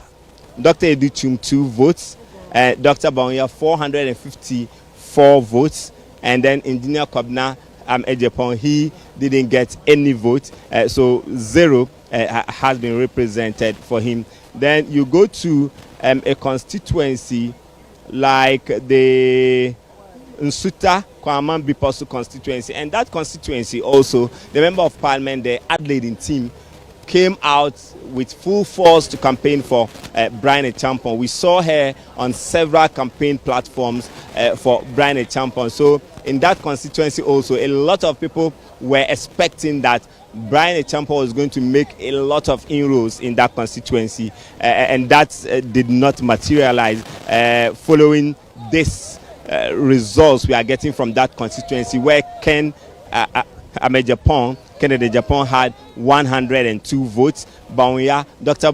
Mahmoud Bawumia also had 378 votes. Kobne Japan also had 1 vote, and then Yao Osei Educhum had 2 votes. In the Akrofrom constituency, Kobne Japan had 2 votes. Dr. Educhum 3 votes, Brian Echampo 63 votes, Kennedy Japan 87 votes, Dr. Bawumia 188 votes. So Nana, these are the results trickling from some of the constituencies, and we're still monitoring around to get results from all across 47 constituencies within the Ashanti region. Very well, Hafiz, thank you so much, bringing us updates from the Ashanti region. Let me take a few more results coming in, and then we touch base in some other constituencies. There's provisional results from Salaga North, Kennedy Japan 37, Dr. Brian Echampo 38, Dr. Mahamudu Bawumia 207, Dr. Yawase Educhum 1, Kwabene J. Ejapong 2. So that's Salaga North. Let's go to Suhum. So that's your constituency. No, okay. Salaga North again. Kennedy Ejapong, Salaga North. Kennedy Ejapong 37. Dr. Brian Echampo 38. Dr. Mahamudu Bawumia 207. Dr. Yawase Educhum 1. Engineer Kwabena Ej Ejapong 2. Right.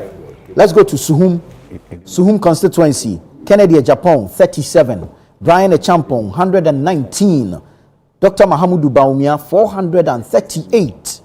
Educhum 0. Kwabene Ejapong 1. Abetifi.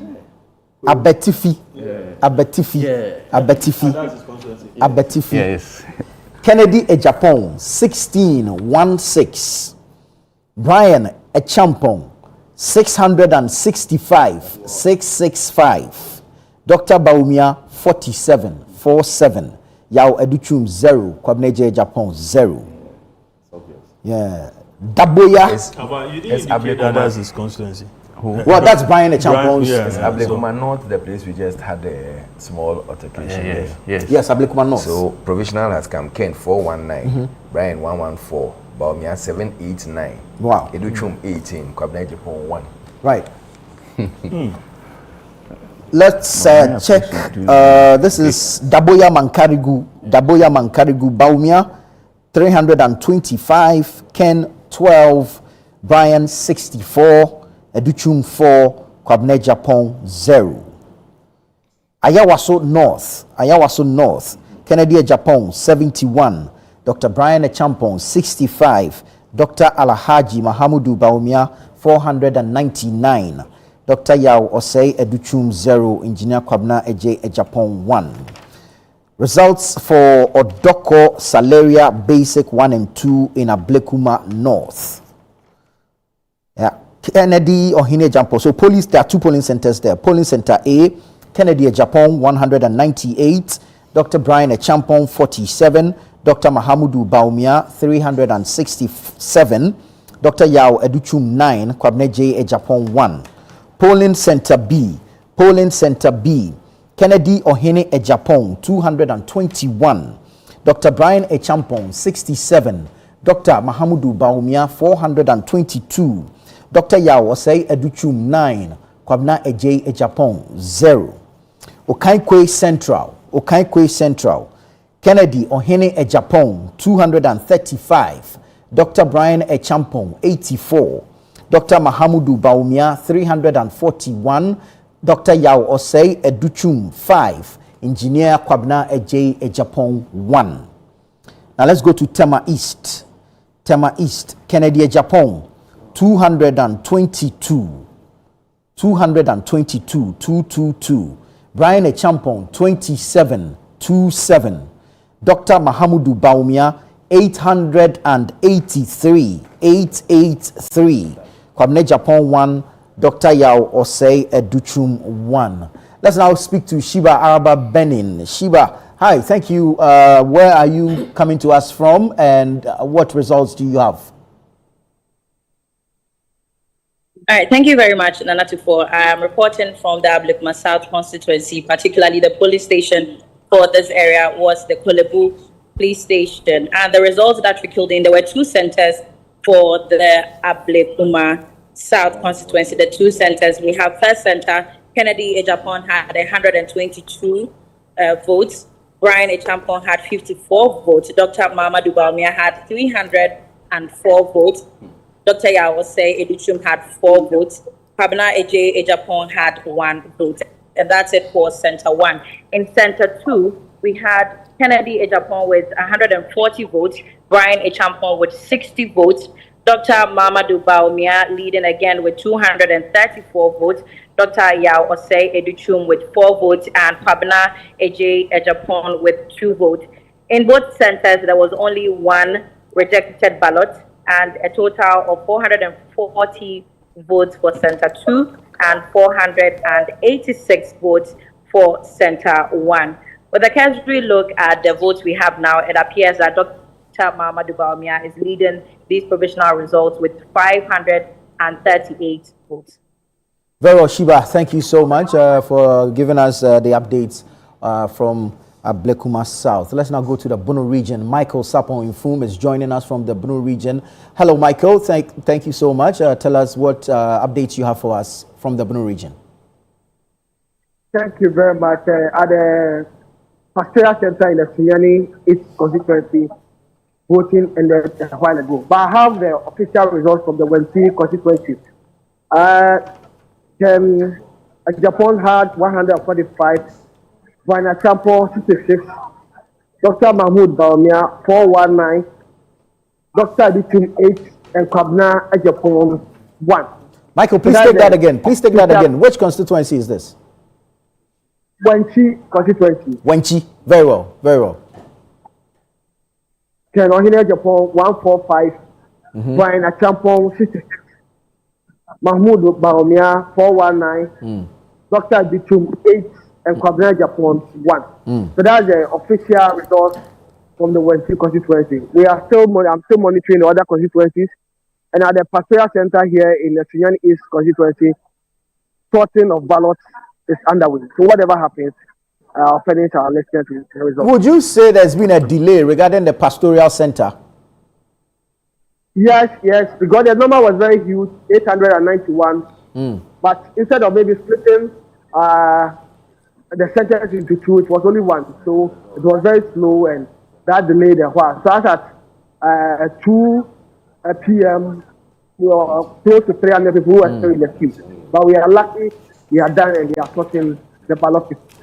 Very well, Michael, thank you so much. I will come back to you as and when you have the results from the pastoral center in Sunyani East. Let's now go to the Adentan constituency. Bevelyn London is joining us from there. Hello, Bevelyn.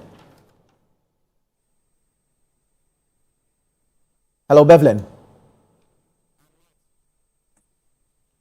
Nana. Very well. Grateful for your time. Give us the results for the Adentan constituency, if you have them. Yes, so in the Adentan constituency, there were two centers, Center A and Center B. Right. Voting ended around 2:20 because of the numbers that came in later on. And then sorting continued and then counting afterwards. So in Center A, Kennedy Ejapon got 255 votes, 255 votes for Center A. Dr. Brian Champong got 60 votes. Dr. Mahmoud Baumia got 398 votes. Number 4 on the ballot had 3 votes. That's Dr. Educhum. And Engineer Japan got 0. That's for Center A. Then Center B, Kennedy Japan got 256 votes. Dr. Brian Champong got 44. Dr. Mahmoud Baumia got 380. Dr. Educhum got 6. Engineer Ejapong 0. For both centers, we had 0 rejected ballots. So if I put them together, Kennedy Japan got 511 votes for both centers. That's Center A and Center B. 511 for both centers. Dr. Brian Champong got 104 for both centers. 104. Then Dr. Mahmoud Baumia got 778 for both centers. 778. Then Dr. Yaose Educhum got 9. Engineer Japan 0. So that's the results I have here from the Adentan constituency. Sorry. Very well, Bevelyn. Thank you so much for bringing us those updates from the Adentan constituency. Bevelyn London reporting from Adenta for us. Let me bring you some provisional results. Tamale North, Nobisco. Tamale North, Nobisco. Kennedy Japan 69. Brian Echampong 49. Dr. Baumia 412. Educhum 4. Kwabna Ejapong 9. So this is from Tamale North, that's Nobisco. Ablekuma West, polling station 1. Kennedy Ejapong 221. Dr. Brian Echampong 50. Dr. Mahamudu Baumia 181. Dr. Yawose Educhum 1. Engineer Kwabna Ejapong 0. Yes, that's Ablekuma West, polling station 1. Okay. Ablekuma West, polling station 1. Kennedy Ejapong 221, 221. Brian Echampong 50, 50. Dr. Mahamudu Baumia 181, 181. Dr. Yawose Educhum 1. Engineer Kwabna Ejapong 0. No, polling station 2 hasn't come. Let's go to Menchia North. Menchia North, Kennedy Ejapong 183. Brian Echampong 101, 101. Dr. Mahamudu Baumia 381, 381. Dr. Yao Osei Educhum 8. Engineer Kwabna Ejapong 0. Wa Central, polling station B. Kennedy Ejapong 45. Dr. Brian Echampong 62. Dr. Mahamudu Baumia 446. Dr. Yao Osei Educhum 4. Engineer Kwabna Ejapong 2. Weja Gbawe, Kennedy Ejapong 367. Brian Echampong 193. Dr. Mahamudu Baumia 551. Dr. Yawose Educhum 1. Kwabna Ejapong 0. Okay, Wa Central A. The initial one was B. This is Wa Central A. Kennedy Ejapong 20. Dr. Brian Echampong 40. Dr. Mahamudu Baumia 450. Dr. Yao Osei Educhum 3. Engineer Kwabene J. Japan 0. Manso Edubia, Kennedy 228, Brian 47, DMB 422, Osei Educhum 12, Kwabene J. Japan 1. So now I have Ablikuma West Polling Station 1, Kennedy Japan 221, Brian Echampong 50, Mahamudu Baumia 181, Yao Osei Educhum 1, Kwabene J. Japan 0. Let's do Abuakwa South and then we'll see if we can have a conversation. Abuakwa South, Kennedy 35, Brian 76, Baumia 457, Educhum 0, Kwabene Japan 0. And Sawam Adwejiri. And Sawam Adwejiri. I knew that would take some years. And Sawam Adwejiri. Kennedy 100. Yes, Anodompe is the current MP.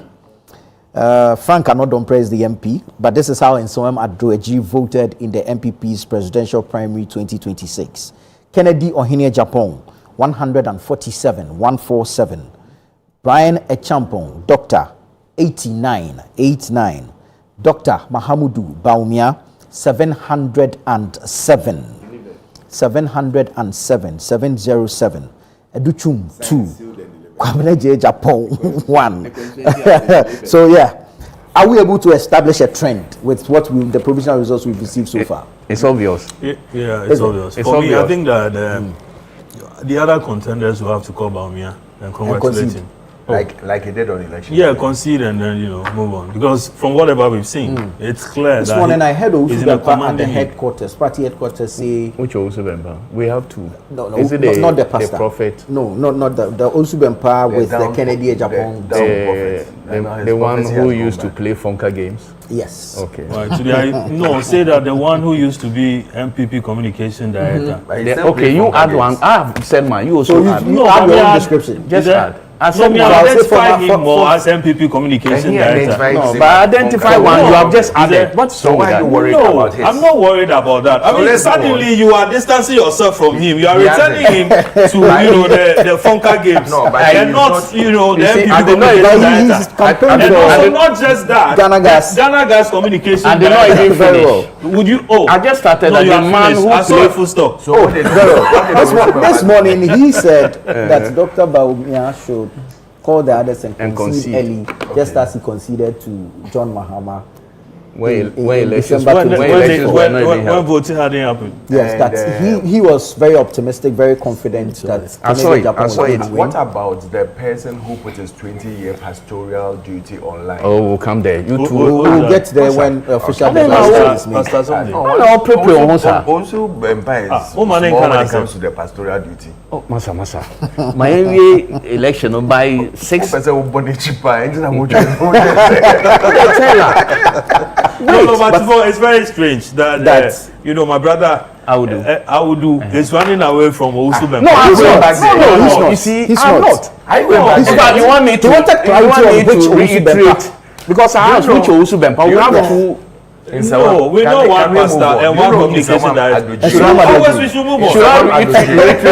Because I want us to talk about so many other things. It's a one Adwejiri. Yes. Yeah. I'll give a lot of congrats to Frank Anodompe. Not only him, but Samira was there. Did a lot of work there. Wow. And I'll say a big congratulations to him. And it's shown in the results. Yeah. It's showing in the results. And we cannot take hair factor out of it. Kennedy 147, Brian 89, Baumia 707. No one got 200. It's massive. So the difference is, I mean, the work she did there, and when she talks to you, you see that yes, this is a first lady material. I want to. There's a trend. I think that it appears what has come so far. It appears that Brian is doing better than Ken in northern region. And Volta. Better than you anticipated. Better than anticipated. It's northern and becoming, Volta. It appears that Brian is doing very well in northern Ghana and then Volta. Brian is the new kid on the block.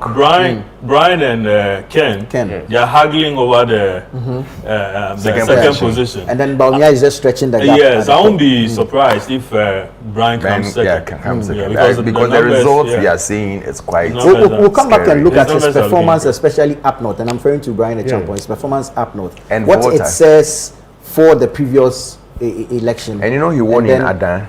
Okay. Brian. Brian Echampo. So we'll come back and look at that. Let me quickly make a stop at Dom Kwabenya and speak to Ajubi Wiafe at Kenten. Hello, Ajubi. I want to see You have to describe that place as Ajubi's hometown. Ajubi, I understand you are in your hometown, Dom Kwabenya. Hello, can you hear me? Very well, I can hear you. Can you hear me? Yes. Can you come again with your question? I understand Dom Kwabenya is your hometown. Is that true? There has been another slowdown. I understand Dom Kwabenya is your hometown. Is that where you come from, according to Larry Dogbe? Well, I mean, you could say that. They are my people. So yes. There are people. Very well. What are your people saying according to their voting this evening? Let us probably come again. I'm asking what the results look like from Dom Kwabenya.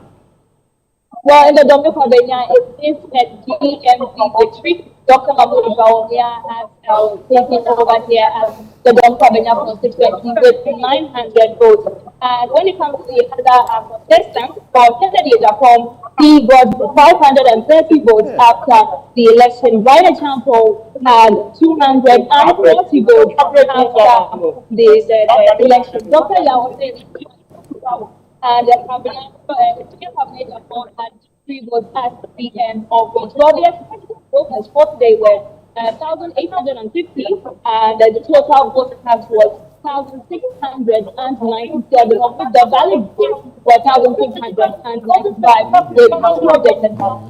So that's the compilation of the atomic Very well, Juby, thank you. Thank you for bringing us the updates from Dom Kwabenya. There's the atomic polling station A and B, putting the results together. Clearly a repeat for Dr. Mahamudu Bawumia in the Dom Kwabenya constituency. You say repeat? Bawumia lost. He lost Dom Kwabenya. The last time. He lost the last time. He's won this time. He's won this time. Oh, wow. Dom Kwabenya. Yeah, Dom okay. Kwabenya. You know, the last time I just actually supported Ken. And this time around, she has switched. So probably she's very popular in the constituency. Indeed. Very popular. Baby mama power. Yes, I'm picked that we're putting together the results for Dom Kwabenya, so we'll announce the final results. Western region, DMB got 17 out of 17 constituencies. Western region, 17 out of 17. Yeah. That's 100% score. Yeah. Right. Let's speak to Emmanuel Opong. Ima, thank you so much for joining us. Ima is coming to us from Okankwe Central. Ima, what's happening in Okankwe Central? Charles Patrick's. Yes. Yeah, Patrick Bama. Ima, please unmute.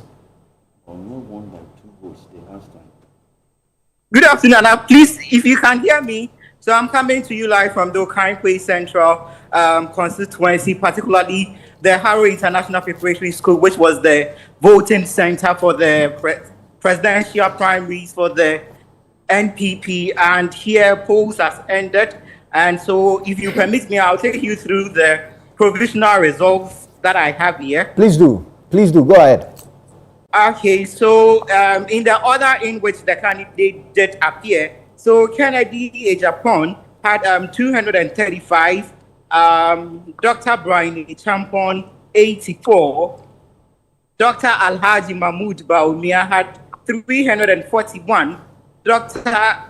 Yao Osei Edichum, that is the former education minister, had 5, Engineer Kobna AJ Ejapon had 1, and there was an incident of rejected ballot, which was 3, and total number of votes that was cast was 669. Ideally, the center of the constituency was expecting 737 people, but out of this, we had 669 people turning up, and generally the exercise or the voting exercise had been smooth throughout the day. Very well, Ima. Thank you so much. Emmanuel Opon coming to us from Okaikwe Central. That's Patrick Boame's constituency, bringing us up to speed with some results from there. We're looking to see the performance of Brian Echampong so far, based on what we've seen. It looks like he's doing very well up north. Yes. And to some extent, the Volta region as well. The eastern region, the Kwao area, and then the... Where he hails? Yes, and then the, how do you call it?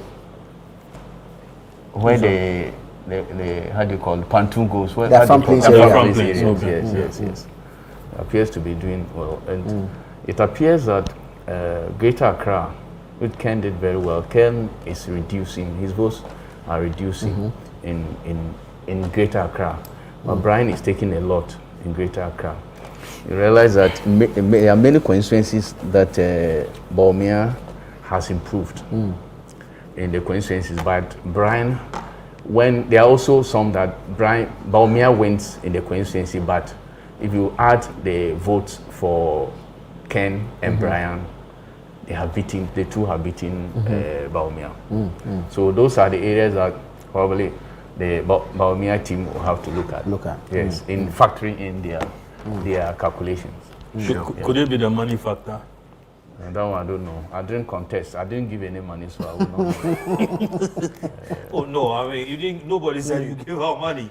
But if somebody is paying 500, another person is paying 700. In every election, you have strategy. People have some strategy.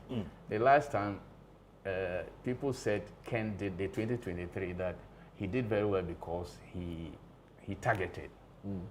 Targeted what? When we targeting, you pay particular attention to some constituencies and some police station executives. With money or with I don't know how they do it. I say you target with your campaign, your everything you target.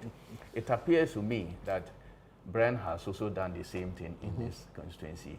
And he toured the entire country twice. It also appears to me that Ken probably do not do the targeting this time around. He has done it across board. So you're not interested in what the targeting means? The targeting means it could be anything. Your message. There are constituencies that he has visited 2-3 times. Yes, Brian. Okay. There are constituencies that he has. But of course, strategy is about everything.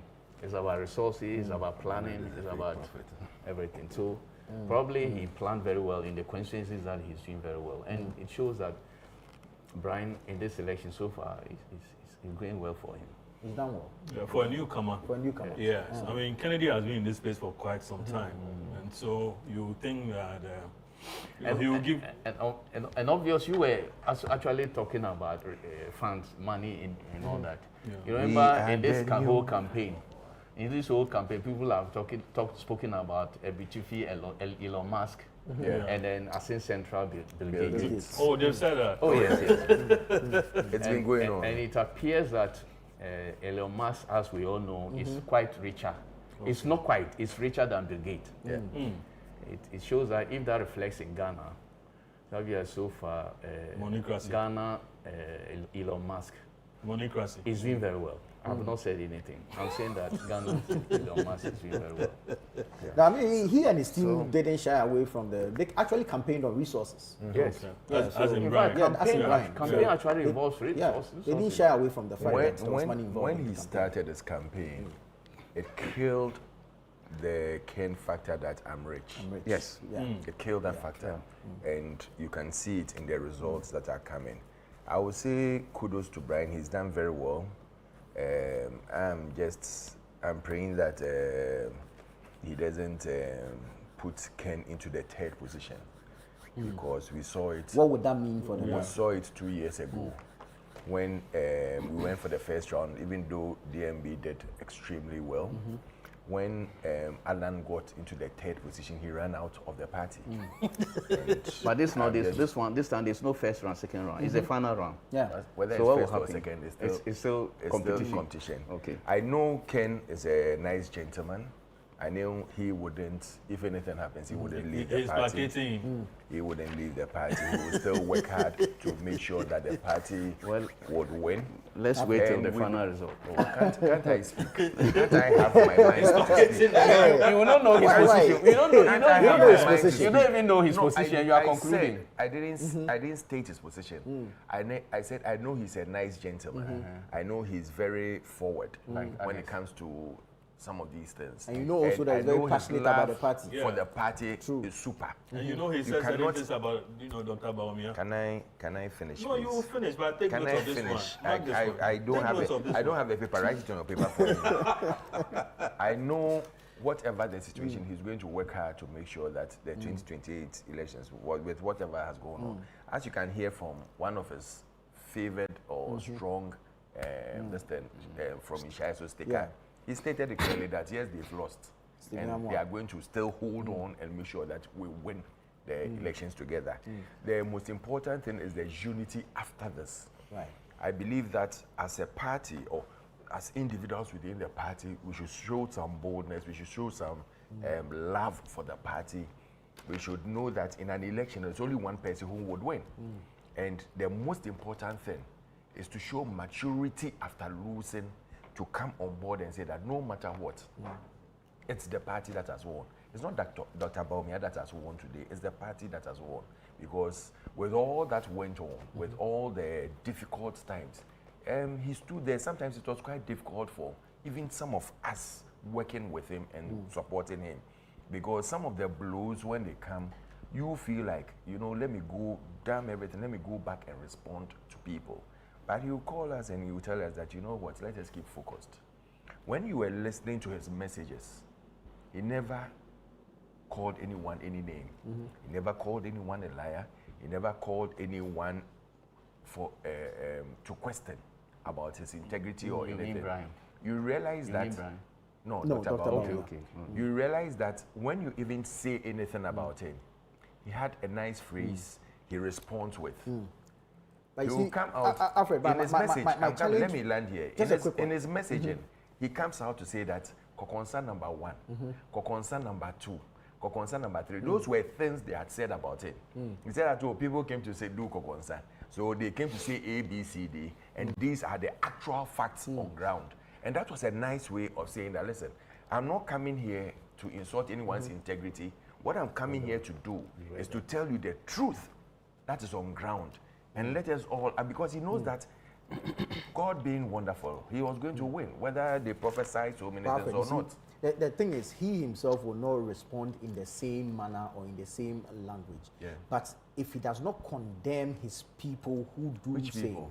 We don't have to mention names, when but we see same when I started, I told you that if you don't condemn, it's a subtle endorsement. No, I told you that before. Sometimes we even go on rounds. When we go out and we go and talk to people and come on air, he calls us and he tells us that, listen, let us keep focused. These things would come. True. Because, and when you listen to even the speech that he was delivering to the delegates, he tells them that, listen, why would people attack me? Because they see me as the person who is the leading candidate. Yeah. So when some of these things come, know that some will be true, some will not be true. But I will come and tell you the truth. Because I believe that as a leading candidate, I'll be dealt with blows. It's for me to come and respond. But I'm not coming here to call anyone a liar or anything. Yeah. And that shows the good sense of a mature politician who understands and appreciates that in everything, when you finish, you have to come together. If I call you names, can I come to you? No. If I call you names, can I campaign for you if you win? So these are things that it makes me realize that Dr. Baumia is par excellence. He's par excellence. No matter the things that NDC said about him, and they don't have anything to say again. What are they going to say? That Dr. Baumia was corrupt? They can never say that. That Dr. Baumia lied because he didn't, or we couldn't honor everything in our manifesto. We did more than NDC's 2016 manifesto they brought out. Really? Oh yes, go and check percentages.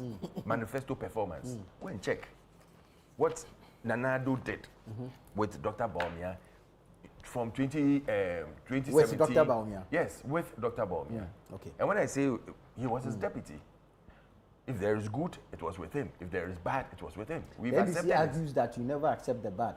You Dr. say Baumia, if there is listen, bad, you say you were sidelined. Dr. Baumia came out to apologize to Ghanaians on what?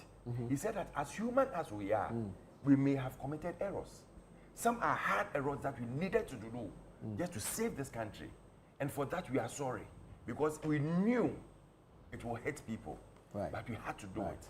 Right. That shows the good leadership he has. Because he knows that some of those things are painful decisions we have to take. Like the DDEP. Freddie. They were painful decisions we have to take. At this point, we are campaigning for 2028. I mean, it starts from now. You know, let's look at the trends so far. The results we've seen and the trends you can establish from there. Well, as I said earlier, I think that I mean, he's taking a command in me, and I mean. The last result is counted. We won't say commanded. We are not like NDC. Please don't use those words on us. We are still leading, but we are still commanding and comfortable are both seas. Comfortable and commanding are both seas. Comfortable, you can go and sleep. Commanding, you can't. No, commanding, you can't. Commanding, you do what? Commanding is far better. Commanding, you have to stay and command. The gap can be narrow. See, I mean, Freddie just spoke about Dr. Baumia. I mean, human relation-wise, solid guy. Yeah. Thank you. Okay, you can't take it away from him. He's one individual that you won't hear comforting his opponent, you know, word for word, throwing back words at them. The only time he took on an opponent was John Mahama, where he described him, you know, in words. 2016. After that, the only word he used, incompetent. Oh, no, he said other things. That's the only thing. What did he say? Oh, he said other things. Give me one. Oh, Freddie, let me finish. But give me one. Let me finish what I'm... But he also heckled me when I was Please allow him. Now, then you... So, I mean, give it to him. Should I give him more results? I think this election has required acrimonious, whether you like it or not. Indeed, it has. You know, more acrimonious than even there. The 2023. The 2023. Yeah, right. Where people... You know, you see, you know, candidates going at each other. Okay? I mean, Kennedy in particular went after Dr. Baumia. He called him a liar. I think I shared a video of that with you. And then, you know, talked about how, I hear there was one instance where he called him an autistic person. Hold on. Let's look for that one. Let's confirm that one. But let me quickly touch base in the central you don't region. Want to hear that. Let me go to the central region and come back. There are wonders in central region. Akwesi, what's happening in the region? You know that's Kennedy Japan's home region, so we need to know exactly what's happening there. Hello, Akwesi.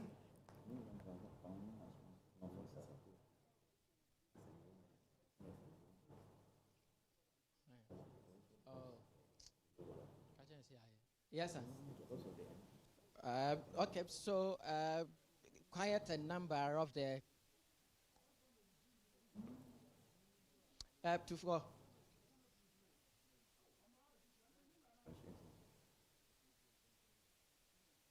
Please go ahead. Go ahead with what you have from the region.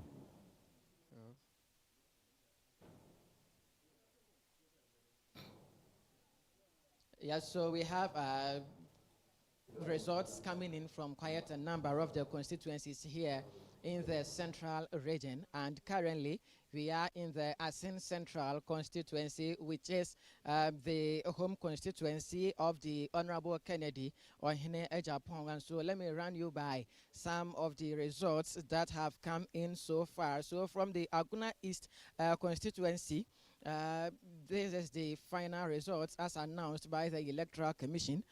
Kennedy Ohene Ejapong secured 362 votes. Brian Champong 162, Dr. Mahmoud Baumia 137, Aduchum 1, and then Kwabene Japong 0. Rejected ballots 2. We have Gomwa East Constituency Center A, Kennedy Ejapong 248, Brian Champong 83, Mahmoud Baumia 148, Aduchum 5, Kwabene Japong 0. Center B, Kennedy Ejapong 248, Brian Champong 57, Dr. Mahmoud Baumia 204, Aduchum 7, and then Kwabena Ejapong 1, rejected 2. In the Upper Denchira West constituency, Kennedy Ohene Ejapong 222, Brian Echampong 21, Dr. Mahmoud Baumia 302, Aduchum had 2, and then Kwabena Ejapong 1. In the Autu Senya East constituency, Kennedy Japan had 454, Brian Achampong 119, Dr. Mahmoud Bawumia 794, Aduchum 8, Kwabne Japan 0. Now, in the Autu Senya East constituency, the dynamics is that in 2023, Kennedy Japan won massively. He had over 800 out of the total votes, while Dr. Mahmoud Bawumia secured just about 40 out of the total votes. But this time around, Dr. Mahmoud Bawumia has won the Autu Senya East constituency by gaining 794 votes, and then Kennedy Japan securing 454 votes. So it tells you that his performance has sharply dwindled in the Autu Senya East constituency. Ekumfi Kennedy Japan 189, Brian Anachampon 120, Dr. Mahmoud Bawumia 201, Aduchum 5, Kwabna Ejapon 2. In the Commander Edina Eguafu Abrem constituency, Kennedy Japan 254, Brian Achampon 199, Mahmoud Bawumia 475, Aduchum 27, Kwabna Ejapon 0. Ajumaku Enyan Esiam constituency, Kennedy Japan 373, Brian Achampon 168, Dr. Mahmoud Bawumia 297, Aduchum 5, Kwabna Ejenge Japan 0. So this is from the Ajumaku Enyan Esiam constituency. Then Asikuma Odoben Brakwa, Kennedy Japan 397, Brian Achampon 104, Dr. Mahmoud Bawumia 267, Oseya Waduchum 9, Kwabne Jenye Japan secured 2 votes in that constituency. Heman Lowa Dentra, Kennedy Japan 233, Brian Achampon 113, Dr. Mahmoud Bawumia 91, Oseya Duchum 0, Kwabne Jenye Japan 2. This is from the Heman Lowa Dentra. Then Infantiman constituency, so that is Mankesim, and then the South Pond area. Kennedy Japan 375, Brian Achampon 216, Dr. Mahmoud Bawumia 507, Aduchum 3, Kwabna Ejapon 2, and then Cape Coast North, Kennedy Japan 215, Brian Achampon 67, Dr. Mahmoud Bawumia 322, Dr. Aduchum 4, Kennedy Japan 2. This is from Cape Coast North. Now, Gomwa Central, Kennedy Ohene Ejapon 349, Brian Achampon 125, Dr. Alhaji Mahmoud Bawumia 126, Dr. Aduchum 1, Kwabna Ejenge Japan 0 from Gomwa Central. Upper Dentra West constituency, Kennedy Japan 222, Dr. Brian Achampon 21, Dr. Mahmoud Bawumia 302, Oseya Aduchum 2, Kwabena Ejen Ejapon had 1 vote from the Upper Dentra West constituency. Now let's go to the Futu constituency. So that is the constituency of the Honorable Alexander Afenyo-Markin, the minority leader. Kennedy Japan had 644 votes from the Futu constituency. Brian Achampon had 32. Dr. Mahmoud Bawumia had 79. Then Aduchum had 0. Kwabne Japan garnered 2 votes from the Futu constituency. Asen South, this is a neighboring constituency to that of the home constituency of Honorable Kennedy Ohene Ejapon. That is the constituency of Reverend Intim Fojo. So from Asen South, Kennedy Ejapon 338, Brian Achampon 59, Dr. Mahmoud Bawumia 250, Aduchum 2, Kwabena Ejapon 0, then rejected votes 1. So from the Asen South constituency, then Asen North, another neighboring constituency, 2 Asen Central, Kennedy Ejapon 407, Brian Achampon 83, Dr. Mahmoud Bawumia 40, Aduchum 0, Kwabena Ejapon had 0. Then Asen Central, so this is the home constituency of the Honorable Kennedy Ohene Ejapon. So Asen Central, Kennedy Ejapon 495, Brian Achampon 4, Dr. Mahmoud Bawumia 28, then Dr. Aduchum 1, Kwabena Ejapon 1. The dynamics is that in 2023, Dr. Mahmoud Bawumia had 16 votes. And then today, he has had 28 votes. So he has had a total of about 12 votes in addition to what he garnered in the previous polls. So, Nana, this is how the region has been. We have 2 constituencies still in outstanding.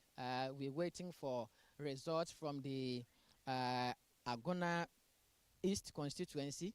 And then we are waiting for results from the Gomwa West constituency as well, Nana. Well, Kwesi, thank you so much for bringing us for like a roundup or a wrap of the central region and the results that you have received so far. Thank you. We'll wait for that of Agona East and Agona West. But let's go up north. Shawana Yusuf is Bureau Chief for the Northern Belt, and she joins us with some results as well. Shawana, thank you so much for your time. Brief us with the results you have so far.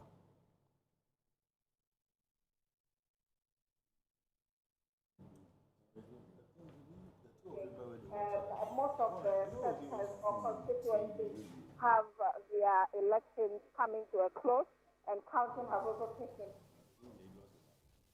place and come to a conclusion. At the Tamale North constituency, that's at the Northern Business School, where there was a total of 571 delegates. This is the breakdown of the results we got from there. Kennedy Ejapong got 69 votes. Brian Echampong had 49 votes. Mahmoud Baumia had 412 votes. Yao Osei Edichum had 4 votes, and Kobna Eje Japong had 9 votes. So there was a total valid votes of 543 and rejected ballots of 3. And that is the result from the Tamale North constituency. Moving straight to the Tolong constituency, where there was a total delegates of 718. Kennedy Ejapong had 46 votes. Brian Echampong had 54 votes. Mahmoud Baumia emerged with 585 votes. Yao Osei Dichum had 1 vote. Kobna Ejapong had 1 vote, with a total valid vote of 687, as well as a rejected ballot of 4. So this is results from the Tolong constituency. Now, let me take you again to some other constituencies here in the northern region. Let's go to the Nantong constituency, where there were a total of 462 delegates that were expected. Kennedy Ejapong had 22 votes in Nantong. Brian Echampong had 57 votes. Dr. Mahmoud Baumia had 356 votes. Yao Edichum had 3 votes. Kobna Ejapong had 1 vote. Total valid vote was 439, and rejected was 0. In the Savulugu constituency, there was a total of 707 delegates over there. Kennedy Ejapong had 21 votes. Brian Echampong had 71. Dr. Mahmoud Baumia had 578 votes. Kobna Ejapong had 4 votes. Yao Edichum had 4 votes, and Kobna Ejapong had 0 vote in Savulugu. So the total valid vote that was cast in Savulugu was 674, and there was a rejected ballot of just 1.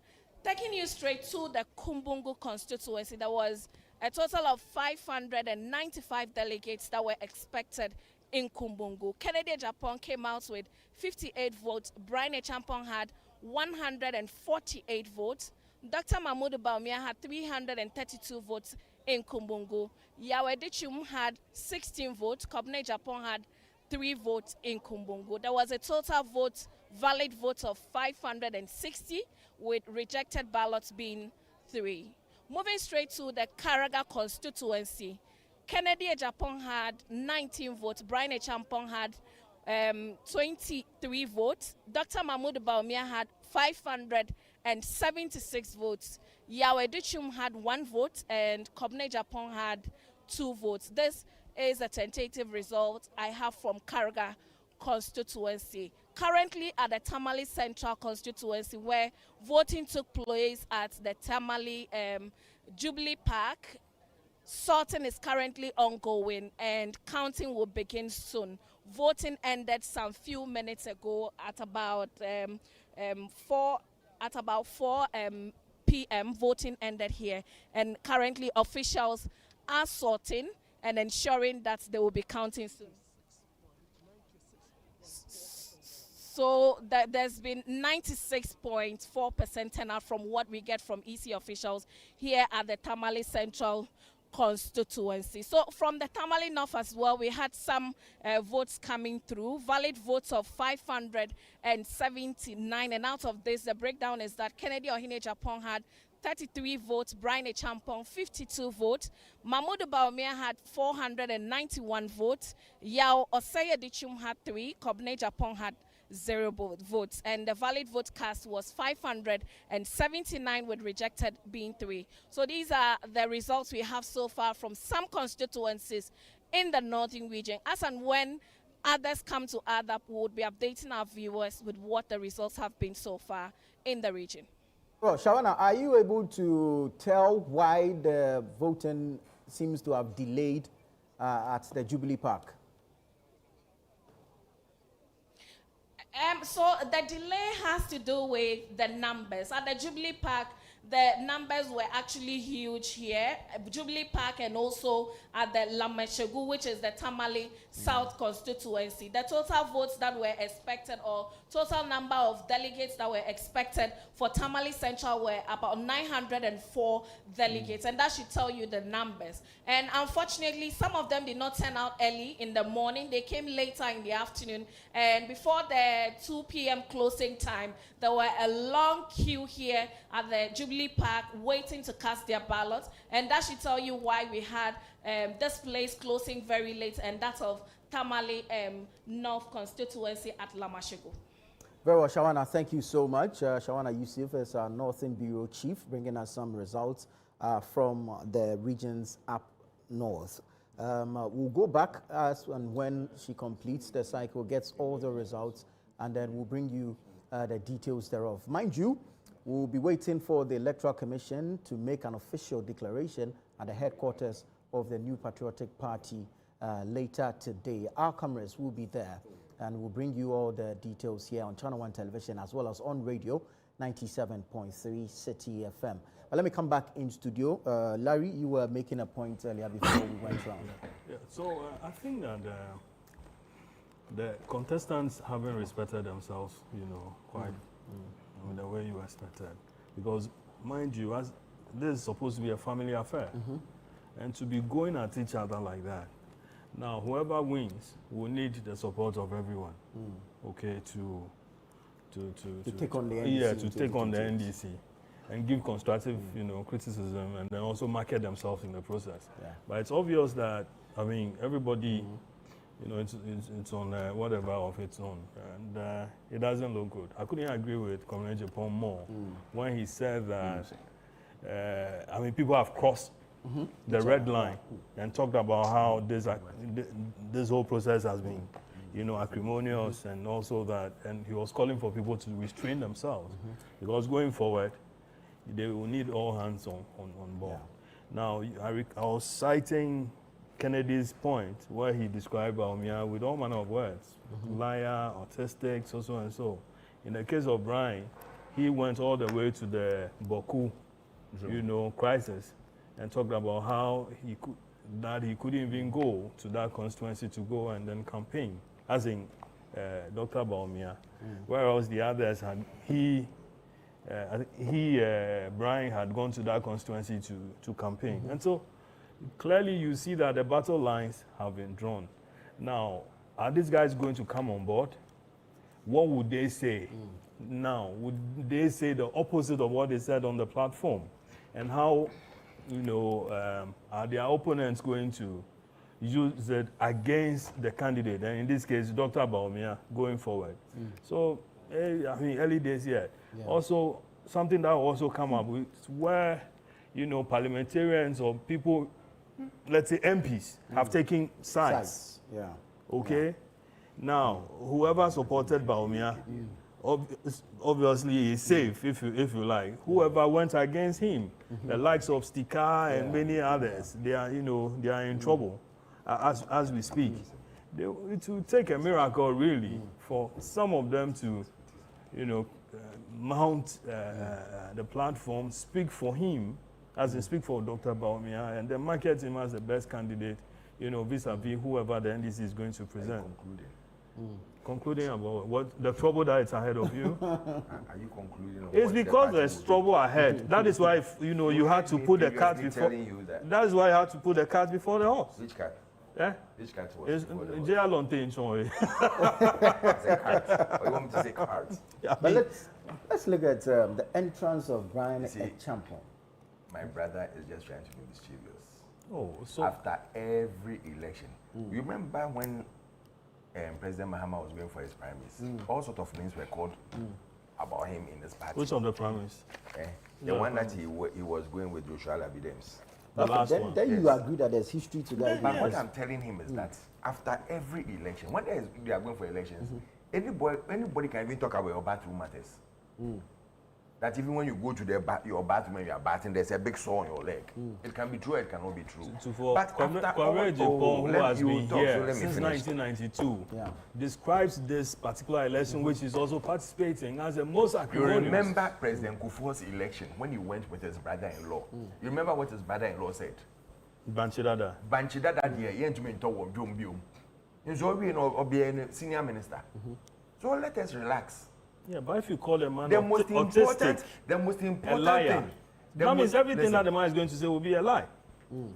By you, Ghanaians will judge. You have one vote, just like myself and everybody else. I believe that Kufuor will listen to both sides, check on the manifestos. I'm not asking Ghanaians to make up their mind. So relax. We are just describing what had just transpired. That's why I'm telling you that after the whole hula baloo that has gone on, what is going to happen is that there's going to be unity. Right. Let me tell you, after we finish all the elections up to the national level, the party is going to come together as a strong, formidable force that you've never ever seen before. And I'll tell you that is the truth. What Justin is putting together, it's a machinery being set up. It's a machinery to make sure that the party is stronger than it was before. He's learned from the mistakes that we did the last time. That is the fear. But Justin is going to contest an election. Yes, so that doesn't mean that he can't do his work. No, he's still doing his work until he finishes the election. An election. So he shouldn't. So he shouldn't put parameters in place for the. No, I mean that parameters can be collapsed. And that is what I'm telling you, that he is working in such a way that whether he is there tomorrow or not, is he contesting? Whatever goes on in the party, he hasn't officially declared, has he? Whatever goes on in the party will become a strong, formidable force before the end of this year. In fact, by the middle of this year, whilst we are transiting from the IMF, the NPP party is becoming a stronger force. And I can tell you that for sure. So just relax. I mean, you can say everything you want to say. Is your strength hinged on the IMF? I'm giving you scenarios. The July that they are coming out, which we are doing our way. So the dollar that they are pushing now to suppress everything, you know. That's a prophet of doom. At that time, we also sit down and now start asking them questions. When the man was speaking about likely situations after your election, he said he was concluding. Exactly. But he's teaching me how to. But I want to look at Dr. Brian Achampong and his entry into this entire race. Did he appear as one who had actually come to win, or one who had come to market himself for the future? Nobody goes into an election to market for future. Everybody goes into an election to win. When he came at first, on the first hand, I said, wow, this is going to be a strong force in the listing, and it's going to be a problem for our team. Then he gave the first blow, as usual. It was part of the consensus.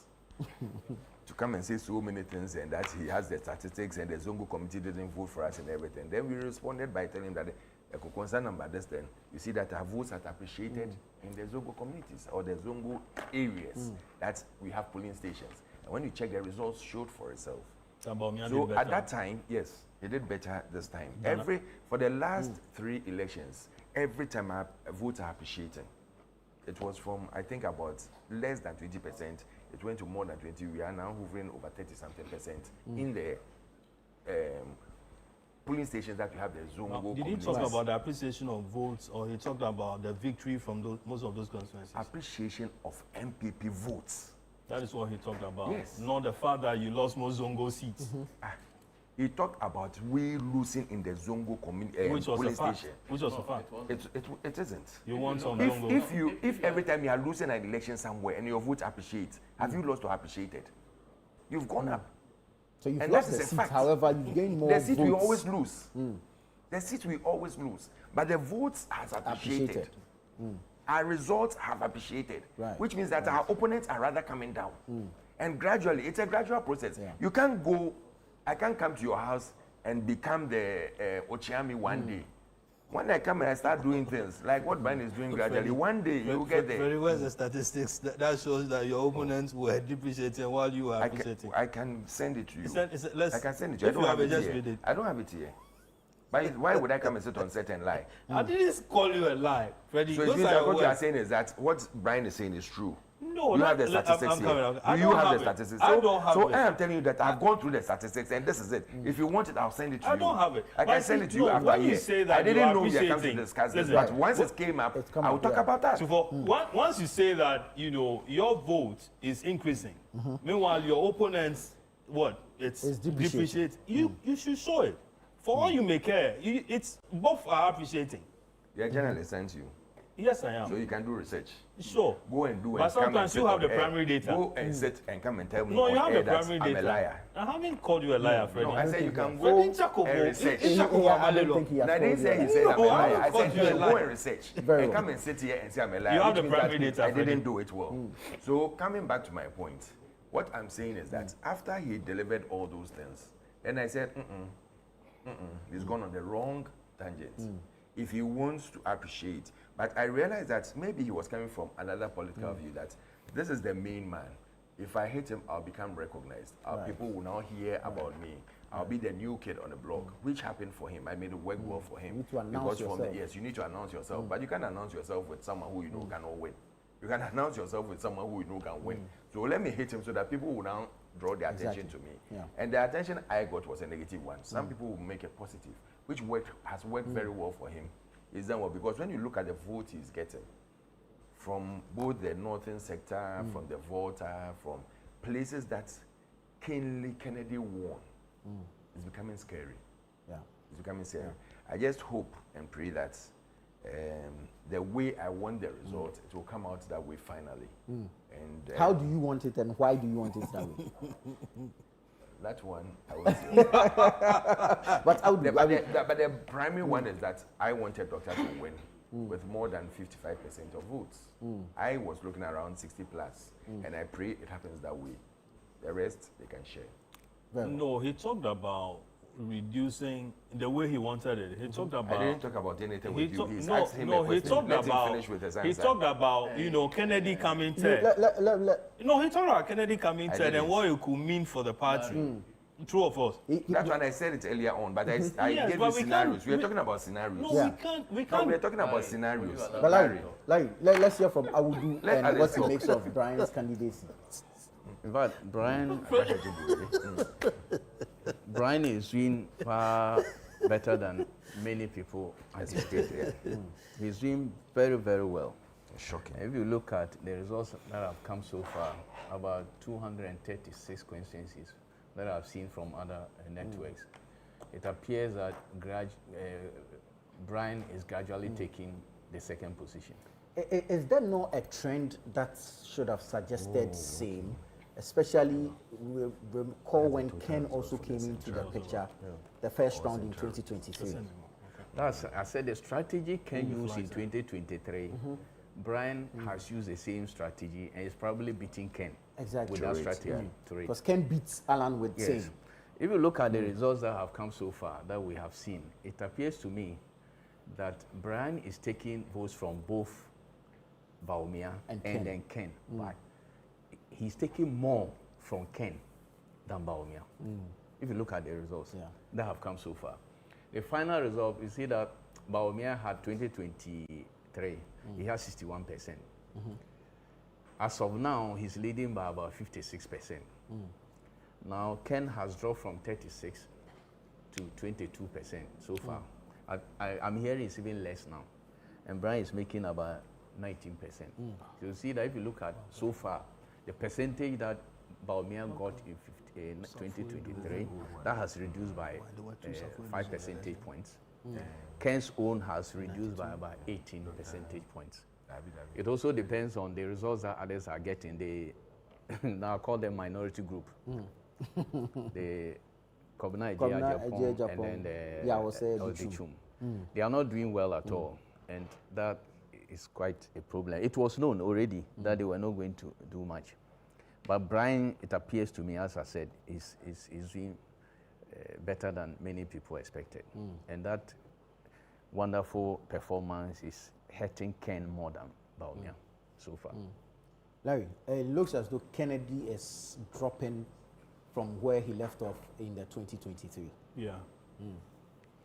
Well, we'll have to wait for final results, though. But the trend, we have to. I mean, based on what we've taking seen Central Region, for instance, exactly. you could see that there were places where he won in the last election, but this time around, even where it's flipped in some instances. Other instances, Bawumia had narrowed the gap, considerably. So, yeah, things change. But what I see is Dr. Bawumia establishing himself more and more.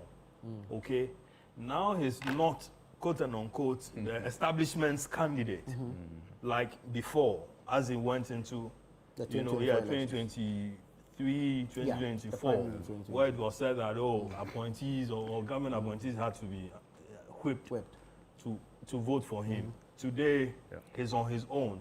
His campaign is endeared himself to the people, if you like, and so I think that. But then there is also another thing which says that the victory has to be resounding in such a way that I don't see it that way.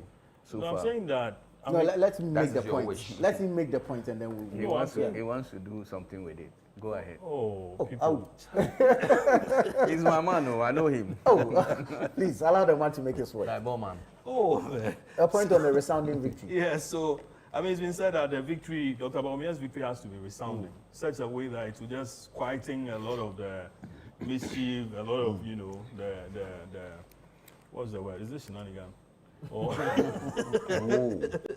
a lot of the what could happen with the two other candidates, because then he would have to be forced to negotiate. Right.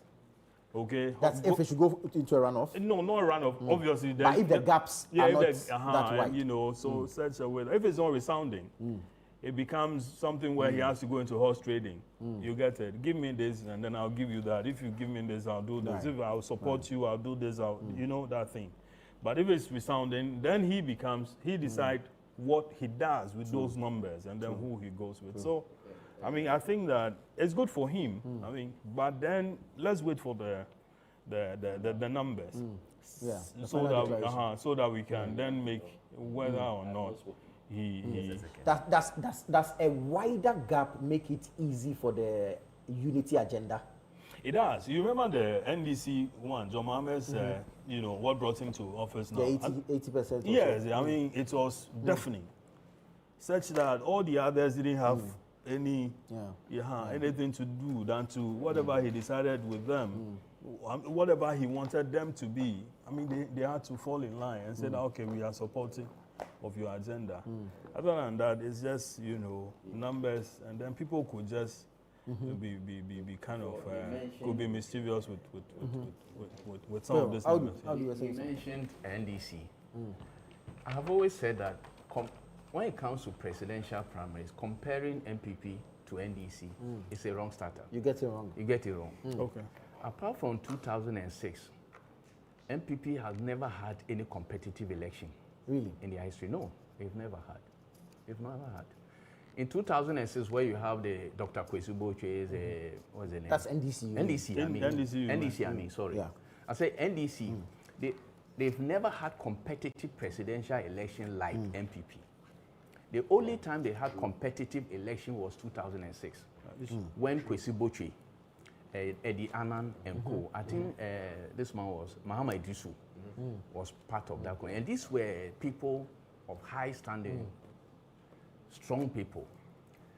Come in NDC Swedway Declaration. What was it, 2000 or 2002? 2006. Where Kwesi Boche? Yes. No, the one that happened in Legon? Yeah, Legon. Yeah, that's on 2006. That brought that's on 2006. 2002 for the 2004 election. Oh, is that right? 2002. Yes, okay. With that. Okay, there's 2002. 2002. Okay, I thought it was 2006. Apart from that election, NDC has not had any competitive election. The one you mentioned that Mama got, there was even one he went unopposed. and he got a lot of zeros because NDC wanted no, but then he was incumbent. Yeah. He was in office. And then the party decided that he should and the last one that you said he performed so well, who were there? The person who would have given him a bit of competition was Dr. Kwabena Dufour. And NDC didn't want him to get a certain number of votes like Brian is doing now, so that Mahama's votes will come down. What is this guy saying? I want to explain why. Because the thing actually landed in court. No, what I say? Landed in court, in the primaries. There was a contest. You see? There was. Oh. There was. They said the NDC that's Dr. Before pulled out. That's why I want to speak. No, but they were others who were in the election. Who went for the contest? When you were talking, I kept quiet. But perhaps he was the biggest opponent in that contest. He was the biggest opponent. You look at this man, Ago man, what's the name? Kojo Bonsu.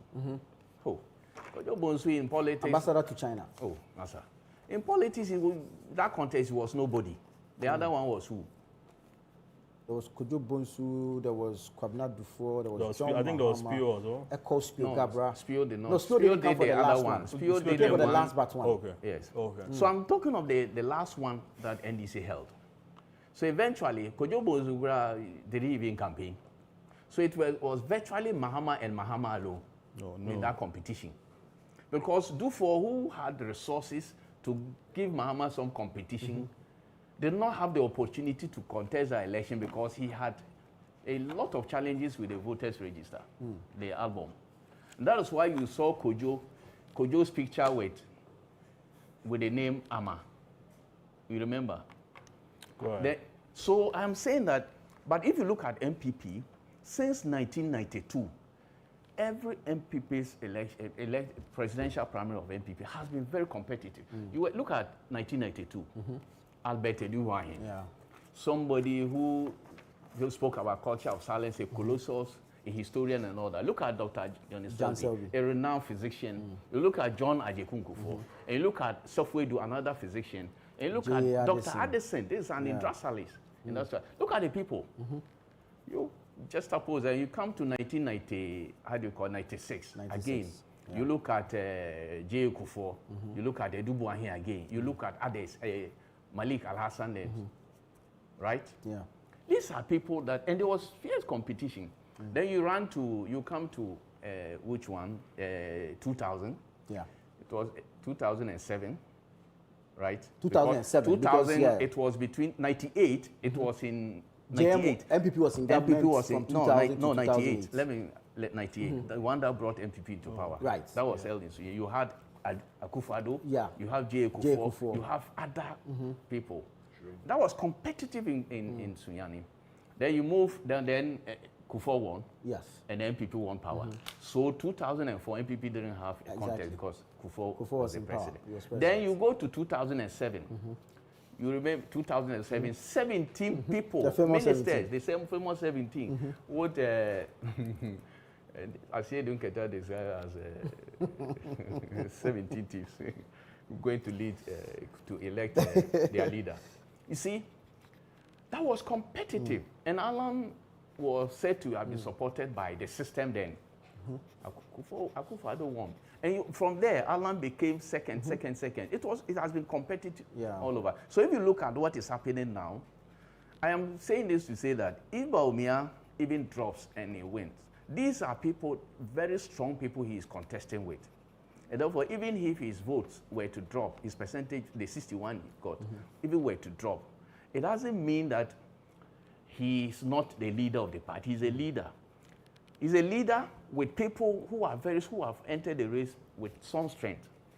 And I'm not sure, people have always talked of unity. They want the victory to be decisive so that there will be unity. If you lose by 20% or 30%, and you say that your people will not vote for MPP, that's a party matter. MPP supporters. This thing about, because these are contestants, aspirants that are very strong, as I said. If you look at Canada, Japan over the years, Ken is getting the votes he's even getting because of probably his personal support for party people. Right. Brian has done the same. And so these are strong people. So if they have performed well about Bawumia's vote this drop, it doesn't mean anything for me. It doesn't mean it simply means that it doesn't mean that he's not strong in the party. It simply means that he's contested with strong people in the competition. And Let me say this.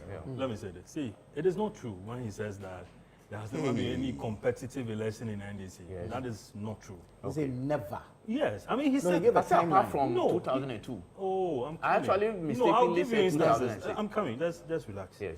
In the 92, Rollins was in office. Yes.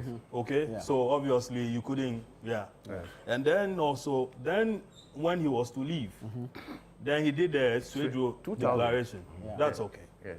Now, but after that, 2002, where the Kwesi Botwe, Professor Mills happened in Lagos. Yeah. Okay.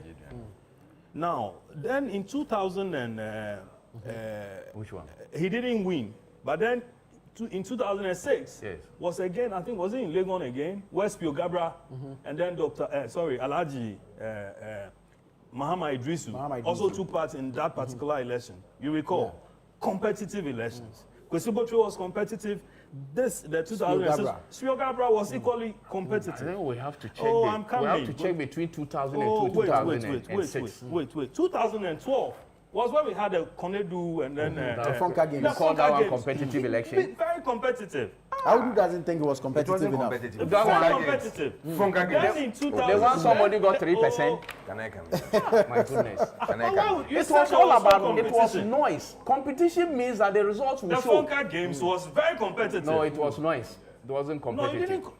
It was full of noise. The Funka Games was full of noise. You don't think it was competitive enough?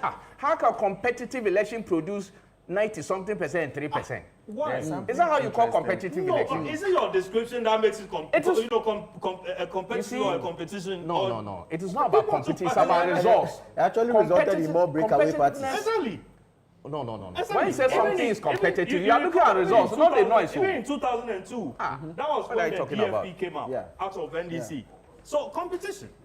Funka Games, competition. It was full of noise. Out of that came NDP. Bro, let me hear Alfred on this. And it goes on and on and on. No, it was noise, not competitive. Somebody did. Let's hear Alfred on this. Always say, I will move on. Oh wow! There's something interesting happening in my region. Okay, and I'm very. Which region is that? Central. Okay. I'm looking at it. Oh, I'm happy. I mean, it shows that Dr. and Excellency Samira, they've done a lot of work there, and the results actually, including Ewutu Senya East that you talked about. Yeah. She was there, I think, was it last week, to round up her central tour, and that was, she touched on about 3 key places. Ewutu Senya East was one of them. I was busy that day, so I couldn't go with her. I was supposed to go. Now, when you look at the results that came in 2023, Dr. Bawumia won only 4 constituencies in the central region. In the central region. That was my constituency, Cape Coast South, Iman Lower Denchira, Upper Denchira East, and Upper Denchira West. Right. Those are the 4 constituencies he won. Now, when you look at it this time, with the interim results or provisional results, as we call it, Dr. Bawumia has won 8 constituencies in the central region. Ewutu Senya East, Cape Coast South, Cape Coast North, Ekunfi, Commander Edna Eguafo, Fantiman, Upper Denchira East and Upper Denchira West. But he lost Lower Denchira this time. He lost it because you had 2 key people, Lawrence Agency, who is one of the financiers and the top hierarchy of Kennedy Japan's campaign. Then we have Bright, who is also one of the key people in Brian Achampon's campaign. So both of them, one former MP and one current MP. And we didn't have one strong person within the constituency who would manage that place for us. So definitely you don't expect to win over that constituency. But the result in the whole, over about 17,205 people voted in the central region. Out of that, Kennedy had 8,137. Brian Achampon had 2,633. Dr. Mahmoud Bawumia had 6,242. Educhum had 128, and Kobna Ejepon had 24, and there were total rejected was 41. So it gives you a scenario. Dr. Bawumia had what? Dr. Bawumia had 6,242 for the region. For the region. 242. Yeah, 42 for the region. And so Ken had so for the region, it's a 10 vote increase from what he got last year. The 10 vote increase. Yeah. 10 votes. Yeah. 2023, he had Central Region 6,232. And then Kennedy had 10,283. Look at what Brian He has dropped. Yeah, he has dropped because And now Brian has shot up by 2,000. Exactly. So Brian has So Brian taken is taking from 2,000 Kennedy. of his votes. That's the observation. And that is where Brian was now, taking when more you from look Ken. at it, because it got to a time where asking, was Brian taking more from Ken DMB or and Ken? But it looks like he's or taking more both of from them? Ken. But he's taking more from Ken, especially in Central Region. And then DMB came up by this time. But with, what do you call it? With that time, it was 4 constituencies that he got the, what do you call it? The 2,000. The 2,000. Yeah. 6,232.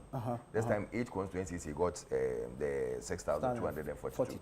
So it tells you that he's making inroads there. Now, this comes at the backdrop where now he hasn't got the, into brackets, how do they put it, the support from the system. Now, he is his own man working very hard, and he brought his message to the people. The people bought into the message, and now they're happy with him. So it tells you that he's now building his base. That is what we call the constituency within the party. NPP. It's not about he taking a constituency from someone, but he is now getting his constituency within the party, which is a good sign for him. It gives him the chance to now stand on his own and do his campaign as his own man.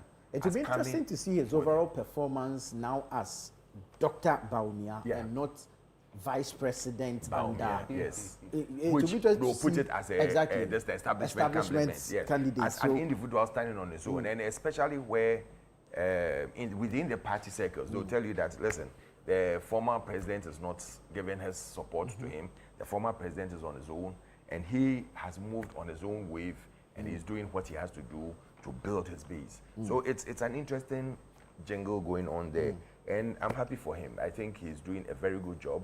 I would say congrats to him because what he's doing shows that, or the result we are getting shows that there's something special he's doing, and we'll all support him and do that and continue with that. And we believe that when we unite and unite very well, when we work together, like what he's getting now, we'll see very good results in 2028. Very well. Let me bring you some interesting results, and then we see how it's playing out in the whole game. This is Bosomtwe. Yeah. Home constituency for Yao Osei Educhum. Yeah.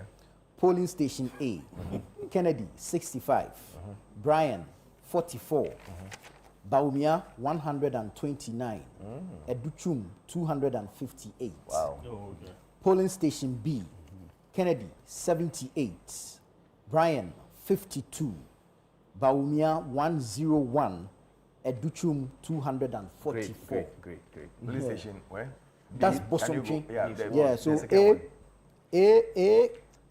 My brother, no, the A I got the bribe, the B. He was saying that he was just praying Educhum will win his constituency. His constituency, and indeed he's won. I said that. So a total. You know what that said? But it's expected. Because when you look at Brian's constituency, Brian won massively. When you look at Kennedy's constituency, he won massively. When you look at Educhum's constituency, he won massively. And definitely when you look at Dr. Baumia's constituency, Wali, I'm sure nobody can beat him there. It's a no-brainer. So it's How about Comrade Japon's constituency? Which will be Mampong. Asante Is it Mampong. Asante Mampong? Kumu? Is it Mampong? I don't know. Yeah. So I think on the whole, all of them. Call somebody. Can we check? I'm sure the discuss? results are in there somewhere. As I'll tell you, let's move forward. Why do we move forward? What you don't know, you don't want to go and discuss. No, and- me, I want to know. You don't know now. So when you get to know, No, we'll we discuss can easily that. find out.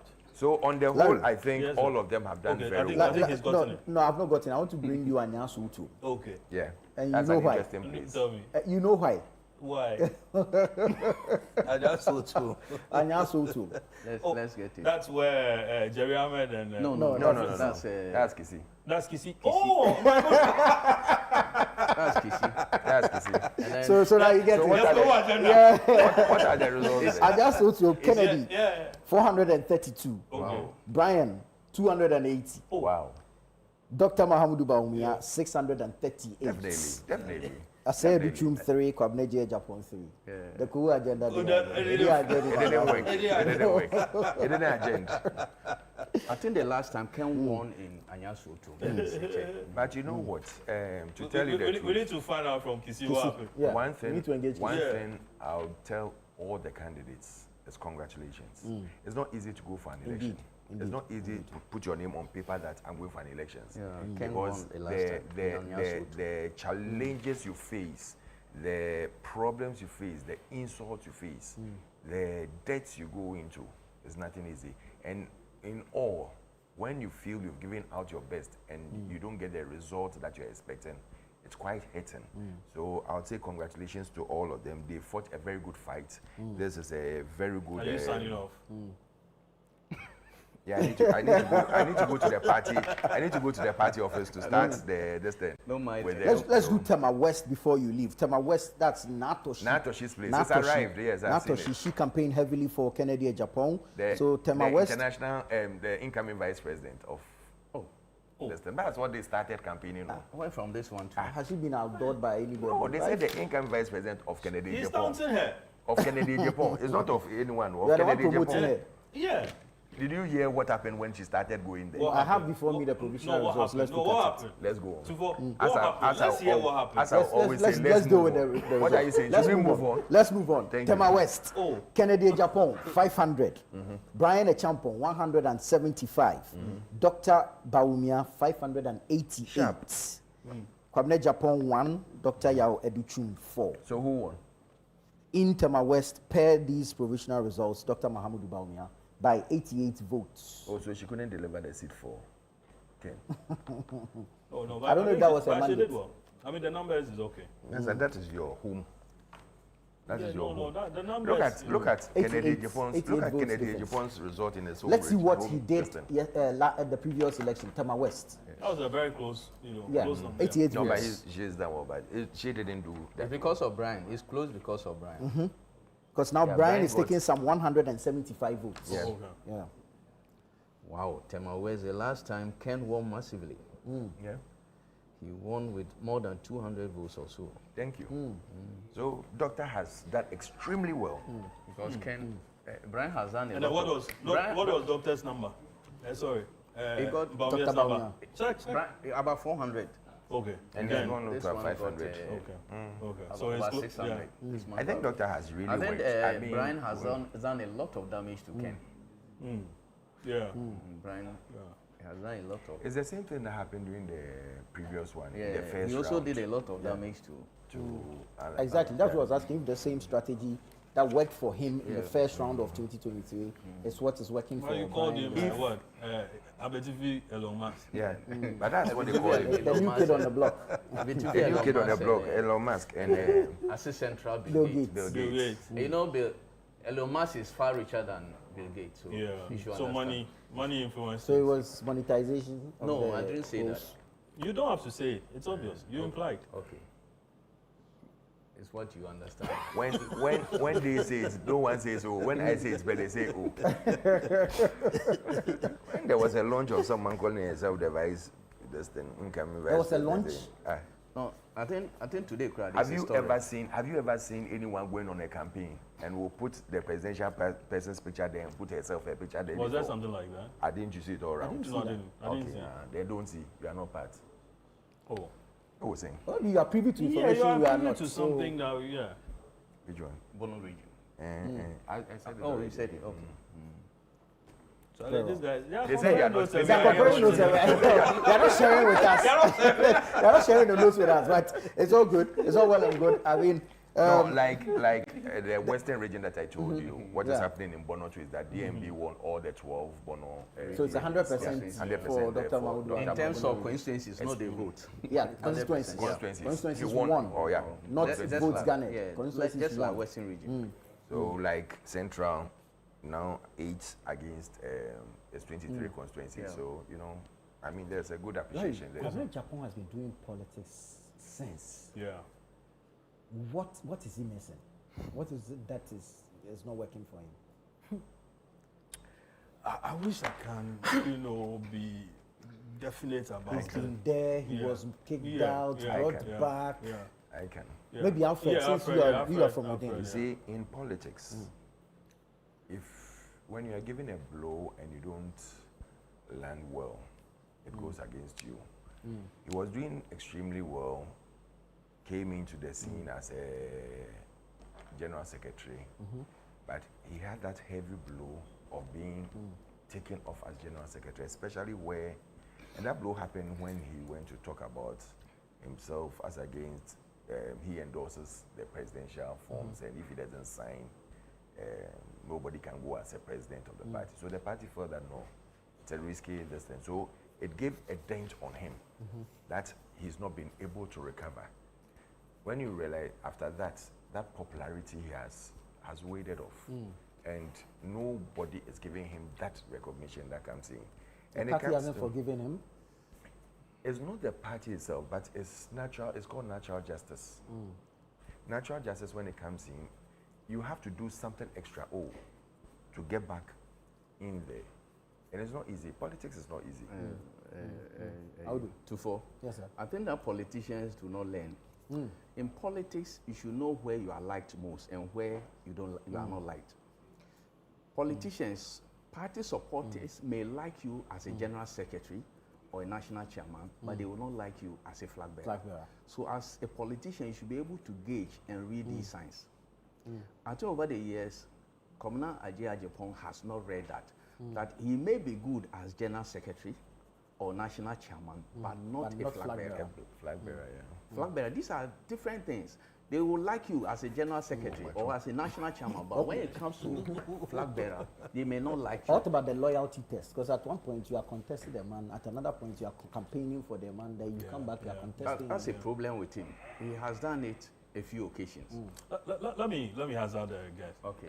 I think that he stepped into this whole flag bearer thing too early. Okay, that is one.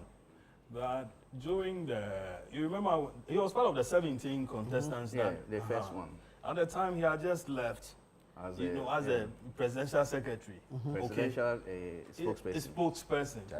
I mean, one thought that he would have relaxed.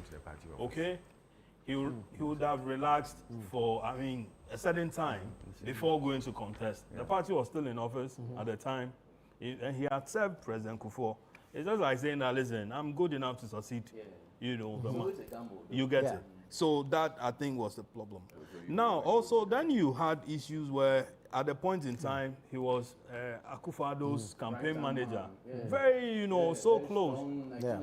Okay. Then, in no time, he moved away from that camp and became, Alan's, big guy.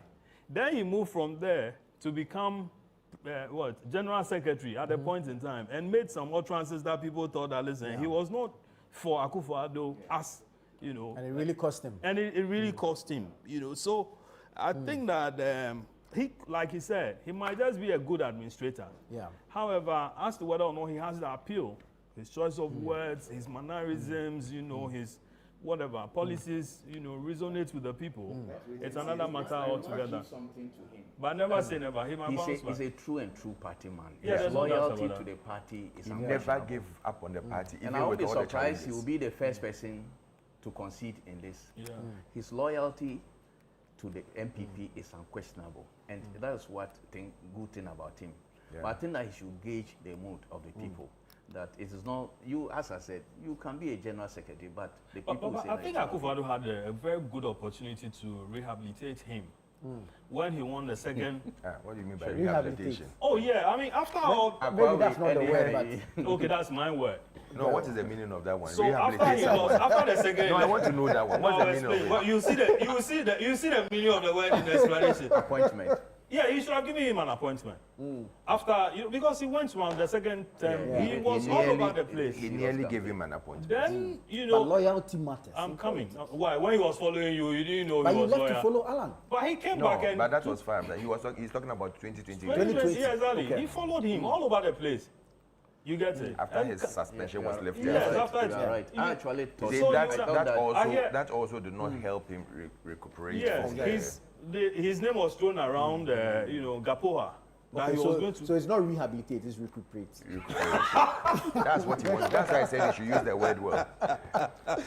You see, journalists are used to like lawyers. They jab us here and there. They pull in some of them. But let's wait. Because now the man was ill. No, this political thing has gone ill. But his political what? The whole career thing, yeah. Had gone ill. Because look at the Jutrum is doing better. Let's do a few minutes on. But to end on Koblenz, then let's wait for his next line of action. I believe that there are interesting things ahead. I know that he's very good. Yeah. I know that he's very principled. Yeah. I know that he's very hard.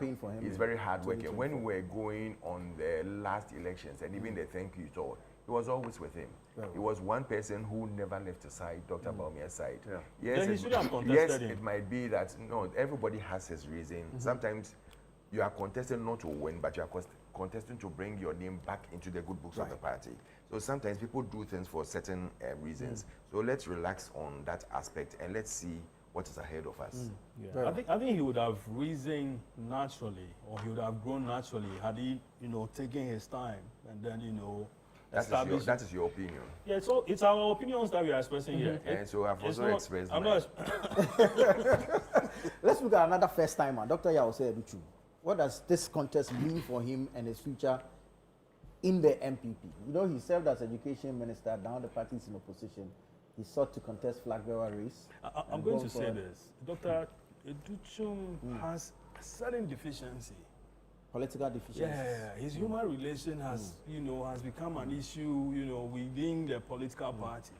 I mean, ran into conflict with Napo, when he was the deputy education minister. And then after Napo left, he took over. Most of Napo's appointees or something, the word around is that he went after them. Those he could remove, he removed them and so on. So, and also his name came up as part of the running mate, exactly. To Dr. Baumia. Sure, and then also his human relation came up where? Is that? Oh, it came in the media, within your party and so on. Is that? That Ebuchu was likely to be made vice. No, when you say someone's name has come up, then it means that they presented it to the council. Oh, is that it? No name was presented to the council.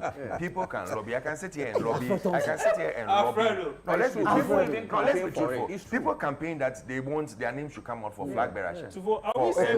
So we heard his name. His name didn't come up. We heard his name. You heard his name all over that he's part of the people who are likely. No, he heard the name, but for me, his name came up. His name didn't come up anywhere.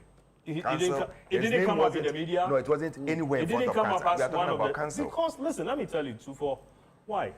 The search for these two guys have been meeting on this show, right? Who? They've been meeting. Have they been meeting? They've met on the we are good friends. So you can tell because they know each other. Yeah. The way we talk, we accommodate each other. We accept each other. Everybody has his own way of expressing. The search for Dr. Baumia's running mate in 2020, in 2024 was limited to an Ashanti. And his name came up. Did he tell you that? Napo came up. Did he tell you that? Are you provoking me to say the things I know? Or who and who I talk to? You could be saying the wrong things. Like wrap up. So his name came up. Even this gentleman, the majority, is a majority leader. Osayi name came up. Joe Wise's name came up. Napo came up. So a lot of names came up. Yes, people were lobbying everywhere. I mean, when there is an open seat, would you lobby? That's fine. No, when there's an open seat, do you think if I'm in the right standing and there's an open seat, I won't lobby for vice presidential? He's in the next 1 minute. And the next 1 minute. So I think that his human relation has been a factor. Right. As to whether or not out of this he will learn, one or two things. I mean, that's okay. Because even look at Kufuor, at the point in time, he was what? He was third after Edugwahi and then COVID and the Exactly, 92. He was third. And 96, or was it 98? Was it? Then no, 92 he was third, 96 he won. Okay, then so see when we are saying third, look at the result differential. The percentage. The percentage is very important in everything you're talking about. I mean, I'm talking about numeric. When you look at Educhum's results coming in and the percentage against the second or third person, it's not. There's nowhere. You don't believe in the biblical saying that the first shall be. There's nowhere near, please. Believe in the biblical saying the percentage is nowhere near. Like you see, we sometimes see some of these things. Then you start getting people coming in the next 8 years. Oh no, he can't do anything. Me, if I were him and he would listen to my advice, he shouldn't go for any presidential slot again. He should focus on his constituency. If he wants to still go as an MP, he should go. If he wants to do something bigger in the party, he can still do it. But to go for a slot like presidential? this, no. So for me, I will, if he wants to go as many times as he wants to go, like Comrade Japan, he can go. But if you look at how he has as come many times as Alan him? Chematin, you know, went, he should go. If he believes in himself and he has the resources to do that, he should go. I mean, it's after the voting that. What do you think? Larry, what he's talking about, Larry, about this is sarcasm. Yeah. Why is it sarcasm? It is sarcasm. Don't you see the man to go and waste his money? Or we should change the word sarcasm. Kufo, I said it here. No, I'm saying that President Kufo, from third, he won. But the percentage, the difference, the margins. Professor Dubuahin dropped. The margins in there. Oh, no, you are even talking about margins. I'm saying it's sarcasm. What is doing sarcasm? Very well. Why is it sarcasm? Quick thoughts on I said that Eddie Chum. I have said should he continue this fight? You know him in Parliament? Yes, I know him. His human relations? I won't go there. I'm saying that. You've been there, Mark. I'm saying that. You have been there, Mark. If you're a politician, you know where your strengths and your weaknesses are. And I've said it that the party people will like you, I repeat, as a general secretary or national chairman, but they won't like you as a flag bearer. Right. Eddie Chum should know. Probably this will let him know that flag bearership is not his corner. Flag bearership is not his corner. He should concentrate on his seat and hoping that NPP wins and he gets a job to do. Look, he's fantastic when it comes to ideas, especially in the area of education. I think that he'll contribute a lot to NPP, any NPP, future NPP government. Therefore, he should concentrate on that. Yes, I have landed well. I'm saying that he should concentrate and build. Look, that's why from beginning I said that I'll be happy for him to win Bosonchi. Look, he has trained over 100 engineers in that constituency. And I would have been very sad. And the people of Bosonchi would have been, how do you call it? Ungrateful? Ungrateful. Oh, engineers from UMAD, Tech, and from his constituency. His constituency. I think there are about 300 or yes. so. And so I was saying that the constituents would have been ungrateful if we were to lose so I pray that he should win, and God being so good, he has won. I think he should concentrate on constituency, hope that NPP will win, support the campaign, the eventual winner, so that hoping that NPP will win and he will get a job to do. As I say, he has a lot of ideas when it comes to education, and he will support NPP to implement those ideas. The two newcomers here are Brian and Educhum. Yes. Looking at Brian's performance, it gives you an indication that he will come back. Yes. He doesn't need a lot of convincing to come back. Yes. Well, definitely, once Doctor has done his term, Brian will come in, because that is how, from Larry's... Is that the succession From Larry's, no, you come in and come and work. It depends on if the way he puts his spirit in there. You're right. You're also looking at the age of Ken. Yeah. Ken is currently 60, what? Yeah, he's 60 and above. I mean, 66. Yeah. It will be difficult for him to come again. Ken? Yes. President Akufo-Addo came after 70. Yeah, but that's... Have you seen Akufo-Addo's performance? We need to compare. I'm looking at performance of Akufo-Addo and then Ken. Ken has been dropping. Akufo-Addo was moving up. No, I'm saying that. I mean, you're not getting the point. No, I'm getting him. The man didn't mention data.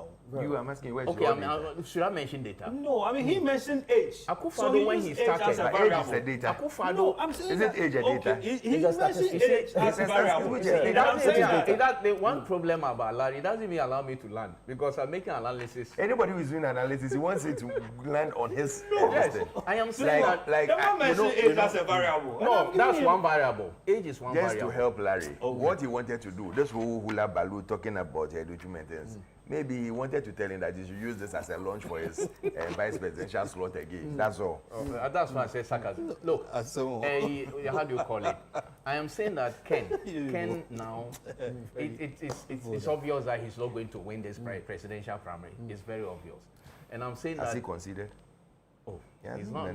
Well, that's why he's waiting for final result for him to concede. Unless EC declares he will not concede. You know it. Even the general election, he said it. That Dr. Bawumia conceded early. If he were to be the candidate, he would not have conceded. Even when he knew, or even when everybody knew that NPP had lost the election. But what I'm saying is that it will be difficult for him to come back because he's retrogressing. He's now moving from 37 to probably 20 or 20. They'll do their own analysis of the data and then based on that, they'll exactly. take a decision. But thank you, gentlemen. Thank you so much. Thank you, Audu. Thank Again. you, Alfred. Thank you, Larry. You know we'll meet. When we meet, we'll put whatever it is you want to say out there. This is our continuous coverage of the NPP's presidential primaries. Stay with us here on Channel 1 Television as well as 97.3 City FM. Let's go over now to the headquarters of the New Patriotic Party, NPP, at Asylum down here in Accra, where my colleague Hansen is standing by to give us some updates. Well, Nana, before we go to Asylum down, I must say we are temporarily at the elections office of Dr. Mahmoud Bawumia, where his team is undertaking his own collation. We're told that in about 10 minutes, we'll be able to get the collated results from their end. But the reaction that we are getting from here, for them, they say that what for the results they've seen so far, they believe that they have won, and a number of NPP members as well as supporters of Dr. Mahmoud Bawumia, they've made their way to his office here where they are expecting to at least confirm what they have heard in the media and also what they have heard from close associates who seem to have gotten an overview of how the results have been. And just some few minutes ago, the Member of Parliament for Nsawam-Eduejiri, he came in and he's gone into the strong room where collation is being done. Other members of the team have also arrived here at the campaign office of Dr. Mahmoud Bawumia, but a number of them here are obviously excited. Now let's take you through the office, and pretty soon they'll be giving us the opportunity to go into their collation room to have an overview or to at least take a look at the collation process that they are doing, their own internal collation, and what the numbers mean for them.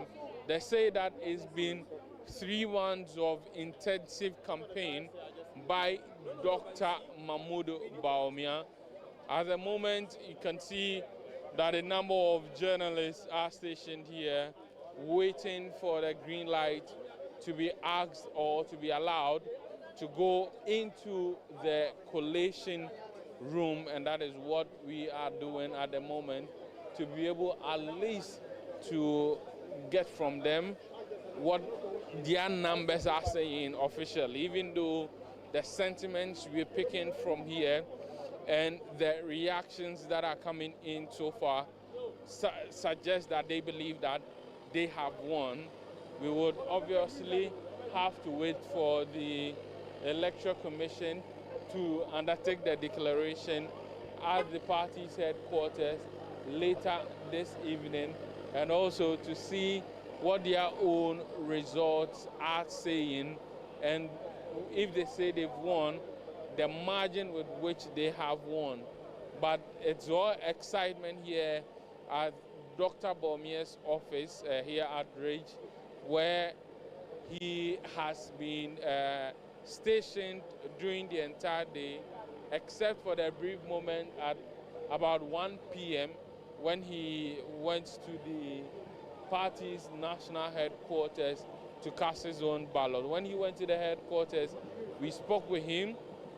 In our interaction with him, he said even though he was confident of victory, he wanted everybody to wait and to get the official results that will come out from the counting and the collation. And the results that are coming in, at least from what we've heard from the members here at the NPP, at Dr. Bawumia's office, is that they are confident of victory.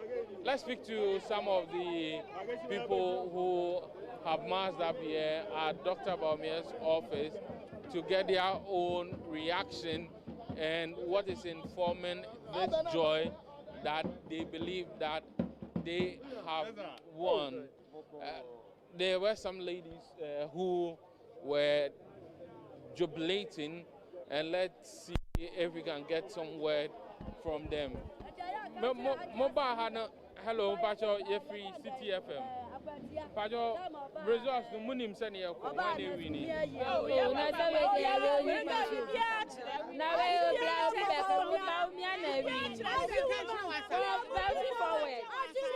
We are moving forward. We are moving forward. Now the results move here. What and it's so tired of one I did as well. Oh, I did. About me winning. When top of the egg, we are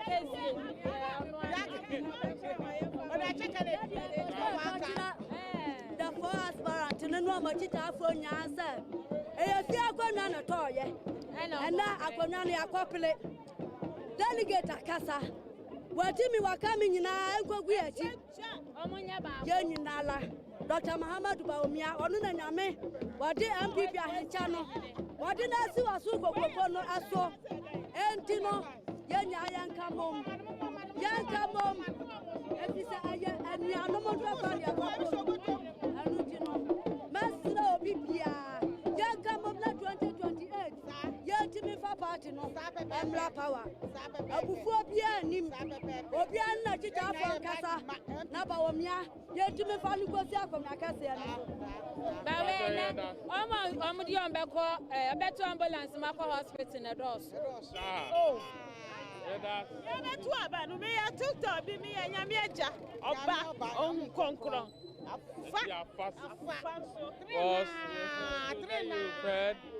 They believe that Dr. Baumia has won, even though the official results are yet to be put out, and they are excited. I think that it is time for us to go into the collation room of Dr. Baumia, and then we'll get to find out what exactly is happening and what the numbers are saying on his part. We would get to know from them officially, at least on their part, what the results are saying from the over 300 polling centers in the 276 constituencies across the country. We have won! We have won!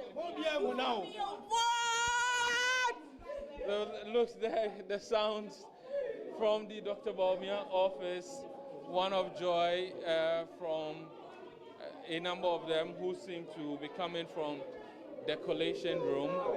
We would obviously get the opportunity to look at the numbers ourselves and to get an understanding of what the win means for the Dr. Baumia camp. Is it a comfortable win? Is it that commiserates with the that they've done so far? An election that over 211,000 persons are entitled or were entitled to vote in. At the end of the day, not all 211,000 obviously were able to cast a ballot, but being a delegate election, got a number of people who are interested to cast their ballot, including the diaspora branch, where people had to come to the country to be able to participate in this polls. And so there's some form of difficulty in getting to the collation room because the number of media houses that are interested in capturing the scenes and getting the views from the collation room. Let's try and see if we can get in and get some views.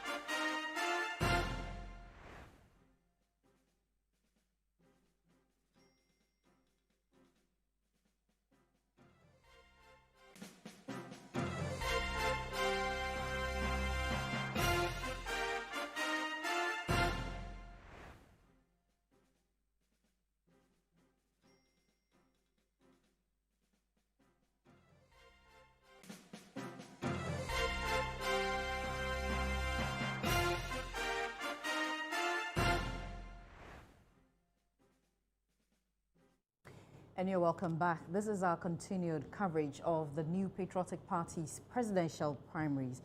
We saw over 200,000 delegates earlier today move to polling stations across the country where they cast their ballot. There's also been sorting and counting, and some results are trickling in. Of course, we heard various reports of how the voting fared across the country, few cases of scuffling here and there over claims of alleged vote buying. We saw all of that, and we are drawing to the close. Hopefully, results will be announced and we'll get to know who leads the New Patriotic Party ahead of the 2028 elections. Welcome, my name is Francisca Kakra-Force, and I'm joined in the studio by my colleague Richard Della Sky. Sky, you're welcome. Thank you, honored to be here. It's good to see you. It's good to see you too. Yes, first let me take your reaction with the voting so far and the results coming in. The indication is that it's going in favor of Dr. Mahamudu Bawumia, who was the vice president then and also previously the leader of the party. What is your impression so far? Well, first of all, let me use the opportunity to congratulate the New Patriotic Party for having been able to pull this off. There were those who had doubts about whether this was going to end successfully. And they've been able to prove the doubters wrong. And it's a feather in our cap as a country that internal battles like this do not degenerate and create problems for everybody. Of course, the conduct of some of the aspirants in the race raised these fears. But thus far, it's been a particularly successful process. There were a few troubles here and there, but that is to be expected. As is always the case with internal and battles and those outside political parties, these things would happen. The question is whether the party will be able to heal the cracks after tonight and put themselves together for a battle in 2028. So I would say, again, congratulations to the NPP, all those who have policed the process thus far, the media, independent observers who have been part of this process, the Electoral Commission, the police for a fantastic job done, and all those who have played their part. I want to celebrate them. Coming back to the question you asked about my initial thoughts on what has happened thus far, I had no doubt whatsoever that the NPP will be repeating its candidate for the 2024 elections, for the next elections. Because if you look at the history of the NPP under the 1992 Constitution, what you find is that repeatedly they rarely discard candidates. The only time they did that under the current Constitution was after the 1992 elections, when Eduboahin performed woefully against Jerry Rawlings. But many people will tell you that even if it was some other candidate who was put up against Jerry Rawlings, that person was likely to lose. So in 1996, they discarded Eduboahin and came in, went in for John Kufuor. John Kufuor lost the elections in 1996, but he came back in 2000 and won that elections after the first round went, a split. There was a rerun, and he won that elections. Of course, he got 2 terms in office. Professor Mills of blessed memory, who lost against John Kufuor in 2028, went again, but lost, got back in 2008 and won the elections. Of course, Nana Addo Dankwa Akufo-Addo was the man he beat to become president in 2009.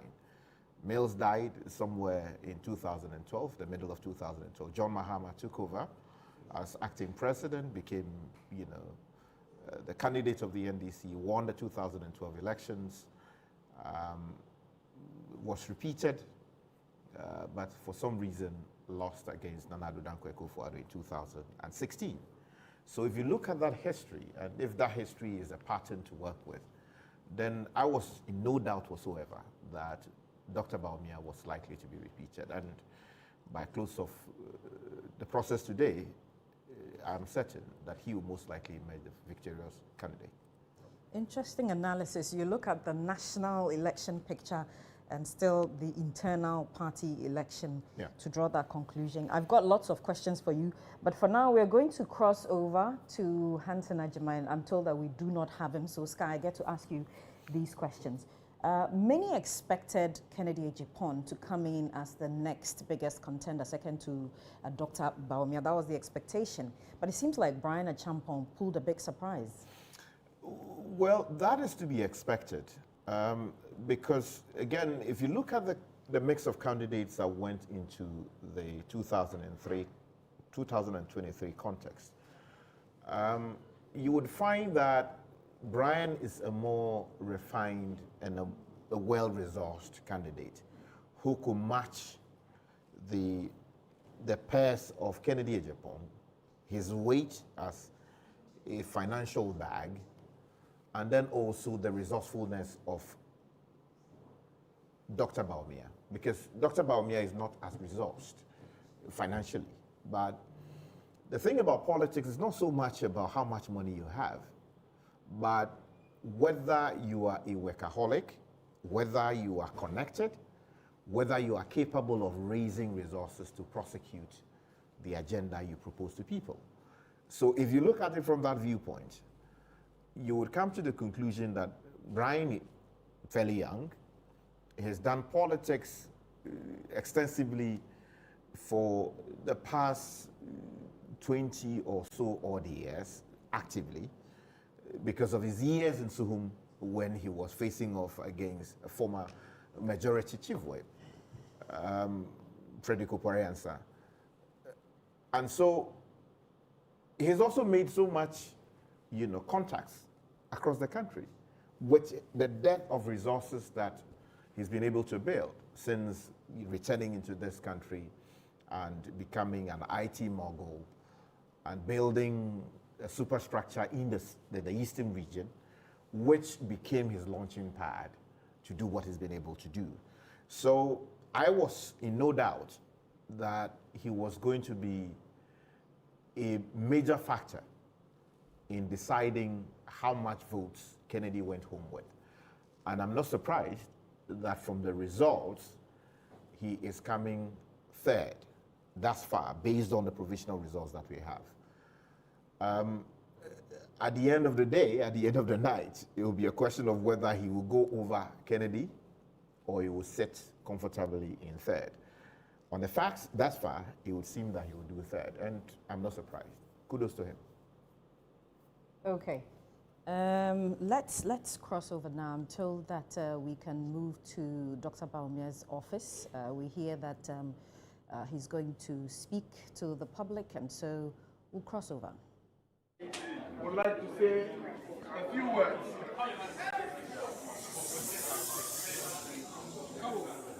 Mr. President is speaking.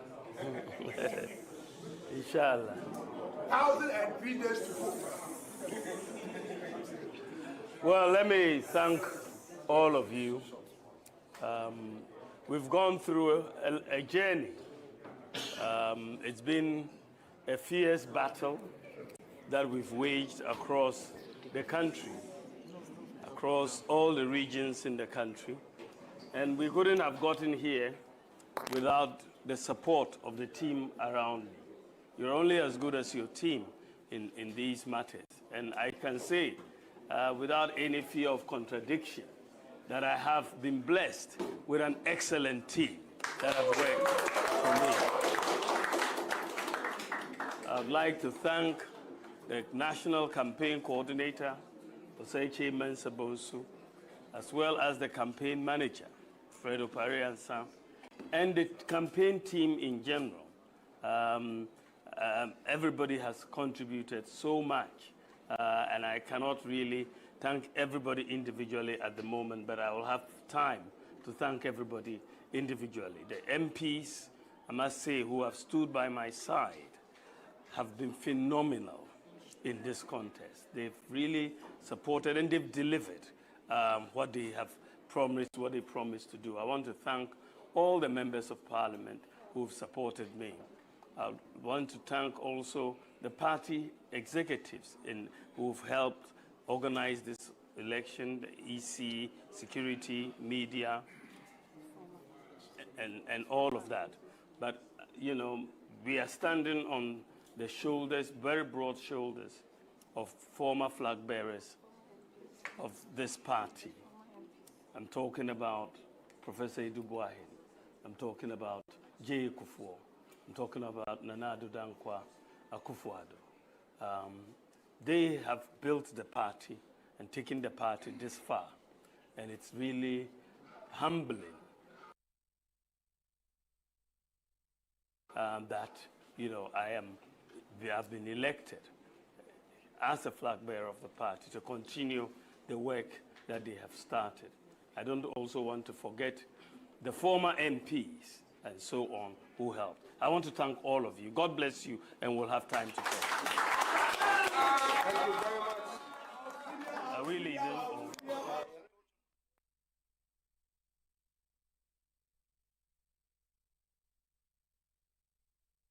Okay, so that was one of the contenders for the NPP presidential primaries, Dr. Mahamudu Bawumia, addressing the public.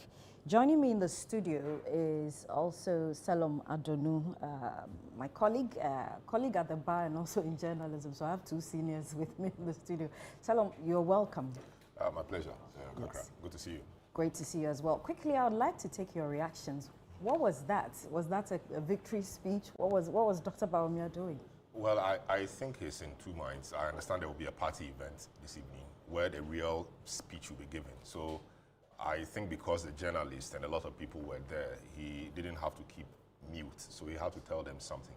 So I think in his attempt to fill that gap, he had to talk. And so he obviously had to thank his people, the campaign team. Said you're as good as your team. That's true. He had to thank the people who helped him. So that's in order. We really await the real victory speech. And as we speak, we are all only depending on provisional results. Certainly. And I'm sure he is mindful of that. Of course, any serious campaign would have by now had the full results. I'm sure they have it. The other parties or candidates have it. And so he wouldn't want to go and get ahead of himself onto the Electoral Commission or the party structure as they have deemed it, would announce it officially. From there, then we can begin to really talk. So I think he knows he has to say a few things to appreciate the people who supported him, to also satisfy the people who have come to the campaign office to see him, and to make the public, through the journalists, see what his thinking is. And also, he's awaiting the bigger moment when the real announcement by the EC would have been done, then he can speak properly to the nation as a flag bearer proper. I think flag bearer proper of the party. Certainly. Sky, reading between the lines, okay, results have not been officially announced. Indications from the provisional results suggest that Dr. Bawumia may be leading. And then he comes to address the public, thanking his team, thanking the Electoral Commission, the security forces. Let's read in between the lines. I identify with what Salom has said. The fact is, I mean, I'm not so sure whether that was actually meant for the public.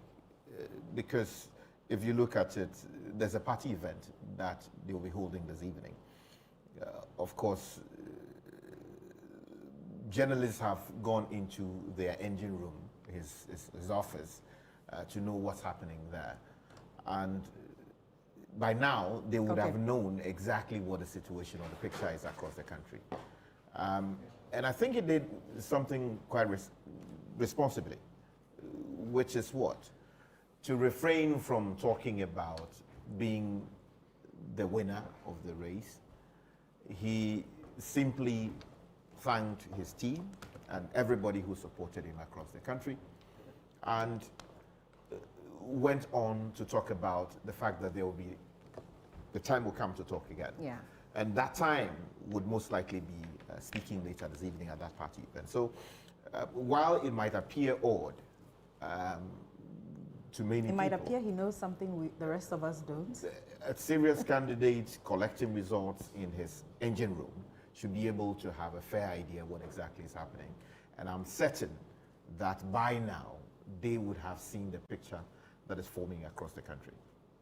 Okay. Interesting comments from you, gentlemen. Thanks. I think at this point, we have some data on our screen, and my understanding is that Charles Kumi is at the Greater Accra Region office of the New Patriotic Party. So maybe we'll cross over to Charles.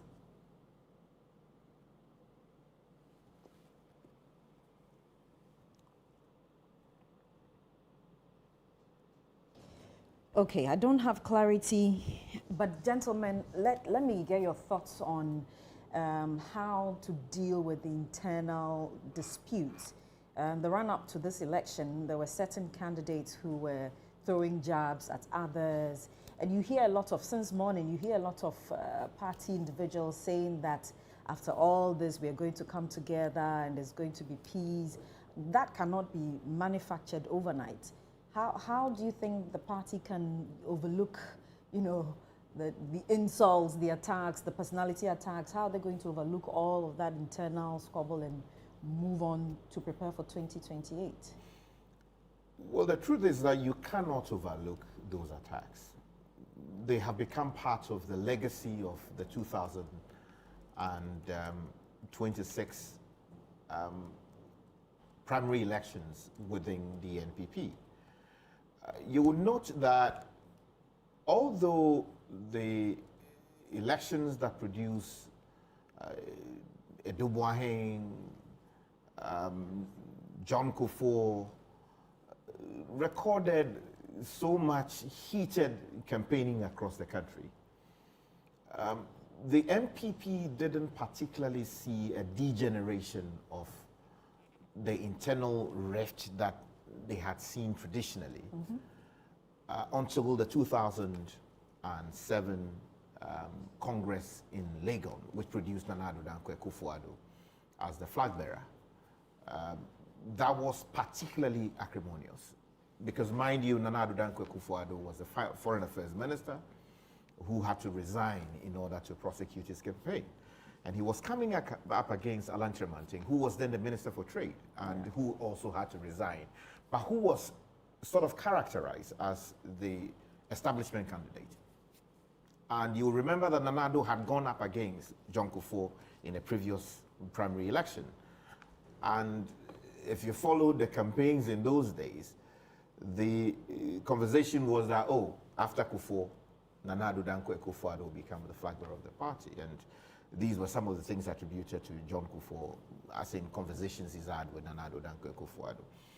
But somehow, when it came down to it, it was thought that John Kufuor had brought in Alan to sort of upstage Nana Addo Dankwa Akufo-Addo. And that became a major point of division within the NPP.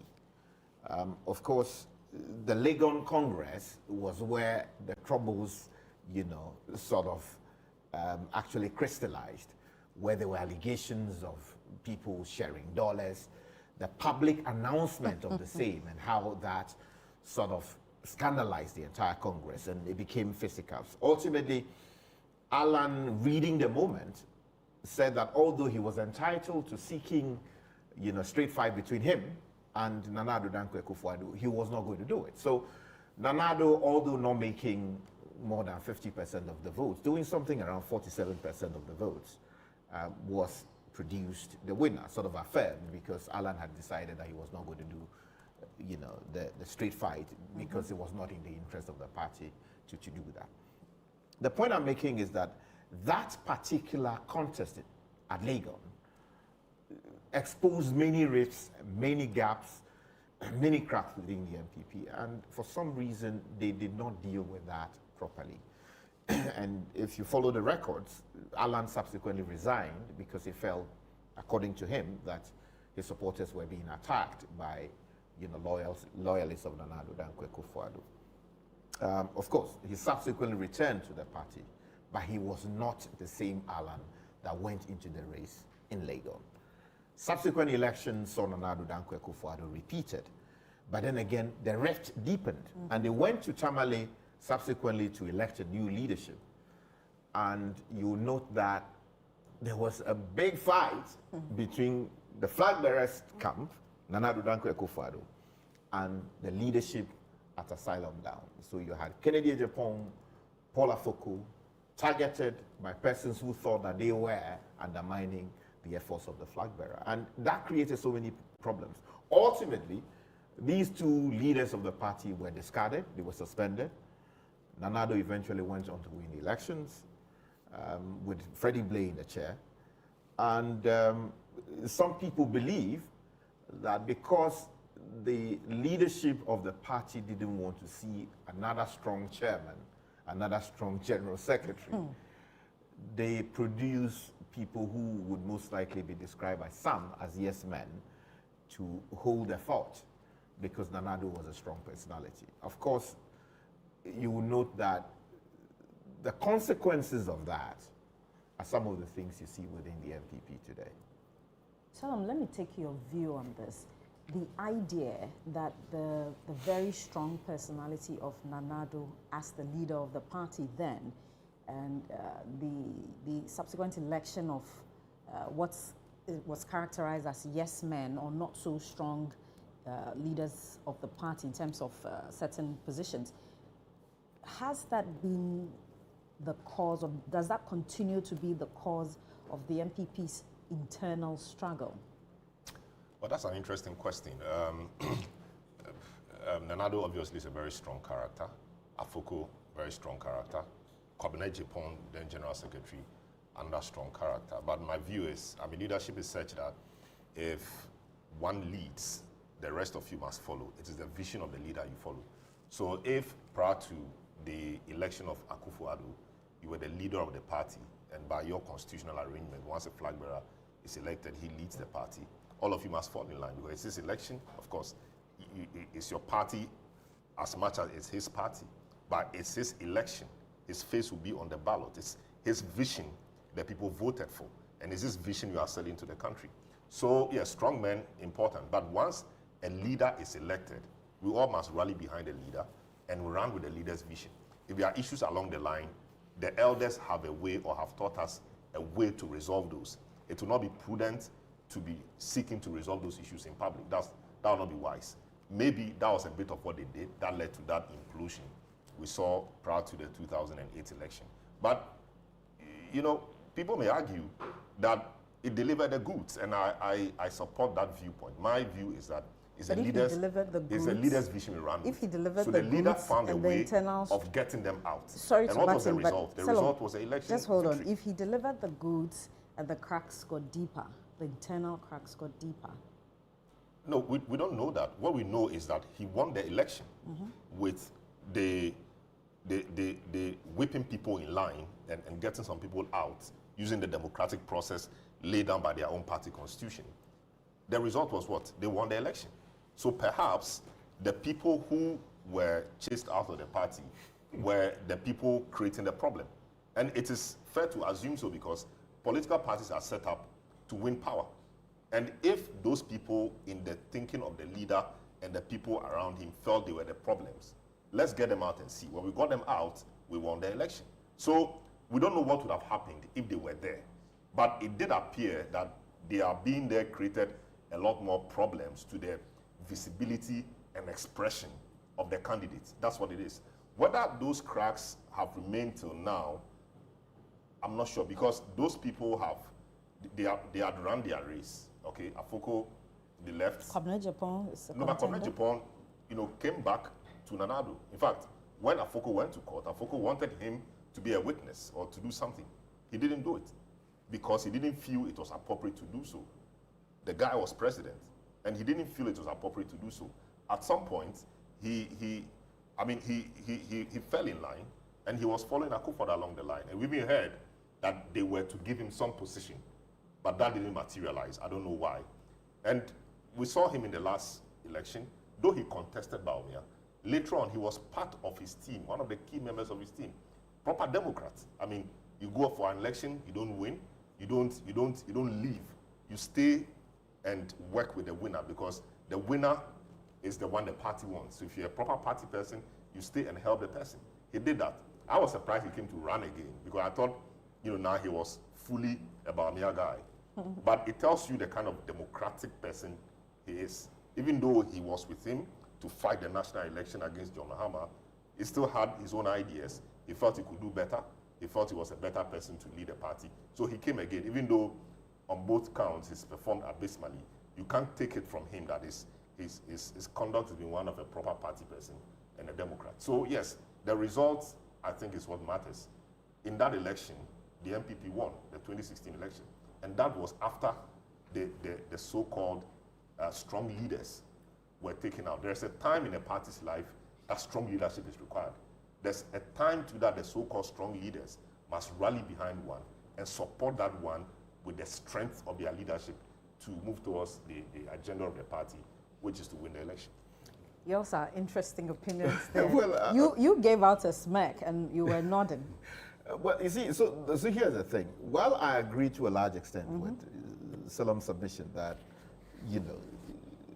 the efforts that were made to democratically, as some would suggest, remove some of the top brass of the party, ultimately led to the party's, victory in the 2016 elections. The fact is, the state of the NPP currently is largely as a result of those decisions. Because what you have currently is a leadership that, to a large extent, is unable, in many people's views, to call spade a spade and to call people to order. Because, I mean, under previous leadership, some of the things that you see happening around and within the NPP today, you wouldn't have seen that. But you have a leadership that is, to a large extent, pliant, which is unable to actually throw the books at people who go rogue. And that has led to what you see in the party that people are not happy about. And so, yes, was it possible to have maintained Kwabena J.J. and Paul Afoko and secure victory? Some might say yes, others might say no, because of the friction.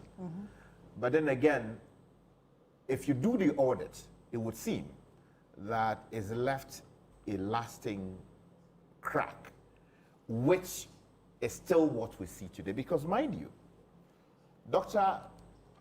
Bawumia, for some who criticize him, say that he came from nowhere, he didn't have roots in the party. I was at the Alisa Hotel on the night he was announced the running mate of Nana Addo Dankwa Akufo-Addo. And I heard some of the things that were said by some of the people who are his biggest critics in the party today and who are even challenging him today. I remember some of the things that were said when we went to Takoradi when he was outdoored as the running mate of the party. And I'm not surprised that the people who sometimes, or who are presently challenging him to actually take over the running of the party,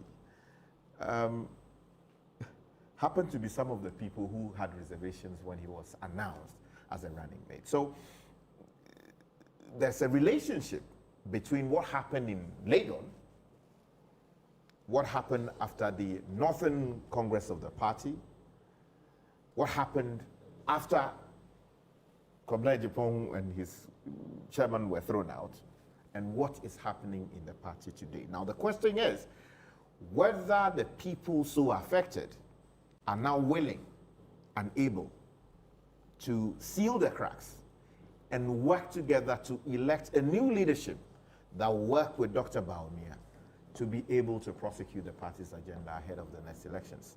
Because mind you, Afoko has indicated that he's going to come back and fight. And I'm not so sure what happens to Kwabena J.J. from now. It would seem that he's lost again. But would he be a useful tool for Bawumia to prosecute a winning campaign? That's a matter that the party folks would have to decide. Looking at the party's future, they've got two things they have to do. First, to fix their internal matters. And second, this is a party that was voted out after 8 years. A lot of criticism from Ghanaians who were tired of the NPP's rule. So they've got a lot of work to do in the next few years to 2028. Can they successfully and in good time fix the disputes they have internally and fix the perception or the experience that Ghanaians have about them?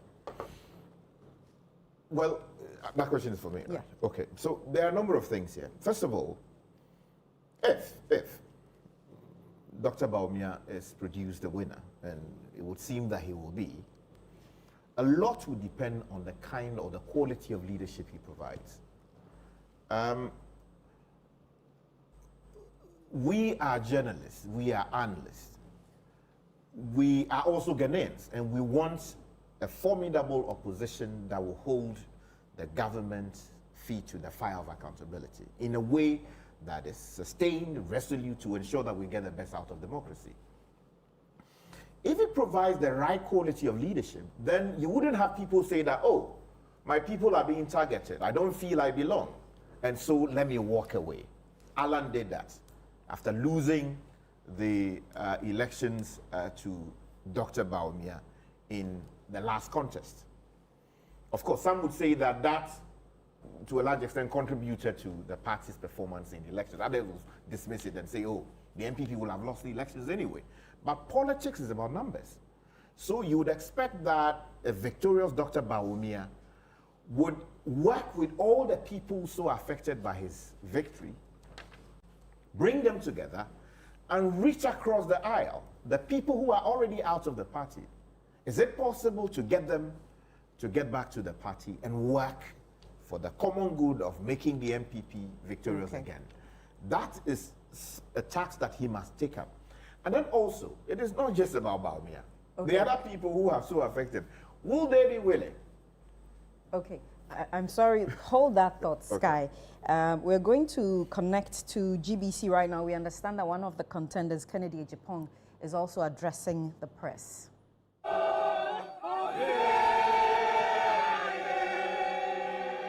Thank you.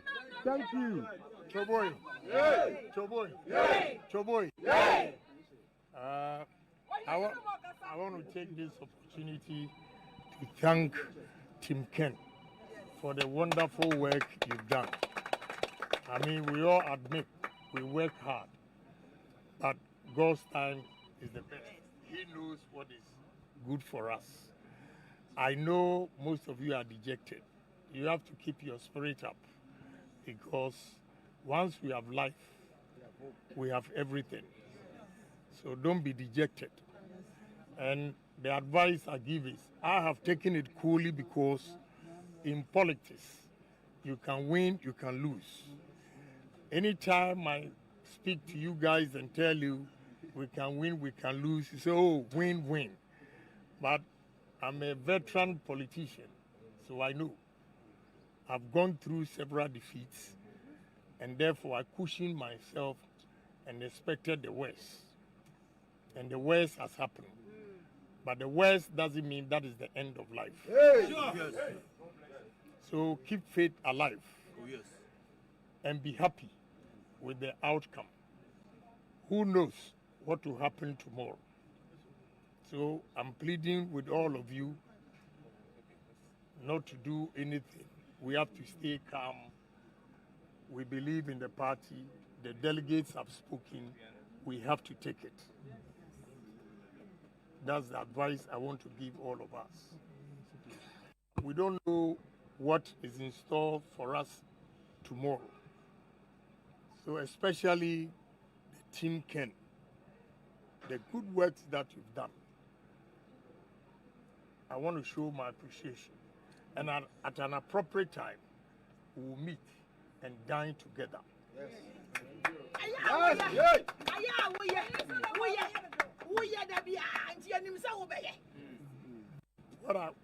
What I want to say again is that do not use this against anybody in the party. Once they have decided, let's all come together as party members and work together. We want you. No vote.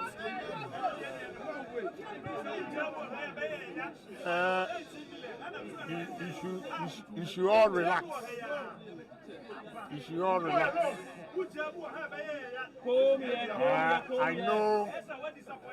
I know we have 3 years to go. Who knows what will happen? So I want you to be patient. Don't say that no can, no vote. So if it had been Ken, what would other contestants, supporters have said? Oh, yes. So no can, no vote should be out. Let's come together as one people.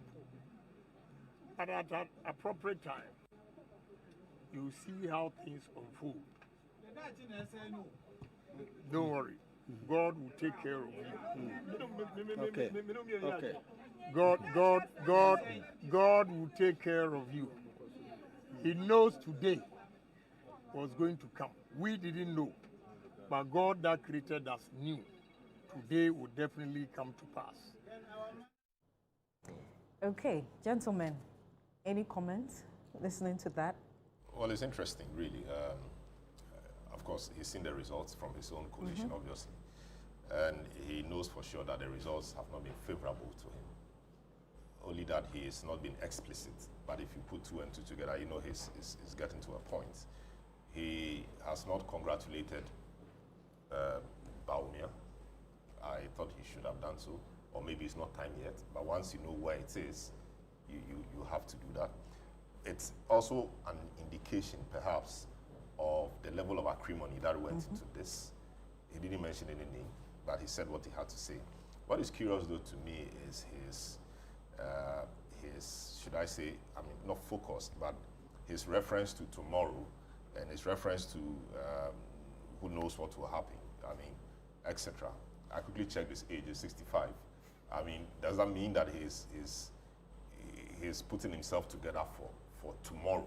I mean, next 4 years, perhaps. I don't know, but he spoke well. When somebody says no can, no vote, quickly shooting it down, that if it had been Ken and others are saying no, this person, no vote, that will not be correct. Yeah. So support the party, don't take it out against anybody. I thought that was an attribute of a good party person. A lot from here, I think, will depend on the Baumia camp, because they are the victors, perhaps, I mean, provisionally, as far as we know. A lot will depend on them. And to take a leap from what Nanado did in 2007 when he won that primaries or that flag bearership race at Legon, I think the following week, he rallied all the 17 or so around those who were available in his house. A few days later, we heard how he distributed various campaign positions to them. People thought it wasn't the wisest thing to do, because you don't put your opponents in key positions. Of course, we saw people like Alan Chermati giving positions like leader of the identifiable groups, etc. Atake was now the communications director of the campaign. He distributed a position to all of them, a lot of them. And that was good to a large extent in bringing all of them to the table. Konedo Apriku and I'm sure we're giving some other things. I've just forgotten the list. But they were all spoken to and they were all made to rally around the candidate. Whether they rallied in good faith and with good heart is another matter. They went on to, I mean, they lost that election for various reasons. 2012, I mean, prior to that, we saw how it played out. Alan and Co came out again, they fought. Apriku and Co, they contested, etc. And then we saw the victory in 2016, 2017. So a lot will depend on Baumia. Okay. He has an election. I mean, this is almost ended, or this is ended. A winner perhaps has been produced. The next one is a bigger one. Yeah. The issues that drove this election will be very different from the ones that will drive the next one. And the issues and the strategy and the vision, they must put together properly. And the earlier he would put an end to, or the earlier he cleans up this, the better it will be for him. So I think a lot will depend on them. I don't think it is time to say, let's show them, or they said this against me. Let's sleep in those lies. It's politics. It's been how it is. Okay. You know, in 96 or so, we saw J.H. Mensah, who was an in-law to J. Kufuor, call him so many things. Banshee, rejected from the market. That's your in-law. But they said all of those things. When John Kufuor won the election in 2001, he was made the senior minister, you know. So NPP has seen a lot of these fierce battles.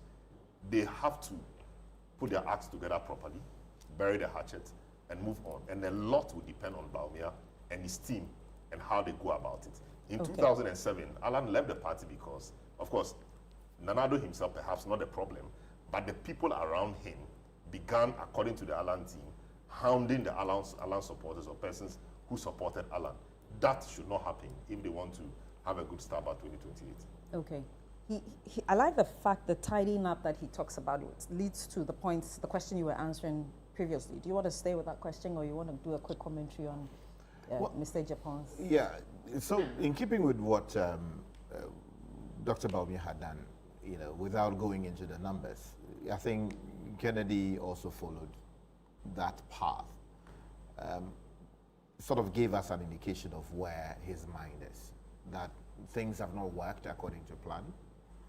This is not the time to be disappointed to the extent that you want to do something untoward. He still believes, according to him, in the brand NPP. You don't know tomorrow. Now that, for many people, may be loaded. And I don't want to go to the dark extreme. The point is that if he still wants to prosecute another campaign subsequently, once he's alive, we've seen people who turn 89 and have still won elections elsewhere. The point I'm making is that he gives us an indication that he is committed to the cause of the party, regardless of the outcome. And that is important. Now, the question is whether his supporters will take a cue.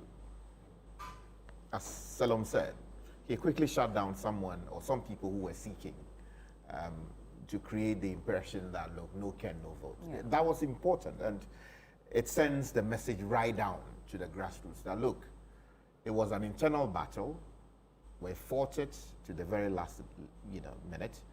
It didn't go our way, but this is the time to come back together, put our shoulders to the wheel, and ensure that the party is positioned to do a formidable job in the next elections. Now, the question will be, how does a victorious Dr. Bawumia deal with people who are aggrieved after the elections?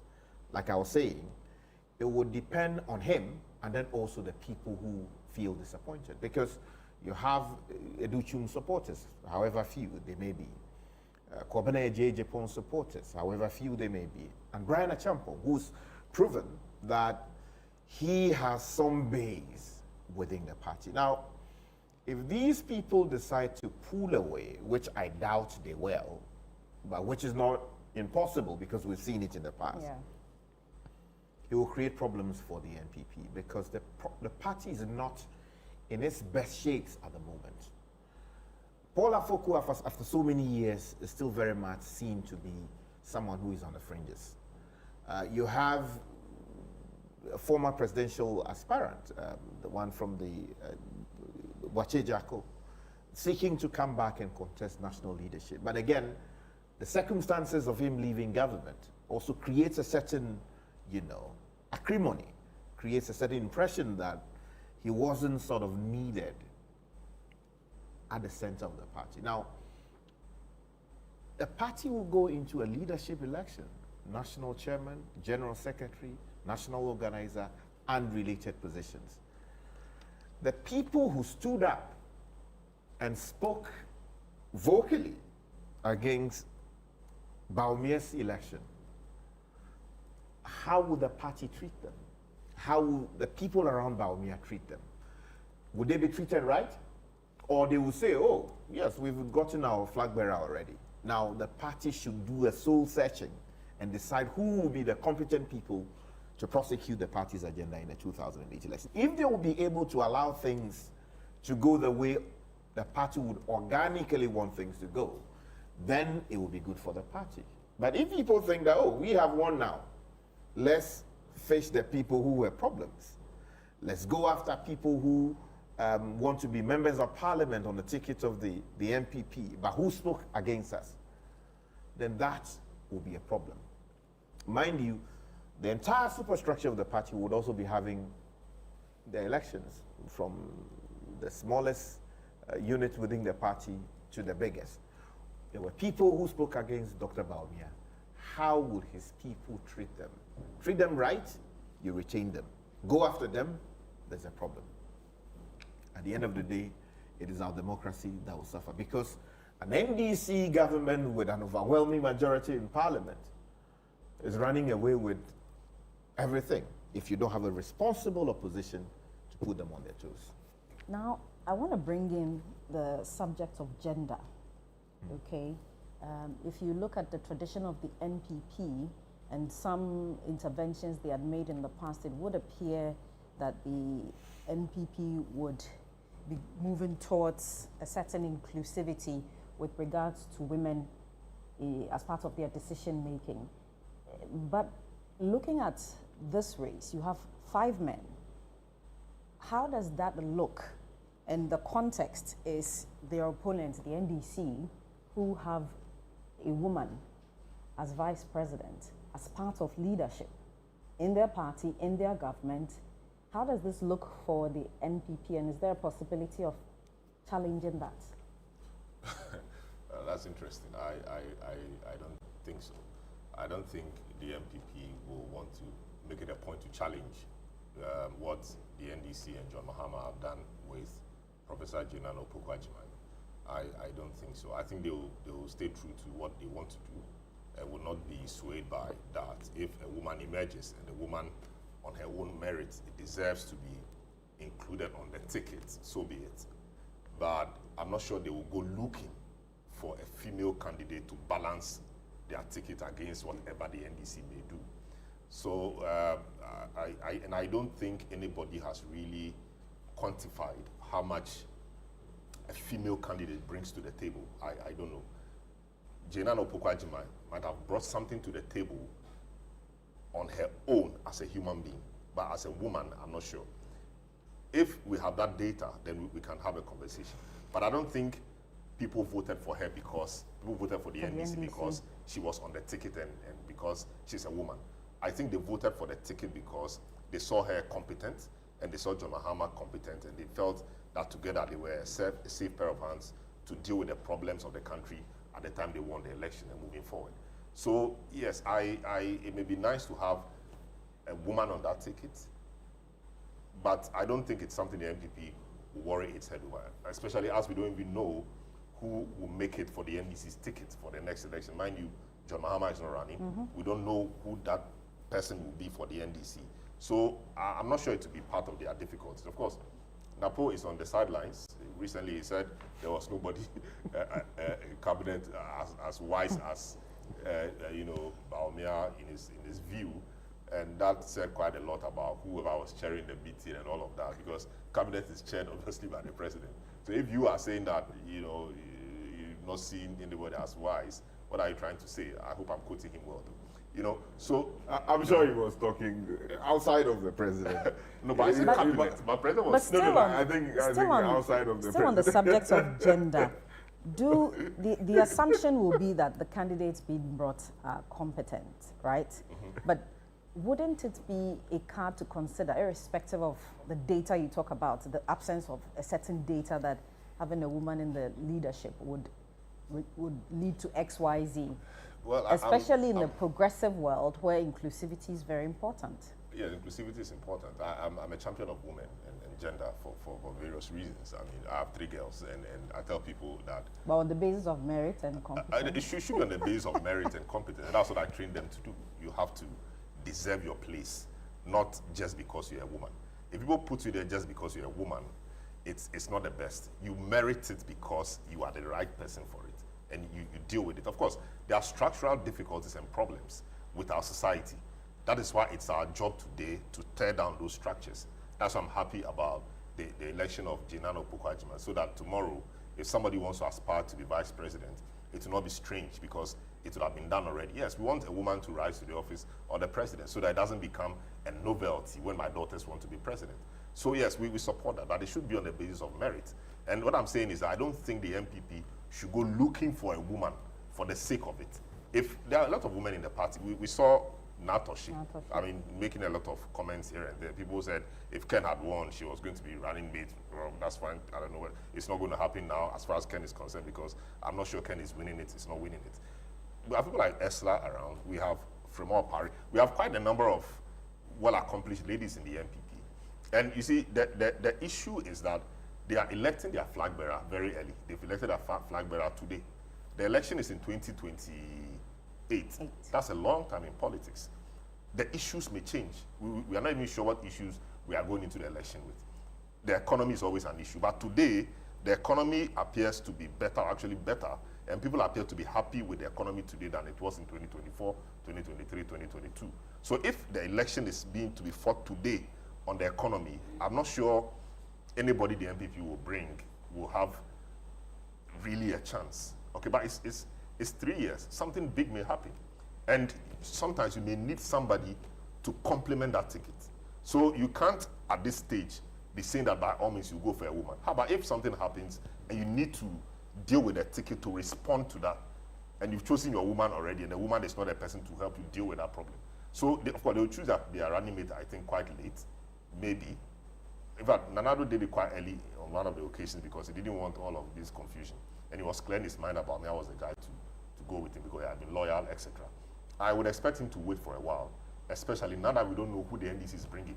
It will not be John Mahama. It will be any of the people. We don't even know who they will partner with. Okay. They have to wait to see who the other side may bring, see what the issues are, and see who will be best fit to help deal with the issues of the future. Sky, let me have your take on the gender agenda. Well, I think it's an important point. There's no doubt that the fact that Ghana has been able to produce a vice president in the person of a distinguished professor who led the Cape Coast University for a good number of years and distinguished herself there, became minister responsible for education and did creditably well, apart from a few things she said that we were critical of. She's a fine brain, and you can't take that away from her.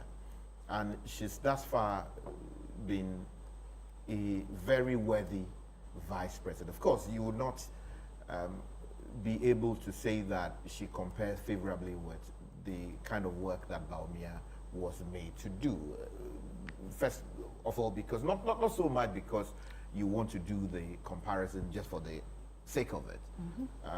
We know her condition early on, had difficult. She had to be flown out of the country, and we're not so sure if those issues have been entirely resolved.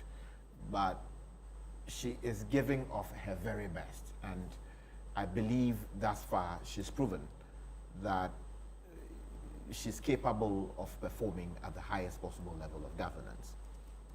And so we can only wait and see what the NDC does with the top ticket of their party. But the truth is that there are people who believe that she should be given the job. And I think thus far, she appears to be a formidable candidate if she decides that she wants to be the top person on the NDC ticket. However, there are others in the race. But what I want us to concentrate on is the fact that she is a product of a previous election. And so I don't think the NPP should necessarily be using that as basis to determine who becomes, the running mate to whoever is produced as flag bearer of the party, because that election is gone. The question is whether, if you look within the party, you have people capable of providing a formidable support to whoever gets produced as a flag bearer. Do you think that you want to repeat the previous running mate, or you want to get somebody else? Okay. If you look at it, Aliyu Mahama was repeated, became vice president. Baumia himself repeated, became vice president. Would he keep to the script, or he would say, let me look elsewhere because of some of the so-called excesses which we all know of the previous running mate? That's one side of the matter. The other side is also what the NDC does, because again, if they decide to go for a woman, that is a big one, because at the very top, we've not seen a major political party go with a woman.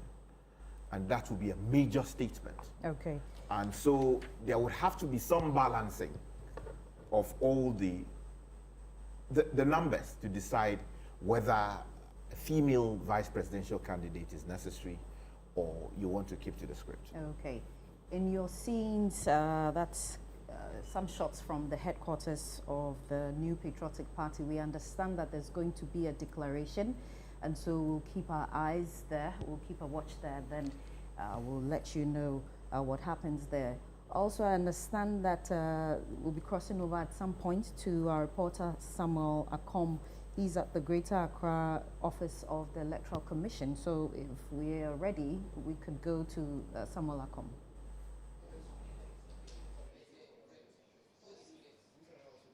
Hello, Samuel.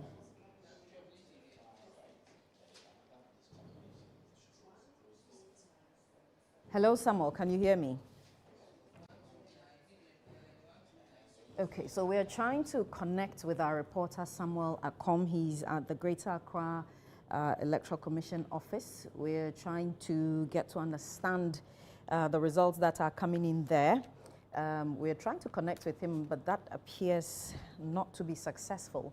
When we do connect, we'll bring him to you and the happenings from there. You can hear and see me. We are currently at the old EC headquarters, where the collation of results for the Greater Accra region has been concluded. And so electoral officers are here busily behind their machines, and they have been able to collate all the results from the various polling stations. And this is the Excel sheet you see on the screen right now. And you notice that over here you don't see constituency. What you see is a polling station name.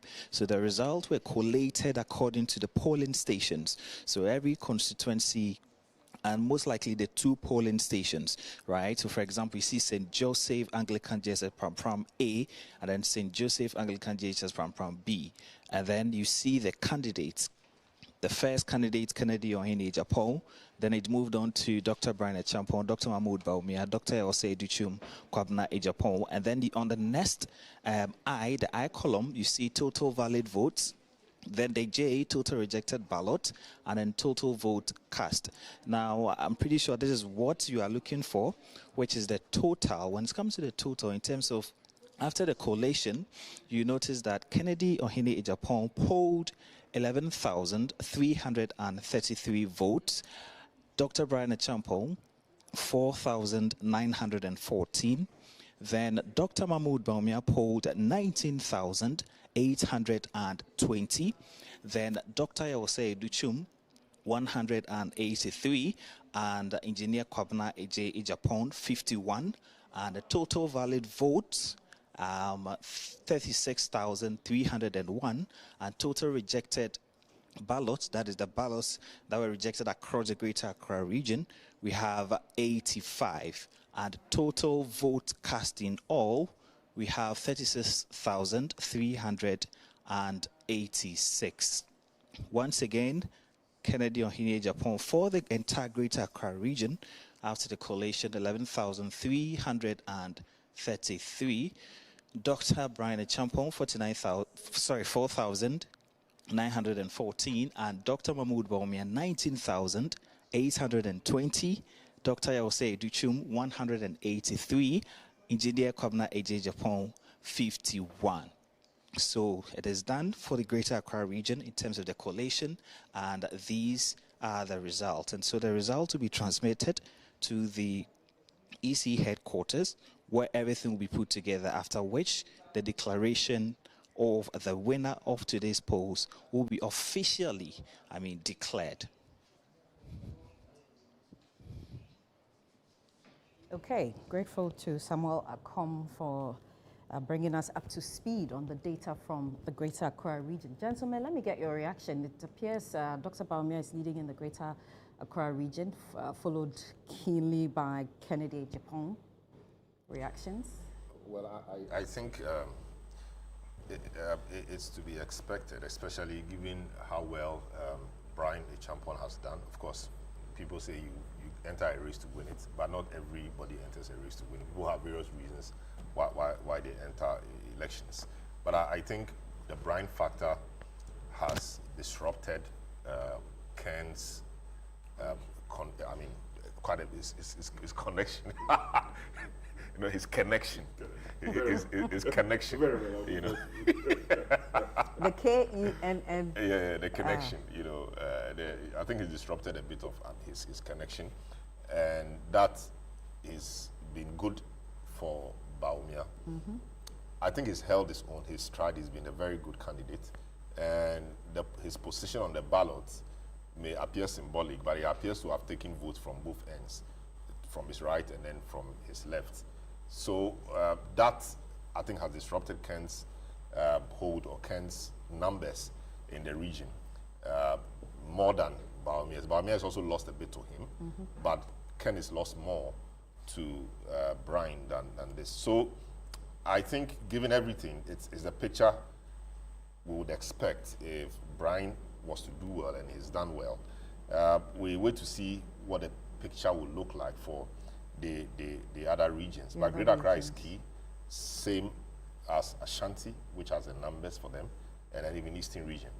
And Bawumia has won the Greater Accra region, albeit not with so much huge margin, but it is an important win, and he should be happy with that.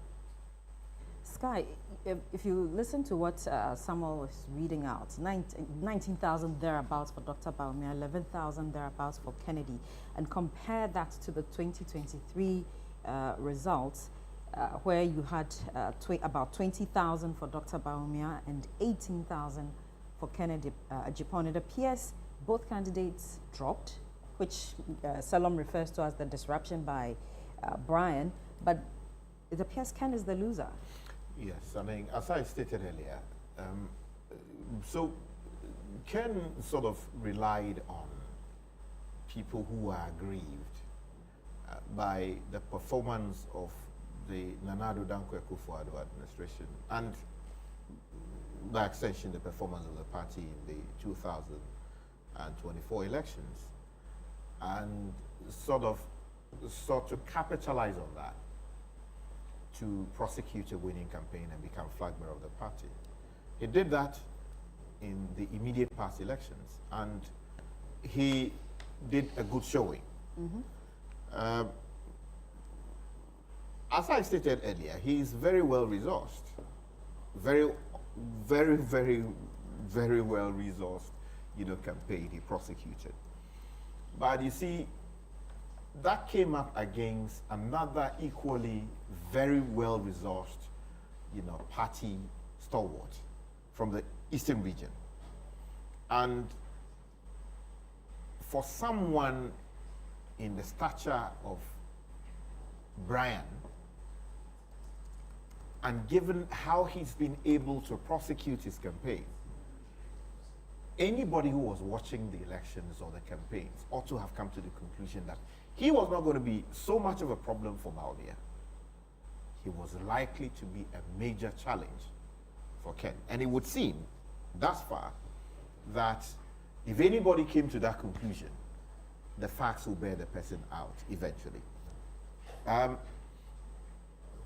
think there was something that Ken, Brian did about his campaign that I truly admire. He didn't go out there to necessarily attack in the sense that is negative. He spoke to certain numbers that people would challenge. He spoke to certain facts that people would dispute. But the truth is that he appealed to people who had reasons to reflect again over the performance of the party in the last elections, and who came to the conclusion that perhaps there's something fundamentally wrong with repeating Dr. Bawumia. And that would not automatically mean that we should go the way of Ken. So instead of going to Ken, why not move towards what appears to be a refreshing entrant into the race? And in many ways, I think Brian is someone to watch in future internal elections within the NPP, and anybody who has eyes on the life of the NPP post-Bawumia, whether he becomes president and leaves the scene thereafter, or he doesn't, would have to always factor into the analysis what Brian would do. Okay. In the last election, yes, I agree with Sky largely. In the last election, Ken's incursion or coming into the race and the results he made may have created the same impression that he's the guy to look at post-Bawumia. But here we are having a conversation about a different kind of person now, Brandy Champon. Politics is quite interesting. Something will happen tomorrow, and somebody may emerge, given the needs of the time. Brian obviously looks very formidable. And all other things being equal, he's the guy to look out for the next election. I mean, post-Baumia, let me say. And that's beyond 2028. Yes, beyond 2028. I also think that we want to see the final percentages. The percentage he will make in this election may give him a good say in the party, and possibly may make him want to make a few demands from Baumia, depending on what numbers he gets. It will be interesting to see what the numbers are and what he will hope to do with that. For Ken, I'm not very sure. He has to play it well, and he has to keep his guys calm, and they have to ensure that they follow the lead of Baumia to be able to prosecute a good election with a united front. Already, things, I mean, they've said things about themselves. Like we said earlier, they have to bury the hatchet and then make progress for the sake of 2028. There's something I want to add quickly. You know, if you watch the internal primary elections between the Honorable Upari Ansah and Brian in the Suhum constituency, and you see how Brian has conducted himself in this particular race, it's a vast difference in terms of how the Suhum affair was bloody, was tied on a number of occasions, people cut themselves, and to a large extent, I mean, people were really certain that the NPP was likely to lose that particular seat. But somehow, Fred Oparansa was able to save the day for the party. Eventually, Brian had to move on to his new constituency currently. If you mirror what happened in those years against what happened with the prosecution of his presidential primary elections, I think he has matured over the years. And I am in no doubt that he has shown that he is capable of rising to the challenge at the very top. He's not being insulting, he's not being acerbic, he spoke to things he believed he could do. And people bought into his message, although they are far and few in between. Okay, let me introduce another gentleman, a well-known face. Paul Adomotre is the host of Good Evening Ghana, an experienced journalist, and also an author. Paul, good evening and welcome. Thank you very much, Francisca. It's always a pleasure to be here. And thanks for the copy, Africa's New Constitutional Leadership, 77 Stories That Defined Ghana's Fourth Republic. Thank you. Yeah. That's my old book. Well, but I gave you a copy because the NPP, what the NPP have done today, looks like they have kept with history. And some of that history, especially in the 1998 contest, is shared in the book. The first time that the NPP had this kind of situation, the tradition had a situation where there seems to be a conservative candidate and then there's a great challenge based on the fact that this conservative candidate is either part of the old story or that he cannot win as the election. We need a more vibrant person to win the election. The first time this ever happened was in 1969. There was a man called Joe Appiah who decided that he and a few friends of his and young people thought that Professor Buzia belonged to the old Dankwa system. If we are going to go to politics again, we lost the elections to Nkrumah all the time. Buzia is not the one to win the election. So Joe Appiah rose up. And in his case, he didn't get onto the internal ballot. So confusion came and he left and formed his own party. That was the first time it happened. The next time it happened was in 79. In 79, the conversation was that between Victor Owusu and William Ofori-Atta, that William Ofori-Atta was old. He was part of the old order. He was part of the Dankwa order. This is a new situation. We won elections with these old people and the coup came because they were not agile and all of that. And that was successful. Owusu won the contest. He was with the young people and we need to change our party and all of that. Some of the conservatives in the party felt that this was very dangerous. And so they got Upawuli to form a new party. And then the rest is history. 92, then came 96. 96 was the watershed moment. It was felt that there has to be a new direction to the party. And that new direction to the party in 1996 had been generated by Kwame Pienim's campaign. And I captured that in the book from 96. Kwame Pienim had launched a campaign where he was showing all the negatives of the NPP the conservative negatives, they are not strong on the ground, they don't mobilize people well, the youth don't like them, they are too old, they are book long, and all of that. And Kwame PNM's campaign was gathering a lot of steam. Somehow, PNM didn't get on the ballot as a result of a court ruling. Then came in Kufuor. The big question, the big one which has been replicated today is 1998. 1998 is exactly what has happened today. And what happens from today, if it can replicate what happened in 1998, then the NPP has a good chance. And I hope that the NPP will pick from that leaf. And I'm going to tell you what happened. So Akufo-Addo came up as a young man known in the party, agile, radical, and was ready to overthrow the Conservatives. And the concern was that Kufuor is dull, he will not be able to win the election. And again, the NDC became very wary of Akufo-Addo's campaign. They were very worried about it. And rumors are that the NDC supported the Kufuor campaign because they were quite afraid of Akufo-Addo at the election where Rawlings is not running and they have to choose a new candidate and Akufo-Addo is coming in. They seemed quite worried and they preferred a Kufuor candidate, same as today.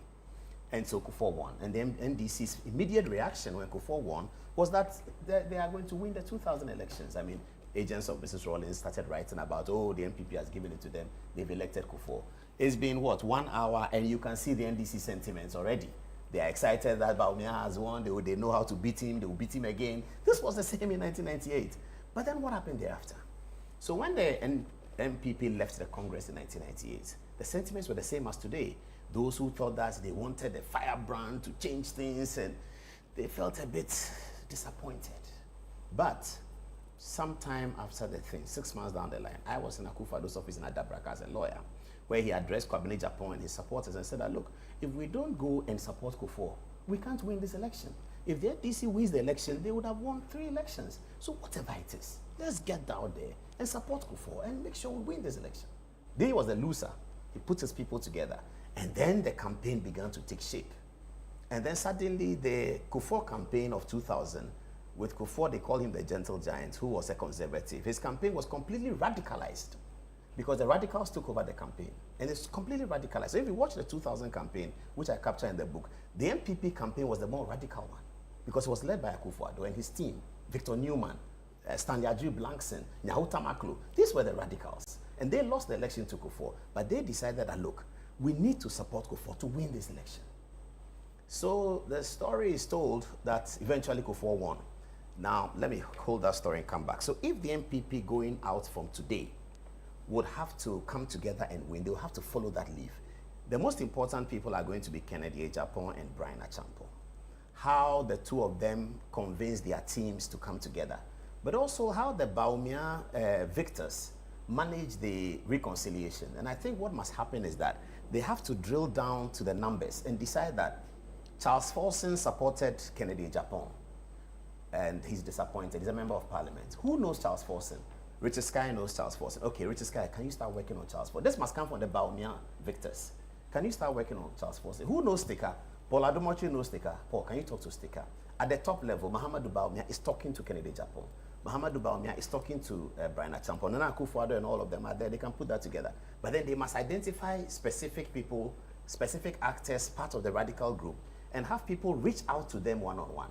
It's not going to be the same election of 2024, 2028. The NDC is the focus right now. The NDC is the party in office. I have realized in Ghanaian politics that it is almost a zero-sum game. If you are pointing to the voters how bad the opposition is, you shouldn't even do it. It's useless. It doesn't work. We talked about the alternative is scary and the alternative is that, which was data-based, data-driven. That look at John Mahama, look at his time in government, look at it, all of that was there. But we have found out that in elections, people don't worry about the opposition. So you, the government, you have to deliver. And it's easy for the opposition to campaign. And the NDC is finding that out. If you look at the NDC communication, they are beginning to find that defending government is more difficult than just shouting that somebody has done something wrong. So a lot of them have petered away. A lot of the NDC communication people you see, including even those abroad, they've all petered away. Where is the defense of the government policy? They are not able to do it because it's not simple. It's not a simple matter to take a government policy to explain as a communication. It's very difficult. As for opposition, you can just say that he's a thief or he stole the money, and everybody's listening to you. So what's the summary of this is that the NPP have stayed conservative, but if the NPP wants to win, they will have to go back to the leaves of 1998, and especially Akufo-Addo is still alive. What were his sentiments after 98, and how did he get himself into the campaign to develop such a successful campaign in 2000? I've heard Kennedy Japan speak an hour ago or so. I get the sense that the sentiments are right. If it's a fair speech, and the sentiments seem right, and he's also determined to have the NPP win the next election because he mentioned that. So Paul, the I want NPP to and come the in a situation. bit. Let me just give you, just getting it Some on good data. authority, that Kennedy Japan just spoke with the Dr. Baumia on phone. They had a hearty chat, and in that conversation, he conceded defeat to Dr. Baumia and promised and pledged that he will be working with him to be able to secure victory for the party in the 2020 elections, and that's just coming up. Yeah. Okay, Yeah, thanks for that. that's That's interesting. Yeah. So I think so the that's concession great. has come. Yes. So they are sort of done for the night. So So they are heading towards the center. Yes. So now I think what must happen is Baumia must rein in his people who might have felt offended by some of the utterances and conduct of the Kent team. Just because Paul just came, I want to just get his impression so far. Paul, before you got in, we discussed a number of things. We looked at the expectations. Many don't feel surprised with Baumia's lead and what will be his eventual announcement as the winner. And what they call the surprise factor being Brian Achampong and perhaps disappointing Kennedy Japan. What's your take? I'm not surprised at all about Brian Achampong. I'm not, because I followed his campaign. I traveled to Abetifi to sit with him on a Sunday. He asked me to come and sit, and on that Sunday, I was there for about 6 hours. I saw him talking to delegates. In each session, he spoke to about 1,000 delegates. Buses bring them from far away. They come into the hotel. He addresses them. They go. Another group comes. They go. Another group comes. Then when he is done, he is now setting off. And he explained to me that he's doing this across the country. So I've always said that, well, we have to wait to see the results, because Brian has done the work. He has pressed flesh. He has done the density of the campaigns everywhere. If that doesn't matter, then we'll know how the delegates are thinking. If, however, that matters, it also indicates how the delegates are thinking. I'm not surprised at all about the showing he's making. What is surprising, though, is that it was always said that if Brian were to make 14 to 15% of the vote, which is, I think, where he's getting, then the election will go into a second round. That's what we were told. I've looked at the figures in Central Region, and I'm beginning to think that it was there that Dr. Baumia was able to pull the first round victory. It was in Central Region, and I'm doing a comparative analysis with 2023 when they met. So you will see that Central Region sort of went for Baumia, and they decided that, well, Ken is their man. They voted for him all the time, but some places changed. The Northern Region has been very stable, and the other impressive factor was that in Ashanti Region, Dr. Baumia was winning almost everywhere. And I'm waiting for the Ashanti figures. It was 66 the last time. My people in Ashanti, in particular, Andy Usu, tells me that it may be 70%, and we're waiting to see how that goes. So if Baumia is winning 70% of the home region of the NPP, that's not too bad. Even if he doesn't get the 60% he got the last time, and he's getting 57 or 58, which is where it looks like we are ending to say praises to Musa Dankwa, who predicted it. We will still be excited that Dr. Baumia was able to increase his turnout in the home region of the party. That is where you need to mobilize the people. That is why they didn't turn up to vote. They didn't come. So if in that context, within the Ashanti region context, he's increasing his votes, I think that is very, very applaudable, and the NPP should be excited about that. Eastern region also comes. Brian, again, he was expected to do very well in Eastern region, but he was expected to, in Eastern region, take away from Baumia significantly. Brian showed up, but Baumia also really showed up. Volta region is another place that Kennedy Japan was expected to do well, widely. It didn't come as big. Oti region, Muhammadu Baumia was expected to win, he won. The 5 northern regions expected to win, he won. The other conversations that must start now is, where does the national leadership go from here? But this is something novel that the NPP need to work out. It's more difficult than 98, because in 1998, what happened was that the national elections had been held 3 months before the presidential election, because the presidential election was now going to be held 2 years for the first time. Similar to this one, is held 3 years for the first time. So that time, Odoi Sykes had already been elected as chairman. He was chairman of the party before Kufuor emerged. So he was in charge of sort of the one step below the line of reconciliation. This time, the NPP is now going to move into a chairmanship election race. Well, there are some people who are contesting for chairman who have already indicated that they are Kennedy Japan's people, or who people believe they are Kennedy Japan's people. There are others who people believe they are Baumia people. I'm going to take it upon myself, and I'm happy to say it in the company of good friends like you, that I'm going to talk to Kwabena Japan, he's my very good friend, to ask him that he should run for chairman of the party. I think if we can get a situation like that, we are really getting somewhere. Kwabena has been serving the party for long. He's been an unhappy party servant, but he's been very loyal to the party. In 2020, he came for the campaign. He served Dr. Baumia. He's been unhappy. Kwabena Japan's house is one of the few places I can walk in at 2 a.m. and still expect to be seen. The last time I left his home a few weeks ago, it was 2:20 in the morning. So I'm going to take it upon myself, and I'm calling for people to support me. I don't know whether Sky is going to support. We should get Kwabena Japan to run as chairman for the stability's sake, for combining the history and the future. It's very, very important. You have Mamadou Baumia as presidential candidate. He was the NPP's last presidential candidate, so now he's a true blue NPP person. But Kwabena Japan comes from further away. So it is important to fix somebody like that in the national leadership.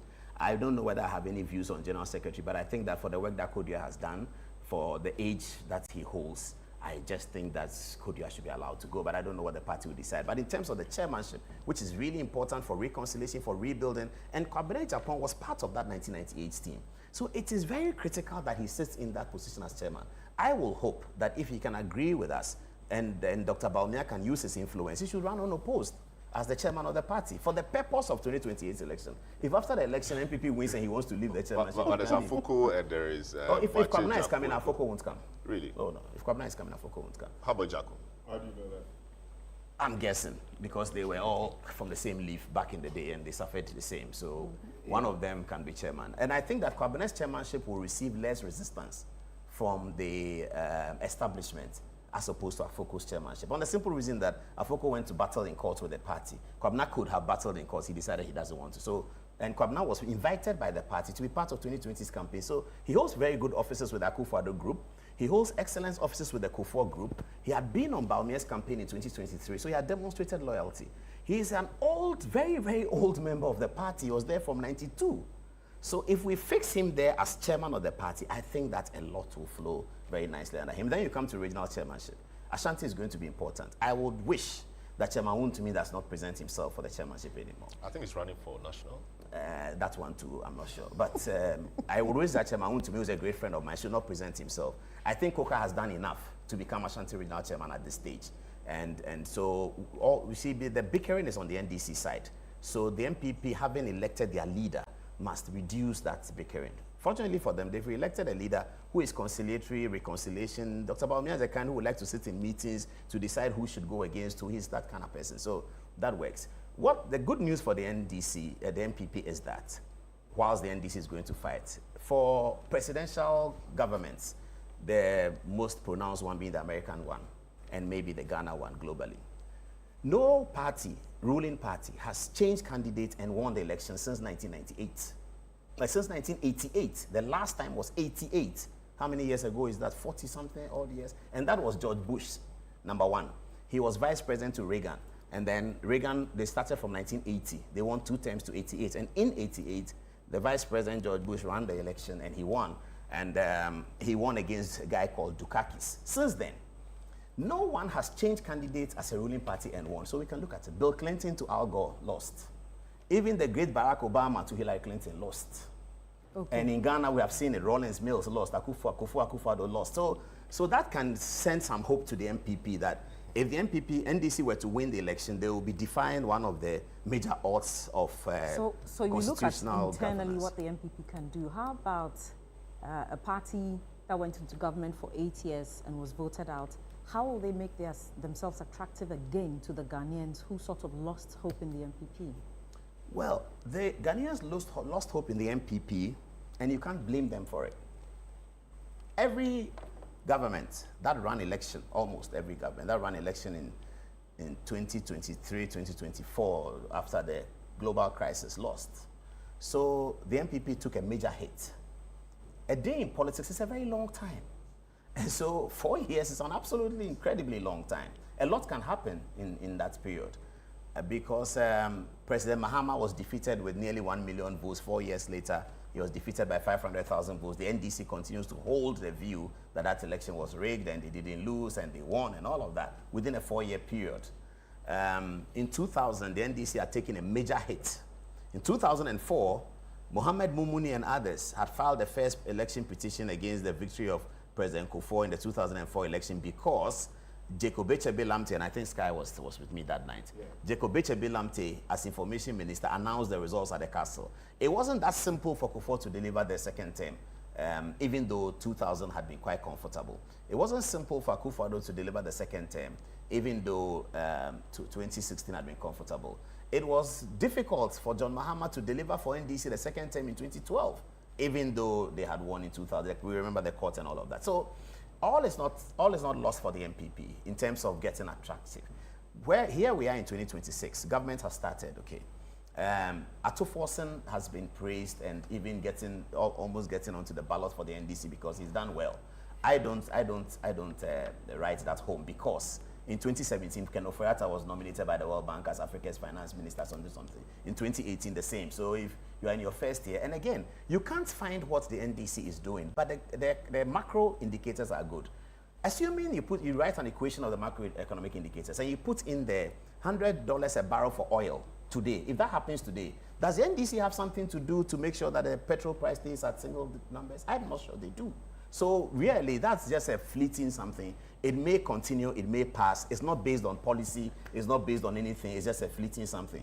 We were told that gold was doing very well for us. Over the last 2 days, arguments on social media that some gold has been sold, half of the gold is sold, and it was used. So it's starting. Fifi Kwete gave a press conference recently, and it has all hell is broken loose. From Monday, after the NPP Congress is over, all of us media people are going to be on that because A+ says that Fifi Kwete is low budget Rawlings, and so those things are going to happen. Now, that makes it even worse because he sits with the NDC, and the NDC is not going to query him in Parliament. They're not going to do that. So if they don't do that, then it means that he's speaking the mind of some important person. And these are the things that are going to happen. So with all of these things, if the NPP is able to focus, as I said, pick from the leaf of 1998, what did Nana Akufo-Addo do? Why did he decide that having lost the election, we should still support Kufuor? And they were able to radicalize Kufuor's campaign. What happened? If they can repeat that, then we have a big fight on our hands. I support in the NDC Johnson Asiedu Nketia. I believe that he's going to be the candidate. And I like the way he's going about it. He's going to be chairman first this year, then he will take up the chairman cloak and become... By the time we say all that about Asiedu Nketia, and Bawumia is focused on his campaign, he gets his running mates ready, it's going to be a big fight in 2028. I want us to talk about the conduct of the delegates. The criticism over time has been the sophistication of delegates and claims of vote buying. Okay, today, for instance, there were few reports of claims of monies or what you call transportation, people engaging in scuffles here and there over 200 CD transportation. Sky, let me get your take on that. Look, I think we've said this, we've spoken about this ad nauseum, that the law is clear. The PNDC law that governs our elections is clear, that you are not supposed to engage in treating. That includes providing for transportation and all of that. The political parties sort of hide behind the whole claim that, oh, they are providing transportation, and therefore, people should not regard those as sin against the law. I mean, I'm in no doubt whatsoever that you are not supposed to do that. So these claims that have come in that some people were fighting over 700 Ghana cedis from one camp or the other, completely unacceptable. And that is why you would expect the OSP's office, and for that matter, the Electoral Commission, to come down hard, investigate these matters, and prosecute the people who are behind them. If it is a presidential candidate who did it, you should be able to stand firm and prosecute the same, because we cannot continue election after election to hear of people having shared money, and the guys are providing food, transportation, and other things, and nothing gets to happen because the law is clear. Of course, we saw what happened in the Ashanti region. The district chief executive nominee went into the elections. According to reports, he had shared some money, expecting that the people were going to vote for him. On the day of the elections, the people changed their minds, and he went all guns blazing, wanting his money back. The OSP prosecuted it. Somehow, they were unsuccessful in the courts. I don't know if they have mounted a challenge against that decision at the level of the Court of Appeal or the appellate court. But what is clear is that continuously we continue to hear these reports. In some cases, we've seen videos, but for some reason, the institutions of state that should act have so far let us down. And I'm hoping that if the evidence is there, if the OSP, the Electoral Commission, do have the appetite for the same, and I hope they will have the appetite, they will go after these matters and prosecute the people responsible. Aside that, I think, as I said much earlier, the general conduct of the polls have been particularly responsible. I mean, we've not seen so many, troubles of people not finding their names on the register, people fighting over whether the ballot box should be at a particular place or not be at a particular place. And the general violence that Okay, I'm told your microphone is off, so Sky's microphone is off, so if we can have that rectified. In the meantime, Paul, I'd like to ask of you, is it realistic for the monetization in our electoral system to be taken out? I mean, I don't know how. I don't know. But they tell us that the monetization is not vote buying. They tell us that it is to cater for logistics for meeting people. You really cannot do much about that. All over the world, you have to. But to the point where there are scuffles because people are expecting to receive and they haven't received yet? Well, it just speaks to the poverty of our society. But you can't have any politician anywhere. In America, when they are running elections, they raise money. Barack Obama raised $800 million. What was it for? It is for volunteers and media. Majority, the bulk of the money that's raised in American politics is to pay media for advertisements, for airtime and all of that, and then for volunteers. They may not hand over cash to volunteers. They may ask Burger King to prepare 1,000 pieces of burger for people in Minnesota who are going to see an Obama rally or something like that. So it's really the same. There, they will not be handing paper dollars and they'll be fighting over it and beating each other. Nobody's going to beat anybody there. They're going to have their burger because a lot of them can afford the burger anyway. So the fighting over the money is about our poor society, and we really need to do something about that. It's a reflection of the decadence of our politics. Is not able to solve the basic problems of our people. So each time we see that, we should recognize as a scar on the politics that they are following. This is the politics that these people have been following forever, polling station. And every time they are bringing them money that looks like peanuts and they have to fight over it. It should be a scar on the political leaders. There should be a time when we don't have this kind of polling station people fighting over 20 cities and 10 cities. That time has come. There has to be a politician who rise up and say that I want to fix these things so that doesn't happen. Until then, we are going to have money in politics. How it is distributed and then the razzmatazz about it is a reflection of the economics of the society. But in terms of politics being a money sucker, it is indeed a money sucker because you have to influence people, you have to talk to people, you have to reach people, people must come to you, you have to go to them. So really, if you want to run parliamentary elections, Francisca, I want to run parliamentary elections in Cape Coast because your name sounds like a fancy name, you are going to need... I'm from Abakramba. Yeah, that's very fancy. Yes, you are going to need 15 million Ghana cedis to do the campaign. You might not have 15 million cedis sitting here, but if you put yourself out there, you might have people bringing you 15 million cedis. And the 15 million cedis you're going to get for that campaign, you're going to spend 5 million to give to the delegates, to resource delegates. So that's gone. But Paul, that's where the problem is. Why do you have to resource them? No, it's not about resourcing. What does the resource mean? Yes, the resource. That's why I use the word resource. Resourcing, the definition of resourcing. So the resources, you're going to set out 5 million. She's going to set out 5 million for her campaign because there may be about 200 polling stations in that constituency. And the votes available is 1,600. You have to meet all of them. Yes. You first have to find out what their schedule is. They're going to farm, they're going to fishing and all of that. It's irrelevant. Yes, then now you have to bring them somewhere. So you have to have buses. So you can spend some of the 5 million to buy buses and brand it Kakra Forcing campaign. So you park the bus at Mankesim and say that everybody in Mankesim, you are going to Abra to meet Francisca. You fuel the bus. Yeah. When they come, they wait for you for longer than you had anticipated. You have to give them burger. You have to give them chicken. The law says expressly that don't give them anything. That don't give them meat, don't give them chicken, don't give them water, don't give them... I mean, the law is clear. Who made that law?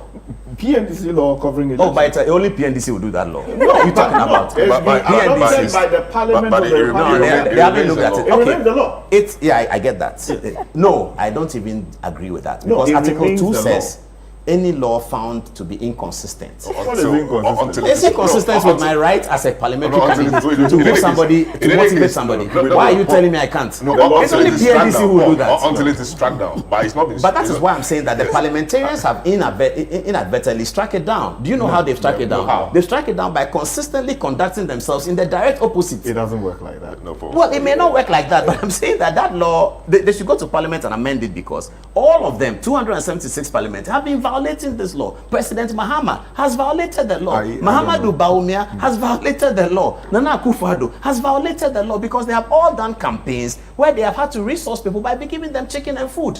If a PNDC law, which is done by Kwame Nkrumah and Chachuchi Kata, said that we shouldn't do that, I was wondering which year they made that law. It's wrong. It cannot be.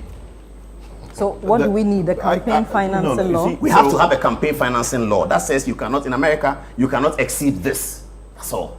Barack Obama is raising almost $1 billion for political campaign in America. Donald Trump. The transparency in our system is the problem. Transparency. I mean, people give money and they are not ready to disclose. People yes. So all of that. So we don't even know how much money NDC or NPP would have raised for a particular campaign. Because we don't have the catering system. And I'll say this because when Talo Oil came, and they said we should go to Takoradi to the FPSO sit in Takoradi. And the opportunities out of the FPSO. In fact, Anasa Fwajei, who was GNPC chairman at that time, has always said this thing very painfully, that the business that came out of the FPSO oil in Takoradi was 5 billion. Ghana got 0. We were looking for somebody who can do kenke for 1,000 people. We didn't get it. So the kenke that is served on the FPSO, it comes from Spain. Kenke, komi, it comes from Spain. We didn't have caterers who can do 1,000. If you like, take a survey Monday. Call caterers and ask them, how many caterers do we have in Ghana who can produce 5,000 pieces of jollof? You might not find. So the delegates said that give us the money for the jollof. We will buy it ourselves. Because if you say that you are calling him, it's all complicated. So if you put all in money, and you have to, that is the economic culture. You see, we cannot be receiving these laws from Denmark and Thailand, and that's our economic culture. If you go to America, you can call McDonald's and say, give me 100,000 pieces, they will deliver it. So no one can say that anybody has done anything wrong in Ghana because I gave delegates fish and wachi to eat, and that means I'm bribing them. Instances where we see candidates give TV sets, funds, etc., branded to delegates. That would be inducement. But that is where I'm coming to my right under the Constitution as a person offering myself for elections. That I cannot decide that I want to influence Richard Sky, or I like Richard Sky is my friend. I'm going for election. I say, Sky, I think that, Charlie, this election, stop whatever you are doing and come and help me. I'll give you a pickup. And that's inducement, bribe. I'm going to face corruption. I think that's different.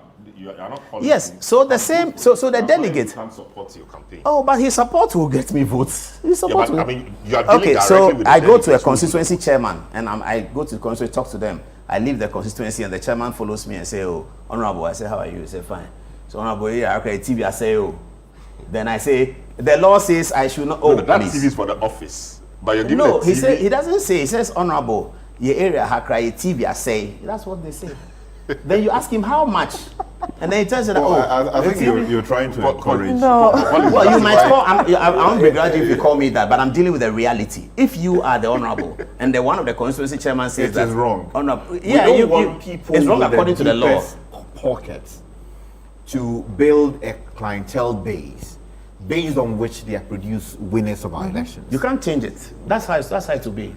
Paul, there is a reason why laws are put in place. The PNDC law. There is.